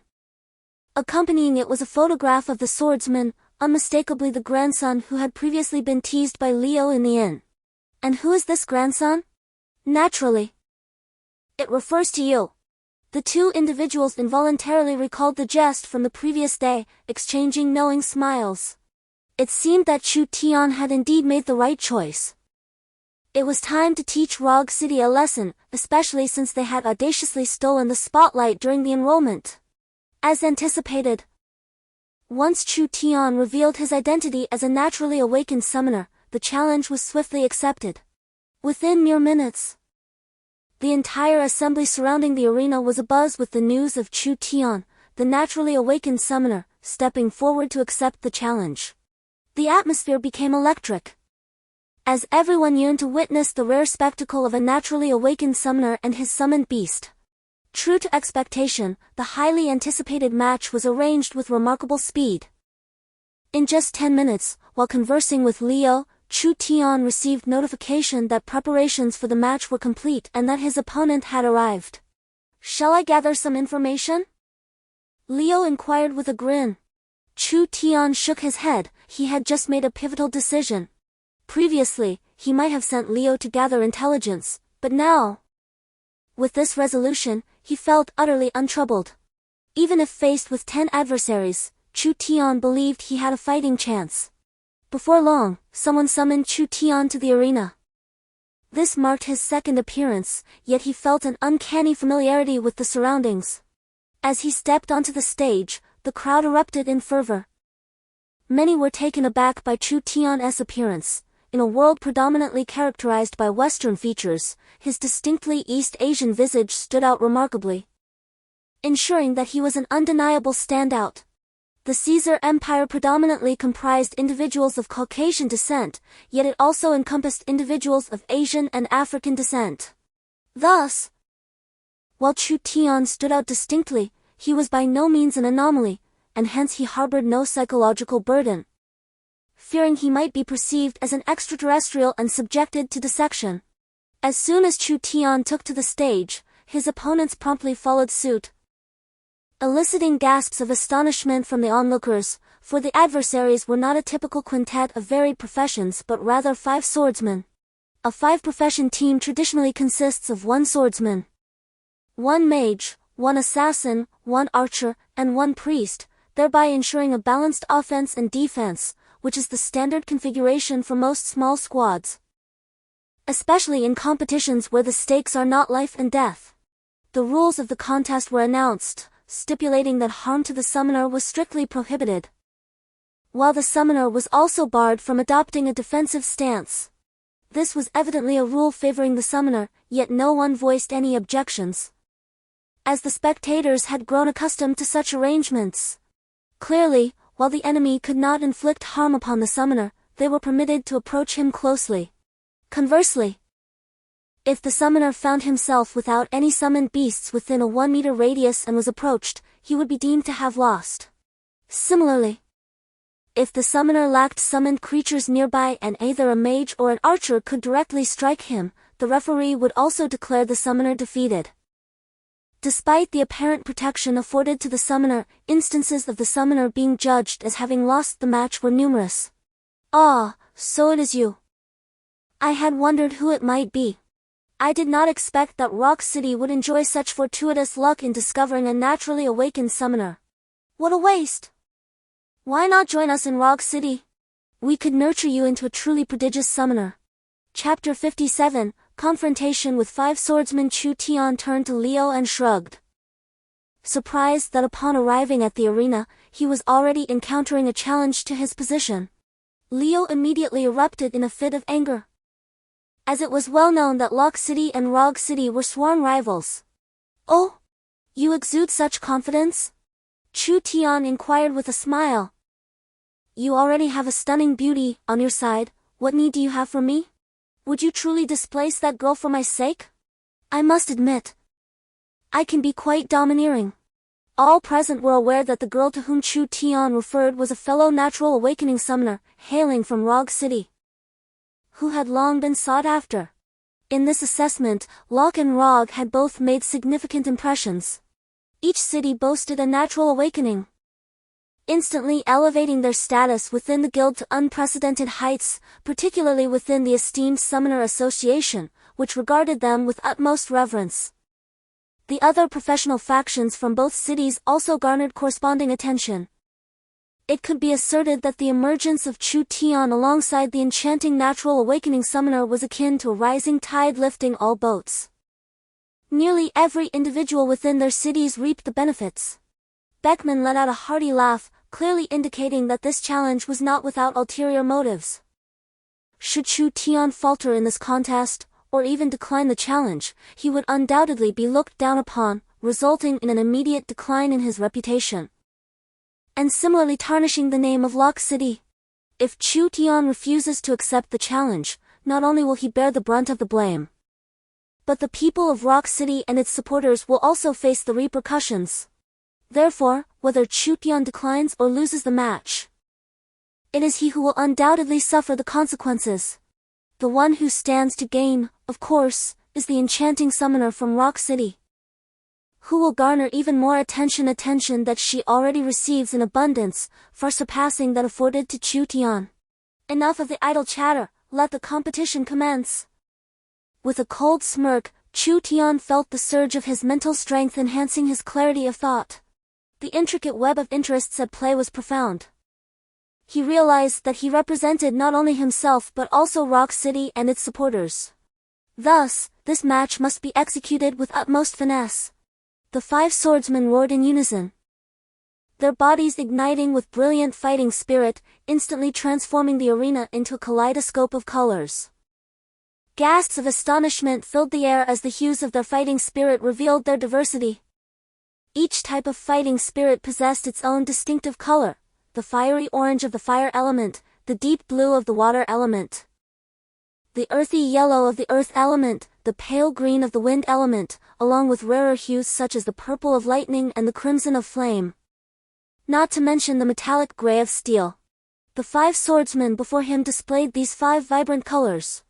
Yet, Chu Tian merely scoffed at such a team composition, dismissing it with disdain. Although the variety of elemental attributes expanded the team's offensive capabilities against any type of foe, they were not contending against another team. They faced a summoner. This combination was ultimately inferior to a singular elemental focus. Come forth, White Lightning Dragon King. With a gentle wave of his hand, Chu Tian summoned the White Lightning Dragon King, then cast a derisive glance at the group of swordsmen. Beckman and his companions were immediately incensed, while other summoners would swiftly call forth beasts to counter their foes after summoning protective creatures. Chu Tian displayed utter disdain by refraining from such actions. Indeed, he held them in contempt. Among the 5, 4 were 3rd-level swordsmen, and 1 was a 2nd-level swordsman. He had encountered similar teams numerous times before.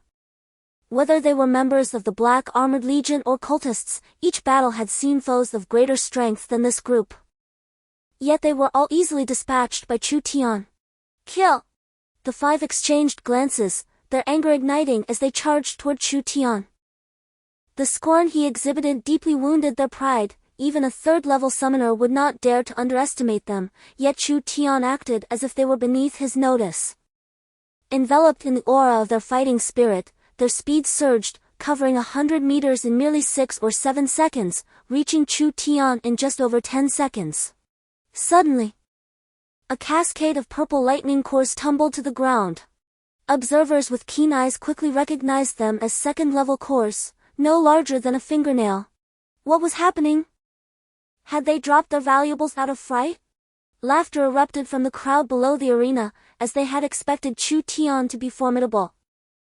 Only to witness him seemingly terrified to the point of dropping the cores over a dozen of them, which were worth a fair sum. Laughter erupted from the crowd. Yet Chu Tian wore a cold smile. Suddenly, he extended his hand, revealing 10 crystal cores on the ground, each surrounded by a magical circle. In an instant, the circles expanded, and a fierce gust of yellow sand erupted from within. The summoning of anomalies. Gasps of astonishment filled the air as the swirling sands unmistakably indicated a summoning of creatures from a harsh environment. These summoned beings, often reminiscent of their original habitats, be it snow-capped mountains, arid deserts, deep oceans, or volcanic terrains, each bore the essence of their origins. The vast clouds of yellow sand unequivocally signified that Chu Tian had summoned a creature from the desert. Caw! Caw! The sounds of shrill calls reverberated from within the magical circle. A peculiar smile graced Chu Tian's lips as the sand settled, revealing 10 bizarre yellow bird dragons standing upon the arena. Wait, why have they changed color? Leo exclaimed, his eyes wide with disbelief as he gazed at the creatures. Their bodies were nearly identical to the white speed dragons, yet their scales shimmered in a vibrant yellow, devoid of the terrifying foreclaws of their white counterparts, which made them appear even more menacing.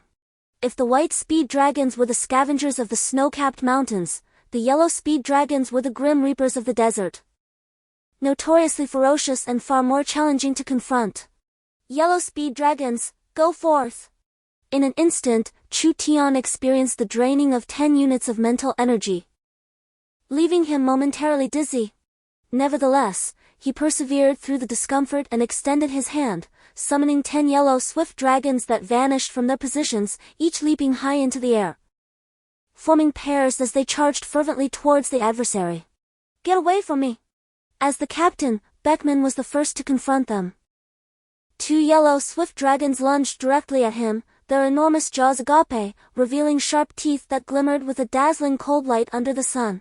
Suddenly, as Beckman prepared to swing his great sword in retaliation, one of the yellow swift dragons astonishingly disregarded his attack, acting as a shield, while the other sank its teeth into him.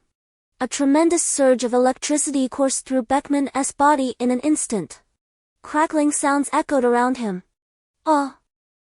A series of electric arcs danced across his form, rendering him incapable of controlling his body. He twisted violently before his eyes widened in shock, collapsing to the ground. Almost immediately, the sounds of 4 more individuals hitting the ground echoed around him. In the blink of an eye, Beckman's entire 5-man team lay convulsing on the floor. Had it not been for their wide-open eyes, filled with disbelief, one might have thought they were lifeless. Fools! Engaging in close combat with a paralyzing yellow swift dragon, are your brains filled with mush? Chu Tian couldn't help but chuckle wickedly to himself, realizing that aside from him, who else in this world was aware of the potent paralyzing poison contained within the teeth of the yellow swift dragons? Total mental intensity, 552, mental intensity used, 389 points. Remaining mental intensity, 63 points. Having expended another 100 points, only 163 remained. With the addition of the yellow speed dragon king, approximately 100 points lingered. Chu Tian sighed. Indeed, it was necessary to purchase crystal cores to enhance his spiritual intensity. Chapter 58. Damn! Cheating! Curse it, he had completely forgotten this unlocking condition. However, Chu Tian shook his head. He had overlooked the unlocking requirement for this shadow. If he had remembered, even summoning the Blue Speed Dragon King would not have been a loss. Yet, contemplating his total spiritual points of merely 552, he realized he still had a considerable distance to cover to reach 1,000 points, which reassured him. Moreover, after summoning the Yellow Speed Dragon King, he still had 63 points left. With about 3 or 4 level 3 crystal cores, he could reach 100 points.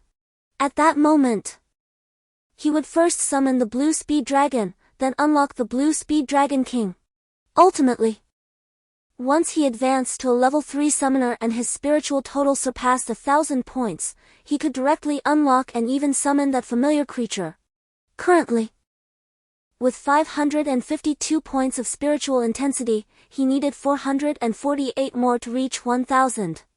Including the remaining 163 points, as a level 2 summoner, he could utilize 611 points of spiritual intensity. Accounting for the 50 points for summoning the Yellow Speed Dragon King, another 50 for the Blue Speed Dragon King, and 100 points for the prerequisite Blue Speed Dragon, he still had 411 points available.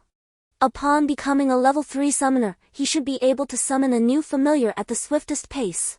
Suddenly, Chu Tian burst into laughter. "What on earth are you laughing about? Someone has come to challenge you, will you accept or not?" A tremor jolted Chu Tian awake, and he quickly glanced to find a challenge letter before him. "Oh, are you a level 3 archer? Then come forth." With a glance at the challenge letter, Chu Tian was taken aback to discover that his opponent was indeed a level 3 archer. Nodding in acknowledgement, he accepted the challenge. Within a mere 3 minutes, the challenge was confirmed, and Chu Tian found himself once again on the battlefield. However, his spirits dampened as he faced not 1, but 5 archers, each cloaked in a fiery orange aura. They were all fire element archers, a class renowned for their destructive capabilities, second only to the lightning element. Whether they were archers, mages, or swordsmen, their potential for devastation was formidable. The fire element is characterized by its explosive power, though it requires more time to accumulate energy, and its spellcasting duration is lengthy, only surpassed by the lightning element's incantations. Thus, caution was imperative. One must not only safeguard their summoned beasts but also avoid exposing oneself to the range of these formidable foes, lest one be deemed defeated outright. With the fundamentals of combat swirling in his mind, Chu Tian recalled the knowledge necessary to confront an archer. Following the rigid recitation of the rules, the match commenced in an instant. With a thunderous roar, the blue bear beast manifested before him, and Chu Tian took refuge behind its robust form. Gasps erupted from the onlookers. Indeed, the White Speed Dragon King paled in comparison to the striking presence of the blue bear beast. In the next heartbeat, 10 yellow speed dragons surged forth, charging straight toward the enemy. As predators racing across the desert, the speed of the yellow speed dragons was astonishing. Yet, the adversaries remained unfazed, their movements synchronously choreographed. They raised their bows, knocked their arrows, drew back the strings, their arrows enveloped in a swirling aura, and then released. Boom! Boom! Boom! Boom! Boom! In a stunning sequence of 5 consecutive explosions, the yellow dragons emitted anguished cries as they were sent hurtling away. Chu Tian gasped in shock, while Leo in the audience erupted with curses, decrying the blatant cheating. How could they resort to explosive arrows? Chu Tian's expression shifted to one of grave concern upon realizing that these were magical arrows. Magical arrows are a specialized type of projectile designed to compensate for the inadequacies of archers in combat. These arrows are bound with or even embedded with crystal cores, which are ignited by the archer's fighting spirit upon impact, unleashing instantaneous magical effects upon striking an enemy. The most common variant is the explosive arrow, akin to a firework, which exploits the inherent instability of fire-type crystal cores. By incorporating a fuse and igniting it with fighting spirit at the moment of release, the volatile core reacts violently, resulting in a powerful explosion. The explosive force generated is typically one rank higher than the level of the crystal core. For instance, an explosion from a level 2 fire-type crystal core would yield a force equivalent to at least a level 3 fire-type spell. Thus, magical arrows are essentially products of deceit. As mages laboriously cast spells, while these arrows can effortlessly unleash high-tier magic, with the potency increasing in accordance with the crystal core's rank. Fortunately, while crystal cores are relatively easy to acquire, crafting the fuses is a challenging endeavor, making the production of magical arrows quite costly. Chu Tian had never anticipated that these archers would resort to employing magical arrows against him. Just moments ago, 5 arrows had swiftly consumed nearly 5,000 gold coins, an amount that represented half a year's salary for Chu Tian in his guild. In mere seconds, others had expended what took Chu Tian 6 months to earn. Initially, Chu Tian believed that his monthly guild subsidy of 1,000 gold coins was quite substantial. However, in comparison to the true affluent and powerful, he realized he was still among the struggling masses. A tremendous explosion sent Chu Tian's summoned beast soaring in all directions. Fortunately, the high cost of magical arrows deterred those individuals from using them recklessly. The wounded Huang Sulong, despite their injuries, rose once more, roaring defiantly as they charged toward the enemy. Blossoms in full bloom! The archer in the center bellowed, knocking 4 arrows with fervor. Instantly, their fighting spirit entwined, and the 4 arrows spiraled together in midair, transforming into 4 miniature tornadoes that shot directly toward Chu Tian. With a roar, the azure bear unleashed its fury, its massive tongue lolling to the side, drool pooling beneath. Despite its seemingly innocent appearance, the azure bear possessed formidable combat prowess. It raised its palms to shield its face, as the iron gauntlets on its wrists met the spiraling arrows head-on.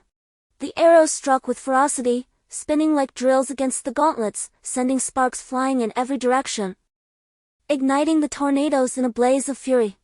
Onlookers gasped in awe as Chu Tian swiftly dispatched the swordsman in a mere half-minute. Yet the battle against the archers proved to be exhilaratingly intense. The blue bear beast let out a thunderous roar, forcefully swinging its wrists to the sides, akin to an irate young girl shaking off a suitor's hand. In an instant, 4 arrows were hurled aside by the immense force, their sharp tips spinning wildly as they plunged deep into the arena. A collective gasp arose from the spectators. The arena, constructed of reinforced concrete, concealed a solid steel foundation beneath. The arrows embedded themselves to the hilt, evidently piercing through the steel below, yet the blue bear beast's wrists emerged unscathed. Chu Tian anxiously glanced over, then exhaled in relief. The rotational force of the arrows had wholly exceeded his expectations.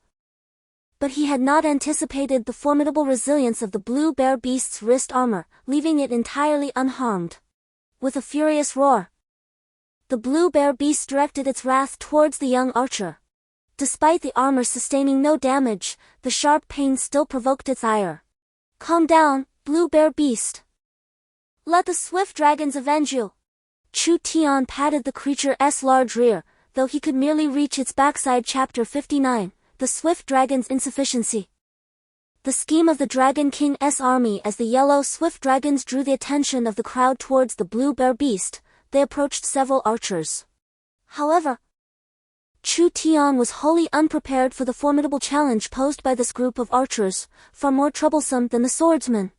Suddenly, numerous small pits appeared on the ground. Under ordinary circumstances, this would be inconsequential, but now, as the yellow swift dragons traversed the area, several of them stumbled into the pits, followed by a chorus of pained cries as bones fractured. A chorus of derisive murmurs enveloped the arena, as the spectators evidently believed that Chu Tian was intentionally holding back. However, Chu Tian's expression betrayed his displeasure. He harbored no intentions of leniency and was, in fact, quite incensed. "Arise, White Raptor!" With a mere gesture, 10 magical circles materialized upon the ground, and in an instant, 10 white raptors emerged amidst the astonished gasps of the crowd, exuding an air of majesty.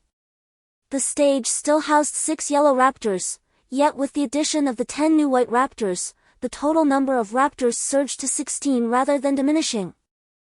In the following moment, Chu Tian summoned yet another 10 white raptors. Although the white and yellow raptors differed in hue, their appearances were nearly indistinguishable. The mere thought of being bitten by a yellow raptor, which would result in paralysis and inevitable demise, steeled the resolve of several archers. The prospect of slaying the raptors seemed daunting, as Chu Tian possessed the capacity to summon them endlessly. Indeed, while Chu Tian could not summon raptors without limit given the 4 distinct colors and their respective functionalities, he currently retained only a little over 100 points of mental strength, allowing for a maximum of a few dozen summons. Moreover, without any crystal cores, he was utterly incapable of further summoning. The Yellow Raptor King served as Chu Tian's trump card, and he was reluctant for its capabilities to be unveiled prematurely.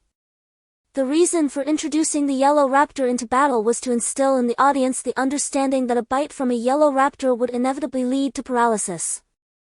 The primary distinction between the Yellow Raptor King and the Yellow Raptors lay not in their spiked hairstyles but rather in the outlet for the paralyzing fluid contained within their paralysis sacs. The ordinary yellow swift dragon possesses fangs akin to the venomous teeth of snakes, featuring a hollow structure that enables the injection of paralyzing venom into its foes upon biting. The pressure exerted during the bite facilitates the instantaneous delivery of this potent toxin. What Chu Tian desires is for people to recognize the peril of being bitten, thus remaining vigilant of the yellow swift dragon's fangs, while inadvertently overlooking the claws of the yellow swift dragon king, regardless of whether it is the forelimbs or hind limbs. The claws exhibit a syringe-like effect. A mere scratch from these claws guarantees paralysis, as individuals remain preoccupied with the threat posed by the fangs. The claws become a lethal weapon, yielding remarkably advantageous results. 16 swift dragons have become targets for 5 archers. Yet the swiftness of these dragons is not something ordinary humans can contend with, especially when the 16 dart about in a chaotic manner, creating a dizzying spectacle. A flurry of arrows, infused with fighting spirit, hurtles towards the swift dragons, and while some are struck, under Chu Tian's deliberate emphasis, they manage to evade their vital points. Particularly the head. Despite the swift dragon's head being smaller than Chu Tian's, to the archers, it resembles a grinding stone, making it an easy target. Although Chu Tian has reiterated this point multiple times, 3 white swift dragons still meet a tragic demise. Damn it, I will not spare you. Chu Tian seethed with fury, gesturing once more, summoning the white swift dragon king. With a thunderous roar, its colossal form charged straight towards the group of archers. To speak frankly, the yellow lightning dragon is more suited for close combat, whereas the white lightning dragon excels in ranged confrontations. For it possesses the ability to emit a frigid spray, a fact known only to Leo and the inhabitants of Rock City present at the scene. The emergence of the white lightning dragon king instantly captivated the attention of the archers. With a flourish, one archer executed a spiraling quadruple strike. The white lightning dragon king nimbly leapt to evade, while the arrows, imbued with a whirlwind, shot forth beyond the arena. In this realm, 7 white lightning dragons had approached within a mere 3 meters of the archer, yet they remained motionless. You have lost. Chu Tian exhaled, relieved. The purpose of the white lightning dragon king was not to engage in combat, but rather to draw the ire of the enemies. With the yellow lightning dragon being the focal point of that enmity, it was the white lightning dragon that would ultimately vanquish them. A torrent of icy vapor surged forth before and behind the archers, instantly conjuring massive blocks of ice and an astonishing chill that instilled terror in the hearts of the 5 archers. Were this to envelop them, they would not perish but would certainly suffer grievous frostbite. Wait, something is amiss. 3 white lightning dragons have perished. Yet the white lightning dragon king remains? A glint of gold flickered in Chu Tian's eyes as he sensed he had stumbled upon a path to even greater power. If this is the case, could I perhaps forsake the lightning dragon army to establish a grand legion of lightning dragon kings instead? Chu Tian's eyes sparkled ever brighter. Chapter 60, The Campus Pursuit, Part 1. After the conclusion of the second round of challenges, Chu Tian excused himself under the pretense of needing rest. Having endured 2 battles, his reputation had been established, and the presence of 20 lightning dragons deterred many who had contemplated challenging him. With up to 20 velociraptors, combined with the paralysis and freezing displayed today, the challengers shook their heads, clearly disinclined to continue their pursuit against Chu Tian. Chu Tian, you were magnificent today, bringing great honor to our rock city, Liu exclaimed excitedly.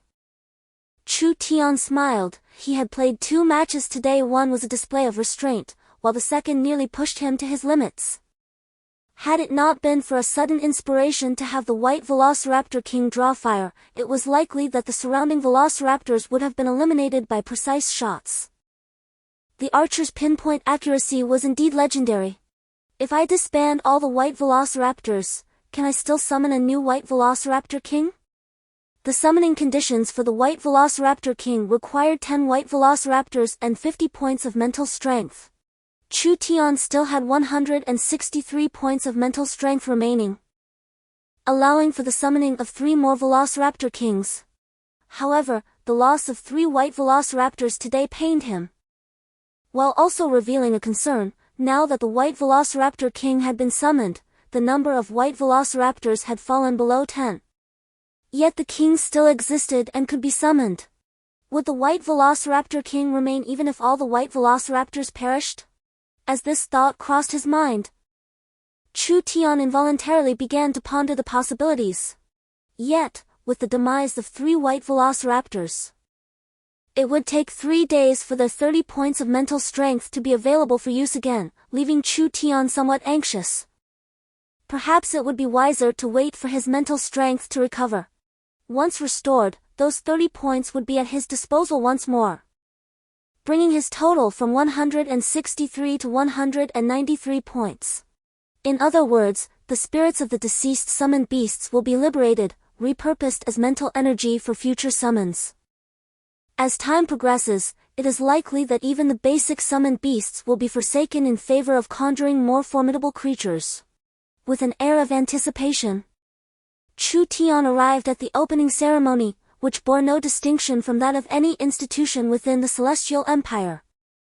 He had received the class assignment information the previous night and, as expected, found himself placed in the Summoner's class, the elementary class, often referred to as the novice class. Very well, I concede that I am indeed a novice. Standing on the playground, Chu Tian endured the disdainful glare of the insufferable Leo. As a level 3, Leo was participating in the intermediate class, while Chu Tian languished in the elementary class. Despite his natural awakening, Chu Tian remained merely a level 2 novice, whereas Leo stood at the precipice of level 3, ever so close to a breakthrough. Curse that wretched scoundrel! Chu Tian ground his teeth in frustration. Had he not been short on gold coins, he would have truly considered elevating himself to level 3. Yet, upon seeing the exorbitant prices of the crystal cores, he felt a wave of resignation wash over him. Chu Tian possessed a little over 1,000 gold coins, but at least 800 of those were earmarked for purchasing medicinal herbs, all of which had already been given to the teacher, Hulk. Despite Hulk's seemingly respectable demeanor as an educator, he was, in truth, a notorious drunkard.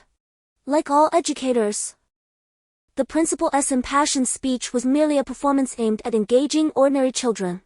In this era of information overload, Chu Tian had long since grown weary of such rhetoric.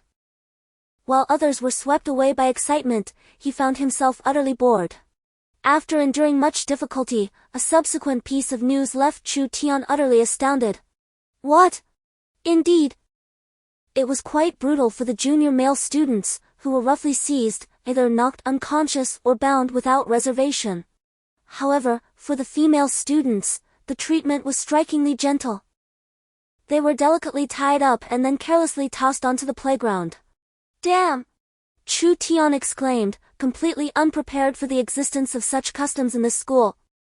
As he drifted in thought during the dean's speech, Adela, observing Chu Tian's peculiar expression from the bronze plaque, erupted in laughter.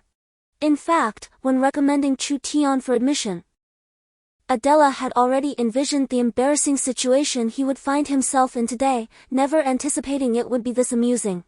Chu Tian and Leo fled at full speed, while the swordsmen behind them unleashed their fighting spirit, causing dust to rise in a cloud. In an instant, they closed the distance. Leo and Chu Tian exchanged glances, and with a decisive wave of his hand, a magical array appeared beneath their feet. Chu Tian summoned the yellow speed dragon and the white speed dragon king, whereas Leo called forth the earth-exploding bear and the black-scaled poison bear, astonishingly summoning all of his trump cards at once. A naturally awakened summoner was over there. Capture him and bring glory to the academy. A loud shout instantly redirected the chaos towards Chu Tian. He and Leo shared a knowing look, feeling invigorated as countless individuals surged after Chu Tian, who was left bewildered. Why are they chasing me? Chapter 61, Campus Chase, Part 2. Because you are undoubtedly one of the most remarkable newcomers this quarter, a naturally awakened summoner defeating you would be a tremendous honor. Leo shouted. And Chu Tian suddenly had a moment of clarity as his eyes brightened. Before him stood a girl surrounded by a vibrant array of rabbits, fiercely battling against a group of burly men. Could it be her? Both Chu Tian and Leo exclaimed in unison, recognizing the girl as a fellow natural awakened summoner. Just like Chu Tian. Chu Tian, I have gathered some information. Her name is Dai Lingshan, hailing from the Ice and Snow Empire. Due to certain circumstances, she eventually found her way to Rogue City. Strictly speaking, she is not from our nation, Leo informed Chu Tian. With an eye roll, Chu Tian retorted. What use is that information to me? I have no particular intentions. Really? Aren't you the least bit interested? That girl is only 16, quite close to your age. Leo chuckled. Get lost. I am 20, and she is merely a little girl. I find it strange that she appears so innocent at 16, while you, at 14, look so disheveled. No wonder it is said that one's appearance reflects their heart, Chu Tian teased, casting a sidelong glance at Leo. Leo, infuriated, abruptly halted, and suddenly 9 magic circles appeared around them. Chu Tian gazed at Leo in astonishment, realizing that Leo was preparing to unleash a formidable attack. As a level 3 summoner, Leo commanded 2 level 4 beasts, the Earth Explosion Bear and the Black-Scaled Poison Bear. However, his true strength lay in 9 steel-armored iron bears. With a series of roars, the steel-armored iron bears emerged, swiftly surrounding Chu Tian and Leo. Leo shot a peculiar glance at Chu Tian, then raised his hand, including Chu Tian's blue bear beast. 12 colossal bears charged forward in unison. The target was unmistakably the girl named Dai Lingshan. What are you doing? Chu Tian exclaimed. Leo chuckled mischievously, showing no intention of halting. With Leo's formidable bear leading the charge, the entire direction of their sprint was under his command. Amidst a flurry of angry curses, Chu Tian and Leo unceremoniously sent the swordsmen encircling Dai Lingshan flying. A throng of rabbits hastily rushed forward, but the armored bears that had previously surrounded Chu Tian and Leo suddenly dispersed, swiftly moving to flank them instead. Stop! We are here to assist you, Leo shouted. Halt! Halt, Blackjack, stop! The largest black rabbit at the forefront came to an abrupt stop, its ample rear serving as a brake. As it barreled straight towards Chu Tian, its pair of crimson eyes scrutinized both Chu Tian and Leo, and then it inexplicably produced a carrot from somewhere, crunching into it voraciously. Greetings, I am Leo, and this is my elder brother, Chu Tian. We have come to aid you, together, as 3 summoners. None would dare to challenge us. Leo, with unabashed boldness, approached the girl to establish rapport. Ah, that sounds great, but I am too clumsy and might be a burden to you. Dai Lingshan responded with a mixture of joy and hesitation, her face flushing red as she witnessed the armored bear valiantly shielding against numerous attacks, feeling suddenly shy. What does it matter? Are you not a level 5 summoner? First, summon 7 or 8 5th level summoned beasts, Then, relying on my iron-armored bear and brother Chu Tian's swift dragon army, we shall charge forth, seeking out a few more summoners to turn the tables on those seniors. However, the summoned beasts emerging from the magic circle left Chu Tian and Leo utterly dumbfounded. A level 1 water rabbit? Are you joking? Leo leaped up, pointing at Dai Lingshan and roaring loudly, causing her to burst into tears. Chu Tian held his head in despair, questioning the choice of his companion. You cannot be serious, all your mental energy was used to summon these creatures? Upon closer inspection, approximately 400 water rabbits lay on the ground. Despite their overwhelming numbers, their quality was abysmally low. Water rabbits are regarded as the second weakest magical beasts in existence, their strength barely surpassing that of a jelly slime, a minuscule margin indeed. It's hopeless. Leo shrugged helplessly. With over 400 water rabbits, the enemy would surely find the situation amusing. A counterattack seemed impossible, and retreat appeared to be the only option. Wait, I have an idea. Chu Tian suddenly squinted his eyes. Although the combat prowess of the water rabbits was lacking, they possessed an innate ability to cast level 1 magic, water arrow, unleashing a moderately penetrating water column from their mouths, with an approximate range of 10 meters, which could be considered a significant move. While 400 water rabbits may not excel in combat, they could certainly serve as a hindrance. A smile crept across Chu Tian's face as he approached Dai Lingshan. Pulling out a handkerchief, under her bashful gaze, he gently wiped away her tears and whispered a few words to her. Is this truly feasible? Will the little white bunnies be in danger? Asked Dai Lingshan. Chu Tian chuckled softly. The screams from across the field had already given him ample confidence. Although the combat prowess of the water rabbits was lacking, their adorable charm was overwhelmingly potent. Damn rabbits, I want them all dead. I'll feast on roasted rabbit tonight. A burly man bellowed furiously, swinging his large sword down towards the little white rabbit. A piercing scream and wails echoed like an ultrasonic wave, instantly reverberating throughout the playground. Oh, please Don T, kill my little white rabbit, you big bad guy. Don T, harm my little white rabbit. The sharp cries instantly captivated everyone's attention. Dai Lingshan, rubbing her reddened eyes, let tears fall like pearls from a broken string. Her heart-wrenching sobs coupled with her doll-like features evoked sorrow in all who listened. In an instant, all eyes were drawn to the burly man. Despite his rough exterior, being the center of so many gazes and bearing the title of a villain, he awkwardly held his sword aloft, uncertain whether to strike. Suddenly, the water rabbit, furious at nearly being slain, retaliated with a jet of water that splashed across the man's face. He yelped in surprise, collapsing to the ground, while laughter erupted all around. Wow! Wow! Wow! Chu Tian and Leo were instantly impressed. This girl was truly a master of performance, her tears so genuine that even Chu Tian felt a twinge of compassion. Yet, to avoid being captured by a pack of predatory upperclassmen, he realized this was the only way forward. Chapter 62, The Campus Chase, Part 2, This was merely a game. None dared to bear the shame of bullying a little girl, especially as the adorable little rabbits successfully garnered sympathy. Countless senior female students swiftly shifted their allegiance, expressing disdain towards the men who sought to harm the little rabbits. In an instant, all the men were filled with profound animosity towards the little rabbits, yet found themselves powerless to act. Let us leap over and seize those two rascals. As Leo wrote, he was clearly observed, leading many to quickly realize that this was a scheme devised by Leo and Chu Tian. A roar erupted, fingers pointed at Chu Tian and Leo, evidently intent on teaching them a lesson. Chu Tian and Leo exchanged a glance, their mutual admiration evident for the enmity they had attracted. Their next step was to dismantle the opposition one by one. Furious swordsmen brandished their great swords, cautiously tiptoeing through the throng of water rabbits. A misstep, stepping upon a single water rabbit, would not only summon the heart-wrenching cries of its owner, Dai Lingshan, but also unleash the wrath of hundreds of girls behind them. This gathering likely represented 1% of the female population at the school, yet it was not a force that these men could withstand. The strategy of charming and endearing the men had proven remarkably effective.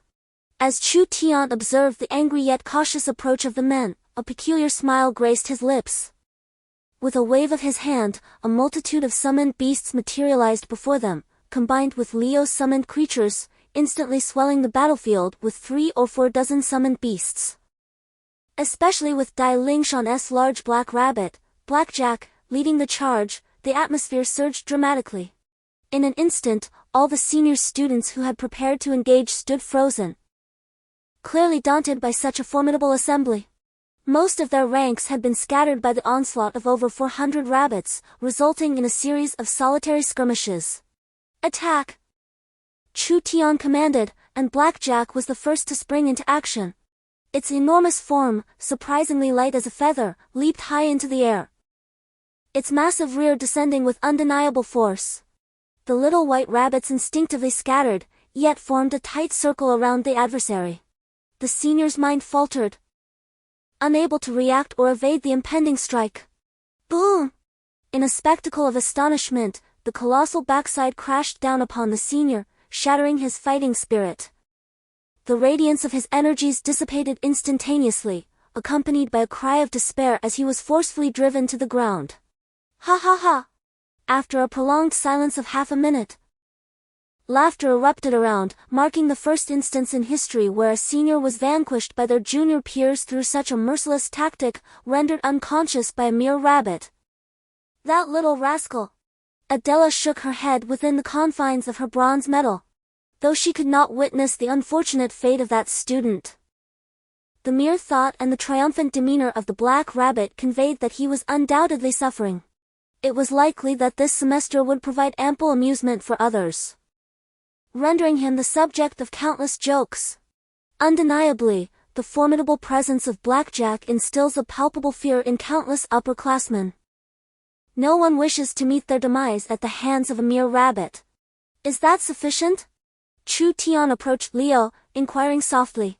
Leo nodded in response. The rabbits had now completely encircled the group, and it was merely a matter of time before they would be forced to flee. Although they had managed to eliminate one upperclassman, Chu Tian and his companions were far from being a match for this assembly. Should they unite, surrender would be their only recourse. Finally, the moment arrived when the rabbits fully surrounded the upperclassmen. Chu Tian seized Dai Lingshan's hand and shouted fervently. Leading the charge with his summoned beasts, the steel-armored Iron Bear, breaking through the encirclement. Following closely were Chu Tian, Dai Lingshan, and Liu, while the swift dragon army brought up the rear. Astonishingly, they managed to escape. Damn it, Don T let them flee. Pursue them. The upperclassmen erupted in anger. Yet, the rabbits, akin to an unyielding barrier, held the group captive, their fluffy forms clustering so tightly that movement became impossible, let alone traversing through the throng of rabbits. There was no viable path forward. Curse it! Allowing these newcomers to escape, what shame do you have as upperclassmen? Flame Dragon! A young girl suddenly rose to her feet, her fiery temperament as a fire mage rendering her dismissive towards the little white rabbit. With a swift motion, her staff materialized in her hand, and soon after, a lengthy incantation erupted from her lips. In an instant, a colossal fire dragon surged forth, engulfing the entire arena amidst the anguished cries of the men and the screams of the girls, as flames devoured all the little white rabbits. My little rabbits! Dai Lingshan watched in despair as her beloved bunnies were transformed into charred remains, tears streaming down her face uncontrollably. Chu Tian, unable to pull her away, finally turned to see a senior charging towards them in fury. Resolutely, he scooped up the girl and tossed her onto the back of the azure bear beast, continuing to flee. Is this truly the right course? An elderly man on the distant stands inquired of his companion. It must be done, this girl is far too kind-hearted. If she is not subjected to some tribulation, she may remain blissfully ignorant for the rest of her life. The emergence of the mammoth Julan heralds impending calamities. Are you aware of the dire threats that follow in its wake? The Julan devours dragons, and the specter of a necromantic catastrophe looms. Could the legendary undying spirits truly rise from the underworld? With the mammoth Julan's appearance, what is so strange about the resurgence of the undead? Our current mission is to cultivate this group of prodigious students as swiftly as possible. When disaster strikes, we shall be equipped with a burgeoning force. If that is the case, let the new directives be issued forth. Indeed, let them be proclaimed, for these sheltered blossoms must endure the tempests of reality. More than 300 individuals pursued Chu Tian and his companions, leaving Chu Tian with no choice but to offer a wry smile. Despite the multitude of his summoned beasts. In the presence of so many upperclassmen at levels 4, 5, and 6, his only option was to flee. Although it was merely a game resembling a competition, Chu Tian was determined not to be defeated. The escape route was devised by Leo, who had long since familiarized himself with most areas of the school, making him the ideal guide. "There are people over there!" Leo suddenly shouted. Not far away, a group was engaged in a confrontation with several upperclassmen. It was easy to discern the newcomers, their faces were visibly marked by panic. Among them was an earth mage, which explained their prolonged resistance. Earth mages are renowned for their formidable defenses, and with the aid of spells like Swamp and Slow, this group managed to endure far longer than anticipated. "Let us go save them!" Chu Tian exclaimed. His intentions were not driven by mere altruism. The larger the gathering, the stronger they became, thereby extending their resistance time. Chapter 63, Counterattack. With a substantial force of summoned beasts, Chu Tian and his companions charged forth with great momentum. The onslaught of the armored iron bears was unstoppable, swiftly breaking through the enemy's lines. Leo immediately burst into proud laughter. These armored bears were his creation. Damn it, they've increased in number. The upperclassmen were instantly incensed. But upon witnessing the over 40 summoned beasts encircling them, they quickly grew apprehensive. Particularly, they recognized Chu Tian's summoned beasts. They were well aware that a bite could lead to paralysis. "Let us go!" Chu Tian shouted urgently, and the new students, understanding his intent, echoed his call and swiftly departed alongside him. As they moved, Chu Tian and his companions sought out others, continuously rallying new students who were being pursued by upperclassmen.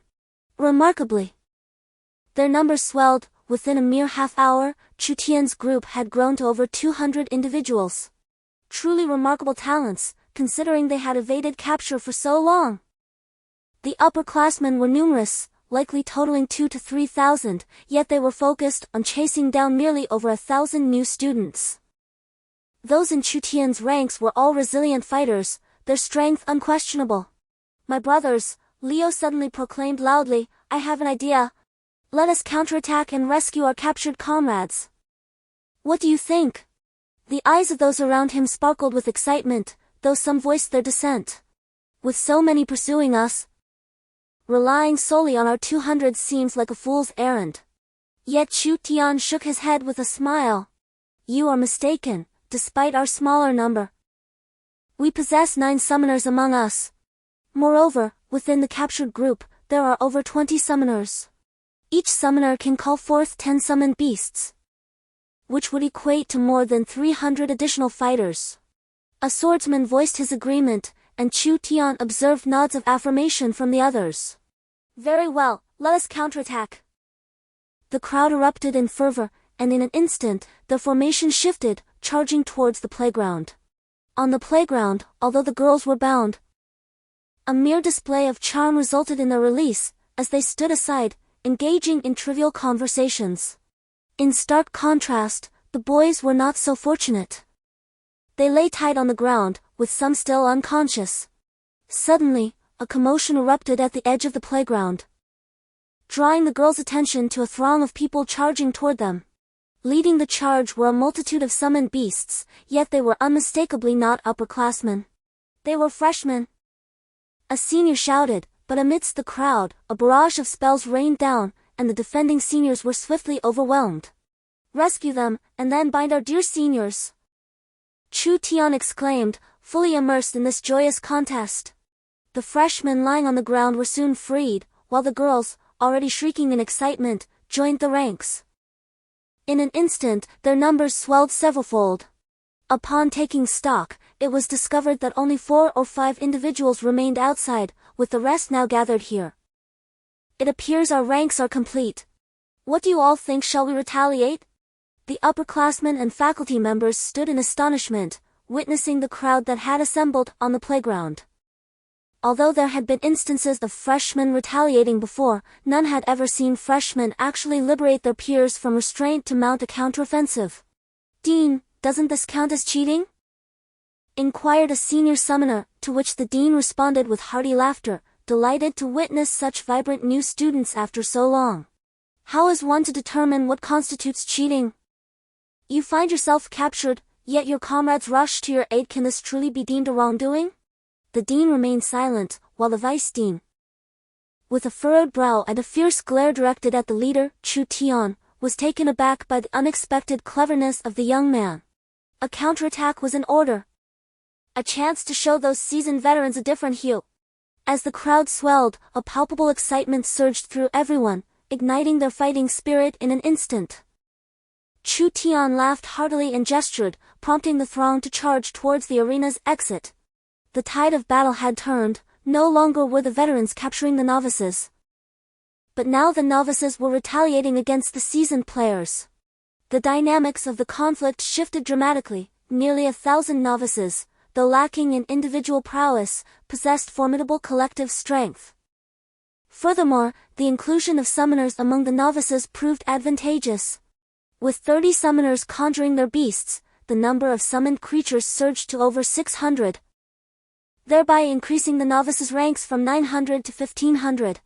Such a formidable force unleashed a counterattack, leaving the veterans in a state of utter defeat. Over 1,000 individuals engaged in guerrilla tactics, targeting the smaller veteran squads. In a short span, the veterans suffered significant losses, with 7,000 to 8,000 of their ranks decimated by the novices. By the time the veterans received word and gathered to mount a counteroffensive, they were disheartened to discover that time had elapsed. After 2 hours of conflict, the veterans had lost over 9,000 personnel, while astonishingly, not a single novice had been captured. As they regrouped on the playground, the veterans found themselves utterly humiliated, while the novices erupted in jubilation. Was this truly possible? 1,000 novices triumphing over more than 20,000 veterans? A senior from a prestigious class gazed in disbelief at the jubilant newcomers frolicking on the playground. Upon his utterance, the other seniors lowered their heads even deeper, particularly the group that had been captured, who felt utterly ashamed to face anyone. The competition had concluded, and this time, the newcomers had triumphed magnificently, managing to capture over 9,000 seniors in return. The dean remarked with a smile, while the seasoned students around him lamented in despair, clearly indicating a complete defeat this year. Now, I shall refrain from further rambling. This year, aside from the freshmen, all students will face an elevated level of assessment difficulty. As for the newcomers, we had originally planned to bestow a grand reward upon those who persevered until the end. However, due to your overwhelming numbers, we are unable to prepare it in time. Thus, after careful consideration, we have decided to reduce the difficulty of the assessments for the freshmen by 1 tier, while simultaneously enhancing their privileges. The 3rd floor of the cafeteria will be open to freshmen free of charge throughout the year. As for the returning students, the cafeteria fees will double this year. It is time for you to reflect on your circumstances. Amidst the jubilations and the lamentations, the first day of the enrollment tests came to a successful conclusion. Chu Tiancheng and his companions celebrated together, and even Dailina managed to smile through her tears. Although they had suffered losses of over 400, their victory in this contest was indeed a glorious triumph. The seasoned students mourned while the newcomers reveled. Thus, the first day passed in such a manner.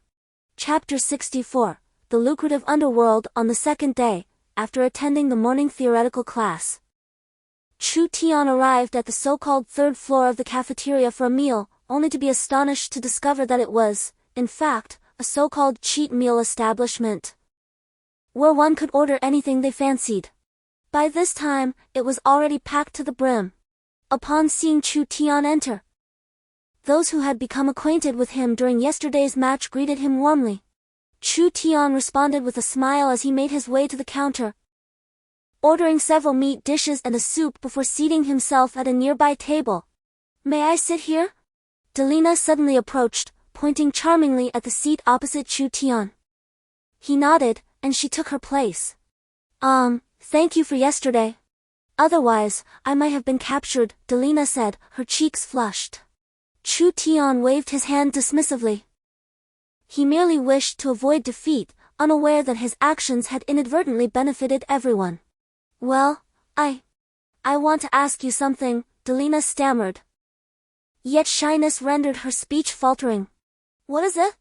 "Be a bit bolder, I promise I won't bite," Chu Tian teased, eliciting a sudden lift of her gaze. "Can I join you?" "What?" Not only Chu Tian but everyone around them was taken aback. And the entire third floor of the cafeteria erupted in excitement as Delina boldly confessed her feelings. No, that's not it. I merely meant to ask if I could team up with you for future trials," Delina clarified, her words tumbling out in a rush, fueled by urgency as she finally expressed herself clearly. "Of course." Chu Tian chuckled, nearly startled. He had thought she was confessing her affection. For instance, students in regular combat professions would randomly select a type of magical beast and, without any hints, would rely solely on their own judgment to decide where to hunt this particular creature. The annual final examination trials are not held within the city but rather beyond its walls. When the designated time arrives, all practitioners embark lightly, permitted to carry only a specified amount of gold coins, and venture outside the city walls to draw tasks at random.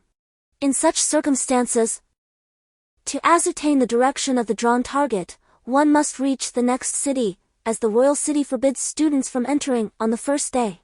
Naturally, one may choose to wait in any location outside until the city gates open the following day. However, as the examination is timed, the shorter the duration, the higher the score attained. Thus, wasting a day would be an act of folly. The next step involves locating the designated monster, and the method of search is left to one's discretion. The institution does not oppose assistance from family members, except in matters of combat. Should the prey not be personally slain, and this is discovered, expulsion is inevitable, along with a lifetime of rejection from various practitioners' guilds, relegating one to the status of a wild practitioner. This indicates that the trials permit team formations. "Do you wish to form a team with me?" Chu Tian inquired, puzzled. Delina nodded in affirmation, causing Chu Tian to raise an eyebrow in surprise at such an unexpected proposition. "Very well," he replied with a nod. Delina was at an impressive level 5, yet Chu Tian was confident in his ability to swiftly elevate his own level. He had already devised a plan. In the coming days, he would have Leo take charge while he engaged in arena battles, allocating 1/3 of the earnings to Leo and retaining the remainder for himself. At that time, Chu Tian would have the means to purchase crystal cores, which would allow his mental strength to soar dramatically, thereby facilitating a much quicker ascent in levels. Once he reached the 3rd level, he might even be able to summon the formidable giant bird. Having promised Delina, the young girl was naturally elated. Although she was already 16, on Earth she would merely be considered a high school girl, and Chu Tian found himself unconsciously indulging her. After sharing a meal with her, he proceeded to the arena to await Leo. Chu Tian had no classes in the afternoon, as the school conducted theoretical lessons in the morning and focused on combat training in the afternoon. Being in the elementary class, he was not yet assigned to the combat arena, thus granting him freedom to explore the school in the afternoon, leading him to the arena with familiarity. "Finally, I've been waiting for you." Leo approached eagerly, evidently having arrived earlier. He promptly presented Chu Tian with a multitude of challenge letters. After a glance, Chu Tian noted that approximately 40 individuals sought to challenge him. If each group consisted of 5 participants, that amounted to over 200 challengers in total. Let us select a group of swordsmen to warm up, he suggested. Surprised, Chu Tian chose a level 3 swordsman. To which Liu nodded and swiftly sent someone to notify the referee, while he himself quickly set up the black gambling sign. Given that this was a gambling establishment, the boldness of it was striking. Observing the large characters emblazoned on the flag, Chu Tian felt a sense of resignation.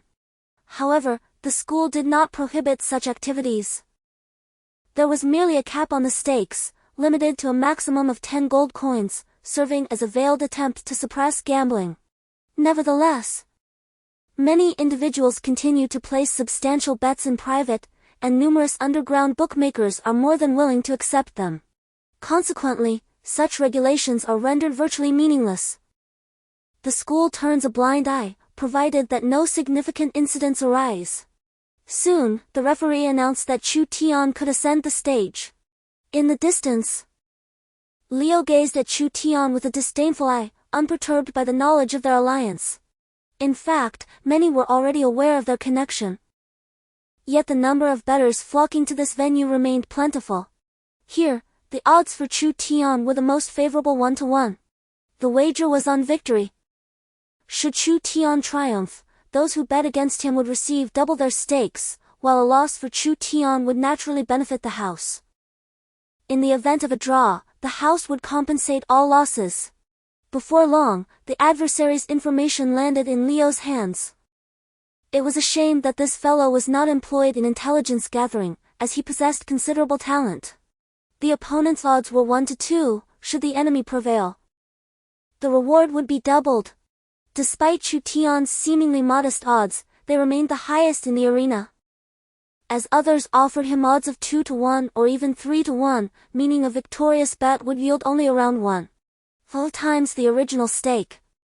Whereas Liu's offered a generous twofold return. As Chu Tian took to the stage, the stakes surrounding him escalated. Liu felt a sense of foreboding. If the bets on Chu Tian continued to increase, it could lead to significant losses. However, Chu Tian had anticipated this very scenario. The opponent he selected was no ordinary contender. The ferocious dual sword wielder, Reno, stood against him. That summoner was destined to fail, even Reno alone could easily overpower him. Ha ha, the formidable Ryuno, hailing from the barbaric tribes, is no ordinary swordsman, that lad is destined to lose. In mere moments, the stakes on the adversary facing Chu Tian began to soar, with a payout ratio of 1-to-2, amounting to a threefold compensation. To the multitude of onlookers, it seemed inevitable that Chu Tian would be defeated. May fortune favor Chu Tian, Liu silently prayed, yet his hands moved swiftly to gather the gold coins. Confronting 5 opponents, all swordsmen wielding dual swords, each a savage warrior, Liu felt even his own chances of victory were slim, let alone those of Chu Tian. The barbarians, residing near the beast men, have long been engaged in battle with them. Both their genetics and rigorous training have endowed them with extraordinarily robust physiques and awe-inspiring strength. Chapter 65, The Mighty Barbarians. The strength of an ordinary barbarian is at least equivalent to that of a level 4 swordsman wielding burning fighting spirit. A level 3 barbarian, upon igniting their fighting spirit, would intimidate even a level 6 swordsman in a contest of sheer power. The innate talent of the barbarians lies in their unparalleled strength, characterized by an overwhelming ferocity. Chu Tian had acquired their profiles and, during his selection, deliberately opted for his weaknesses. The barbarians, a race defined by strength, are said to be blessed by the god of power, possessing immense might and even the legendary ability to enter a frenzied state. Their terrifying attacks are the natural nemesis of Chu Tian's frail summoned beasts. As the betting concluded, Chu Tian found himself with a mere 5,000 gold coins, while the barbarian warriors boasted over 40,000. Liu was taken aback. It was his first time as a dealer, and he encountered such an extraordinary occurrence.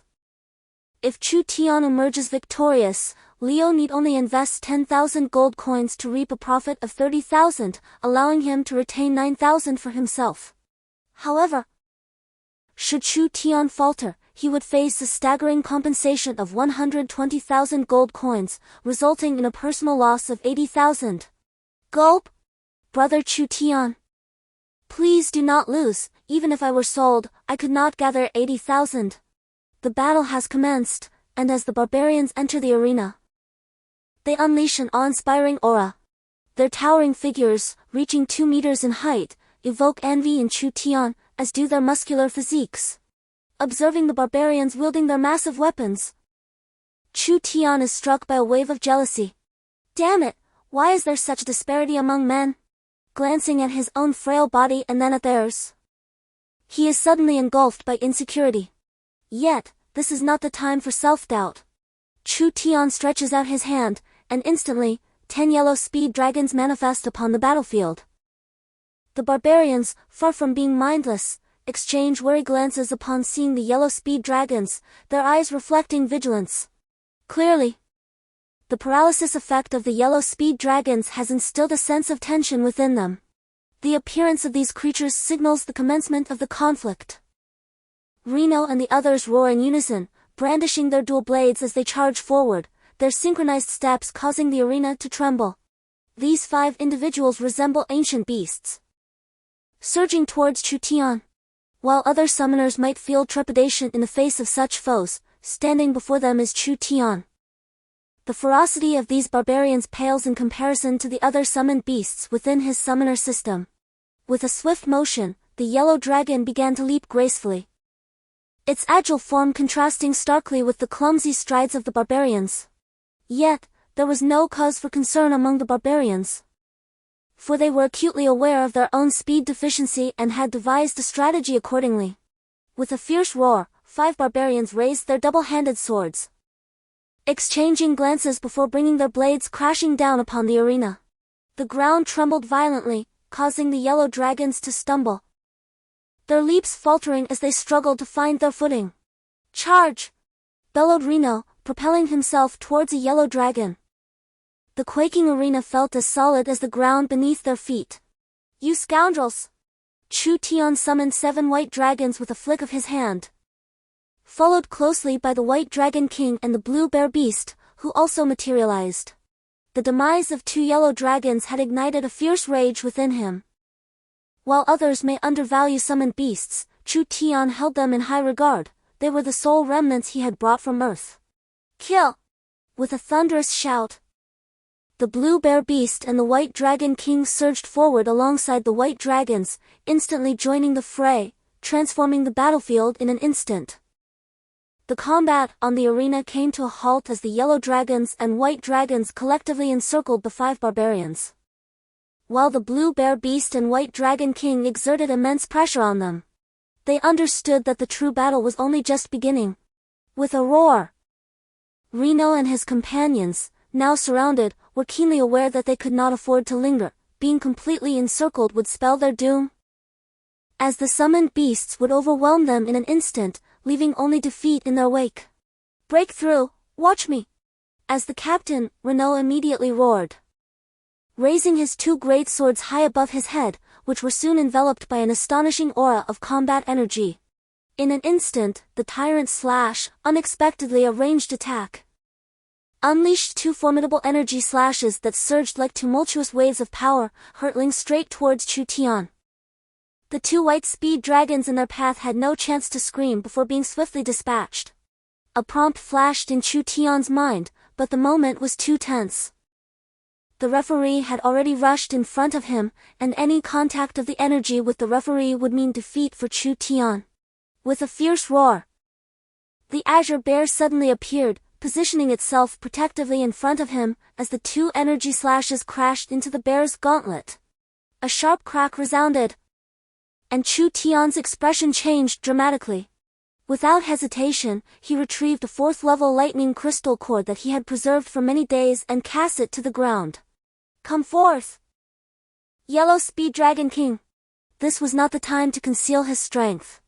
If he did not reveal his trump card now, not only would Chu Tian suffer a devastating defeat, but Leo would also face dire consequences. Although Chu Tian was unaware of the potential monetary penalties he might incur upon losing, the mere thought of it filled him with discontent. Therefore, victory was imperative.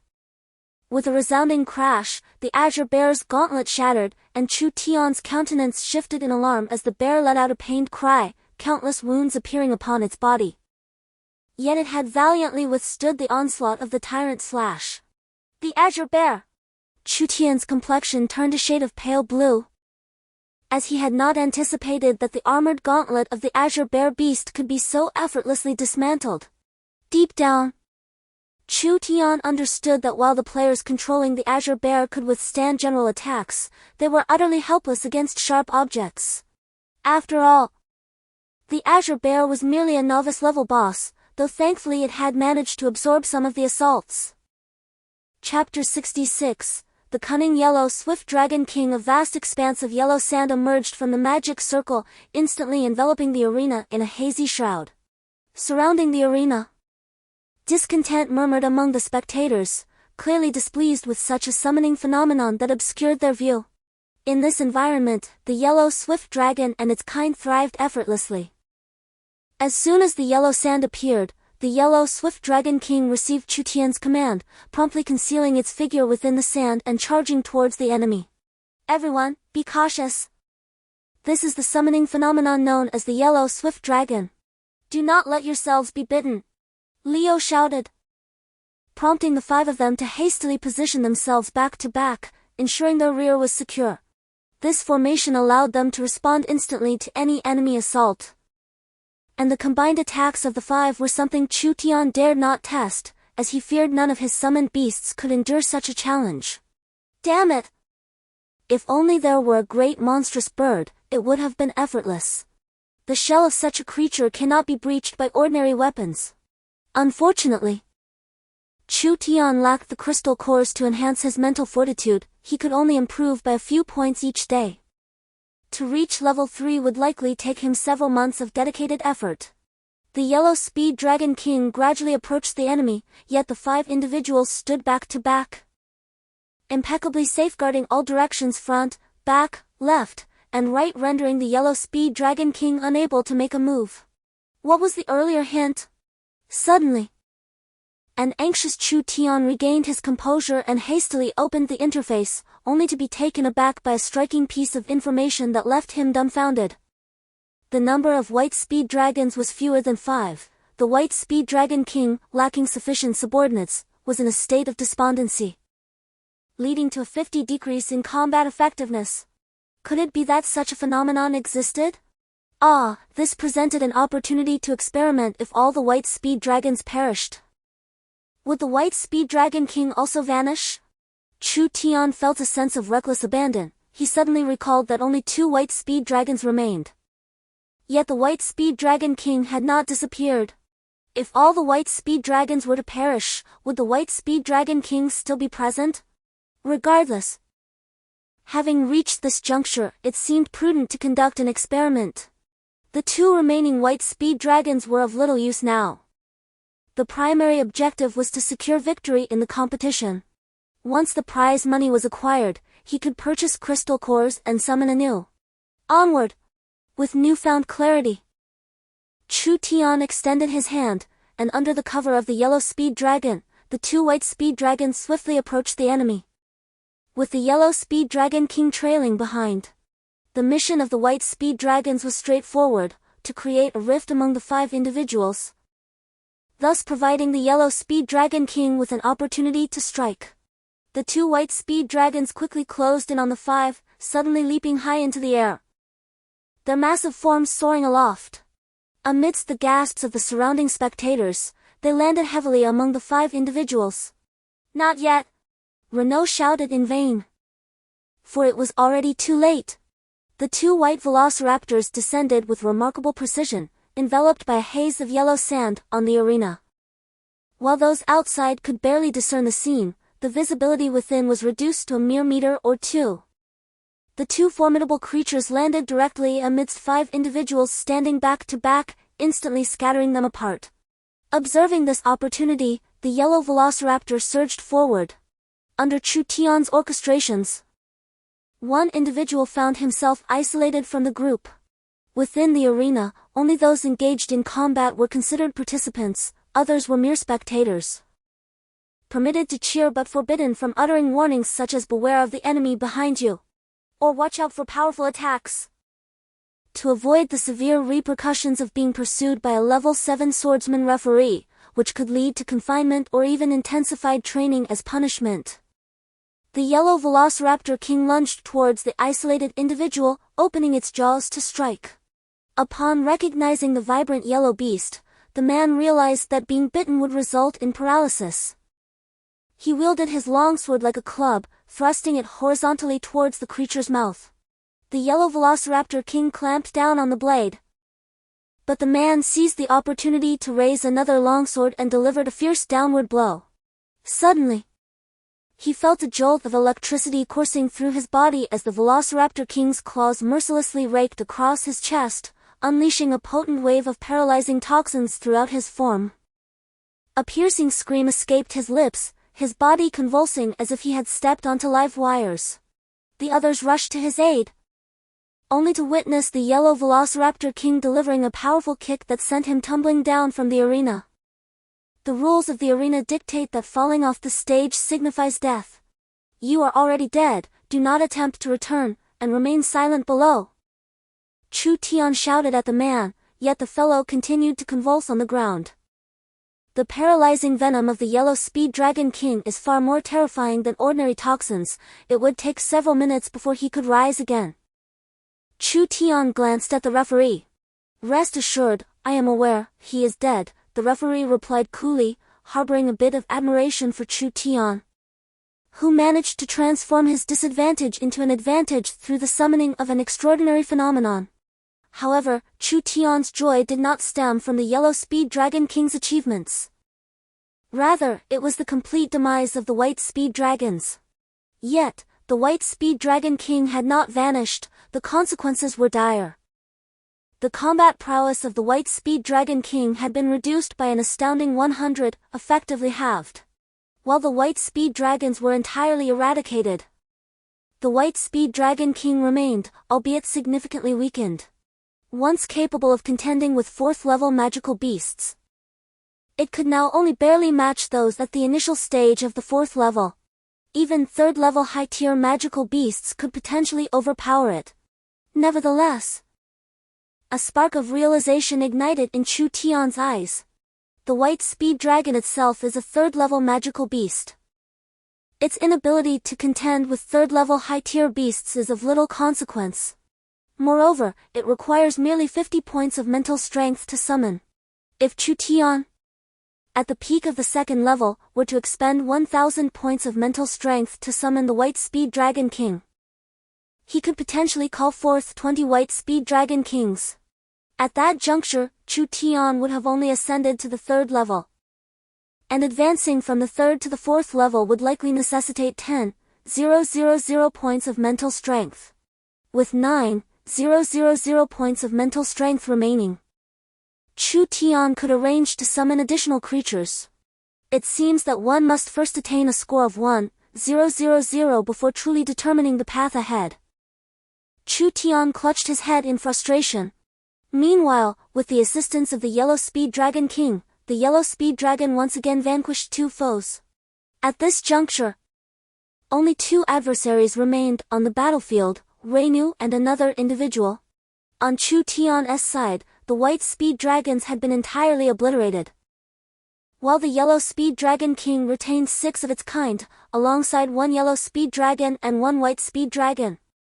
The severely injured blue bear beast lay on the ground, feigning death. The battle had reached its conclusion. All 8 Speed Dragons lunged forward in unison. Despite Reinu's formidable prowess, he was utterly unable to withstand the onslaught. Ultimately, he was bitten by the yellow Speed Dragon King, collapsing to the ground in convulsions. Victory was theirs. Below, in the midst of the fierce melee, Leo leaped up, exclaiming with fervor. They had won a staggering 40,000 gold coins.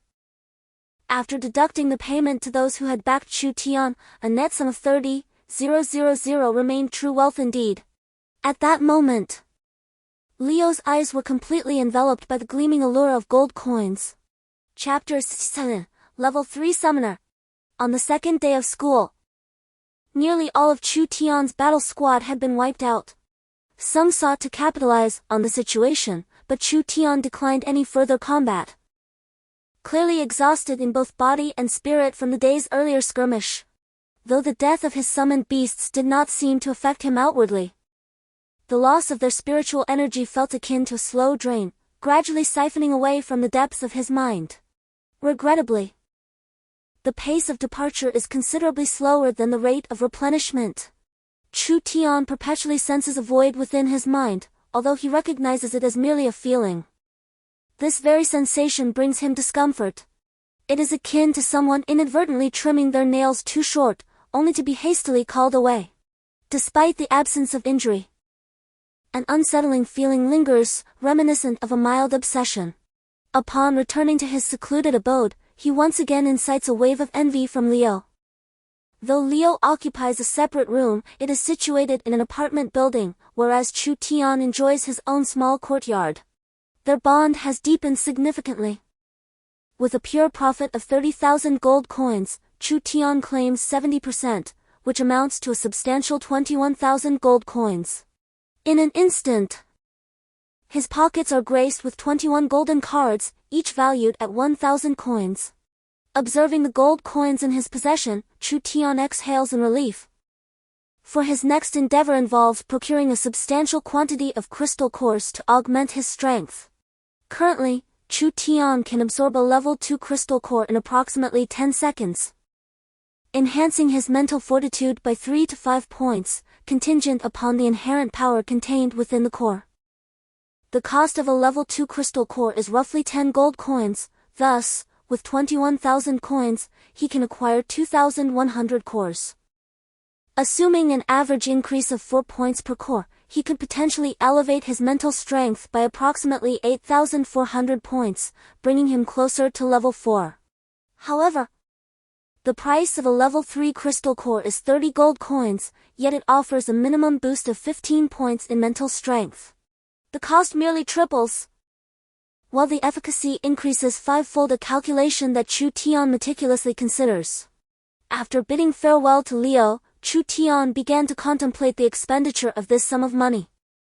Initially seeking the counsel of Aedra, the venerable Aedra, having witnessed much in his lifetime, had yet to encounter anyone bold enough to cultivate using monster crystal cores. However, given that Chu Tian had previously harnessed the power of these cores, Aedra was already aware of his endeavors. It was understood that a third-level crystal core could enhance one's mental fortitude by a minimum of 15 points, thus, Aedra inquired if Chu Tian had ever experimented with a fourth-level core. Aedra, familiar with Chu Tian's method of calculating mental strength, comprehended the implications of his approach. Although Chu Tian's cultivation methods were astonishing, bordering on miraculous, the elder had long since resigned himself to the inevitability of death and regarded Chu Tian as family, solely concerned for his well-being. I have not experimented with a fourth-level core, I am in dire need of one myself, and thus could not possibly attempt to procure it. The lightning crystal core from the Huangsu Longwang was acquired through a loan from Leo, as lightning cores were reputed to be the most expensive.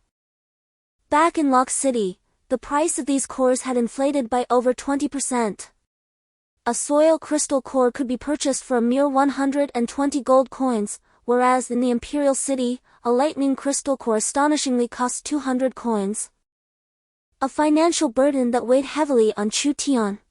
Nevertheless, Leo had profited handsomely from this transaction, and Chu Tian had resolutely declined to repay him. Rather than being angered, Leo waved his hand dismissively, suggesting that Chu Tian should seek him out for future loans. Chu Tian pondered the opportune moment to obtain the 9,000 gold coins currently held by Leo. In truth, acquiring crystal cores through personal endeavors slaying monsters would be more advantageous, however. As a student, he was confined to the school and the 3 adjacent streets until the holiday, lest he be deemed a runaway and face lifelong expulsion. Certainly, the 3 streets near the school constitute the most bustling area of the entire Imperial City, akin to the iconic Times Square in America, serving as a hub of consumerism. It appears that your familiarity is limited to the first 3 levels of crystal cores, which is rather inadequate. Presently, you possess 21,000 gold coins. Should you opt to purchase level 3 crystal cores, you could acquire 700 of them. Each core averages an enhancement of 15 points, totaling a potential of 10,500 points, which may elevate you to the pinnacle of level 3, yet it would not suffice to ascend to level 4. Perhaps you should first procure some crystal cores for experimentation? Did you not mention that each type of core enhances mental strength in varying degrees? The elder suggested. To which Chu Tian nodded in agreement. Chu Tian had previously experimented with numerous crystal cores and discovered that within the same range, specifically between 410 to 430 different cores provided varying enhancements to mental strength. Initially, he believed that a higher mental strength resulted in a diminished return upon absorption. However, it now appeared that the differing properties of the crystal cores also affected the efficiency of absorption. Without further ado, armed with his funds, Chu Tian ventured to the shop and glanced at his current mental strength. Total mental strength, 562. Used mental strength, 299 points, with a reduction of 140 points due to the demise of his summoned beast. Remaining mental strength, 263 points, increased by 140 points due to the demise of his summoned beast. Presently, the total stands at 562 points, and to reach 1,000 points, an additional 438 points are required. If we calculate based on the level 3 crystal cores yielding 15 points each, he would need 30 more. Let us begin by purchasing 30 cores to see how it goes. The time required for one to absorb a crystal core is merely a fleeting minute. Yet within less than half an hour, Chu Tian felt an exhilarating jolt surge through his mind, causing him to drift into a state of euphoria. Subsequently, the entire world became astonishingly clear. He could perceive objects hundreds of meters away with utmost clarity. Congratulations, you have finally leveled up, Adela exclaimed with genuine delight within the confines of the copper medallion. The stronger Chu Tian became, the more advantageous it was for him, regardless of whether he would choose to assist the Dark God cult in the future. The mere fact that he had aided Chu Tian would ensure that he could be of some assistance later on. Ever since he learned that Chu Tian could enhance his mental prowess simply by absorbing crystal cores, Adela no longer regarded him as an ordinary genius but rather as the son of the fabled goddess of fortune. Was this not the truth? The energy contained within the cores of magical beasts is notoriously unstable. Generally, only exceptionally high-level mages dare to manipulate this energy or utilize it to create magical arrays. Alternatively, they might employ these arrays to transmute the energy within.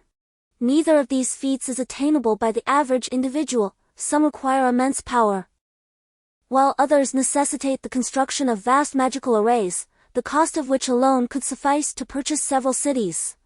In either case, Chu Tian seemed outmatched. However, in reality, they could not compare to him, for he could absorb the energy simply through physical contact, a feat that could perhaps only be accomplished by a deity. Total mental intensity, 1012.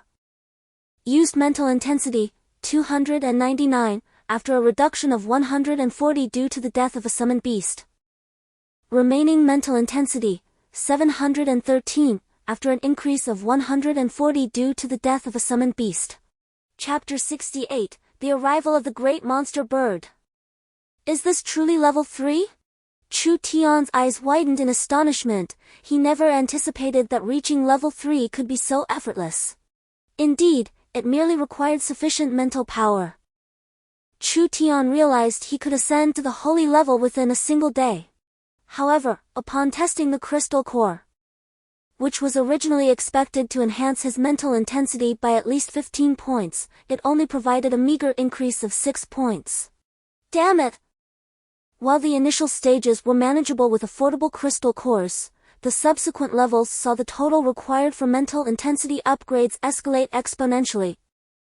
While the prices of crystal cores continued to rise, and their availability dwindled, What could he possibly do? Chu Tian recognized he was confronted with a formidable dilemma. Akin to advancing in a game where lower-tier gems are abundant, yet as one progresses, the necessity for higher-tier gems becomes increasingly pronounced, with prices soaring and availability plummeting. What would he do when he reached the holy level? Chu Tian was at a loss. Crystal cores above level 7 qualified for auction houses, and generally, their availability was scarce. Consequently, starting from level 7, the crystal cores Chu Tian required would become completely out of stock. Never mind. He decided to set aside future concerns for another time. Shaking his head, he resolved to focus on the present, striving to enhance his current strength. At the very least, he could venture into the so-called monster forest and fight his way through. Upon reaching the 3rd tier, with a mental strength surpassing 1000, Chu Tian's first action was to summon the Blue Rapid Dragon King and activate the shadow lock that corresponded to his mental intensity of 1000. The Blue Rapid Dragon King required the most inexpensive attribute-less crystal cores, which were absurdly cheap and contained minimal power. Consequently, these cores were the weakest for Chu Tian to absorb, causing him a twinge of regret as their prices were considerably lower than those of the first-tier crystals. For instance, a 3rd-tier attribute-less crystal core sold for merely the price of a 2nd-tier core, making it exceedingly affordable. He tossed out 10 cores to summon the Blue Rapid Dragon, followed swiftly by the summoning of the Blue Rapid Dragon King. Chu Tian fought against the dizziness that threatened to overwhelm him. It seemed that summoning one at a time would be more prudent than in batches, as his mental power was insufficient to handle the latter. Having consumed an additional 150 points of mental strength, the dragon army welcomed a new boss, the Blue Rapid Dragon King. Chu Tian mused that, provided his mental power was adequate, he might also summon the Red Rapid Dragon King, thus uniting the 4 members of the Rapid Dragon family. However, this was merely a fleeting thought, as he met the requirement of a total mental strength of 1000 points for summoning one Blue Rapid Dragon King. He was prompted to confirm the unlocking. Yes! A blinding light erupted, and Chu Tian quickly closed his eyes. When he finally opened them again, an uncontrollable laughter escaped him. Indeed, as he had anticipated, the dazzling brilliance before him was precisely what he had hoped for. The disparity between the 3rd and 4th tiers was minimal in terms of levels, yet the difference in power was monumental. Just as the disparity between the 3rd and 4th levels of this world exists, the truly formidable monsters in the game will gradually emerge, beginning with the Great Bird. The White Speed Dragon King and the Blue Bear Beast are merely practice for the players. The appearance of the Great Bird exhilarated Chu Tian. Yet there was something even more thrilling. Not only had the Great Bird been illuminated, but 3 summoned beasts had also been revealed: Dog Dragon, Sleeping Dog Dragon, and Poison Dog Dragon. Remarkably, these are members of the Hunter series from Pizzi, the Dog Dragon family. Both Dog Dragon and Speed Dragon belong to the same lineage, having evolved differently due to varying environments and needs. The Dog Dragon is generally colossal, significantly larger than the Speed Dragon. A fully grown Speed Dragon King can reach an astonishing 7 meters in length, from nose to tail, while the Dog Dragon typically exceeds 9 meters. With some even surpassing 10. The primary distinction between the Dog Dragon and the Speed Dragon lies in their hunting styles. The Speed Dragon excels in ambush tactics, lurking in concealed corners to strike when prey passes, akin to a leopard stalking its target. In contrast, the Dog Dragon behaves more like a hyena, often attacking in packs, pursuing vast swathes of monsters, and selecting isolated targets for ambush, even daring to provoke much larger foes, such as massive herbivorous dragons. Chu Tian had not anticipated that upon reaching level 3, he would receive such a remarkable bonus. Despite their shared ancestry, the prowess of the Dog Dragon surpasses that of the Speed Dragon. The summoning conditions for the ordinary Thunder Dragon require a corresponding level 2 crystal core and a mental strength of 10 points, whereas the summoning conditions for the Dog Dragon necessitate a level 3 crystal core and an elevated mental strength of 20 points. Moreover, The recently emerged unlocking conditions for various shadows lead Chu Tian to surmise that the summoning requirements for the Dog Dragon Kings might demand a staggering 100 points of mental strength, though the precise level of the crystal core remains unknown. In essence, the summoning prerequisites for the Dog Dragon are double those of the Thunder Dragon.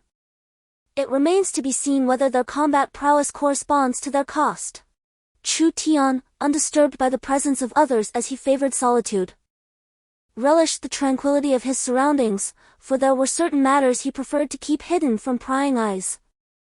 The formidable great bird measures approximately 9 meters in length and stands about 2.5 meters tall, with feet that span roughly 58 centimeters. Its appearance resembles that of a peacock displaying its plumage, albeit with the display adorning its head. Numerous players affectionately refer to it as the Great Chicken, for its visage is akin to that of a colossal rooster, complete with a shell-like tail and an unusual head. Venturing into the backyard, Chu Tian surveyed the area before placing a fire element crystal core on the ground. With a cacophony of squawks, he summoned the great bird. Its entire body is enveloped in a vibrant red shell, which serves to shield the creature from fatal injuries. The most robust section of its armor lies upon its hindquarters, boasting a sturdiness that far exceeds that of the wrist armor worn by the azure bear. The colossal avian creature possesses a slender yet remarkably resilient tail, frequently executing its most formidable tail whip attack. Novice challengers who encounter it face a grim fate, with a staggering 99 succumbing to this singular assault. Additionally, this magnificent bird is adorned with an extraordinarily large pair of ears, which it can effortlessly control, either expanding or retracting them at will. These ears resemble the collar of a frilled lizard, yet in truth, they are its auditory appendages. When fully extended, the ears can effectively double the diameter of its head, signifying their paramount importance compared to other anatomical features. Primarily, these ears serve a dual purpose akin to that of the frilled lizard, utilized for intimidating adversaries. As foes approach, the creature arches its back, unfurls its ears, and emits an eerie cry to instill fear. Chapter 69. New Unlockable. The colossal avian's ears are particularly sensitive to noise, especially sharp and abrupt sounds. The amplification of these auditory stimuli can prove lethal, potentially leading to its demise through sheer fright or auditory overload. Having summoned the colossal avian, Chu Tian ventured forth once more to procure 10 level 3 attribute-less crystal cores, expending a substantial 200 points of mental fortitude to summon a puppy dragon. Subsequently, he illuminated the icon for the Dragon King, only to find that it indeed required 100 points of mental strength and 5 level 3 attribute-less crystal cores. Could it be that the Dragon King is also a level 4 summoned beast? Chu Tian's eyes widened with excitement as he hastily summoned it, only to be met with disappointment upon receiving the result. Today, I summoned over 20 beasts, among which the Blue Swift Dragon is undoubtedly a level 1 summon, while the Blue Swift Dragon King stands at level 3. The Puppy Dragon is classified as level 2, and surprisingly, the Dog Dragon King is also merely at level 3. Only the Great Monster Bird did not disappoint Chu Tian, boasting an impressive level 4. In the words of Adara, attribute-less crystal cores are utterly useless, and consequently, the summoned creatures were not much better, leaving Chu Tian in a state of helplessness.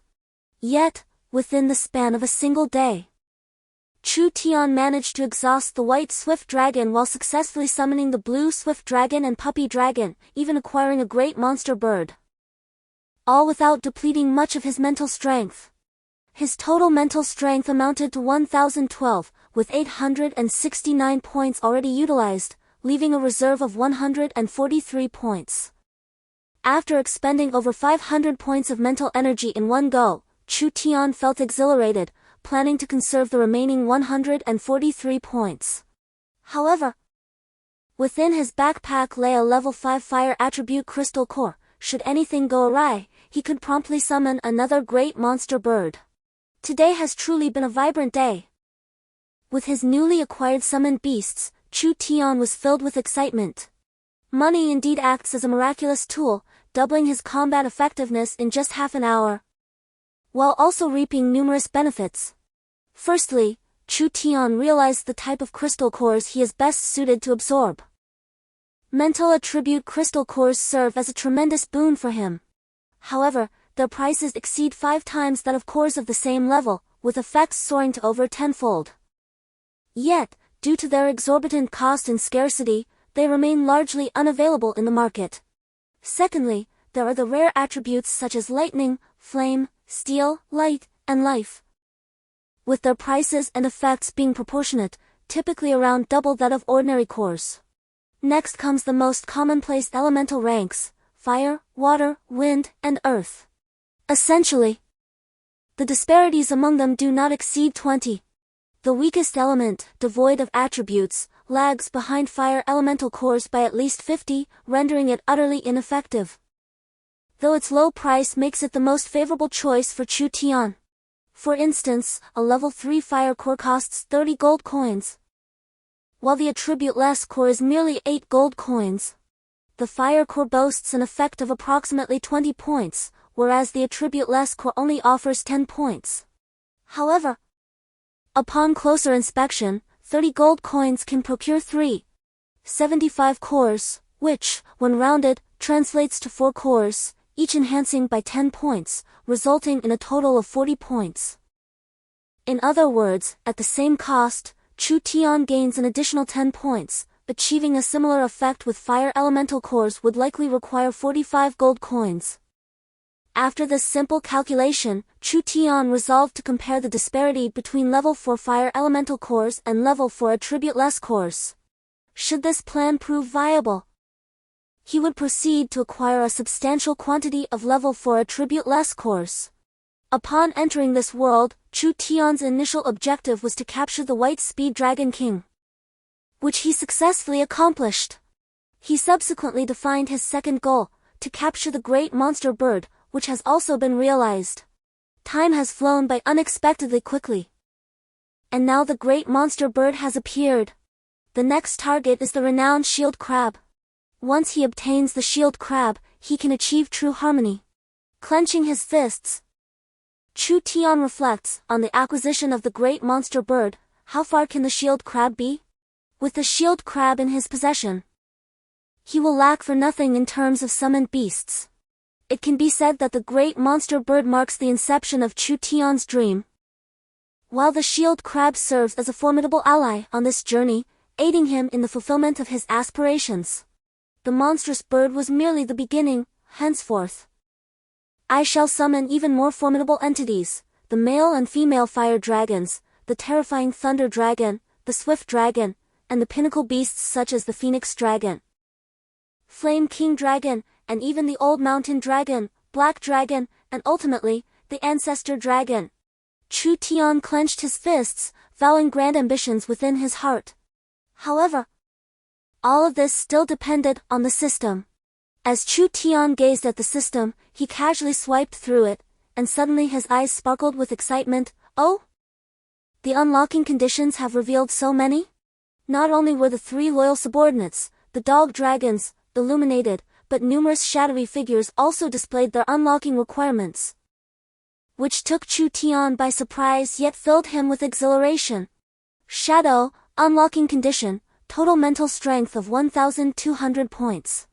Shadow, unlocking condition, total mental strength of 1,300 points. Shadow, unlocking condition, total mental strength of 1,400 points.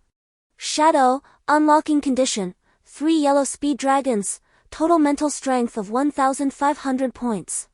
Shadow, unlocking condition, 1 monstrous bird, total mental strength of 1,800 points.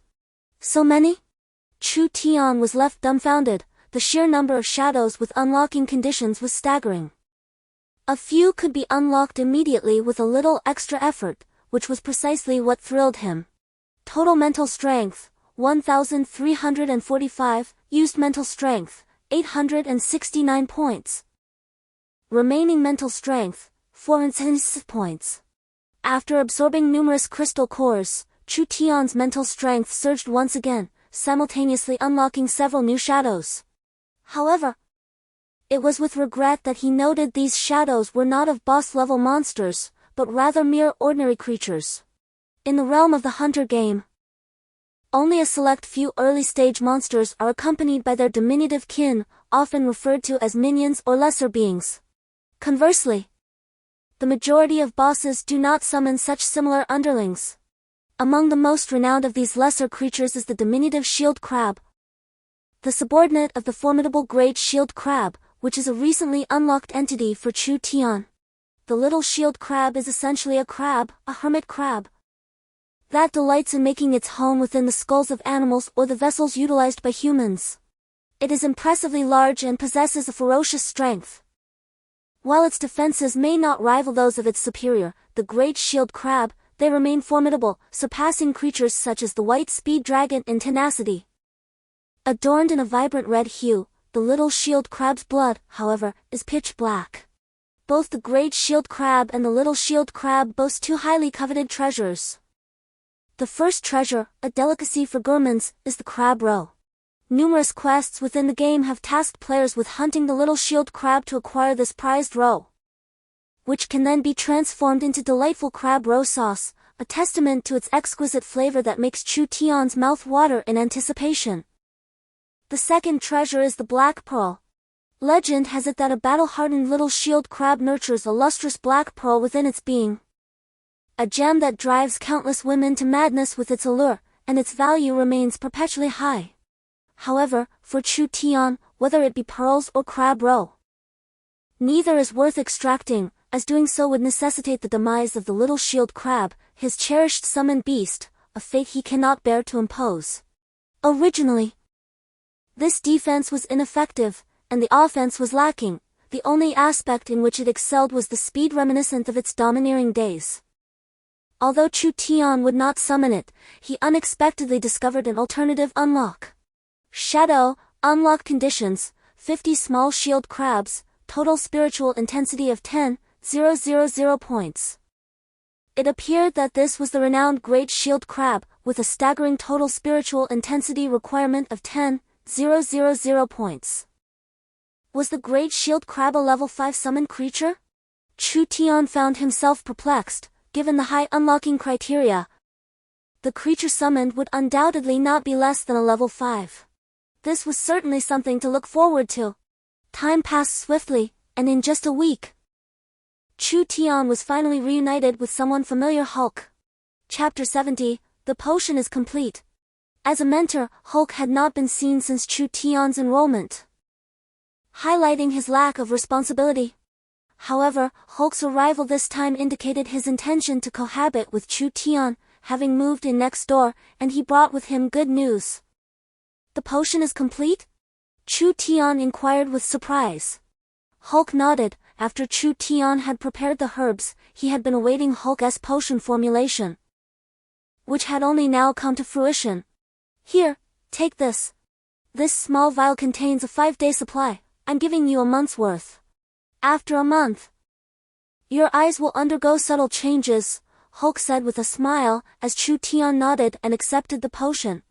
The potion displayed a brilliant azure hue, resembling the ocean cradled within one's hands, a sight of exquisite beauty. Chu Tian, intrigued, decided to sample it. As the cerulean eye drops cascaded into his eyes, a refreshing coolness enveloped him, albeit accompanied by a slight sting. However, he swiftly acclimated to this sensation, and the dryness that had plagued his eyes vanished entirely, leaving him feeling invigorated. What a remarkable elixir! Chu Tian exclaimed, acknowledging its worth, as it was indeed the culmination of hundreds of gold coins. It is important to note that such a modest vial commanded a price steeped in gold, and Chu Tian had invested nearly all his funds into acquiring these potions. Truly, it was a splendid creation, as the royal alchemists had sung its praises. Henceforth, you need not worry about potions, for the Royal Alchemy Guild shall handle everything, Hulk remarked, somewhat sheepishly. Chu Tian smiled in response. Let them have the formula, but I must retain priority for the potions, my needs must come first, he declared. Hulk nodded with a grin, acknowledging the necessity of this arrangement. Chu Tian bore no resentment, for despite Hulk being his mentor, their bond was chiefly sustained through Adela's daughter. Furthermore, the current emperor was Hulk's brother, indicating that this matter extended beyond mere guild negotiations. After a leisurely exchange, they learned that Chu Tian and Leo had amassed a considerable fortune from the Grand Arena, which brought Hulk great joy. He had not anticipated such cleverness from his pupil. Your approach is indeed commendable. Those who reside within the Royal Academy are either exceptionally gifted or come from affluent backgrounds. The sum of money in question is merely a trifle for them. Furthermore, not only can you earn a profit, but you can also acquire a wealth of combat experience, which is undoubtedly advantageous. I sincerely hope you persist in this endeavor, Hulk remarked with a smile. Indeed, that is certain. I must rely on these battles to explore how to achieve true perfection in harmony, utilizing a set of summoned beasts to counter all professions. The previous encounter with the barbarians inflicted considerable damage. Although it may appear that Chu Tian's summoned beasts have significantly increased, the outcome of a conflict remains uncertain. Should Chu Tian face off against Reno and his barbarian kin, he lacks the confidence of victory, unless he is willing to reveal his formidable giant bird, which serves as his trump card. He is reluctant to expose it lightly. In the days that followed, Chu Tian frequently engaged in combat, predominantly employing a few small dragon pups, and emerged victorious each time. Admittedly, one could argue that Chu Tian was somewhat unscrupulous, as only Adela was aware of his status as a level 3 summoner. Adela, however, would neither spread this information indiscriminately nor could she. Thus, those who challenged Chu Tian were limited to a maximum level of 3. If one were to assess the situation accurately, he should indeed be at level 4. In that case, if Chu Tian refrained from revealing the giant bird, he would truly struggle to prevail. Nonetheless, Chu Tian's strategy was to keep a trump card hidden. Yet Hulk merely shook his head. No, never hold back your cards, every battle must be fought with utmost vigor. Currently, you are not on a battlefield but within the confines of a school. If you do not exert yourself to the fullest in this moment, you shall remain oblivious to your own progress. Thus, give it your all, leave no cards concealed, and engage directly with your adversaries. Only then can you discern the boundaries of your capabilities. Hulk vehemently disapproves of Chu Tian's approach of sparing the formidable bird, deeming it nothing short of childish folly. Here, it is imperative to engage in earnest combat. There will be no fatalities, and devoid of the pressure of death, one shall not experience overwhelming mental strain, consequently resulting in minimal progress. Therefore, Chu Tian's tendency to hold back during battles will undoubtedly hinder his advancement. I comprehend now. Chu Tian nodded. Having garnered this insight from recent skirmishes, he often exuded an air of pretense. Just as an enemy was poised to strike, he would summon a new legion of creatures. Gradually, he began to feel a sense of complacency. After hearing Hulk's words, he swiftly recognized his own stance. It was not that he was incapable of progress, but rather that he was reluctant to strive for it. With no genuine threat to his life, why should he treat the formidable bird as a treasured possession? The bird, inherently combative, instinctively charges at hunters in the game. He had never considered the feelings of the creature. It is sufficient for you to understand, in the absence of safety, one must exert oneself fully in every endeavor.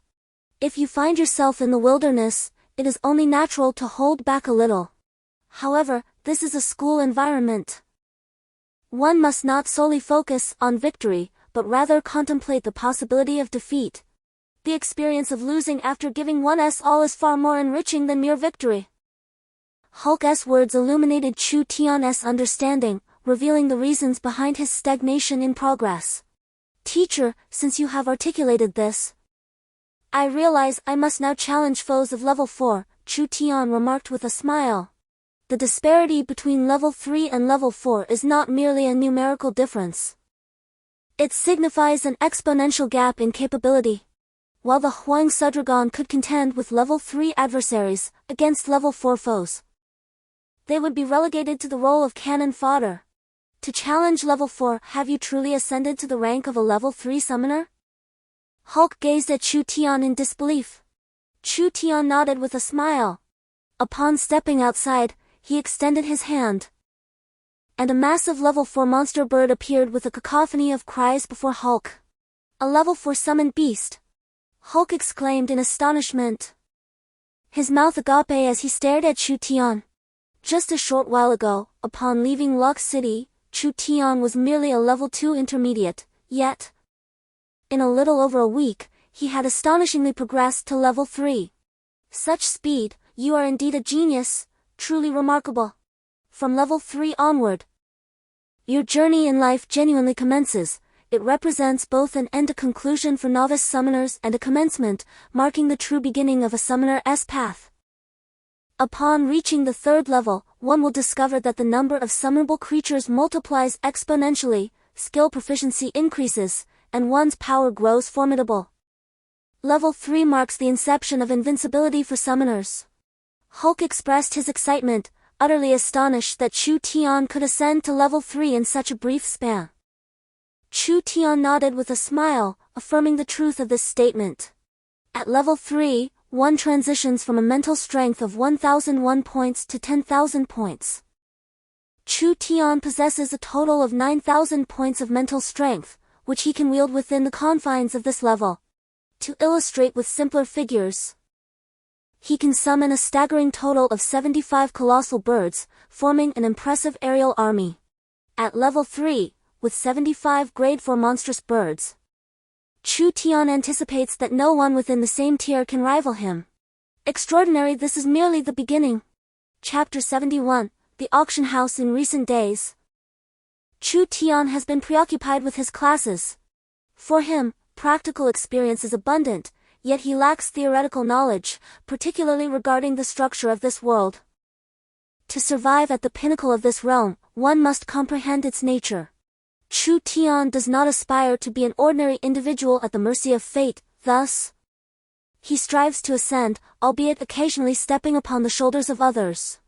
Nonetheless, he is not here to wreak havoc upon the world. Nor does he feel the need to trample upon others indiscriminately. Furthermore, the earnings he has amassed thus far are insufficient for upgrading to a level 4 summoner, hence, he has temporarily slowed his pace to diligently pursue theoretical learning. Indeed, Hulk had once proclaimed his intention to become a teacher at the academy. And he did not disappoint Chu Tian, successfully gaining entry into the institution. However, due to numerous theoretical controversies he had previously raised, the Summoner Academy hesitated to allow him to teach there, relegating him to instructing at other colleges. Naturally, the subjects he could teach were limited to astronomy and geography. Any courses related to magical beasts or combat were strictly forbidden. Though Hulk felt disheartened, he found himself powerless to change the situation. Time flew swiftly. And in the blink of an eye, a month had elapsed. Today marked the final day of the month. And Chu Tian felt as if his vision had acquired the clarity of a far-sighted gaze. He picked up a potion and let a few drops fall into his eyes. After a refreshing sensation, he perceived a peculiar bulging in his eyes and quickly touched them, relieved to find they appeared unchanged. Had his eyes transformed into lifeless orbs? It would have been disastrous. Chu Tian was quite mindful of his appearance. Having exhausted this month's supply of potions, he could confidently assert the results had been remarkable. He could now faintly discern the flow of energy within individuals, particularly during combat when the aura and magical energy surged through their bodies. It seemed the effects were indeed pronounced, much to his secret delight. As afternoon approached, Chu Tian found himself with little to occupy his time. However, Leo frequently sought him out, and today was no exception. Upon entering Chu Tian's room, he discovered him lounging lazily in a chair, prompting Leo to seize him and drag him outside. "Where are we going?" Chu Tian inquired, accustomed to Leo's antics and maintaining his composure. "At the auction house. Teacher Hulk encouraged me to broaden my horizons, noting that it had been nearly a month and a half since you arrived here, yet you had not ventured outside. He suggested visiting the auction house, where a magnificent auction occurs once a month." Leo chuckled as he spoke, and Chu Tian nodded, following along. To be honest, Chu Tian was not particularly playful, especially in this world devoid of entertainment, he found more comfort in lounging at home, clutching a pile of crystal cores, absorbing energy while drifting into slumber. However, Leo's disdainful demeanor prompted Chu Tian to resolve to drag him into the arena for about the following day. The boy had become increasingly arrogant of late. Given that he had fought against Chu Tian multiple times in the arena and had profited handsomely from it, this young lad, merely 14, required a proper lesson. Unbeknownst to Leo, his offhand contempt had instilled a grudge in Chu Tian, and it seemed that only a confrontation awaited Leo. The two of them, playfully bantering, arrived at the auction house. Despite Leo's youth, he exhibited a much more sophisticated demeanor than Chu Tian. Armed with a ticket graciously provided by the esteemed Duke Locke, they easily gained entry to the auction. To their astonishment, they were led to a private room capable of accommodating at least a dozen individuals. After settling into their seats, a series of knocks echoed at the door. After responding casually, a procession of beautiful women entered, carrying an array of fruit platters, delicacies, and fine wines and juices, leaving Chu Tian and his companion utterly astonished. However, what was even more astonishing was that the beautiful women, after setting down their belongings, approached Chu Tian and Leo, filling the room with laughter and flirtation. Chu Tian felt as though the budding peach blossoms outside had suddenly burst into bloom. What was happening? Both Chu Tian and Leo wore expressions of wry amusement. Despite their boldness, in such a situation, even the mightiest would feel like a timid lamb. I have no idea, Leo replied with a rueful smile. They both sat stiffly, fearful of becoming beasts. However, the girls, having never encountered such guests before, giggled and leaned closer to the two. Stop, stop! Chu Tian hastily raised his hand to halt their playful advances, then took a deep breath and pointed towards the door. You all need to leave. We do not require your services.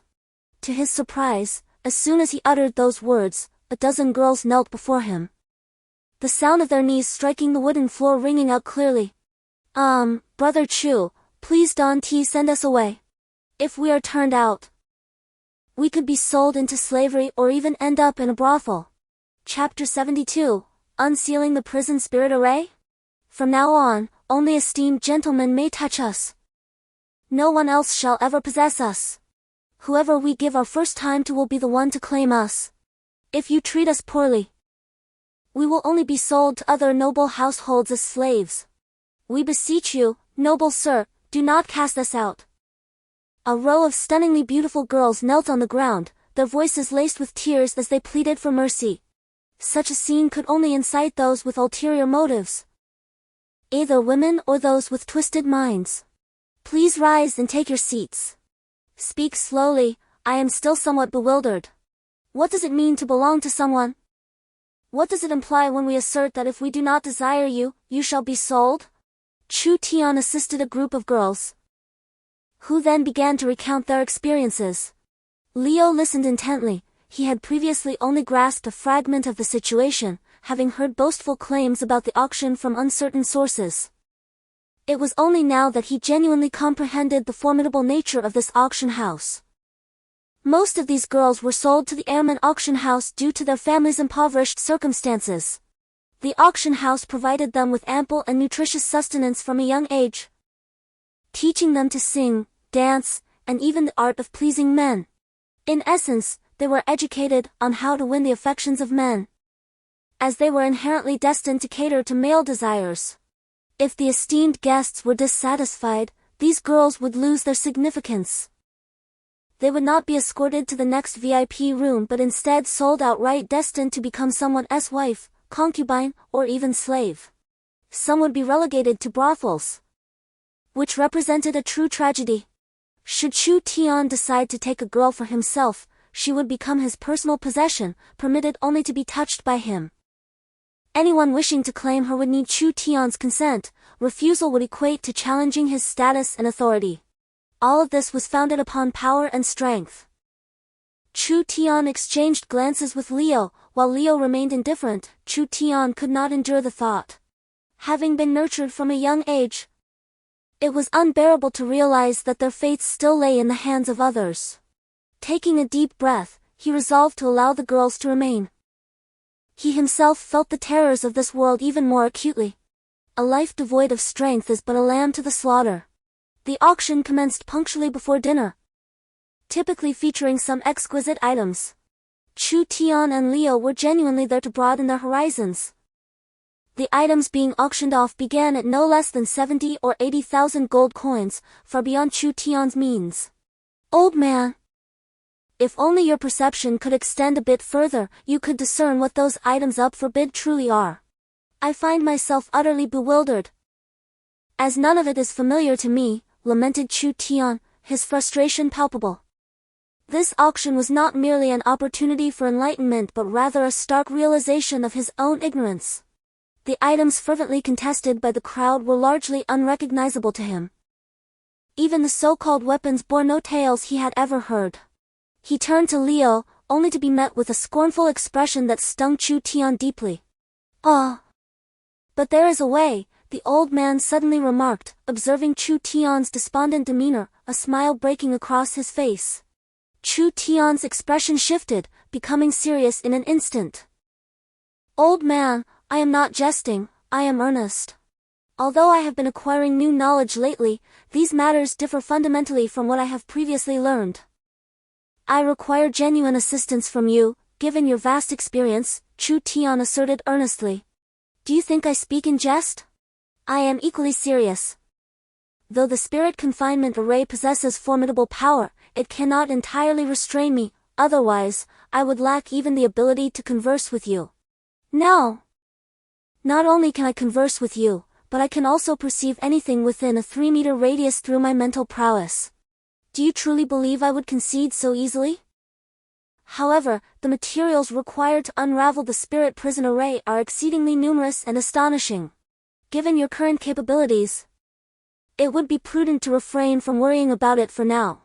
Wait until you reach the saint level, and then seek them out.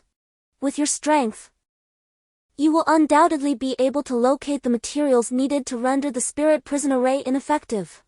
At that point, reviving me could even become a possibility. Having lived for over a century, I have long since discerned that life and death hold little distinction for me. Were it not for the desire to assist you, I would have long since succumbed to eternal slumber," Adela said with a smile, and Chu Tian sensed a profound fondness in his words. "Thank you." Chu Tian exchanged a smile with Adela. The auction continued for an hour before breaking for lunch. Although Chu Tian and his companions made no purchases, the auction house graciously prepared a sumptuous meal for the two of them. Chu Tian feasted on a colossal lobster, the length of his arm, savoring the flavors with delight.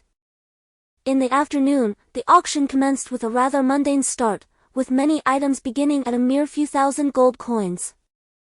Chu Tian set his sights on a beautiful jade pendant and purchased it not for its mysterious properties, but simply for its exquisite appearance. He intended to gift it to Belida, who had saved him, a debt of gratitude he would never forget. Thus, he decided to carry the pendant with him, waiting for the opportunity to present it as a token of thanks. Uncertain of the reasons, Chu Tian offered himself a brief explanation. The auction continued. Having concluded the bidding for common trinkets, it gradually transitioned to the main event. First came the antiques, for in prosperous times, their value inevitably soared. Regardless of the planet, humanity possesses an innate desire to reminisce. The prices of antiques left Chu Tian astounded. In this world, antiquities predominantly comprise books or weaponry. In a realm governed by might, items associated with power are naturally revered. In the Celestial Empire, the emphasis lies on culture, which highlights the diversity of focus across different worlds. Chu Tian had no intention of purchasing weaponry, as he was a summoner and had no need for extravagant great swords. Instead, he longed for a set of leather armor. Though inferior in defense to plate armor, it would at least offer some protection. Regrettably, he was unable to procure it. A set of leather armor priced at 600,000 gold coins, such an exorbitant sum. Chapter 73, Encounter with Assassination. As Chu Tian luxuriated in the ministrations of a beautiful attendant, he could not suppress a roar of frustration upon witnessing a set of beast leather armor, boasting defense comparable to plate armor, being auctioned off. The selling price of the leather armor surpassed that of plate armor, nearing the cost of a full suit, which was utterly exasperating. Chu Tian had thought that possessing 100,000 gold coins was impressive, yet in comparison, it was utterly insignificant. From the moment one begins nurturing a pet egg, as the magical beast matures, it will become entirely obedient, whether it be a magical creature or a sacred beast. This holds true for both. Ladies and gentlemen, behold these exquisite beast eggs, transported from distant lands. We remain uncertain about the exact nature of these particular batches of pet eggs, and even the experts find it challenging to ascertain their true value. Hence, we have resolved to auction them off in groups of 5. Should fortune favor you, you might encounter an egg of a sacred beast or even a divine creature. Conversely, if luck is not on your side, you may end up with an egg of a level 7 or 8 monster. Ultimately, it all hinges upon fate. I wonder if any of you are inclined to take a chance? It must be said, this peculiar endeavor has certainly piqued the interest of many. Now, let us commence the auction. The starting bid is set at 1,000 gold coins, with a minimum increment of 100 gold coins per bid. Is there anyone willing to participate? Within these eggs, there may very well lie a future sacred or divine beast waiting for you. Seize the moment, the auctioneer proclaimed loudly, igniting the excitement within the hearts of the crowd. Ah, a sacred beast? If a sacred beast egg were to be snatched away, the creature would have long since laid siege to the city, rather than allowing idle chatter to ensue here. While I do not harbor expectations for a sacred beast, I certainly have an affinity for high-level monsters. Purchasing a high-level beast for a mere few thousand gold coins is a bargain indeed. I shall bid 2,000 gold coins. A young gentleman rose, instantly doubling the initial offer. His bold move made it evident to all that, while these pet eggs may not house sacred or divine beasts, even a level 4 or 5 monster could fetch tens of thousands, if not hundreds of thousands, of gold coins. Naturally, this opportunity must not be missed. 4,000 gold coins. 5,000 gold coins. 500 gold coins. With a mere addition of 500, those without wealth should step aside. 8,000 gold coins. I challenge anyone to contend with me. 1,000 gold coins. Chu Tian suddenly bellowed, his voice resonating distinctly through the room, unlike the ordinary seating below. He held a megaphone-like device, amplifying his proclamation, which swiftly echoed throughout the venue. In an instant, silence enveloped the crowd. It was not a lack of funds that deterred them, but rather the fear of inciting the ire of those within the private box, all of whom hailed from prestigious families. Very well, the esteemed patron from box 7 bids 10,000 gold coins. 10,000 gold coins. This is an opportunity to acquire high-level magical beasts, even divine creatures. Is there truly no one else interested? 10,000 gold coins. 10,000 gold coins, sold. As the gavel struck, Chu Tian realized he had successfully purchased 5 eggs, and he exhaled a sigh of relief. Chu, my dear brother, do you truly possess money that flows like the wind? To so readily expend 10,000 gold coins on mere eggs is nothing short of absurd. Liu gazed at Chu Tian in disbelief, to which Chu Tian merely responded with a gentle smile. Had it not been for the peculiar sound emanating from one of the eggs, calling out to him, he would not have taken such a risk. After all, his gold coins were a means to enhance his strength. Chu Tian would not squander them so carelessly. The subsequent auction held no relevance for Chu Tian, with items fetching tens of millions or even billions far beyond his means. He heard whispers of a legendary tome detailing the combat experience of the Sword Saint, igniting fierce competition among the attendees, leaving Chu Tian in awe. After dinner, the true essence of the evening began. However, Chu Tian and his companions merely observed the spectacle. It was a breathtaking performance, where countless individuals fervently bid against one another for a singular object, and Chu Tian felt a sense of superiority. As if he were gazing down upon the masses. Eventually, as the night deepened, the grand show concluded. Chu Tian had already settled the payment. And 5 peculiar eggs lay beside him, each as large as his own head, leaving him astonished. Suddenly, he shouted, "Assassin!" In an instant, a piercing scream echoed through the air. To his horror, the wound on the blue bear beast began to rot uncontrollably, creating a gaping hole the size of a fist in no time. How could this happen? Chu Tian exclaimed in disbelief. He extended his hand, and a monstrous bird appeared before him, anxiously shielding him. Yet, Chu Tian rushed to the side of the blue bear beast.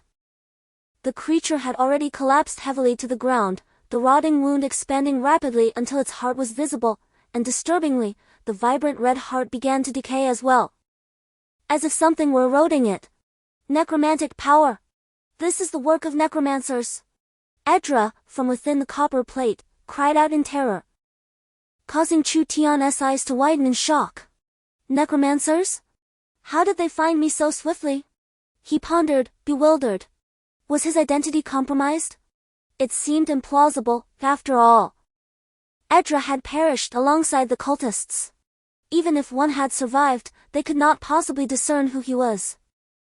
Could it be that someone had recognized his face and inadvertently discovered his arrival at the Caesar Royal Academy? In an instant, numerous deductions flashed through Chu Tian's mind, however. He could not afford to be distracted. The monstrous bird let out a deafening cry, its elongated neck swinging as a surge of flames erupted from its beak. Chapter 74. The initial battle with the monstrous bird due to the conflict between the location of the fire sacs within the monstrous bird and its mouth. It could not unleash the flames as effortlessly as the white speed dragon king. Instead, it relied solely on a forceful thrust to expel the fire. Consequently, each time the bird attempted to breathe fire, it exhibited a wild head movement, resulting in a decreased accuracy and exposing significant vulnerabilities. Indeed, the flames from the monstrous bird missed their target, and it found itself struck by a fierce sword slash. Nevertheless, the bird was astute enough to shield itself with its rear. The armor on its posterior was the sturdiest part of its body. If it could not withstand an attack there, it would surely be no match for its adversary.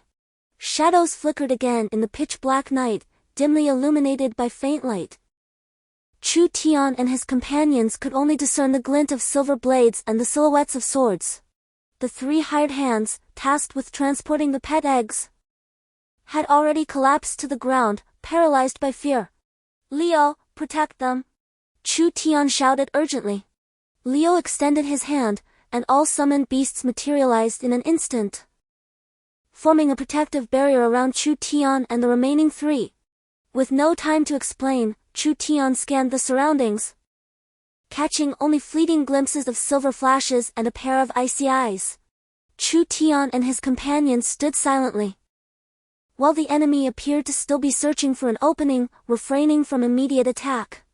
In such a dark environment, we find ourselves in a passive position. Since this is the case, let us transform the surrounding illumination. Suddenly, a steel-armored bear sneezed, and a flash of silver light surged towards it. In an instant, a small yellow sphere appeared in Chu Tian's hand. He squeezed it tightly and hurled it forth. "Close your eyes! Quickly!"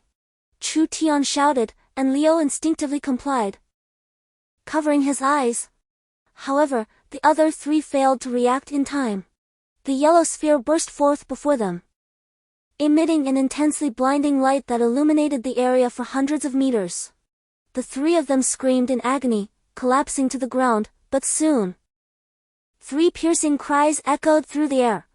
Chu Tian hurriedly opened his eyes, only to witness the 3 individuals lying on the ground, blood pooling around them, while the very assassin who had ambushed him stood menacingly nearby. How could this be? The flashbang had seemingly no effect? Chu Tian had exchanged for a flashbang from the system, expending a significant amount of mental strength, yet it yielded no results and resulted in the demise of 3 allies, leaving him both frustrated and enraged. To make matters worse, the monstrous bird also seemed affected, staggering about as if intoxicated, on the verge of collapsing. Casting a look of dismay towards Chu Tian. This creature, does it not heed my commands? Chu Tian underestimated the peculiar giant bird, which is aptly referred to as the most inquisitive dragon, not in jest. This extraordinary creature possesses an unparalleled curiosity, often stealthily infiltrating human habitats to pilfer various items, regardless of its understanding of their significance. Numerous accounts indicate that the giant bird has a penchant for stealing from hunters. Upon receiving Chu Tian's command, it instinctively closed its eyes. Yet its curiosity compelled it to open them once more, only to be momentarily blinded by a flash bang. In that instant, the giant bird found itself disoriented. Unable to see or maintain its footing, its sense of security shattered, prompting an explosive roar of fury. Chu Tian gasped, realizing that such a thunderous cry would undoubtedly attract the attention of adversaries. To his astonishment, however, the assassin remained rooted in place, trembling uncontrollably. Chu Tian quickly glanced between the giant bird and the assassin, commanding the bird to silence itself. Indeed, as the creature ceased its shrill cries, the assassin surged forward with great speed towards the giant bird. Chu Tian ordered the giant bird to shriek once more, causing the assassin to halt abruptly, still quaking in place. Sound! A realization dawned upon Chu Tian. Much like certain sightless monsters, this one discerned the location of its enemies through auditory cues. Understanding this, he swiftly produced another item from his possession, akin to the flash bang but radiant white in hue. Leo, hold on, when I throw this, we shall launch our assault together. Chu Tian instructed Leo, as the giant bird's mighty roar began to wane, for such vocal exertion could not be sustained indefinitely. All right. Leo nodded decisively. With the demise of the three helpers, he was no longer burdened by concerns. His sole responsibility was to safeguard himself and Chu Tian. As Leo prepared himself, Chu Tian hurled the sound bomb with great force. Within the game, the sound bomb was crafted from explosives and a calling pouch, the latter being a primary tool for the bird dragon species to produce astonishing roars. When combined with explosives, it could instantaneously generate a brief yet intense sonic explosion. While it posed no threat to humans, it was lethal to certain monsters with acute hearing. The sound bomb erupted abruptly before the assassin, the rapid sonic blast causing a slight tremor in the air. At that moment, the summoned beasts of Chu Tian and his companions launched their attacks. Fireballs from the giant bird, rock projectiles from the earth-shattering bear, and venomous sprays from the black-scaled poison bear all struck simultaneously. To Chu Tian's astonishment, however, the assault proved ineffective. A thin membrane completely shielded the assassin from all attacks. Suddenly, the assassin let out a shriek, one far more piercing than the sound bomb itself. And in the blink of an eye, the assassin vanished from sight. Chu Tian remained on high alert for an extended period, but the assassin did not return to attack. It was only when the royal guard arrived that Chu Tian finally relaxed. Encountering an assassin? The captain of the guard was taken aback by Chu Tian's words.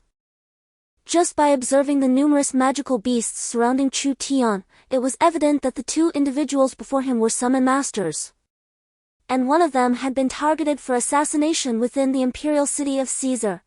Such matters, while seemingly trivial, possess the potential to escalate to monumental proportions far beyond the capacity of a mere captain of a small garrison to manage.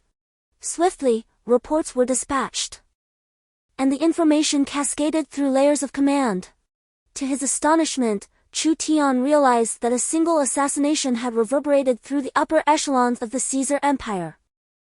For the Empire, summoners are invaluable assets, particularly the younger generation, whose protection is fiercely prioritized. Yet, the shocking reality remains that a young summoner has been assassinated. Had it been merely Leo, the incident might have stirred only a minor commotion among the high officials. However, the involvement of Chu Tian complicates matters significantly, especially since his summoned beast was nearly vanquished, and it was revealed that the force behind the attack was necromantic in nature.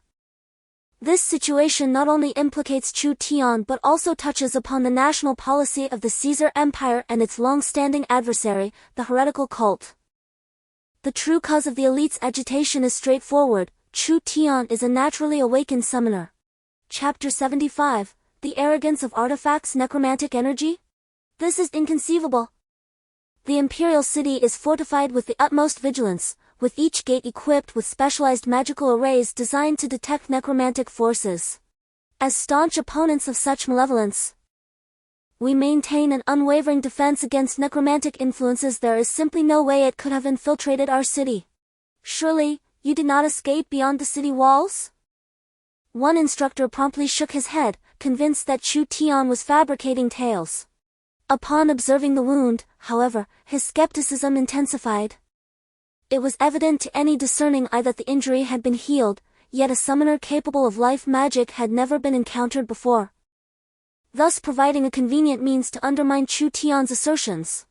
Teacher, I am uncertain of your motives, yet I am convinced that you possess the knowledge of a necromancer. If you believe your understanding can rival the wisdom imparted to me by a godlike being, then I shall concede. Chu Tian spoke with utmost seriousness, feeling a deep frustration as the teacher persistently challenged him. What do you mean by this? The magical array at the city gate was designed and constructed by my own hands. It is infallible, the teacher exclaimed in fury. And Chu Tian suddenly realized that if necromantic forces were indeed at play, the teacher would undoubtedly bear the brunt of the responsibility. Thus, the more you know, the greater your peril. They shield you from this realm to protect you. Be aware that engaging in battles of such magnitude with your current abilities could lead to your utter annihilation. Do not presume that having witnessed the Mammon Jewel unqualifies you as a peer among the divine. In truth, you remain among the lowest echelon of professionals. There is no need for you to feel distressed, humiliated, or sorrowful. With diligence and your extraordinary talent for absorbing core energies to enhance your mental fortitude, you can effortlessly ascend to their level. I shall set a goal for you, level 7. Once you achieve this milestone, I will divulge the intricate truths surrounding it all. For now, your singular task is to bolster your strength, augment your combat experience, and harmonize with your summoned beasts. Chu Tian nodded, indicating his understanding, yet as the party involved, he felt somewhat discontented to be cast aside. However, after Edra's remark, he grasped the situation. Although he had successfully repelled the assassin today, it presented a troubling dilemma for Chu Tian. Firstly, he was left uncertain whether he had become a target, and whether dangers would loom in the future. Secondly, he had expended an explosive sound grenade and a flash grenade, resulting in a significant reduction of 20 mental intensity points, which left him considerably vexed. His total mental intensity stood at 1562, with 892 points already utilized, leaving him with a mere 670 points. Curse it, items and summoned beasts differ fundamentally. When a summoned beast perishes, its mental intensity is returned. However, once an item is used, its mental intensity is irretrievably consumed, rendering it a permanent expenditure. Fortunately, his usage had been minimal, and the items were relatively inexpensive and practical. Chu Tian could only console himself internally. To be candid, are these items truly inexpensive? Not at all. The cost of a sound grenade and a flash grenade equates to the price of a white speed dragon. This evening, Chu Tian carelessly unleashed a small dog dragon, which was hardly an advantageous situation for him. Nevertheless, the formidable nature of these items became readily apparent. The flash grenade inflicted devastating visual impairment upon sight-oriented creatures, while the sound grenade delivered a catastrophic assault on those reliant on hearing. Moreover, the array of items extended beyond these, encompassing traps, explosive devices, and various other miraculous tools, some of which could easily enable Chu Tian to vanquish his foes. For instance, Chu Tian summoned a paralysis trap and stealthily placed it beneath the feet of his adversaries. This trap could ensnare foes for no less than 5 seconds, during which time Chu Tian's summoned beast could traverse the arena from one end to the other, effortlessly vanquishing all enemies in its path. The latter option was favored by players, as it provided an instant restoration of health and a remarkable 50 increase in maximum health, proving to be extraordinarily formidable. However, such items were prohibitively expensive, beyond Chu Tian's means. Unless absolutely necessary, he had no intention of relying on the power of transient items, as they were far too costly. Soon, the assassination incident was quelled. Hulk arrived at Chu Tian's residence to inform him that the emperor had issued a personal decree for a thorough investigation, albeit conducted discreetly.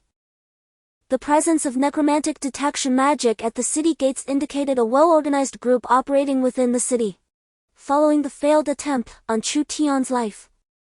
It was evident that they had alerted the serpent, and thus, the organization would likely either retreat into the shadows or flee altogether.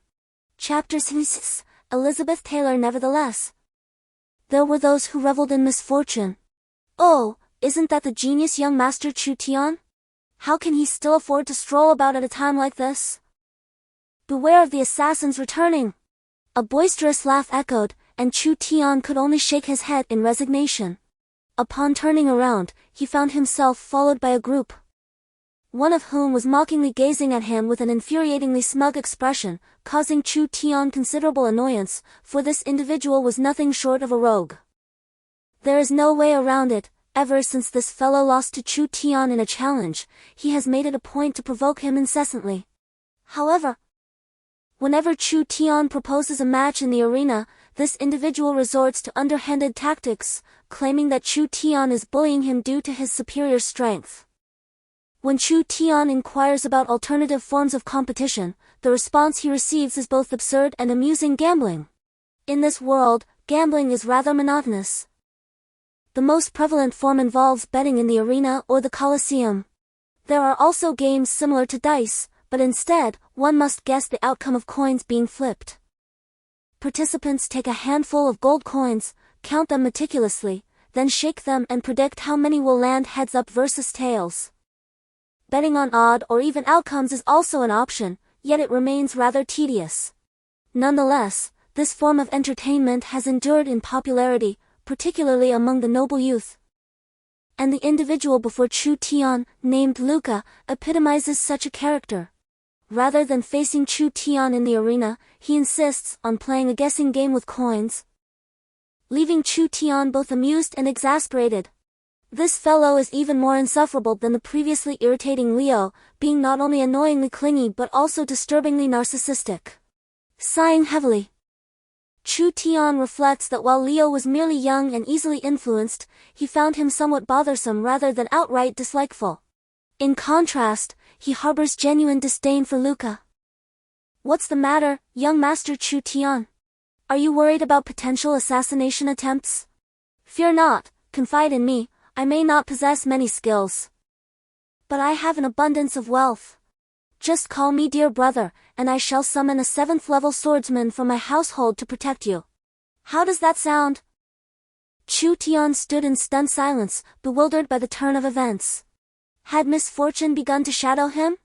The phrase "call me good brother and I shall spare you" echoed in his mind, a taunt he had uttered days prior while teasing a young challenger. Now, it was being used against him. A chill coursed through him, and he felt his hair stand on end as he turned and fled, no longer able to endure his current company. Look, sister! He's running away. How amusing! Last time, he made me call him good brother, and now someone is demanding he address another as such. How delightful! Nearby, a little girl, hand in hand with an older girl, danced joyfully, laughing. Had Chu Tian been present, he might have recognized her as the foe he had easily vanquished before. Yet now, he was oblivious to her presence. Meanwhile, Luca, brimming with pride, loudly proclaimed to those around him that he had frightened Chu Tian away, and the sight of Chu Tian's hasty retreat sparked a flurry of chatter among the onlookers. However, when the truth emerged, laughter erupted. Chu Tian, of all people, being coerced into calling someone brother became the talk of the school, turning him into a figure of notoriety. As Chu Tian made his way to the arena, he sought to challenge other summoners, uncertain if any would be willing to accept his call. He searched the challenge board incessantly, yet found no information to his liking. Suddenly, a referee approached him. Chu Tian, someone wishes to challenge you. Are you willing to accept? Chu Tian had become a well-known figure on the arena, and anyone who frequented the matches was certain to recognize him. Upon receiving the challenge, Chu Tian's eyes sparkled with intrigue. Elizabeth Taylor, a female level 3 summoner? Chu Tian gasped in astonishment. It seemed that his thoughts had manifested into reality. As a summoner had indeed issued a challenge to him. What are the conditions? Chu Tian inquired eagerly, as he was keen to engage in battle with a summoner. Among his acquaintances, only Leo was a level 3 summoner, yet Leo had vowed never to fight Chu Tian until he reached level 4, leaving Chu Tian feeling quite vexed. Chu Tian was aware that, at the same level, the number of his summoned beasts far exceeded those of other summoners. There is a condition, she stated. I require the presence of 2 younger sisters, one a level 3 archer and the other a level 2 water mage, one of whom you are acquainted with. Acquainted? Chu Tian pondered in confusion. However, the prospect of a level 3 archer and a level 2 mage seemed almost like a gift. He nodded in agreement, expressing his willingness to accept the challenge. In a short while, news of the challenge spread rapidly, and the arena was temporarily occupied. Meanwhile, the word of Chu Tian challenging Elizabeth reached the surroundings, prompting Leo to rush over, visibly concerned. Chu Tian, my friend, it appears you've miscalculated this time. That woman is not to be underestimated. I offer you even odds, while I set her odds at 2 to 1. Proceed with caution. Leo's brevity only intensified Chu Tian's seriousness. The fact that he had been assigned even odds against this woman, while she was given only 2 to 1, conveyed a singular truth. She was indeed stronger than he. Before long, a multitude of spectators gathered around the arena. And it was evident that the 2 combatants on the stage were aware that these individuals were not there to witness their bout. After exchanging a brief glance, they decisively descended from the platform. Despite both being level 5 swordsmen, the crowd was far more eager to witness a confrontation between summoners, a sentiment they themselves shared. Shortly after, as the 2 exited, Chu Tian took to the same arena, feeling an overwhelming sense of familiarity, as though he were returning home. Not long after, a tall girl appeared, leading 2 younger girls onto the stage. As soon as one of the little girls stepped up, she huffed in Chu Tian's direction, prompting a sudden realization. She had come seeking vengeance. Little Lisa, so you are the one who has summoned reinforcements, Chu Tian remarked with a smile. This young girl was the very same who had previously challenged him, only to be chased around the arena by his dog dragon and swift dragon, culminating in his teasing demand for her to call him good older brother in exchange for sparing her. The girl, however, remained resolute, defiantly facing the menacing jaws of the small dog dragon, and despite her tears, she conceded defeat, glaring at Chu Tian before leaping off the stage in tears. At that time, Chu Tian had faced considerable reproach, yet the referee had clarified that within the arena, opponents were merely that opponents, distinctions such as male or female, youth or maiden held no weight. Gradually, the incident faded into memory, only for this girl to seek him out once more. Chu Tian rubbed his temples.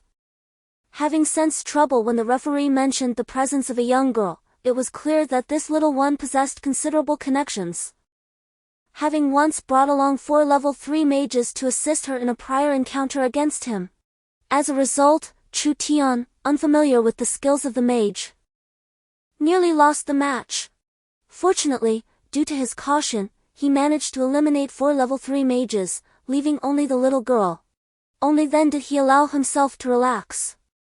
But an ill-timed jest provoked the ire of the young girl. Chapter 17, The Tigress.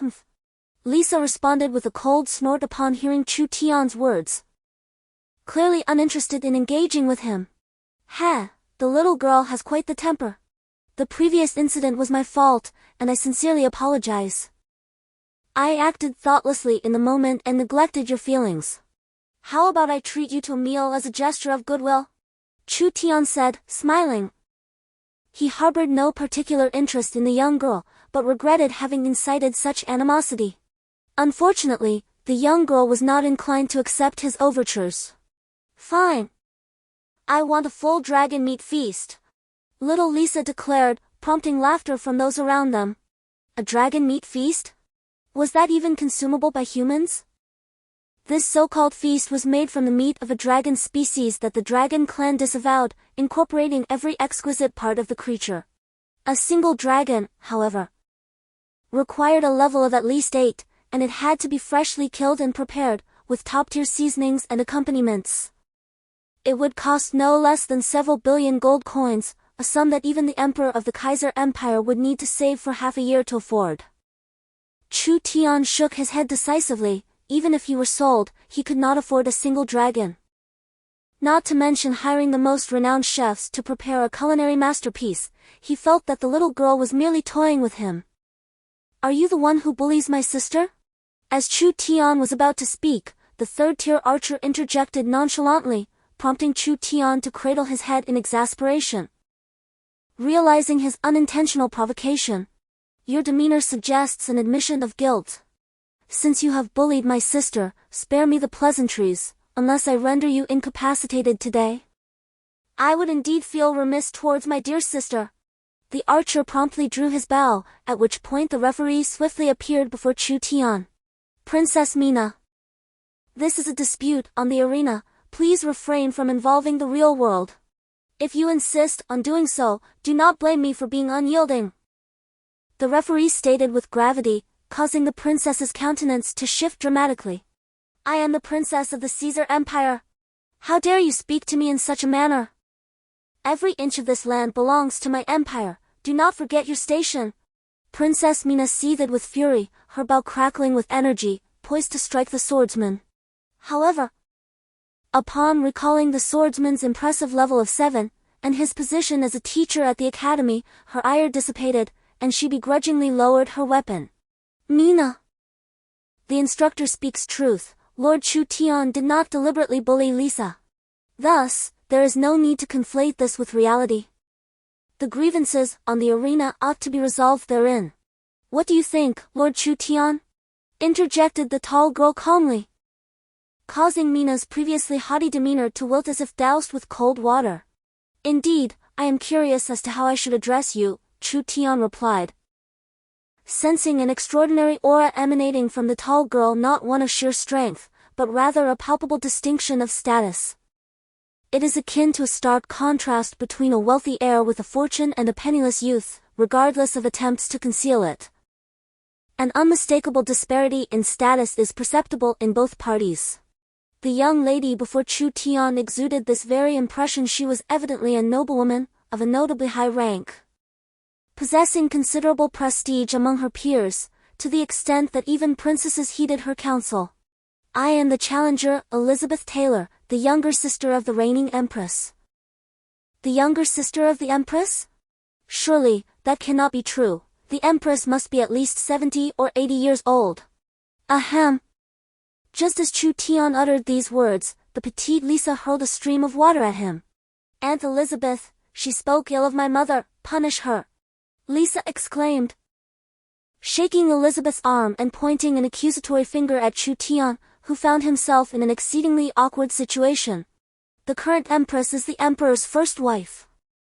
They were wed 15 years ago, and a year later, Mina was born, followed by Lisa 2 years after that. This year, I am 25 years old. And my sister is 3 years my senior. Chu Tian began to tally the ages mentally. The empress must be 28 this year, if she married the emperor at 13. Did she bear children at 14? Chu Tian gasped, realizing the extraordinary nature of such a person. Therefore, Princess Mina is merely 14 this year, and Lisa is just 12? Chu Tian inquired, to which Elizabeth nodded. At that moment, Chu Tian felt as though he had encountered the utmost of misfortune. He had been assassinated, ridiculed, and now he had provoked not one, but 2 princesses. Observing Mina's demeanor, it was evident she would surely come to her sister Lisa's defense. Rest assured, esteemed Lord Chu Tian. Our grievances are confined solely to the arena. Once we step down from the stage, we naturally regard each other as friends. However, it remains uncertain whether you would embrace us as companions. Should you choose to do so, it would be most welcome. I sincerely apologize for the previous offense towards the princess. It was truly unintentional, and I hope for your understanding. Nonetheless, the arena is one matter, and reality is another. In this contest, I shall show no mercy, and I hope the princesses will also give their utmost, regardless of victory or defeat. Neither side should blame the other. Chu Tian expressed his thoughts clearly, recognizing the significance of the princess. Despite the protection of the formidable Hulk, women can become exceedingly formidable when provoked. Chu Tian still vividly recalls an incident from his dormitory days when his companions angered a woman, the aftermath of which was quite memorable. Yet, it seems that in the end, both parties found a way to reconcile. Clearing his throat, the referee commenced the announcement of the match, and the battle erupted instantly. Chu Tian's initial move was awe-inspiring. Summoning an impressive array of creatures, 1 white lightning dragon, 6 yellow lightning dragons, 1 yellow lightning dragon king, 10 blue lightning dragons, 1 blue lightning dragon king, 10 puppy dragons, 1 dog dragon king, and 1 green bear beast. All of these formidable beings had graced the arena before. The 3 opponents, however, were now serious. Chu Tian noted the heightened battle spirit among the 3 princesses. As the fight commenced, their expressions shifted from anger to grave seriousness, devoid of any personal emotions. With a mere wave of her hand, one of the princesses summoned a formidable array of summoned beasts. And Chu Tian gasped in astonishment as 3 colossal creatures manifested upon the ground, ferocious tigers. It is indeed the legendary summoning beast from the tiger realm, a dimension whose rarity surpasses that of Leo's bear realm. Not only is it exceedingly difficult to contract, but summoning from the tiger realm is an arduous task as well. Each summoning beast within this realm possesses combat prowess that far exceeds that of its counterparts. The realization that it was a female tiger left Leo gasping in astonishment. No wonder the records indicated that this woman was exceptionally formidable, yet no information could be found regarding the realm from which her summoning beast originated. It turns out that this woman is not only the younger sister of the current empress but also a summoner from the tiger realm. It is understandable that at the age of 25, she remains merely a 3rd-level summoner, as the higher the realm one contracts with, the more challenging it becomes to enhance one's mental fortitude. Leo began to worry for his leader. The tiger realm is indeed a realm more astonishing than his bear realm, where every summoning beast reigns superior to others of the same level. His concern deepened upon glancing at the coins wagered, which only added to his distress. Oh, my leader, perhaps it would be wise to concede. If you win this match, I shall be left utterly destitute. Why are so many betting on your victory? Leo was taken aback to discover that a staggering 100,000 had placed their bets on Chu Tian's triumph, while only 80,000 had wagered on Elizabeth.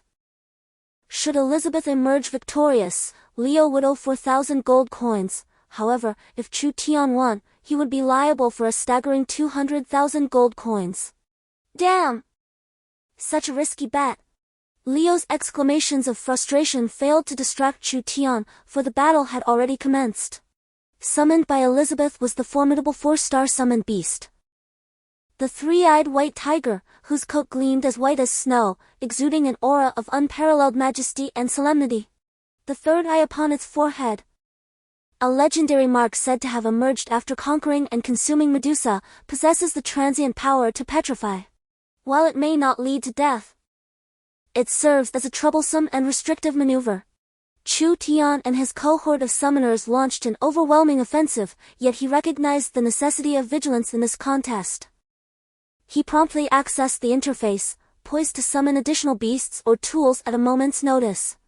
Alas, financial constraints hindered his ambitions. Were funds sufficient, he could elevate his total spiritual strength to 2,000 or 3,000, rendering him nearly invincible within the 3rd tier.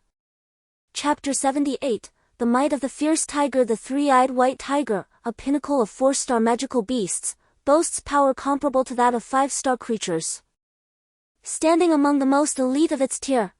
With a robust and explosively powerful physique, coupled with the petrifying effect of its 3rd eye, The combat prowess of the three-eyed white tiger is unrivaled among four-star beasts. Chu Tian feared that only the great bird, in a state of fury, could match its might.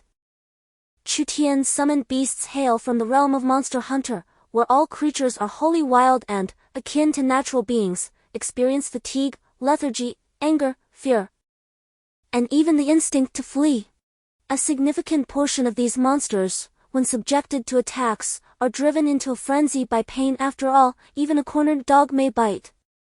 One can only imagine the ferocity of these brutal beasts. Once the monster's fury is ignited, its combat prowess escalates exponentially, accompanied by a corresponding surge in stamina consumption. Akin to a person in a frenzy, flailing and moving with incredible speed, yet quickly succumbing to exhaustion. Thus, Chu Tian possesses another reliance, summoning beasts to enter a state of rage. In such moments, both their attack speed and power will be significantly heightened. In other words, once enraged, the summoned beasts will give their utmost effort. As the battle commenced, the three-eyed white tiger, a pinnacle-level beast of the fourth tier, charged directly at Chu Tian. Elizabeth's strategy was straightforward. If the three-eyed white tiger could petrify Chu Tian even once, victory would be assured. However, with a multitude of summoned beasts at his disposal, Chu Tian was unlikely to fall prey to Elizabeth's scheme. A battalion of swift dragons surged forward. Leading the charge was the blue swift dragon king. Having thrived in the rainforest with abundant sustenance, the blue swift dragon king was significantly larger than its counterparts. It boldly raced ahead, confronting the three-eyed white tiger directly with a powerful iron-back charge. This technique, leveraging the strength of its shoulders and executed from a sideways position, not only boasts an extensive attack range but also possesses formidable power. Enemies struck by this assault often felt as though they had been struck by a freight truck. Many foes have suffered from this maneuver, and the three-eyed white tiger was no exception. Despite its formidable rank, it was forced to stagger back several steps from the impact. Roar! The three-eyed white tiger roared in fury, astonished to find that the power of the blue swift dragon king was indeed comparable to its own. In a fit of rage, the third eye of the three-eyed white tiger blazed with a brilliant white light, unleashing a beam that surged directly toward the blue swift dragon king. At that moment, a jet of icy liquid suddenly soared from a distance, colliding with the petrifying beam. To his surprise, there was no explosion of frigid air. The icy liquid was instantaneously petrified as well. Damn it, the petrifying beam is truly formidable. Chu Tian clasped his head, contemplating whether to employ an unexpected tactic. If he were to use a flash bomb, he felt an 80% certainty that he could swiftly incapacitate his adversary. No, he must not resort to the flash bomb. Such items are his true trump card. Summoned beasts are meant for battle, and until they have exhausted their full potential, he absolutely forbade himself from using flash bombs in the arena. He issued a command to himself: under no circumstances should he employ a flash bomb until his summoned beast was entirely spent, for otherwise, the battle would lose all significance. The white swift dragon king successfully withstood a petrifying beam, yet it soon faced an onslaught from the three-eyed white tiger. The massive paw of the three-eyed white tiger struck the white swift dragon king with tremendous force, sending it soaring like a kite severed from its string. Fortunately, it landed merely at the edge of the arena, avoiding a fall that could have rendered it unable to return to the competition. The three-eyed white tiger demonstrated remarkable strength from the outset, yet Chu Tian sensed his own inadequacies. Despite having reached level 3, he was only able to summon a level 4 beast, the large monster bird, as his sole formidable ally. Thus far, Chu Tian has been unable to summon the remaining creatures. However, he hesitates to call forth the two large monstrous birds, as they merely represent a transitional phase in his mind. The battle between the speed dragon and the three-eyed white tiger concluded tragically for the speed dragon, with almost all of them proving no match for the formidable three-eyed white tiger, which effortlessly dispatched them. Are your summoned beasts merely for show? They seem rather ineffectual. Princess Mina taunted Chu Tian, noting that neither she nor Lisa had yet made a move. With a scoff, Chu Tian pondered in silence. Upon reaching a mental intensity of 1,200 points, he unlocked the small shield crab, yet, its combat prowess was inferior to that of the speed dragon. Its sole purpose was to fulfill the prerequisites for summoning the great shield crab, making its summoning now a waste. At a mental intensity of 1,300 points, he unlocked the wild boar, although the conditions for unlocking the wild boar king remain unknown. Perhaps he should summon the wild boar? Its collective charge should indeed be formidable. However, the boar's charge is one of the most vexing disruptions in the game. Being struck requires defensive measures, or one is inevitably sent flying. In reality, the outcome remains uncertain, and taking such a risk is unwise. At a mental intensity of 1,400 points, he unlocked the Great Thunder Light Bug.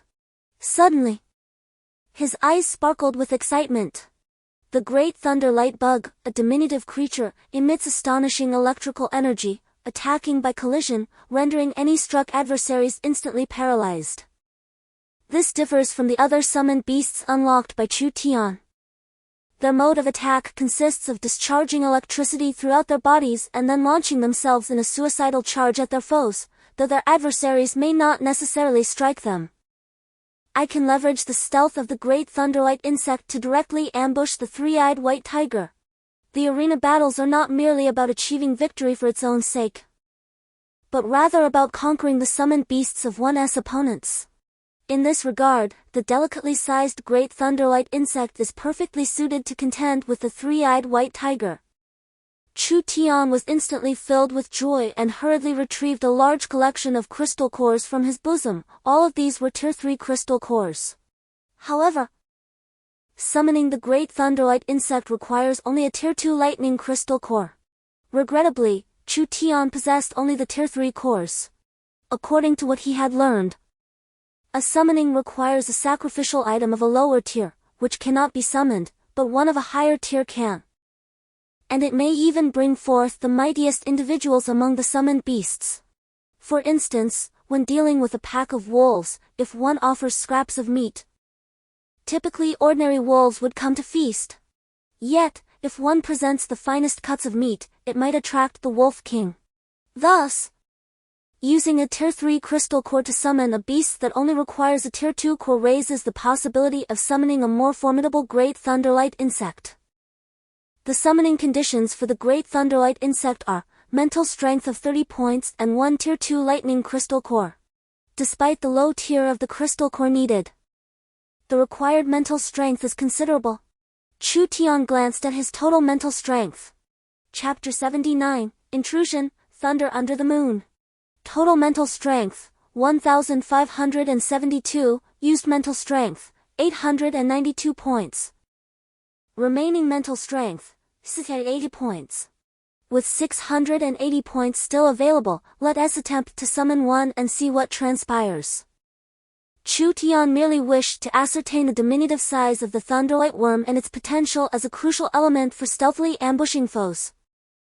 A crystal core was cast to the ground as Chu Tian took a deep breath.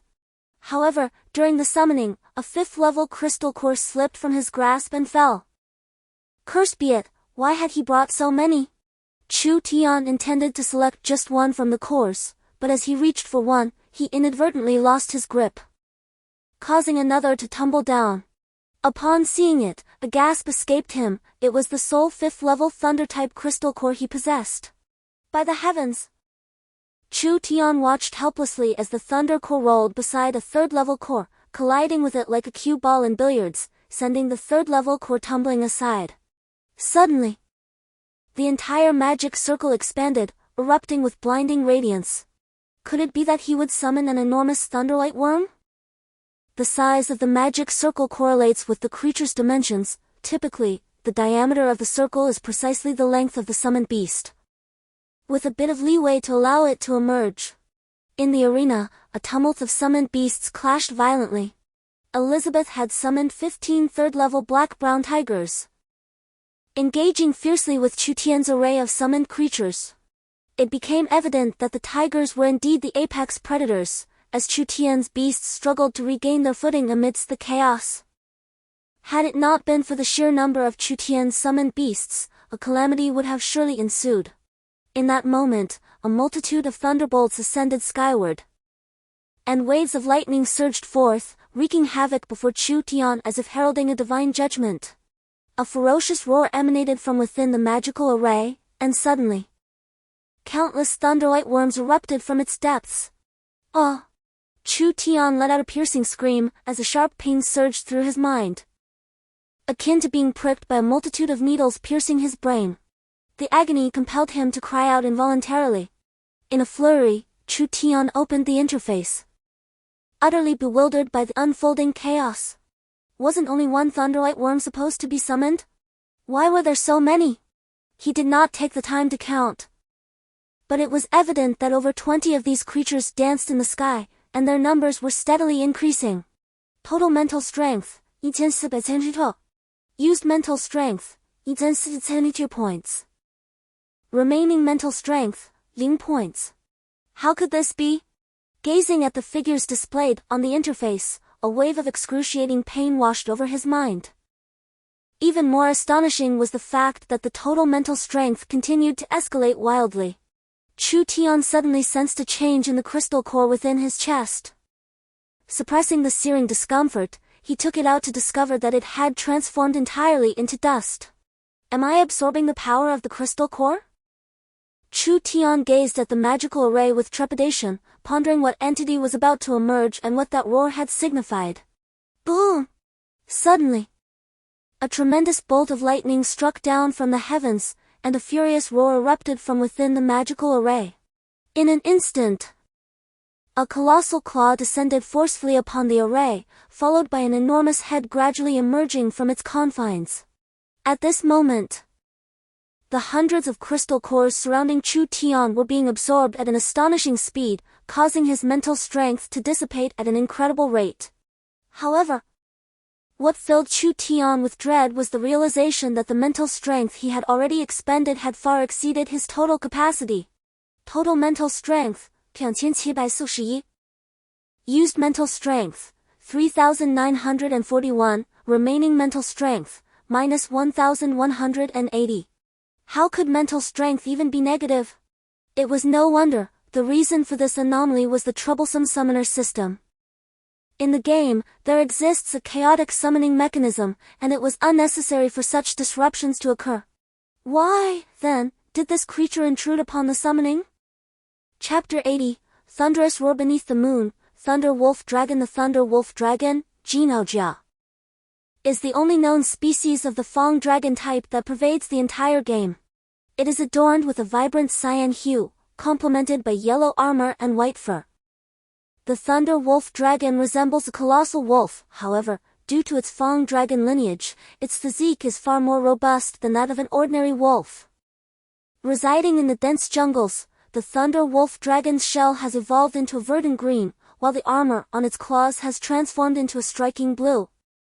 Encountering a Thunder Wolf Dragon in the jungle can make it nearly impossible to detect its presence without careful observation. Possessing unusually thick forelimbs, the Thunder Wolf Dragon can dispatch ordinary monsters with a single, lethal strike. Yet, its most formidable trait lies in its extraordinary ability, the state of hyperelectrification. In a state of hyperelectrification, the Thunder Wolf Dragon lures countless great thunder bugs into the intricate layers of its fur and exoskeleton.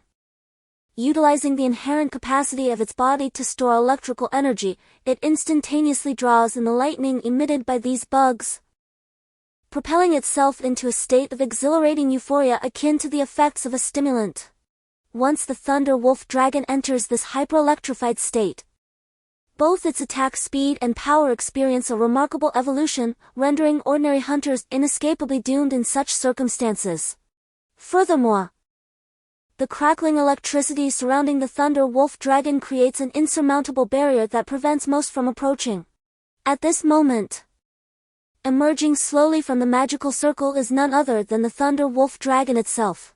With its earthy yellow claws, verdant electrified exoskeleton, and flowing white fur crackling with energy, the majestic presence of the Thunder Wolf Dragon captivates countless players. Many have fantasized about the idea of keeping a Thunder Wolf Dragon at home, envisioning the sheer dominance and elegance it would exude when taken out for an evening stroll. The thunder wolf dragon stands as the guardian spirit of the mountains. Its scales shimmering in hues of blue, yellow, and green, seamlessly blending with the rugged terrain and lush forests. Its white fur melds with the clouds, truly embodying the essence of a lightning deity. Chu Tian grit his teeth against the piercing pain in his head, acutely aware that a mental connection with the thunder wolf dragon had been firmly established. This revelation indicated that the thunder wolf dragon had indeed been summoned by him. Chapter 81, The Juvenile Thunder Wolf Dragon. Is this an evolution based on the great thunder bugs? It is the first time Chu Tian has encountered such a phenomenon. Astonished to discover that the great thunder bugs could evolve into super thunder bugs. Generally speaking, the ultra thunderlight insect manifests solely upon the thunder wolf dragon. When the thunder wolf dragon absorbs the electrical energy from countless thunderlight insects, a portion of this energy is subsequently absorbed by several other thunderlight insects. Consequently, these fortunate few ascend to become ultra thunderlight insects, sharing in the power bestowed by the thunder wolf dragon.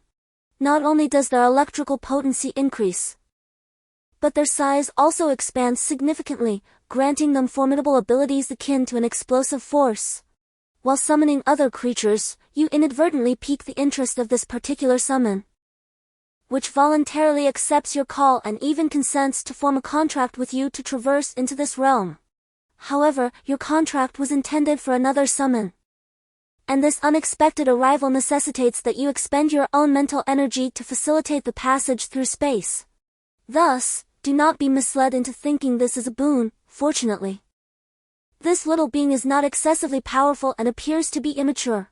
Had it been a fully grown summon, your mind would have surely been overwhelmed, leaving you unable to afford the cost of its summoning. How did you inadvertently attract this creature? Adela, in a fit of fury, chastises Chu Tian, while he can only respond with a wry smile. It is rather absurd. He himself is baffled as to why the thunder wolf dragon has suddenly appeared. Upon reflection, it seems plausible that it is related to the 5th level crystal core and the thunderlight insects. The thunderlight insects and the thunder wolf dragon share a symbiotic relationship, leading many of them to dwell in close proximity to the thunder wolf dragon. When the thunder wolf dragon engages in battle, it harnesses the power of the thunderlight insects, entering a state of extreme electrification. In such a condition, even the fire dragon couple would hesitate to provoke the thunder wolf dragon lightly. In this instance, the 5th level crystal core unexpectedly supplanted the 3rd level crystal core, summoning forth the mightiest thunderlight bug, which fortuitously found itself in proximity to the thunder wolf dragon. Subsequently, it appeared that the thunder wolf dragon had noticed Chu Tian and was curiously inclined to approach. Not only did Edra discern this, but Chu Tian himself also recognized that the thunder wolf dragon had not yet reached maturity. Despite its imposing appearance, its adorableness overshadowed its grandeur. An adult thunder wolf dragon typically measures around 15 meters in length. However, the creature emerging from the magical circle before Chu Tian was decidedly less than that. Having absorbed the power of the magical array, Chu Tian felt a significant alleviation of pain, allowing him to scrutinize the thunder wolf dragon more closely. This particular specimen was approximately 6 meters long and 2.5 meters tall, exuding an undeniable charm with its azure scales and distinctly earthy yellow shell, interspersed with soft white fur that rendered it irresistibly cute. Is this little creature the reason I nearly met my demise? Chu Tian inquired, astonished. Indeed. Had the magical array not been powered by the crystal core, you might have already perished. However, your mental strength has far surpassed your mental capacity. I should ascertain the state of your mental energy, which, I fear, is quite grim, Edra responded to Chu Tian. At that moment, Chu Tian's expression shifted drastically as he hastily opened the interface. Upon inspecting his mental energy, he gasped in shock. Total mental strength, 6,861, mental strength utilized, 8,110 points. Remaining mental strength, 249 points. How terrifying! Is it possible to owe such a deficit? Chu Tian gazed in disbelief at his mental strength, which soared to an impressive 6,861 points. Yet, the mental strength he had already expended reached a staggering 8,110 points, leaving his available mental strength in the negative. When the Thunder Wolf Dragon appeared, it first noticed Chu Tian, who wore a sorrowful expression, on the ground. As it turned to the opposite side, it discovered 3 women observing it, while Chu Tian's summoned beast was being tormented by a pack of large tigers. The Thunder Wolf Dragon, now a part of Chu Tian's summoned beasts, felt an inexplicable bond with Chu Tian's other summons, recognizing these individuals as its allies. Upon witnessing its brethren being assaulted, the Thunder Wolf Dragon erupted in fury, letting out a powerful roar. It crouched slightly, and an electric aura began to emanate from its body. At that moment, the large lightning bugs, flitting about like fireflies, seemed irresistibly drawn to the Thunder Wolf Dragon, swiftly gathering around it and releasing an astonishing surge of electricity. The electric energy enveloping the Thunder Wolf Dragon intensified, and its voice grew increasingly fervent. With a final, thunderous roar, the fur on its body stood on end like needles, and the spines on its shell instantly shot out, transforming its once flat shell into a fearsome cactus-like form. At this juncture, the Thunder Wolf Dragon was ensconced in a dazzling display of lightning, its aura reaching an apex, resembling a primordial beast. The men surrounding it gazed in awe, their eyes glimmering with admiration for the extraordinarily handsome Thunder Wolf Dragon, especially in its electrifying state, which exuded an unparalleled dominance. The Thunder Wolf Dragon roared fiercely at the 3 women, its entire form suddenly enveloped in a surge of electricity, propelling itself towards the enemy with tremendous ferocity. This creature, resembling a wolf yet possessing the might of a tiger, charged forward with an air of dominance. Its massive body, shrouded in crackling energy, surged like a colossal vehicle discharging electricity, prompting the 3 women to hastily evade. A pack of formidable tigers lunged at the dragon in an attempt to obstruct its path. Princess Mina extended her hand, unleashing a barrage of arrows that struck the Thunder Wolf Dragon, yet only a series of resounding clangs echoed, accompanied by fleeting sparks. Astonishingly, not even its armor could be breached. How resilient! Mina exclaimed in disbelief, while Lisa began chanting an incantation, firing a series of water arrows from her fingertips. However, before they could reach the dragon, a bolt of lightning erupted from the swirling electric currents surrounding it, obliterating the water arrows as if they had never existed. Lisa was left utterly stunned. Thunder Wolf Dragon, eliminate those tigers! Chu Tian gasped, and the Thunder Wolf Dragon turned to regard him. To Chu Tian's surprise, he detected a glimmer of excitement in the dragon's eyes. Nodding in affirmation, the Thunder Wolf Dragon surged forward, confronting a 3-eyed white tiger. The tiger roared in defiance, its third eye emanating a petrifying beam. Yet, this beam proved feeble before the might of lightning, as another bolt erupted from the Thunder Wolf Dragon, dissipating the petrifying light with a mighty crack. Roar! The Thunder Wolf Dragon was evidently incensed by the audacity of its challenger. Its robust forelimbs were raised high and brought down with ferocity. The 3-eyed white tiger, no feeble adversary, swiftly leaped backward to evade the onslaught. However, Chu Tian merely regarded the scene with a disdainful smile. The farmer's 3 fists each a formidable strike. The Thunder Wolf Dragon twisted its body. Just as its right arm crashed to the ground, it pivoted on that very limb, raising its left arm high and delivering another crushing blow. Charged with astonishing lightning and terrifying power, the 3-eyed white tiger had no chance to utter a cry as its skull was obliterated in an instant, a crystal core being driven into the arena floor. At that moment, the nearby black-brown tiger lunged straight toward the Thunder Wolf Dragon. Chu Tian smiled once more. Come forth! Street dance diva, Thomas Spin! With the left arm as a prop, the Thunder Wolf Dragon suddenly soared into the air, its elongated tail whipping down like an iron whip, striking the black-brown tiger with immense force.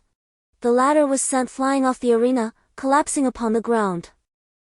It was precisely this maneuver that earned the Thunder Wolf Dragon the moniker of street dance monster among countless players. as Chu Tian observed a new icon on the interface. He gasped in astonishment. The Thunder Wolf Dragon, a level 5 magical beast, was merely in its juvenile stage. Chapter 82, Surrender. The absolute advantage of heaven over earth. The emergence of the Thunder Wolf Dragon took Chu Tian by surprise, but it was even more unexpected for Elizabeth and her companions, who never anticipated that Chu Tian could summon a level 5 creature. Moreover, the Thunder Wolf Dragon entered an overcharged state, instantly transforming into a 6th level beast, effortlessly annihilating all summoned creatures on the field, leaving no opportunity for a counterattack. With a farmer's 3 punches, its massive paws, imbued with the power of lightning, struck with precision and overwhelming force. Elizabeth watched in horror as her tiger was dispatched by the Thunder Wolf Dragon, her face paling in disbelief. The other 2 young women, though somewhat headstrong, had never witnessed such a battle. In an instant, all tigers on the field were eradicated, leaving behind a group of injured summoned beasts and the imposing Thunder Wolf Dragon, standing proudly before the 3 women, exuding an air of arrogance and dominance. The outcome was utterly unforeseen, yet it added an element of intrigue. Thus, Elizabeth resolved to unveil her true capabilities. Suddenly, she gestured, and a colossal magic circle materialized on the ground, swiftly covering half of the arena. "Arise, black-winged tiger beast!" A thunderous roar echoed as an enormous tiger emerged from within the magic circle, measuring over 100 meters in length and towering several dozen meters high. Its fur was jet black, and it boasted a pair of formidable wings. As it flapped its immense wings, a tempest swept through the surroundings. Chu Tian inhaled sharply, for the sight of the tiger instilled a terrifying pressure within him, a force that could only emanate from an adversary of 2 levels higher. At present, Chu Tian was at the 3rd level, and the fact that the tiger could exert such pressure indicated it was undoubtedly a 5th level summoned beast. How could this be? Elizabeth, is she not a 3rd level summoner? Chu Tian nearly met his demise when summoning a level 5 creature, and he found it hard to believe that Elizabeth would encounter such misfortune. A level 3 summoner attempting to summon a level 5 beast could easily be rendered incapacitated by sheer mental strain. "Forgive me, but I have just recently ascended to the rank of level 4 summoner, and I had already prepared the materials for summoning the black-winged tiger. With the assistance of my mentor, I successfully called forth this formidable level 5 magical beast. You are indeed the first challenger to behold it," Elizabeth declared with a smile, while Chu Tian clutched his head in disbelief. The power of the magical array had been nearly completely absorbed by Chu Tian, despite the brief duration. With the full support of Elder Adela, he had efficiently drawn in the essence of nearly all the magic cores. Had the arena not been of such a low caliber, the scarcity and inferior quality of the cores would not have hindered Chu Tian's ascent to level 4. It can be said that risk invariably accompanies opportunity. The emergence of a Thunder Wolf Dragon had nearly drained Chu Tian to the point of mental exhaustion, yet unexpectedly, he acquired a juvenile Thunder Wolf Dragon and successfully absorbed the magical barrier of the arena. Although the barrier's efficacy was minimal, it was indeed a cost-free boon. Total mental intensity, 7,861, utilized mental intensity, 8,110, remaining mental intensity, -249. "I concede," Chu Tian suddenly rose, raising his hand in resignation, acknowledging his defeat in this battle, which had already been decided. Despite the presence of the Thunder Wolf Dragon, the black-winged tiger beast soars effortlessly through the skies, exhaling magical projectiles. The Thunder Wolf Dragon cannot sustain its strength for long. The supercharged state is not an invincible tactic but rather akin to a stimulant, leading to a rapid depletion of stamina. Essentially, this strategy leaves one unable to continue fighting after its use. As the black-winged tiger beast glides gracefully above, Chu Tian realizes that victory is beyond his grasp. The only creature in his arsenal capable of flight is the great bird. Yet its aerial combat prowess pales in comparison to the Thunder Wolf Dragon's ability to unleash distant lightning orbs. One could say that while the great bird can fly, Once it ascends, it becomes as defenseless as a sheep, inferior even to the Thunder Wolf Dragon's ranged artillery. Indeed, the ruler of the skies reigns supreme, leaving no room for counterplay. It is evident not only to Chu Tian but to all observers that the black-winged tiger beast, resembling a cannon, relentlessly bombards from above. Meanwhile, the Thunder Wolf Dragon on the arena floor can only scramble to evade attacks, unable to retaliate while also guarding against the risk of falling off the stage. The outcome is clear. Once the Thunder Wolf Dragon's stamina is exhausted, Elizabeth's victory is assured. In a bid to preserve some dignity, Chu Tian concedes defeat. Relieved, Leo finds himself in an awkward position, having profited from Chu Tian's loss. As they exit the arena, Hulk approaches and supports Chu Tian, who is visibly breathless. The appearance of the Thunder Wolf Dragon has drained him of nearly all his strength and energy. "Teacher, I have lost," he admits. Chu Tian smiled at Hulk, showing no signs of discouragement after losing the match. Hulk nodded in satisfaction, but as soon as Chu Tian closed his eyes, he fainted. This young man had severely exhausted his mental strength. Quickly, summon the priest. Adela reminded Hulk, who immediately arranged for the priest's arrival. Although the priest could not heal mental trauma, he possessed a spell known as Calm Spirit, which could induce deep relaxation and facilitate self-recovery through profound slumber. When Chu Tian finally opened his eyes again, he was astonished to find himself in his own bed, with a young boy seated beside him, idly perusing a knight's illustrated book. "Awake!"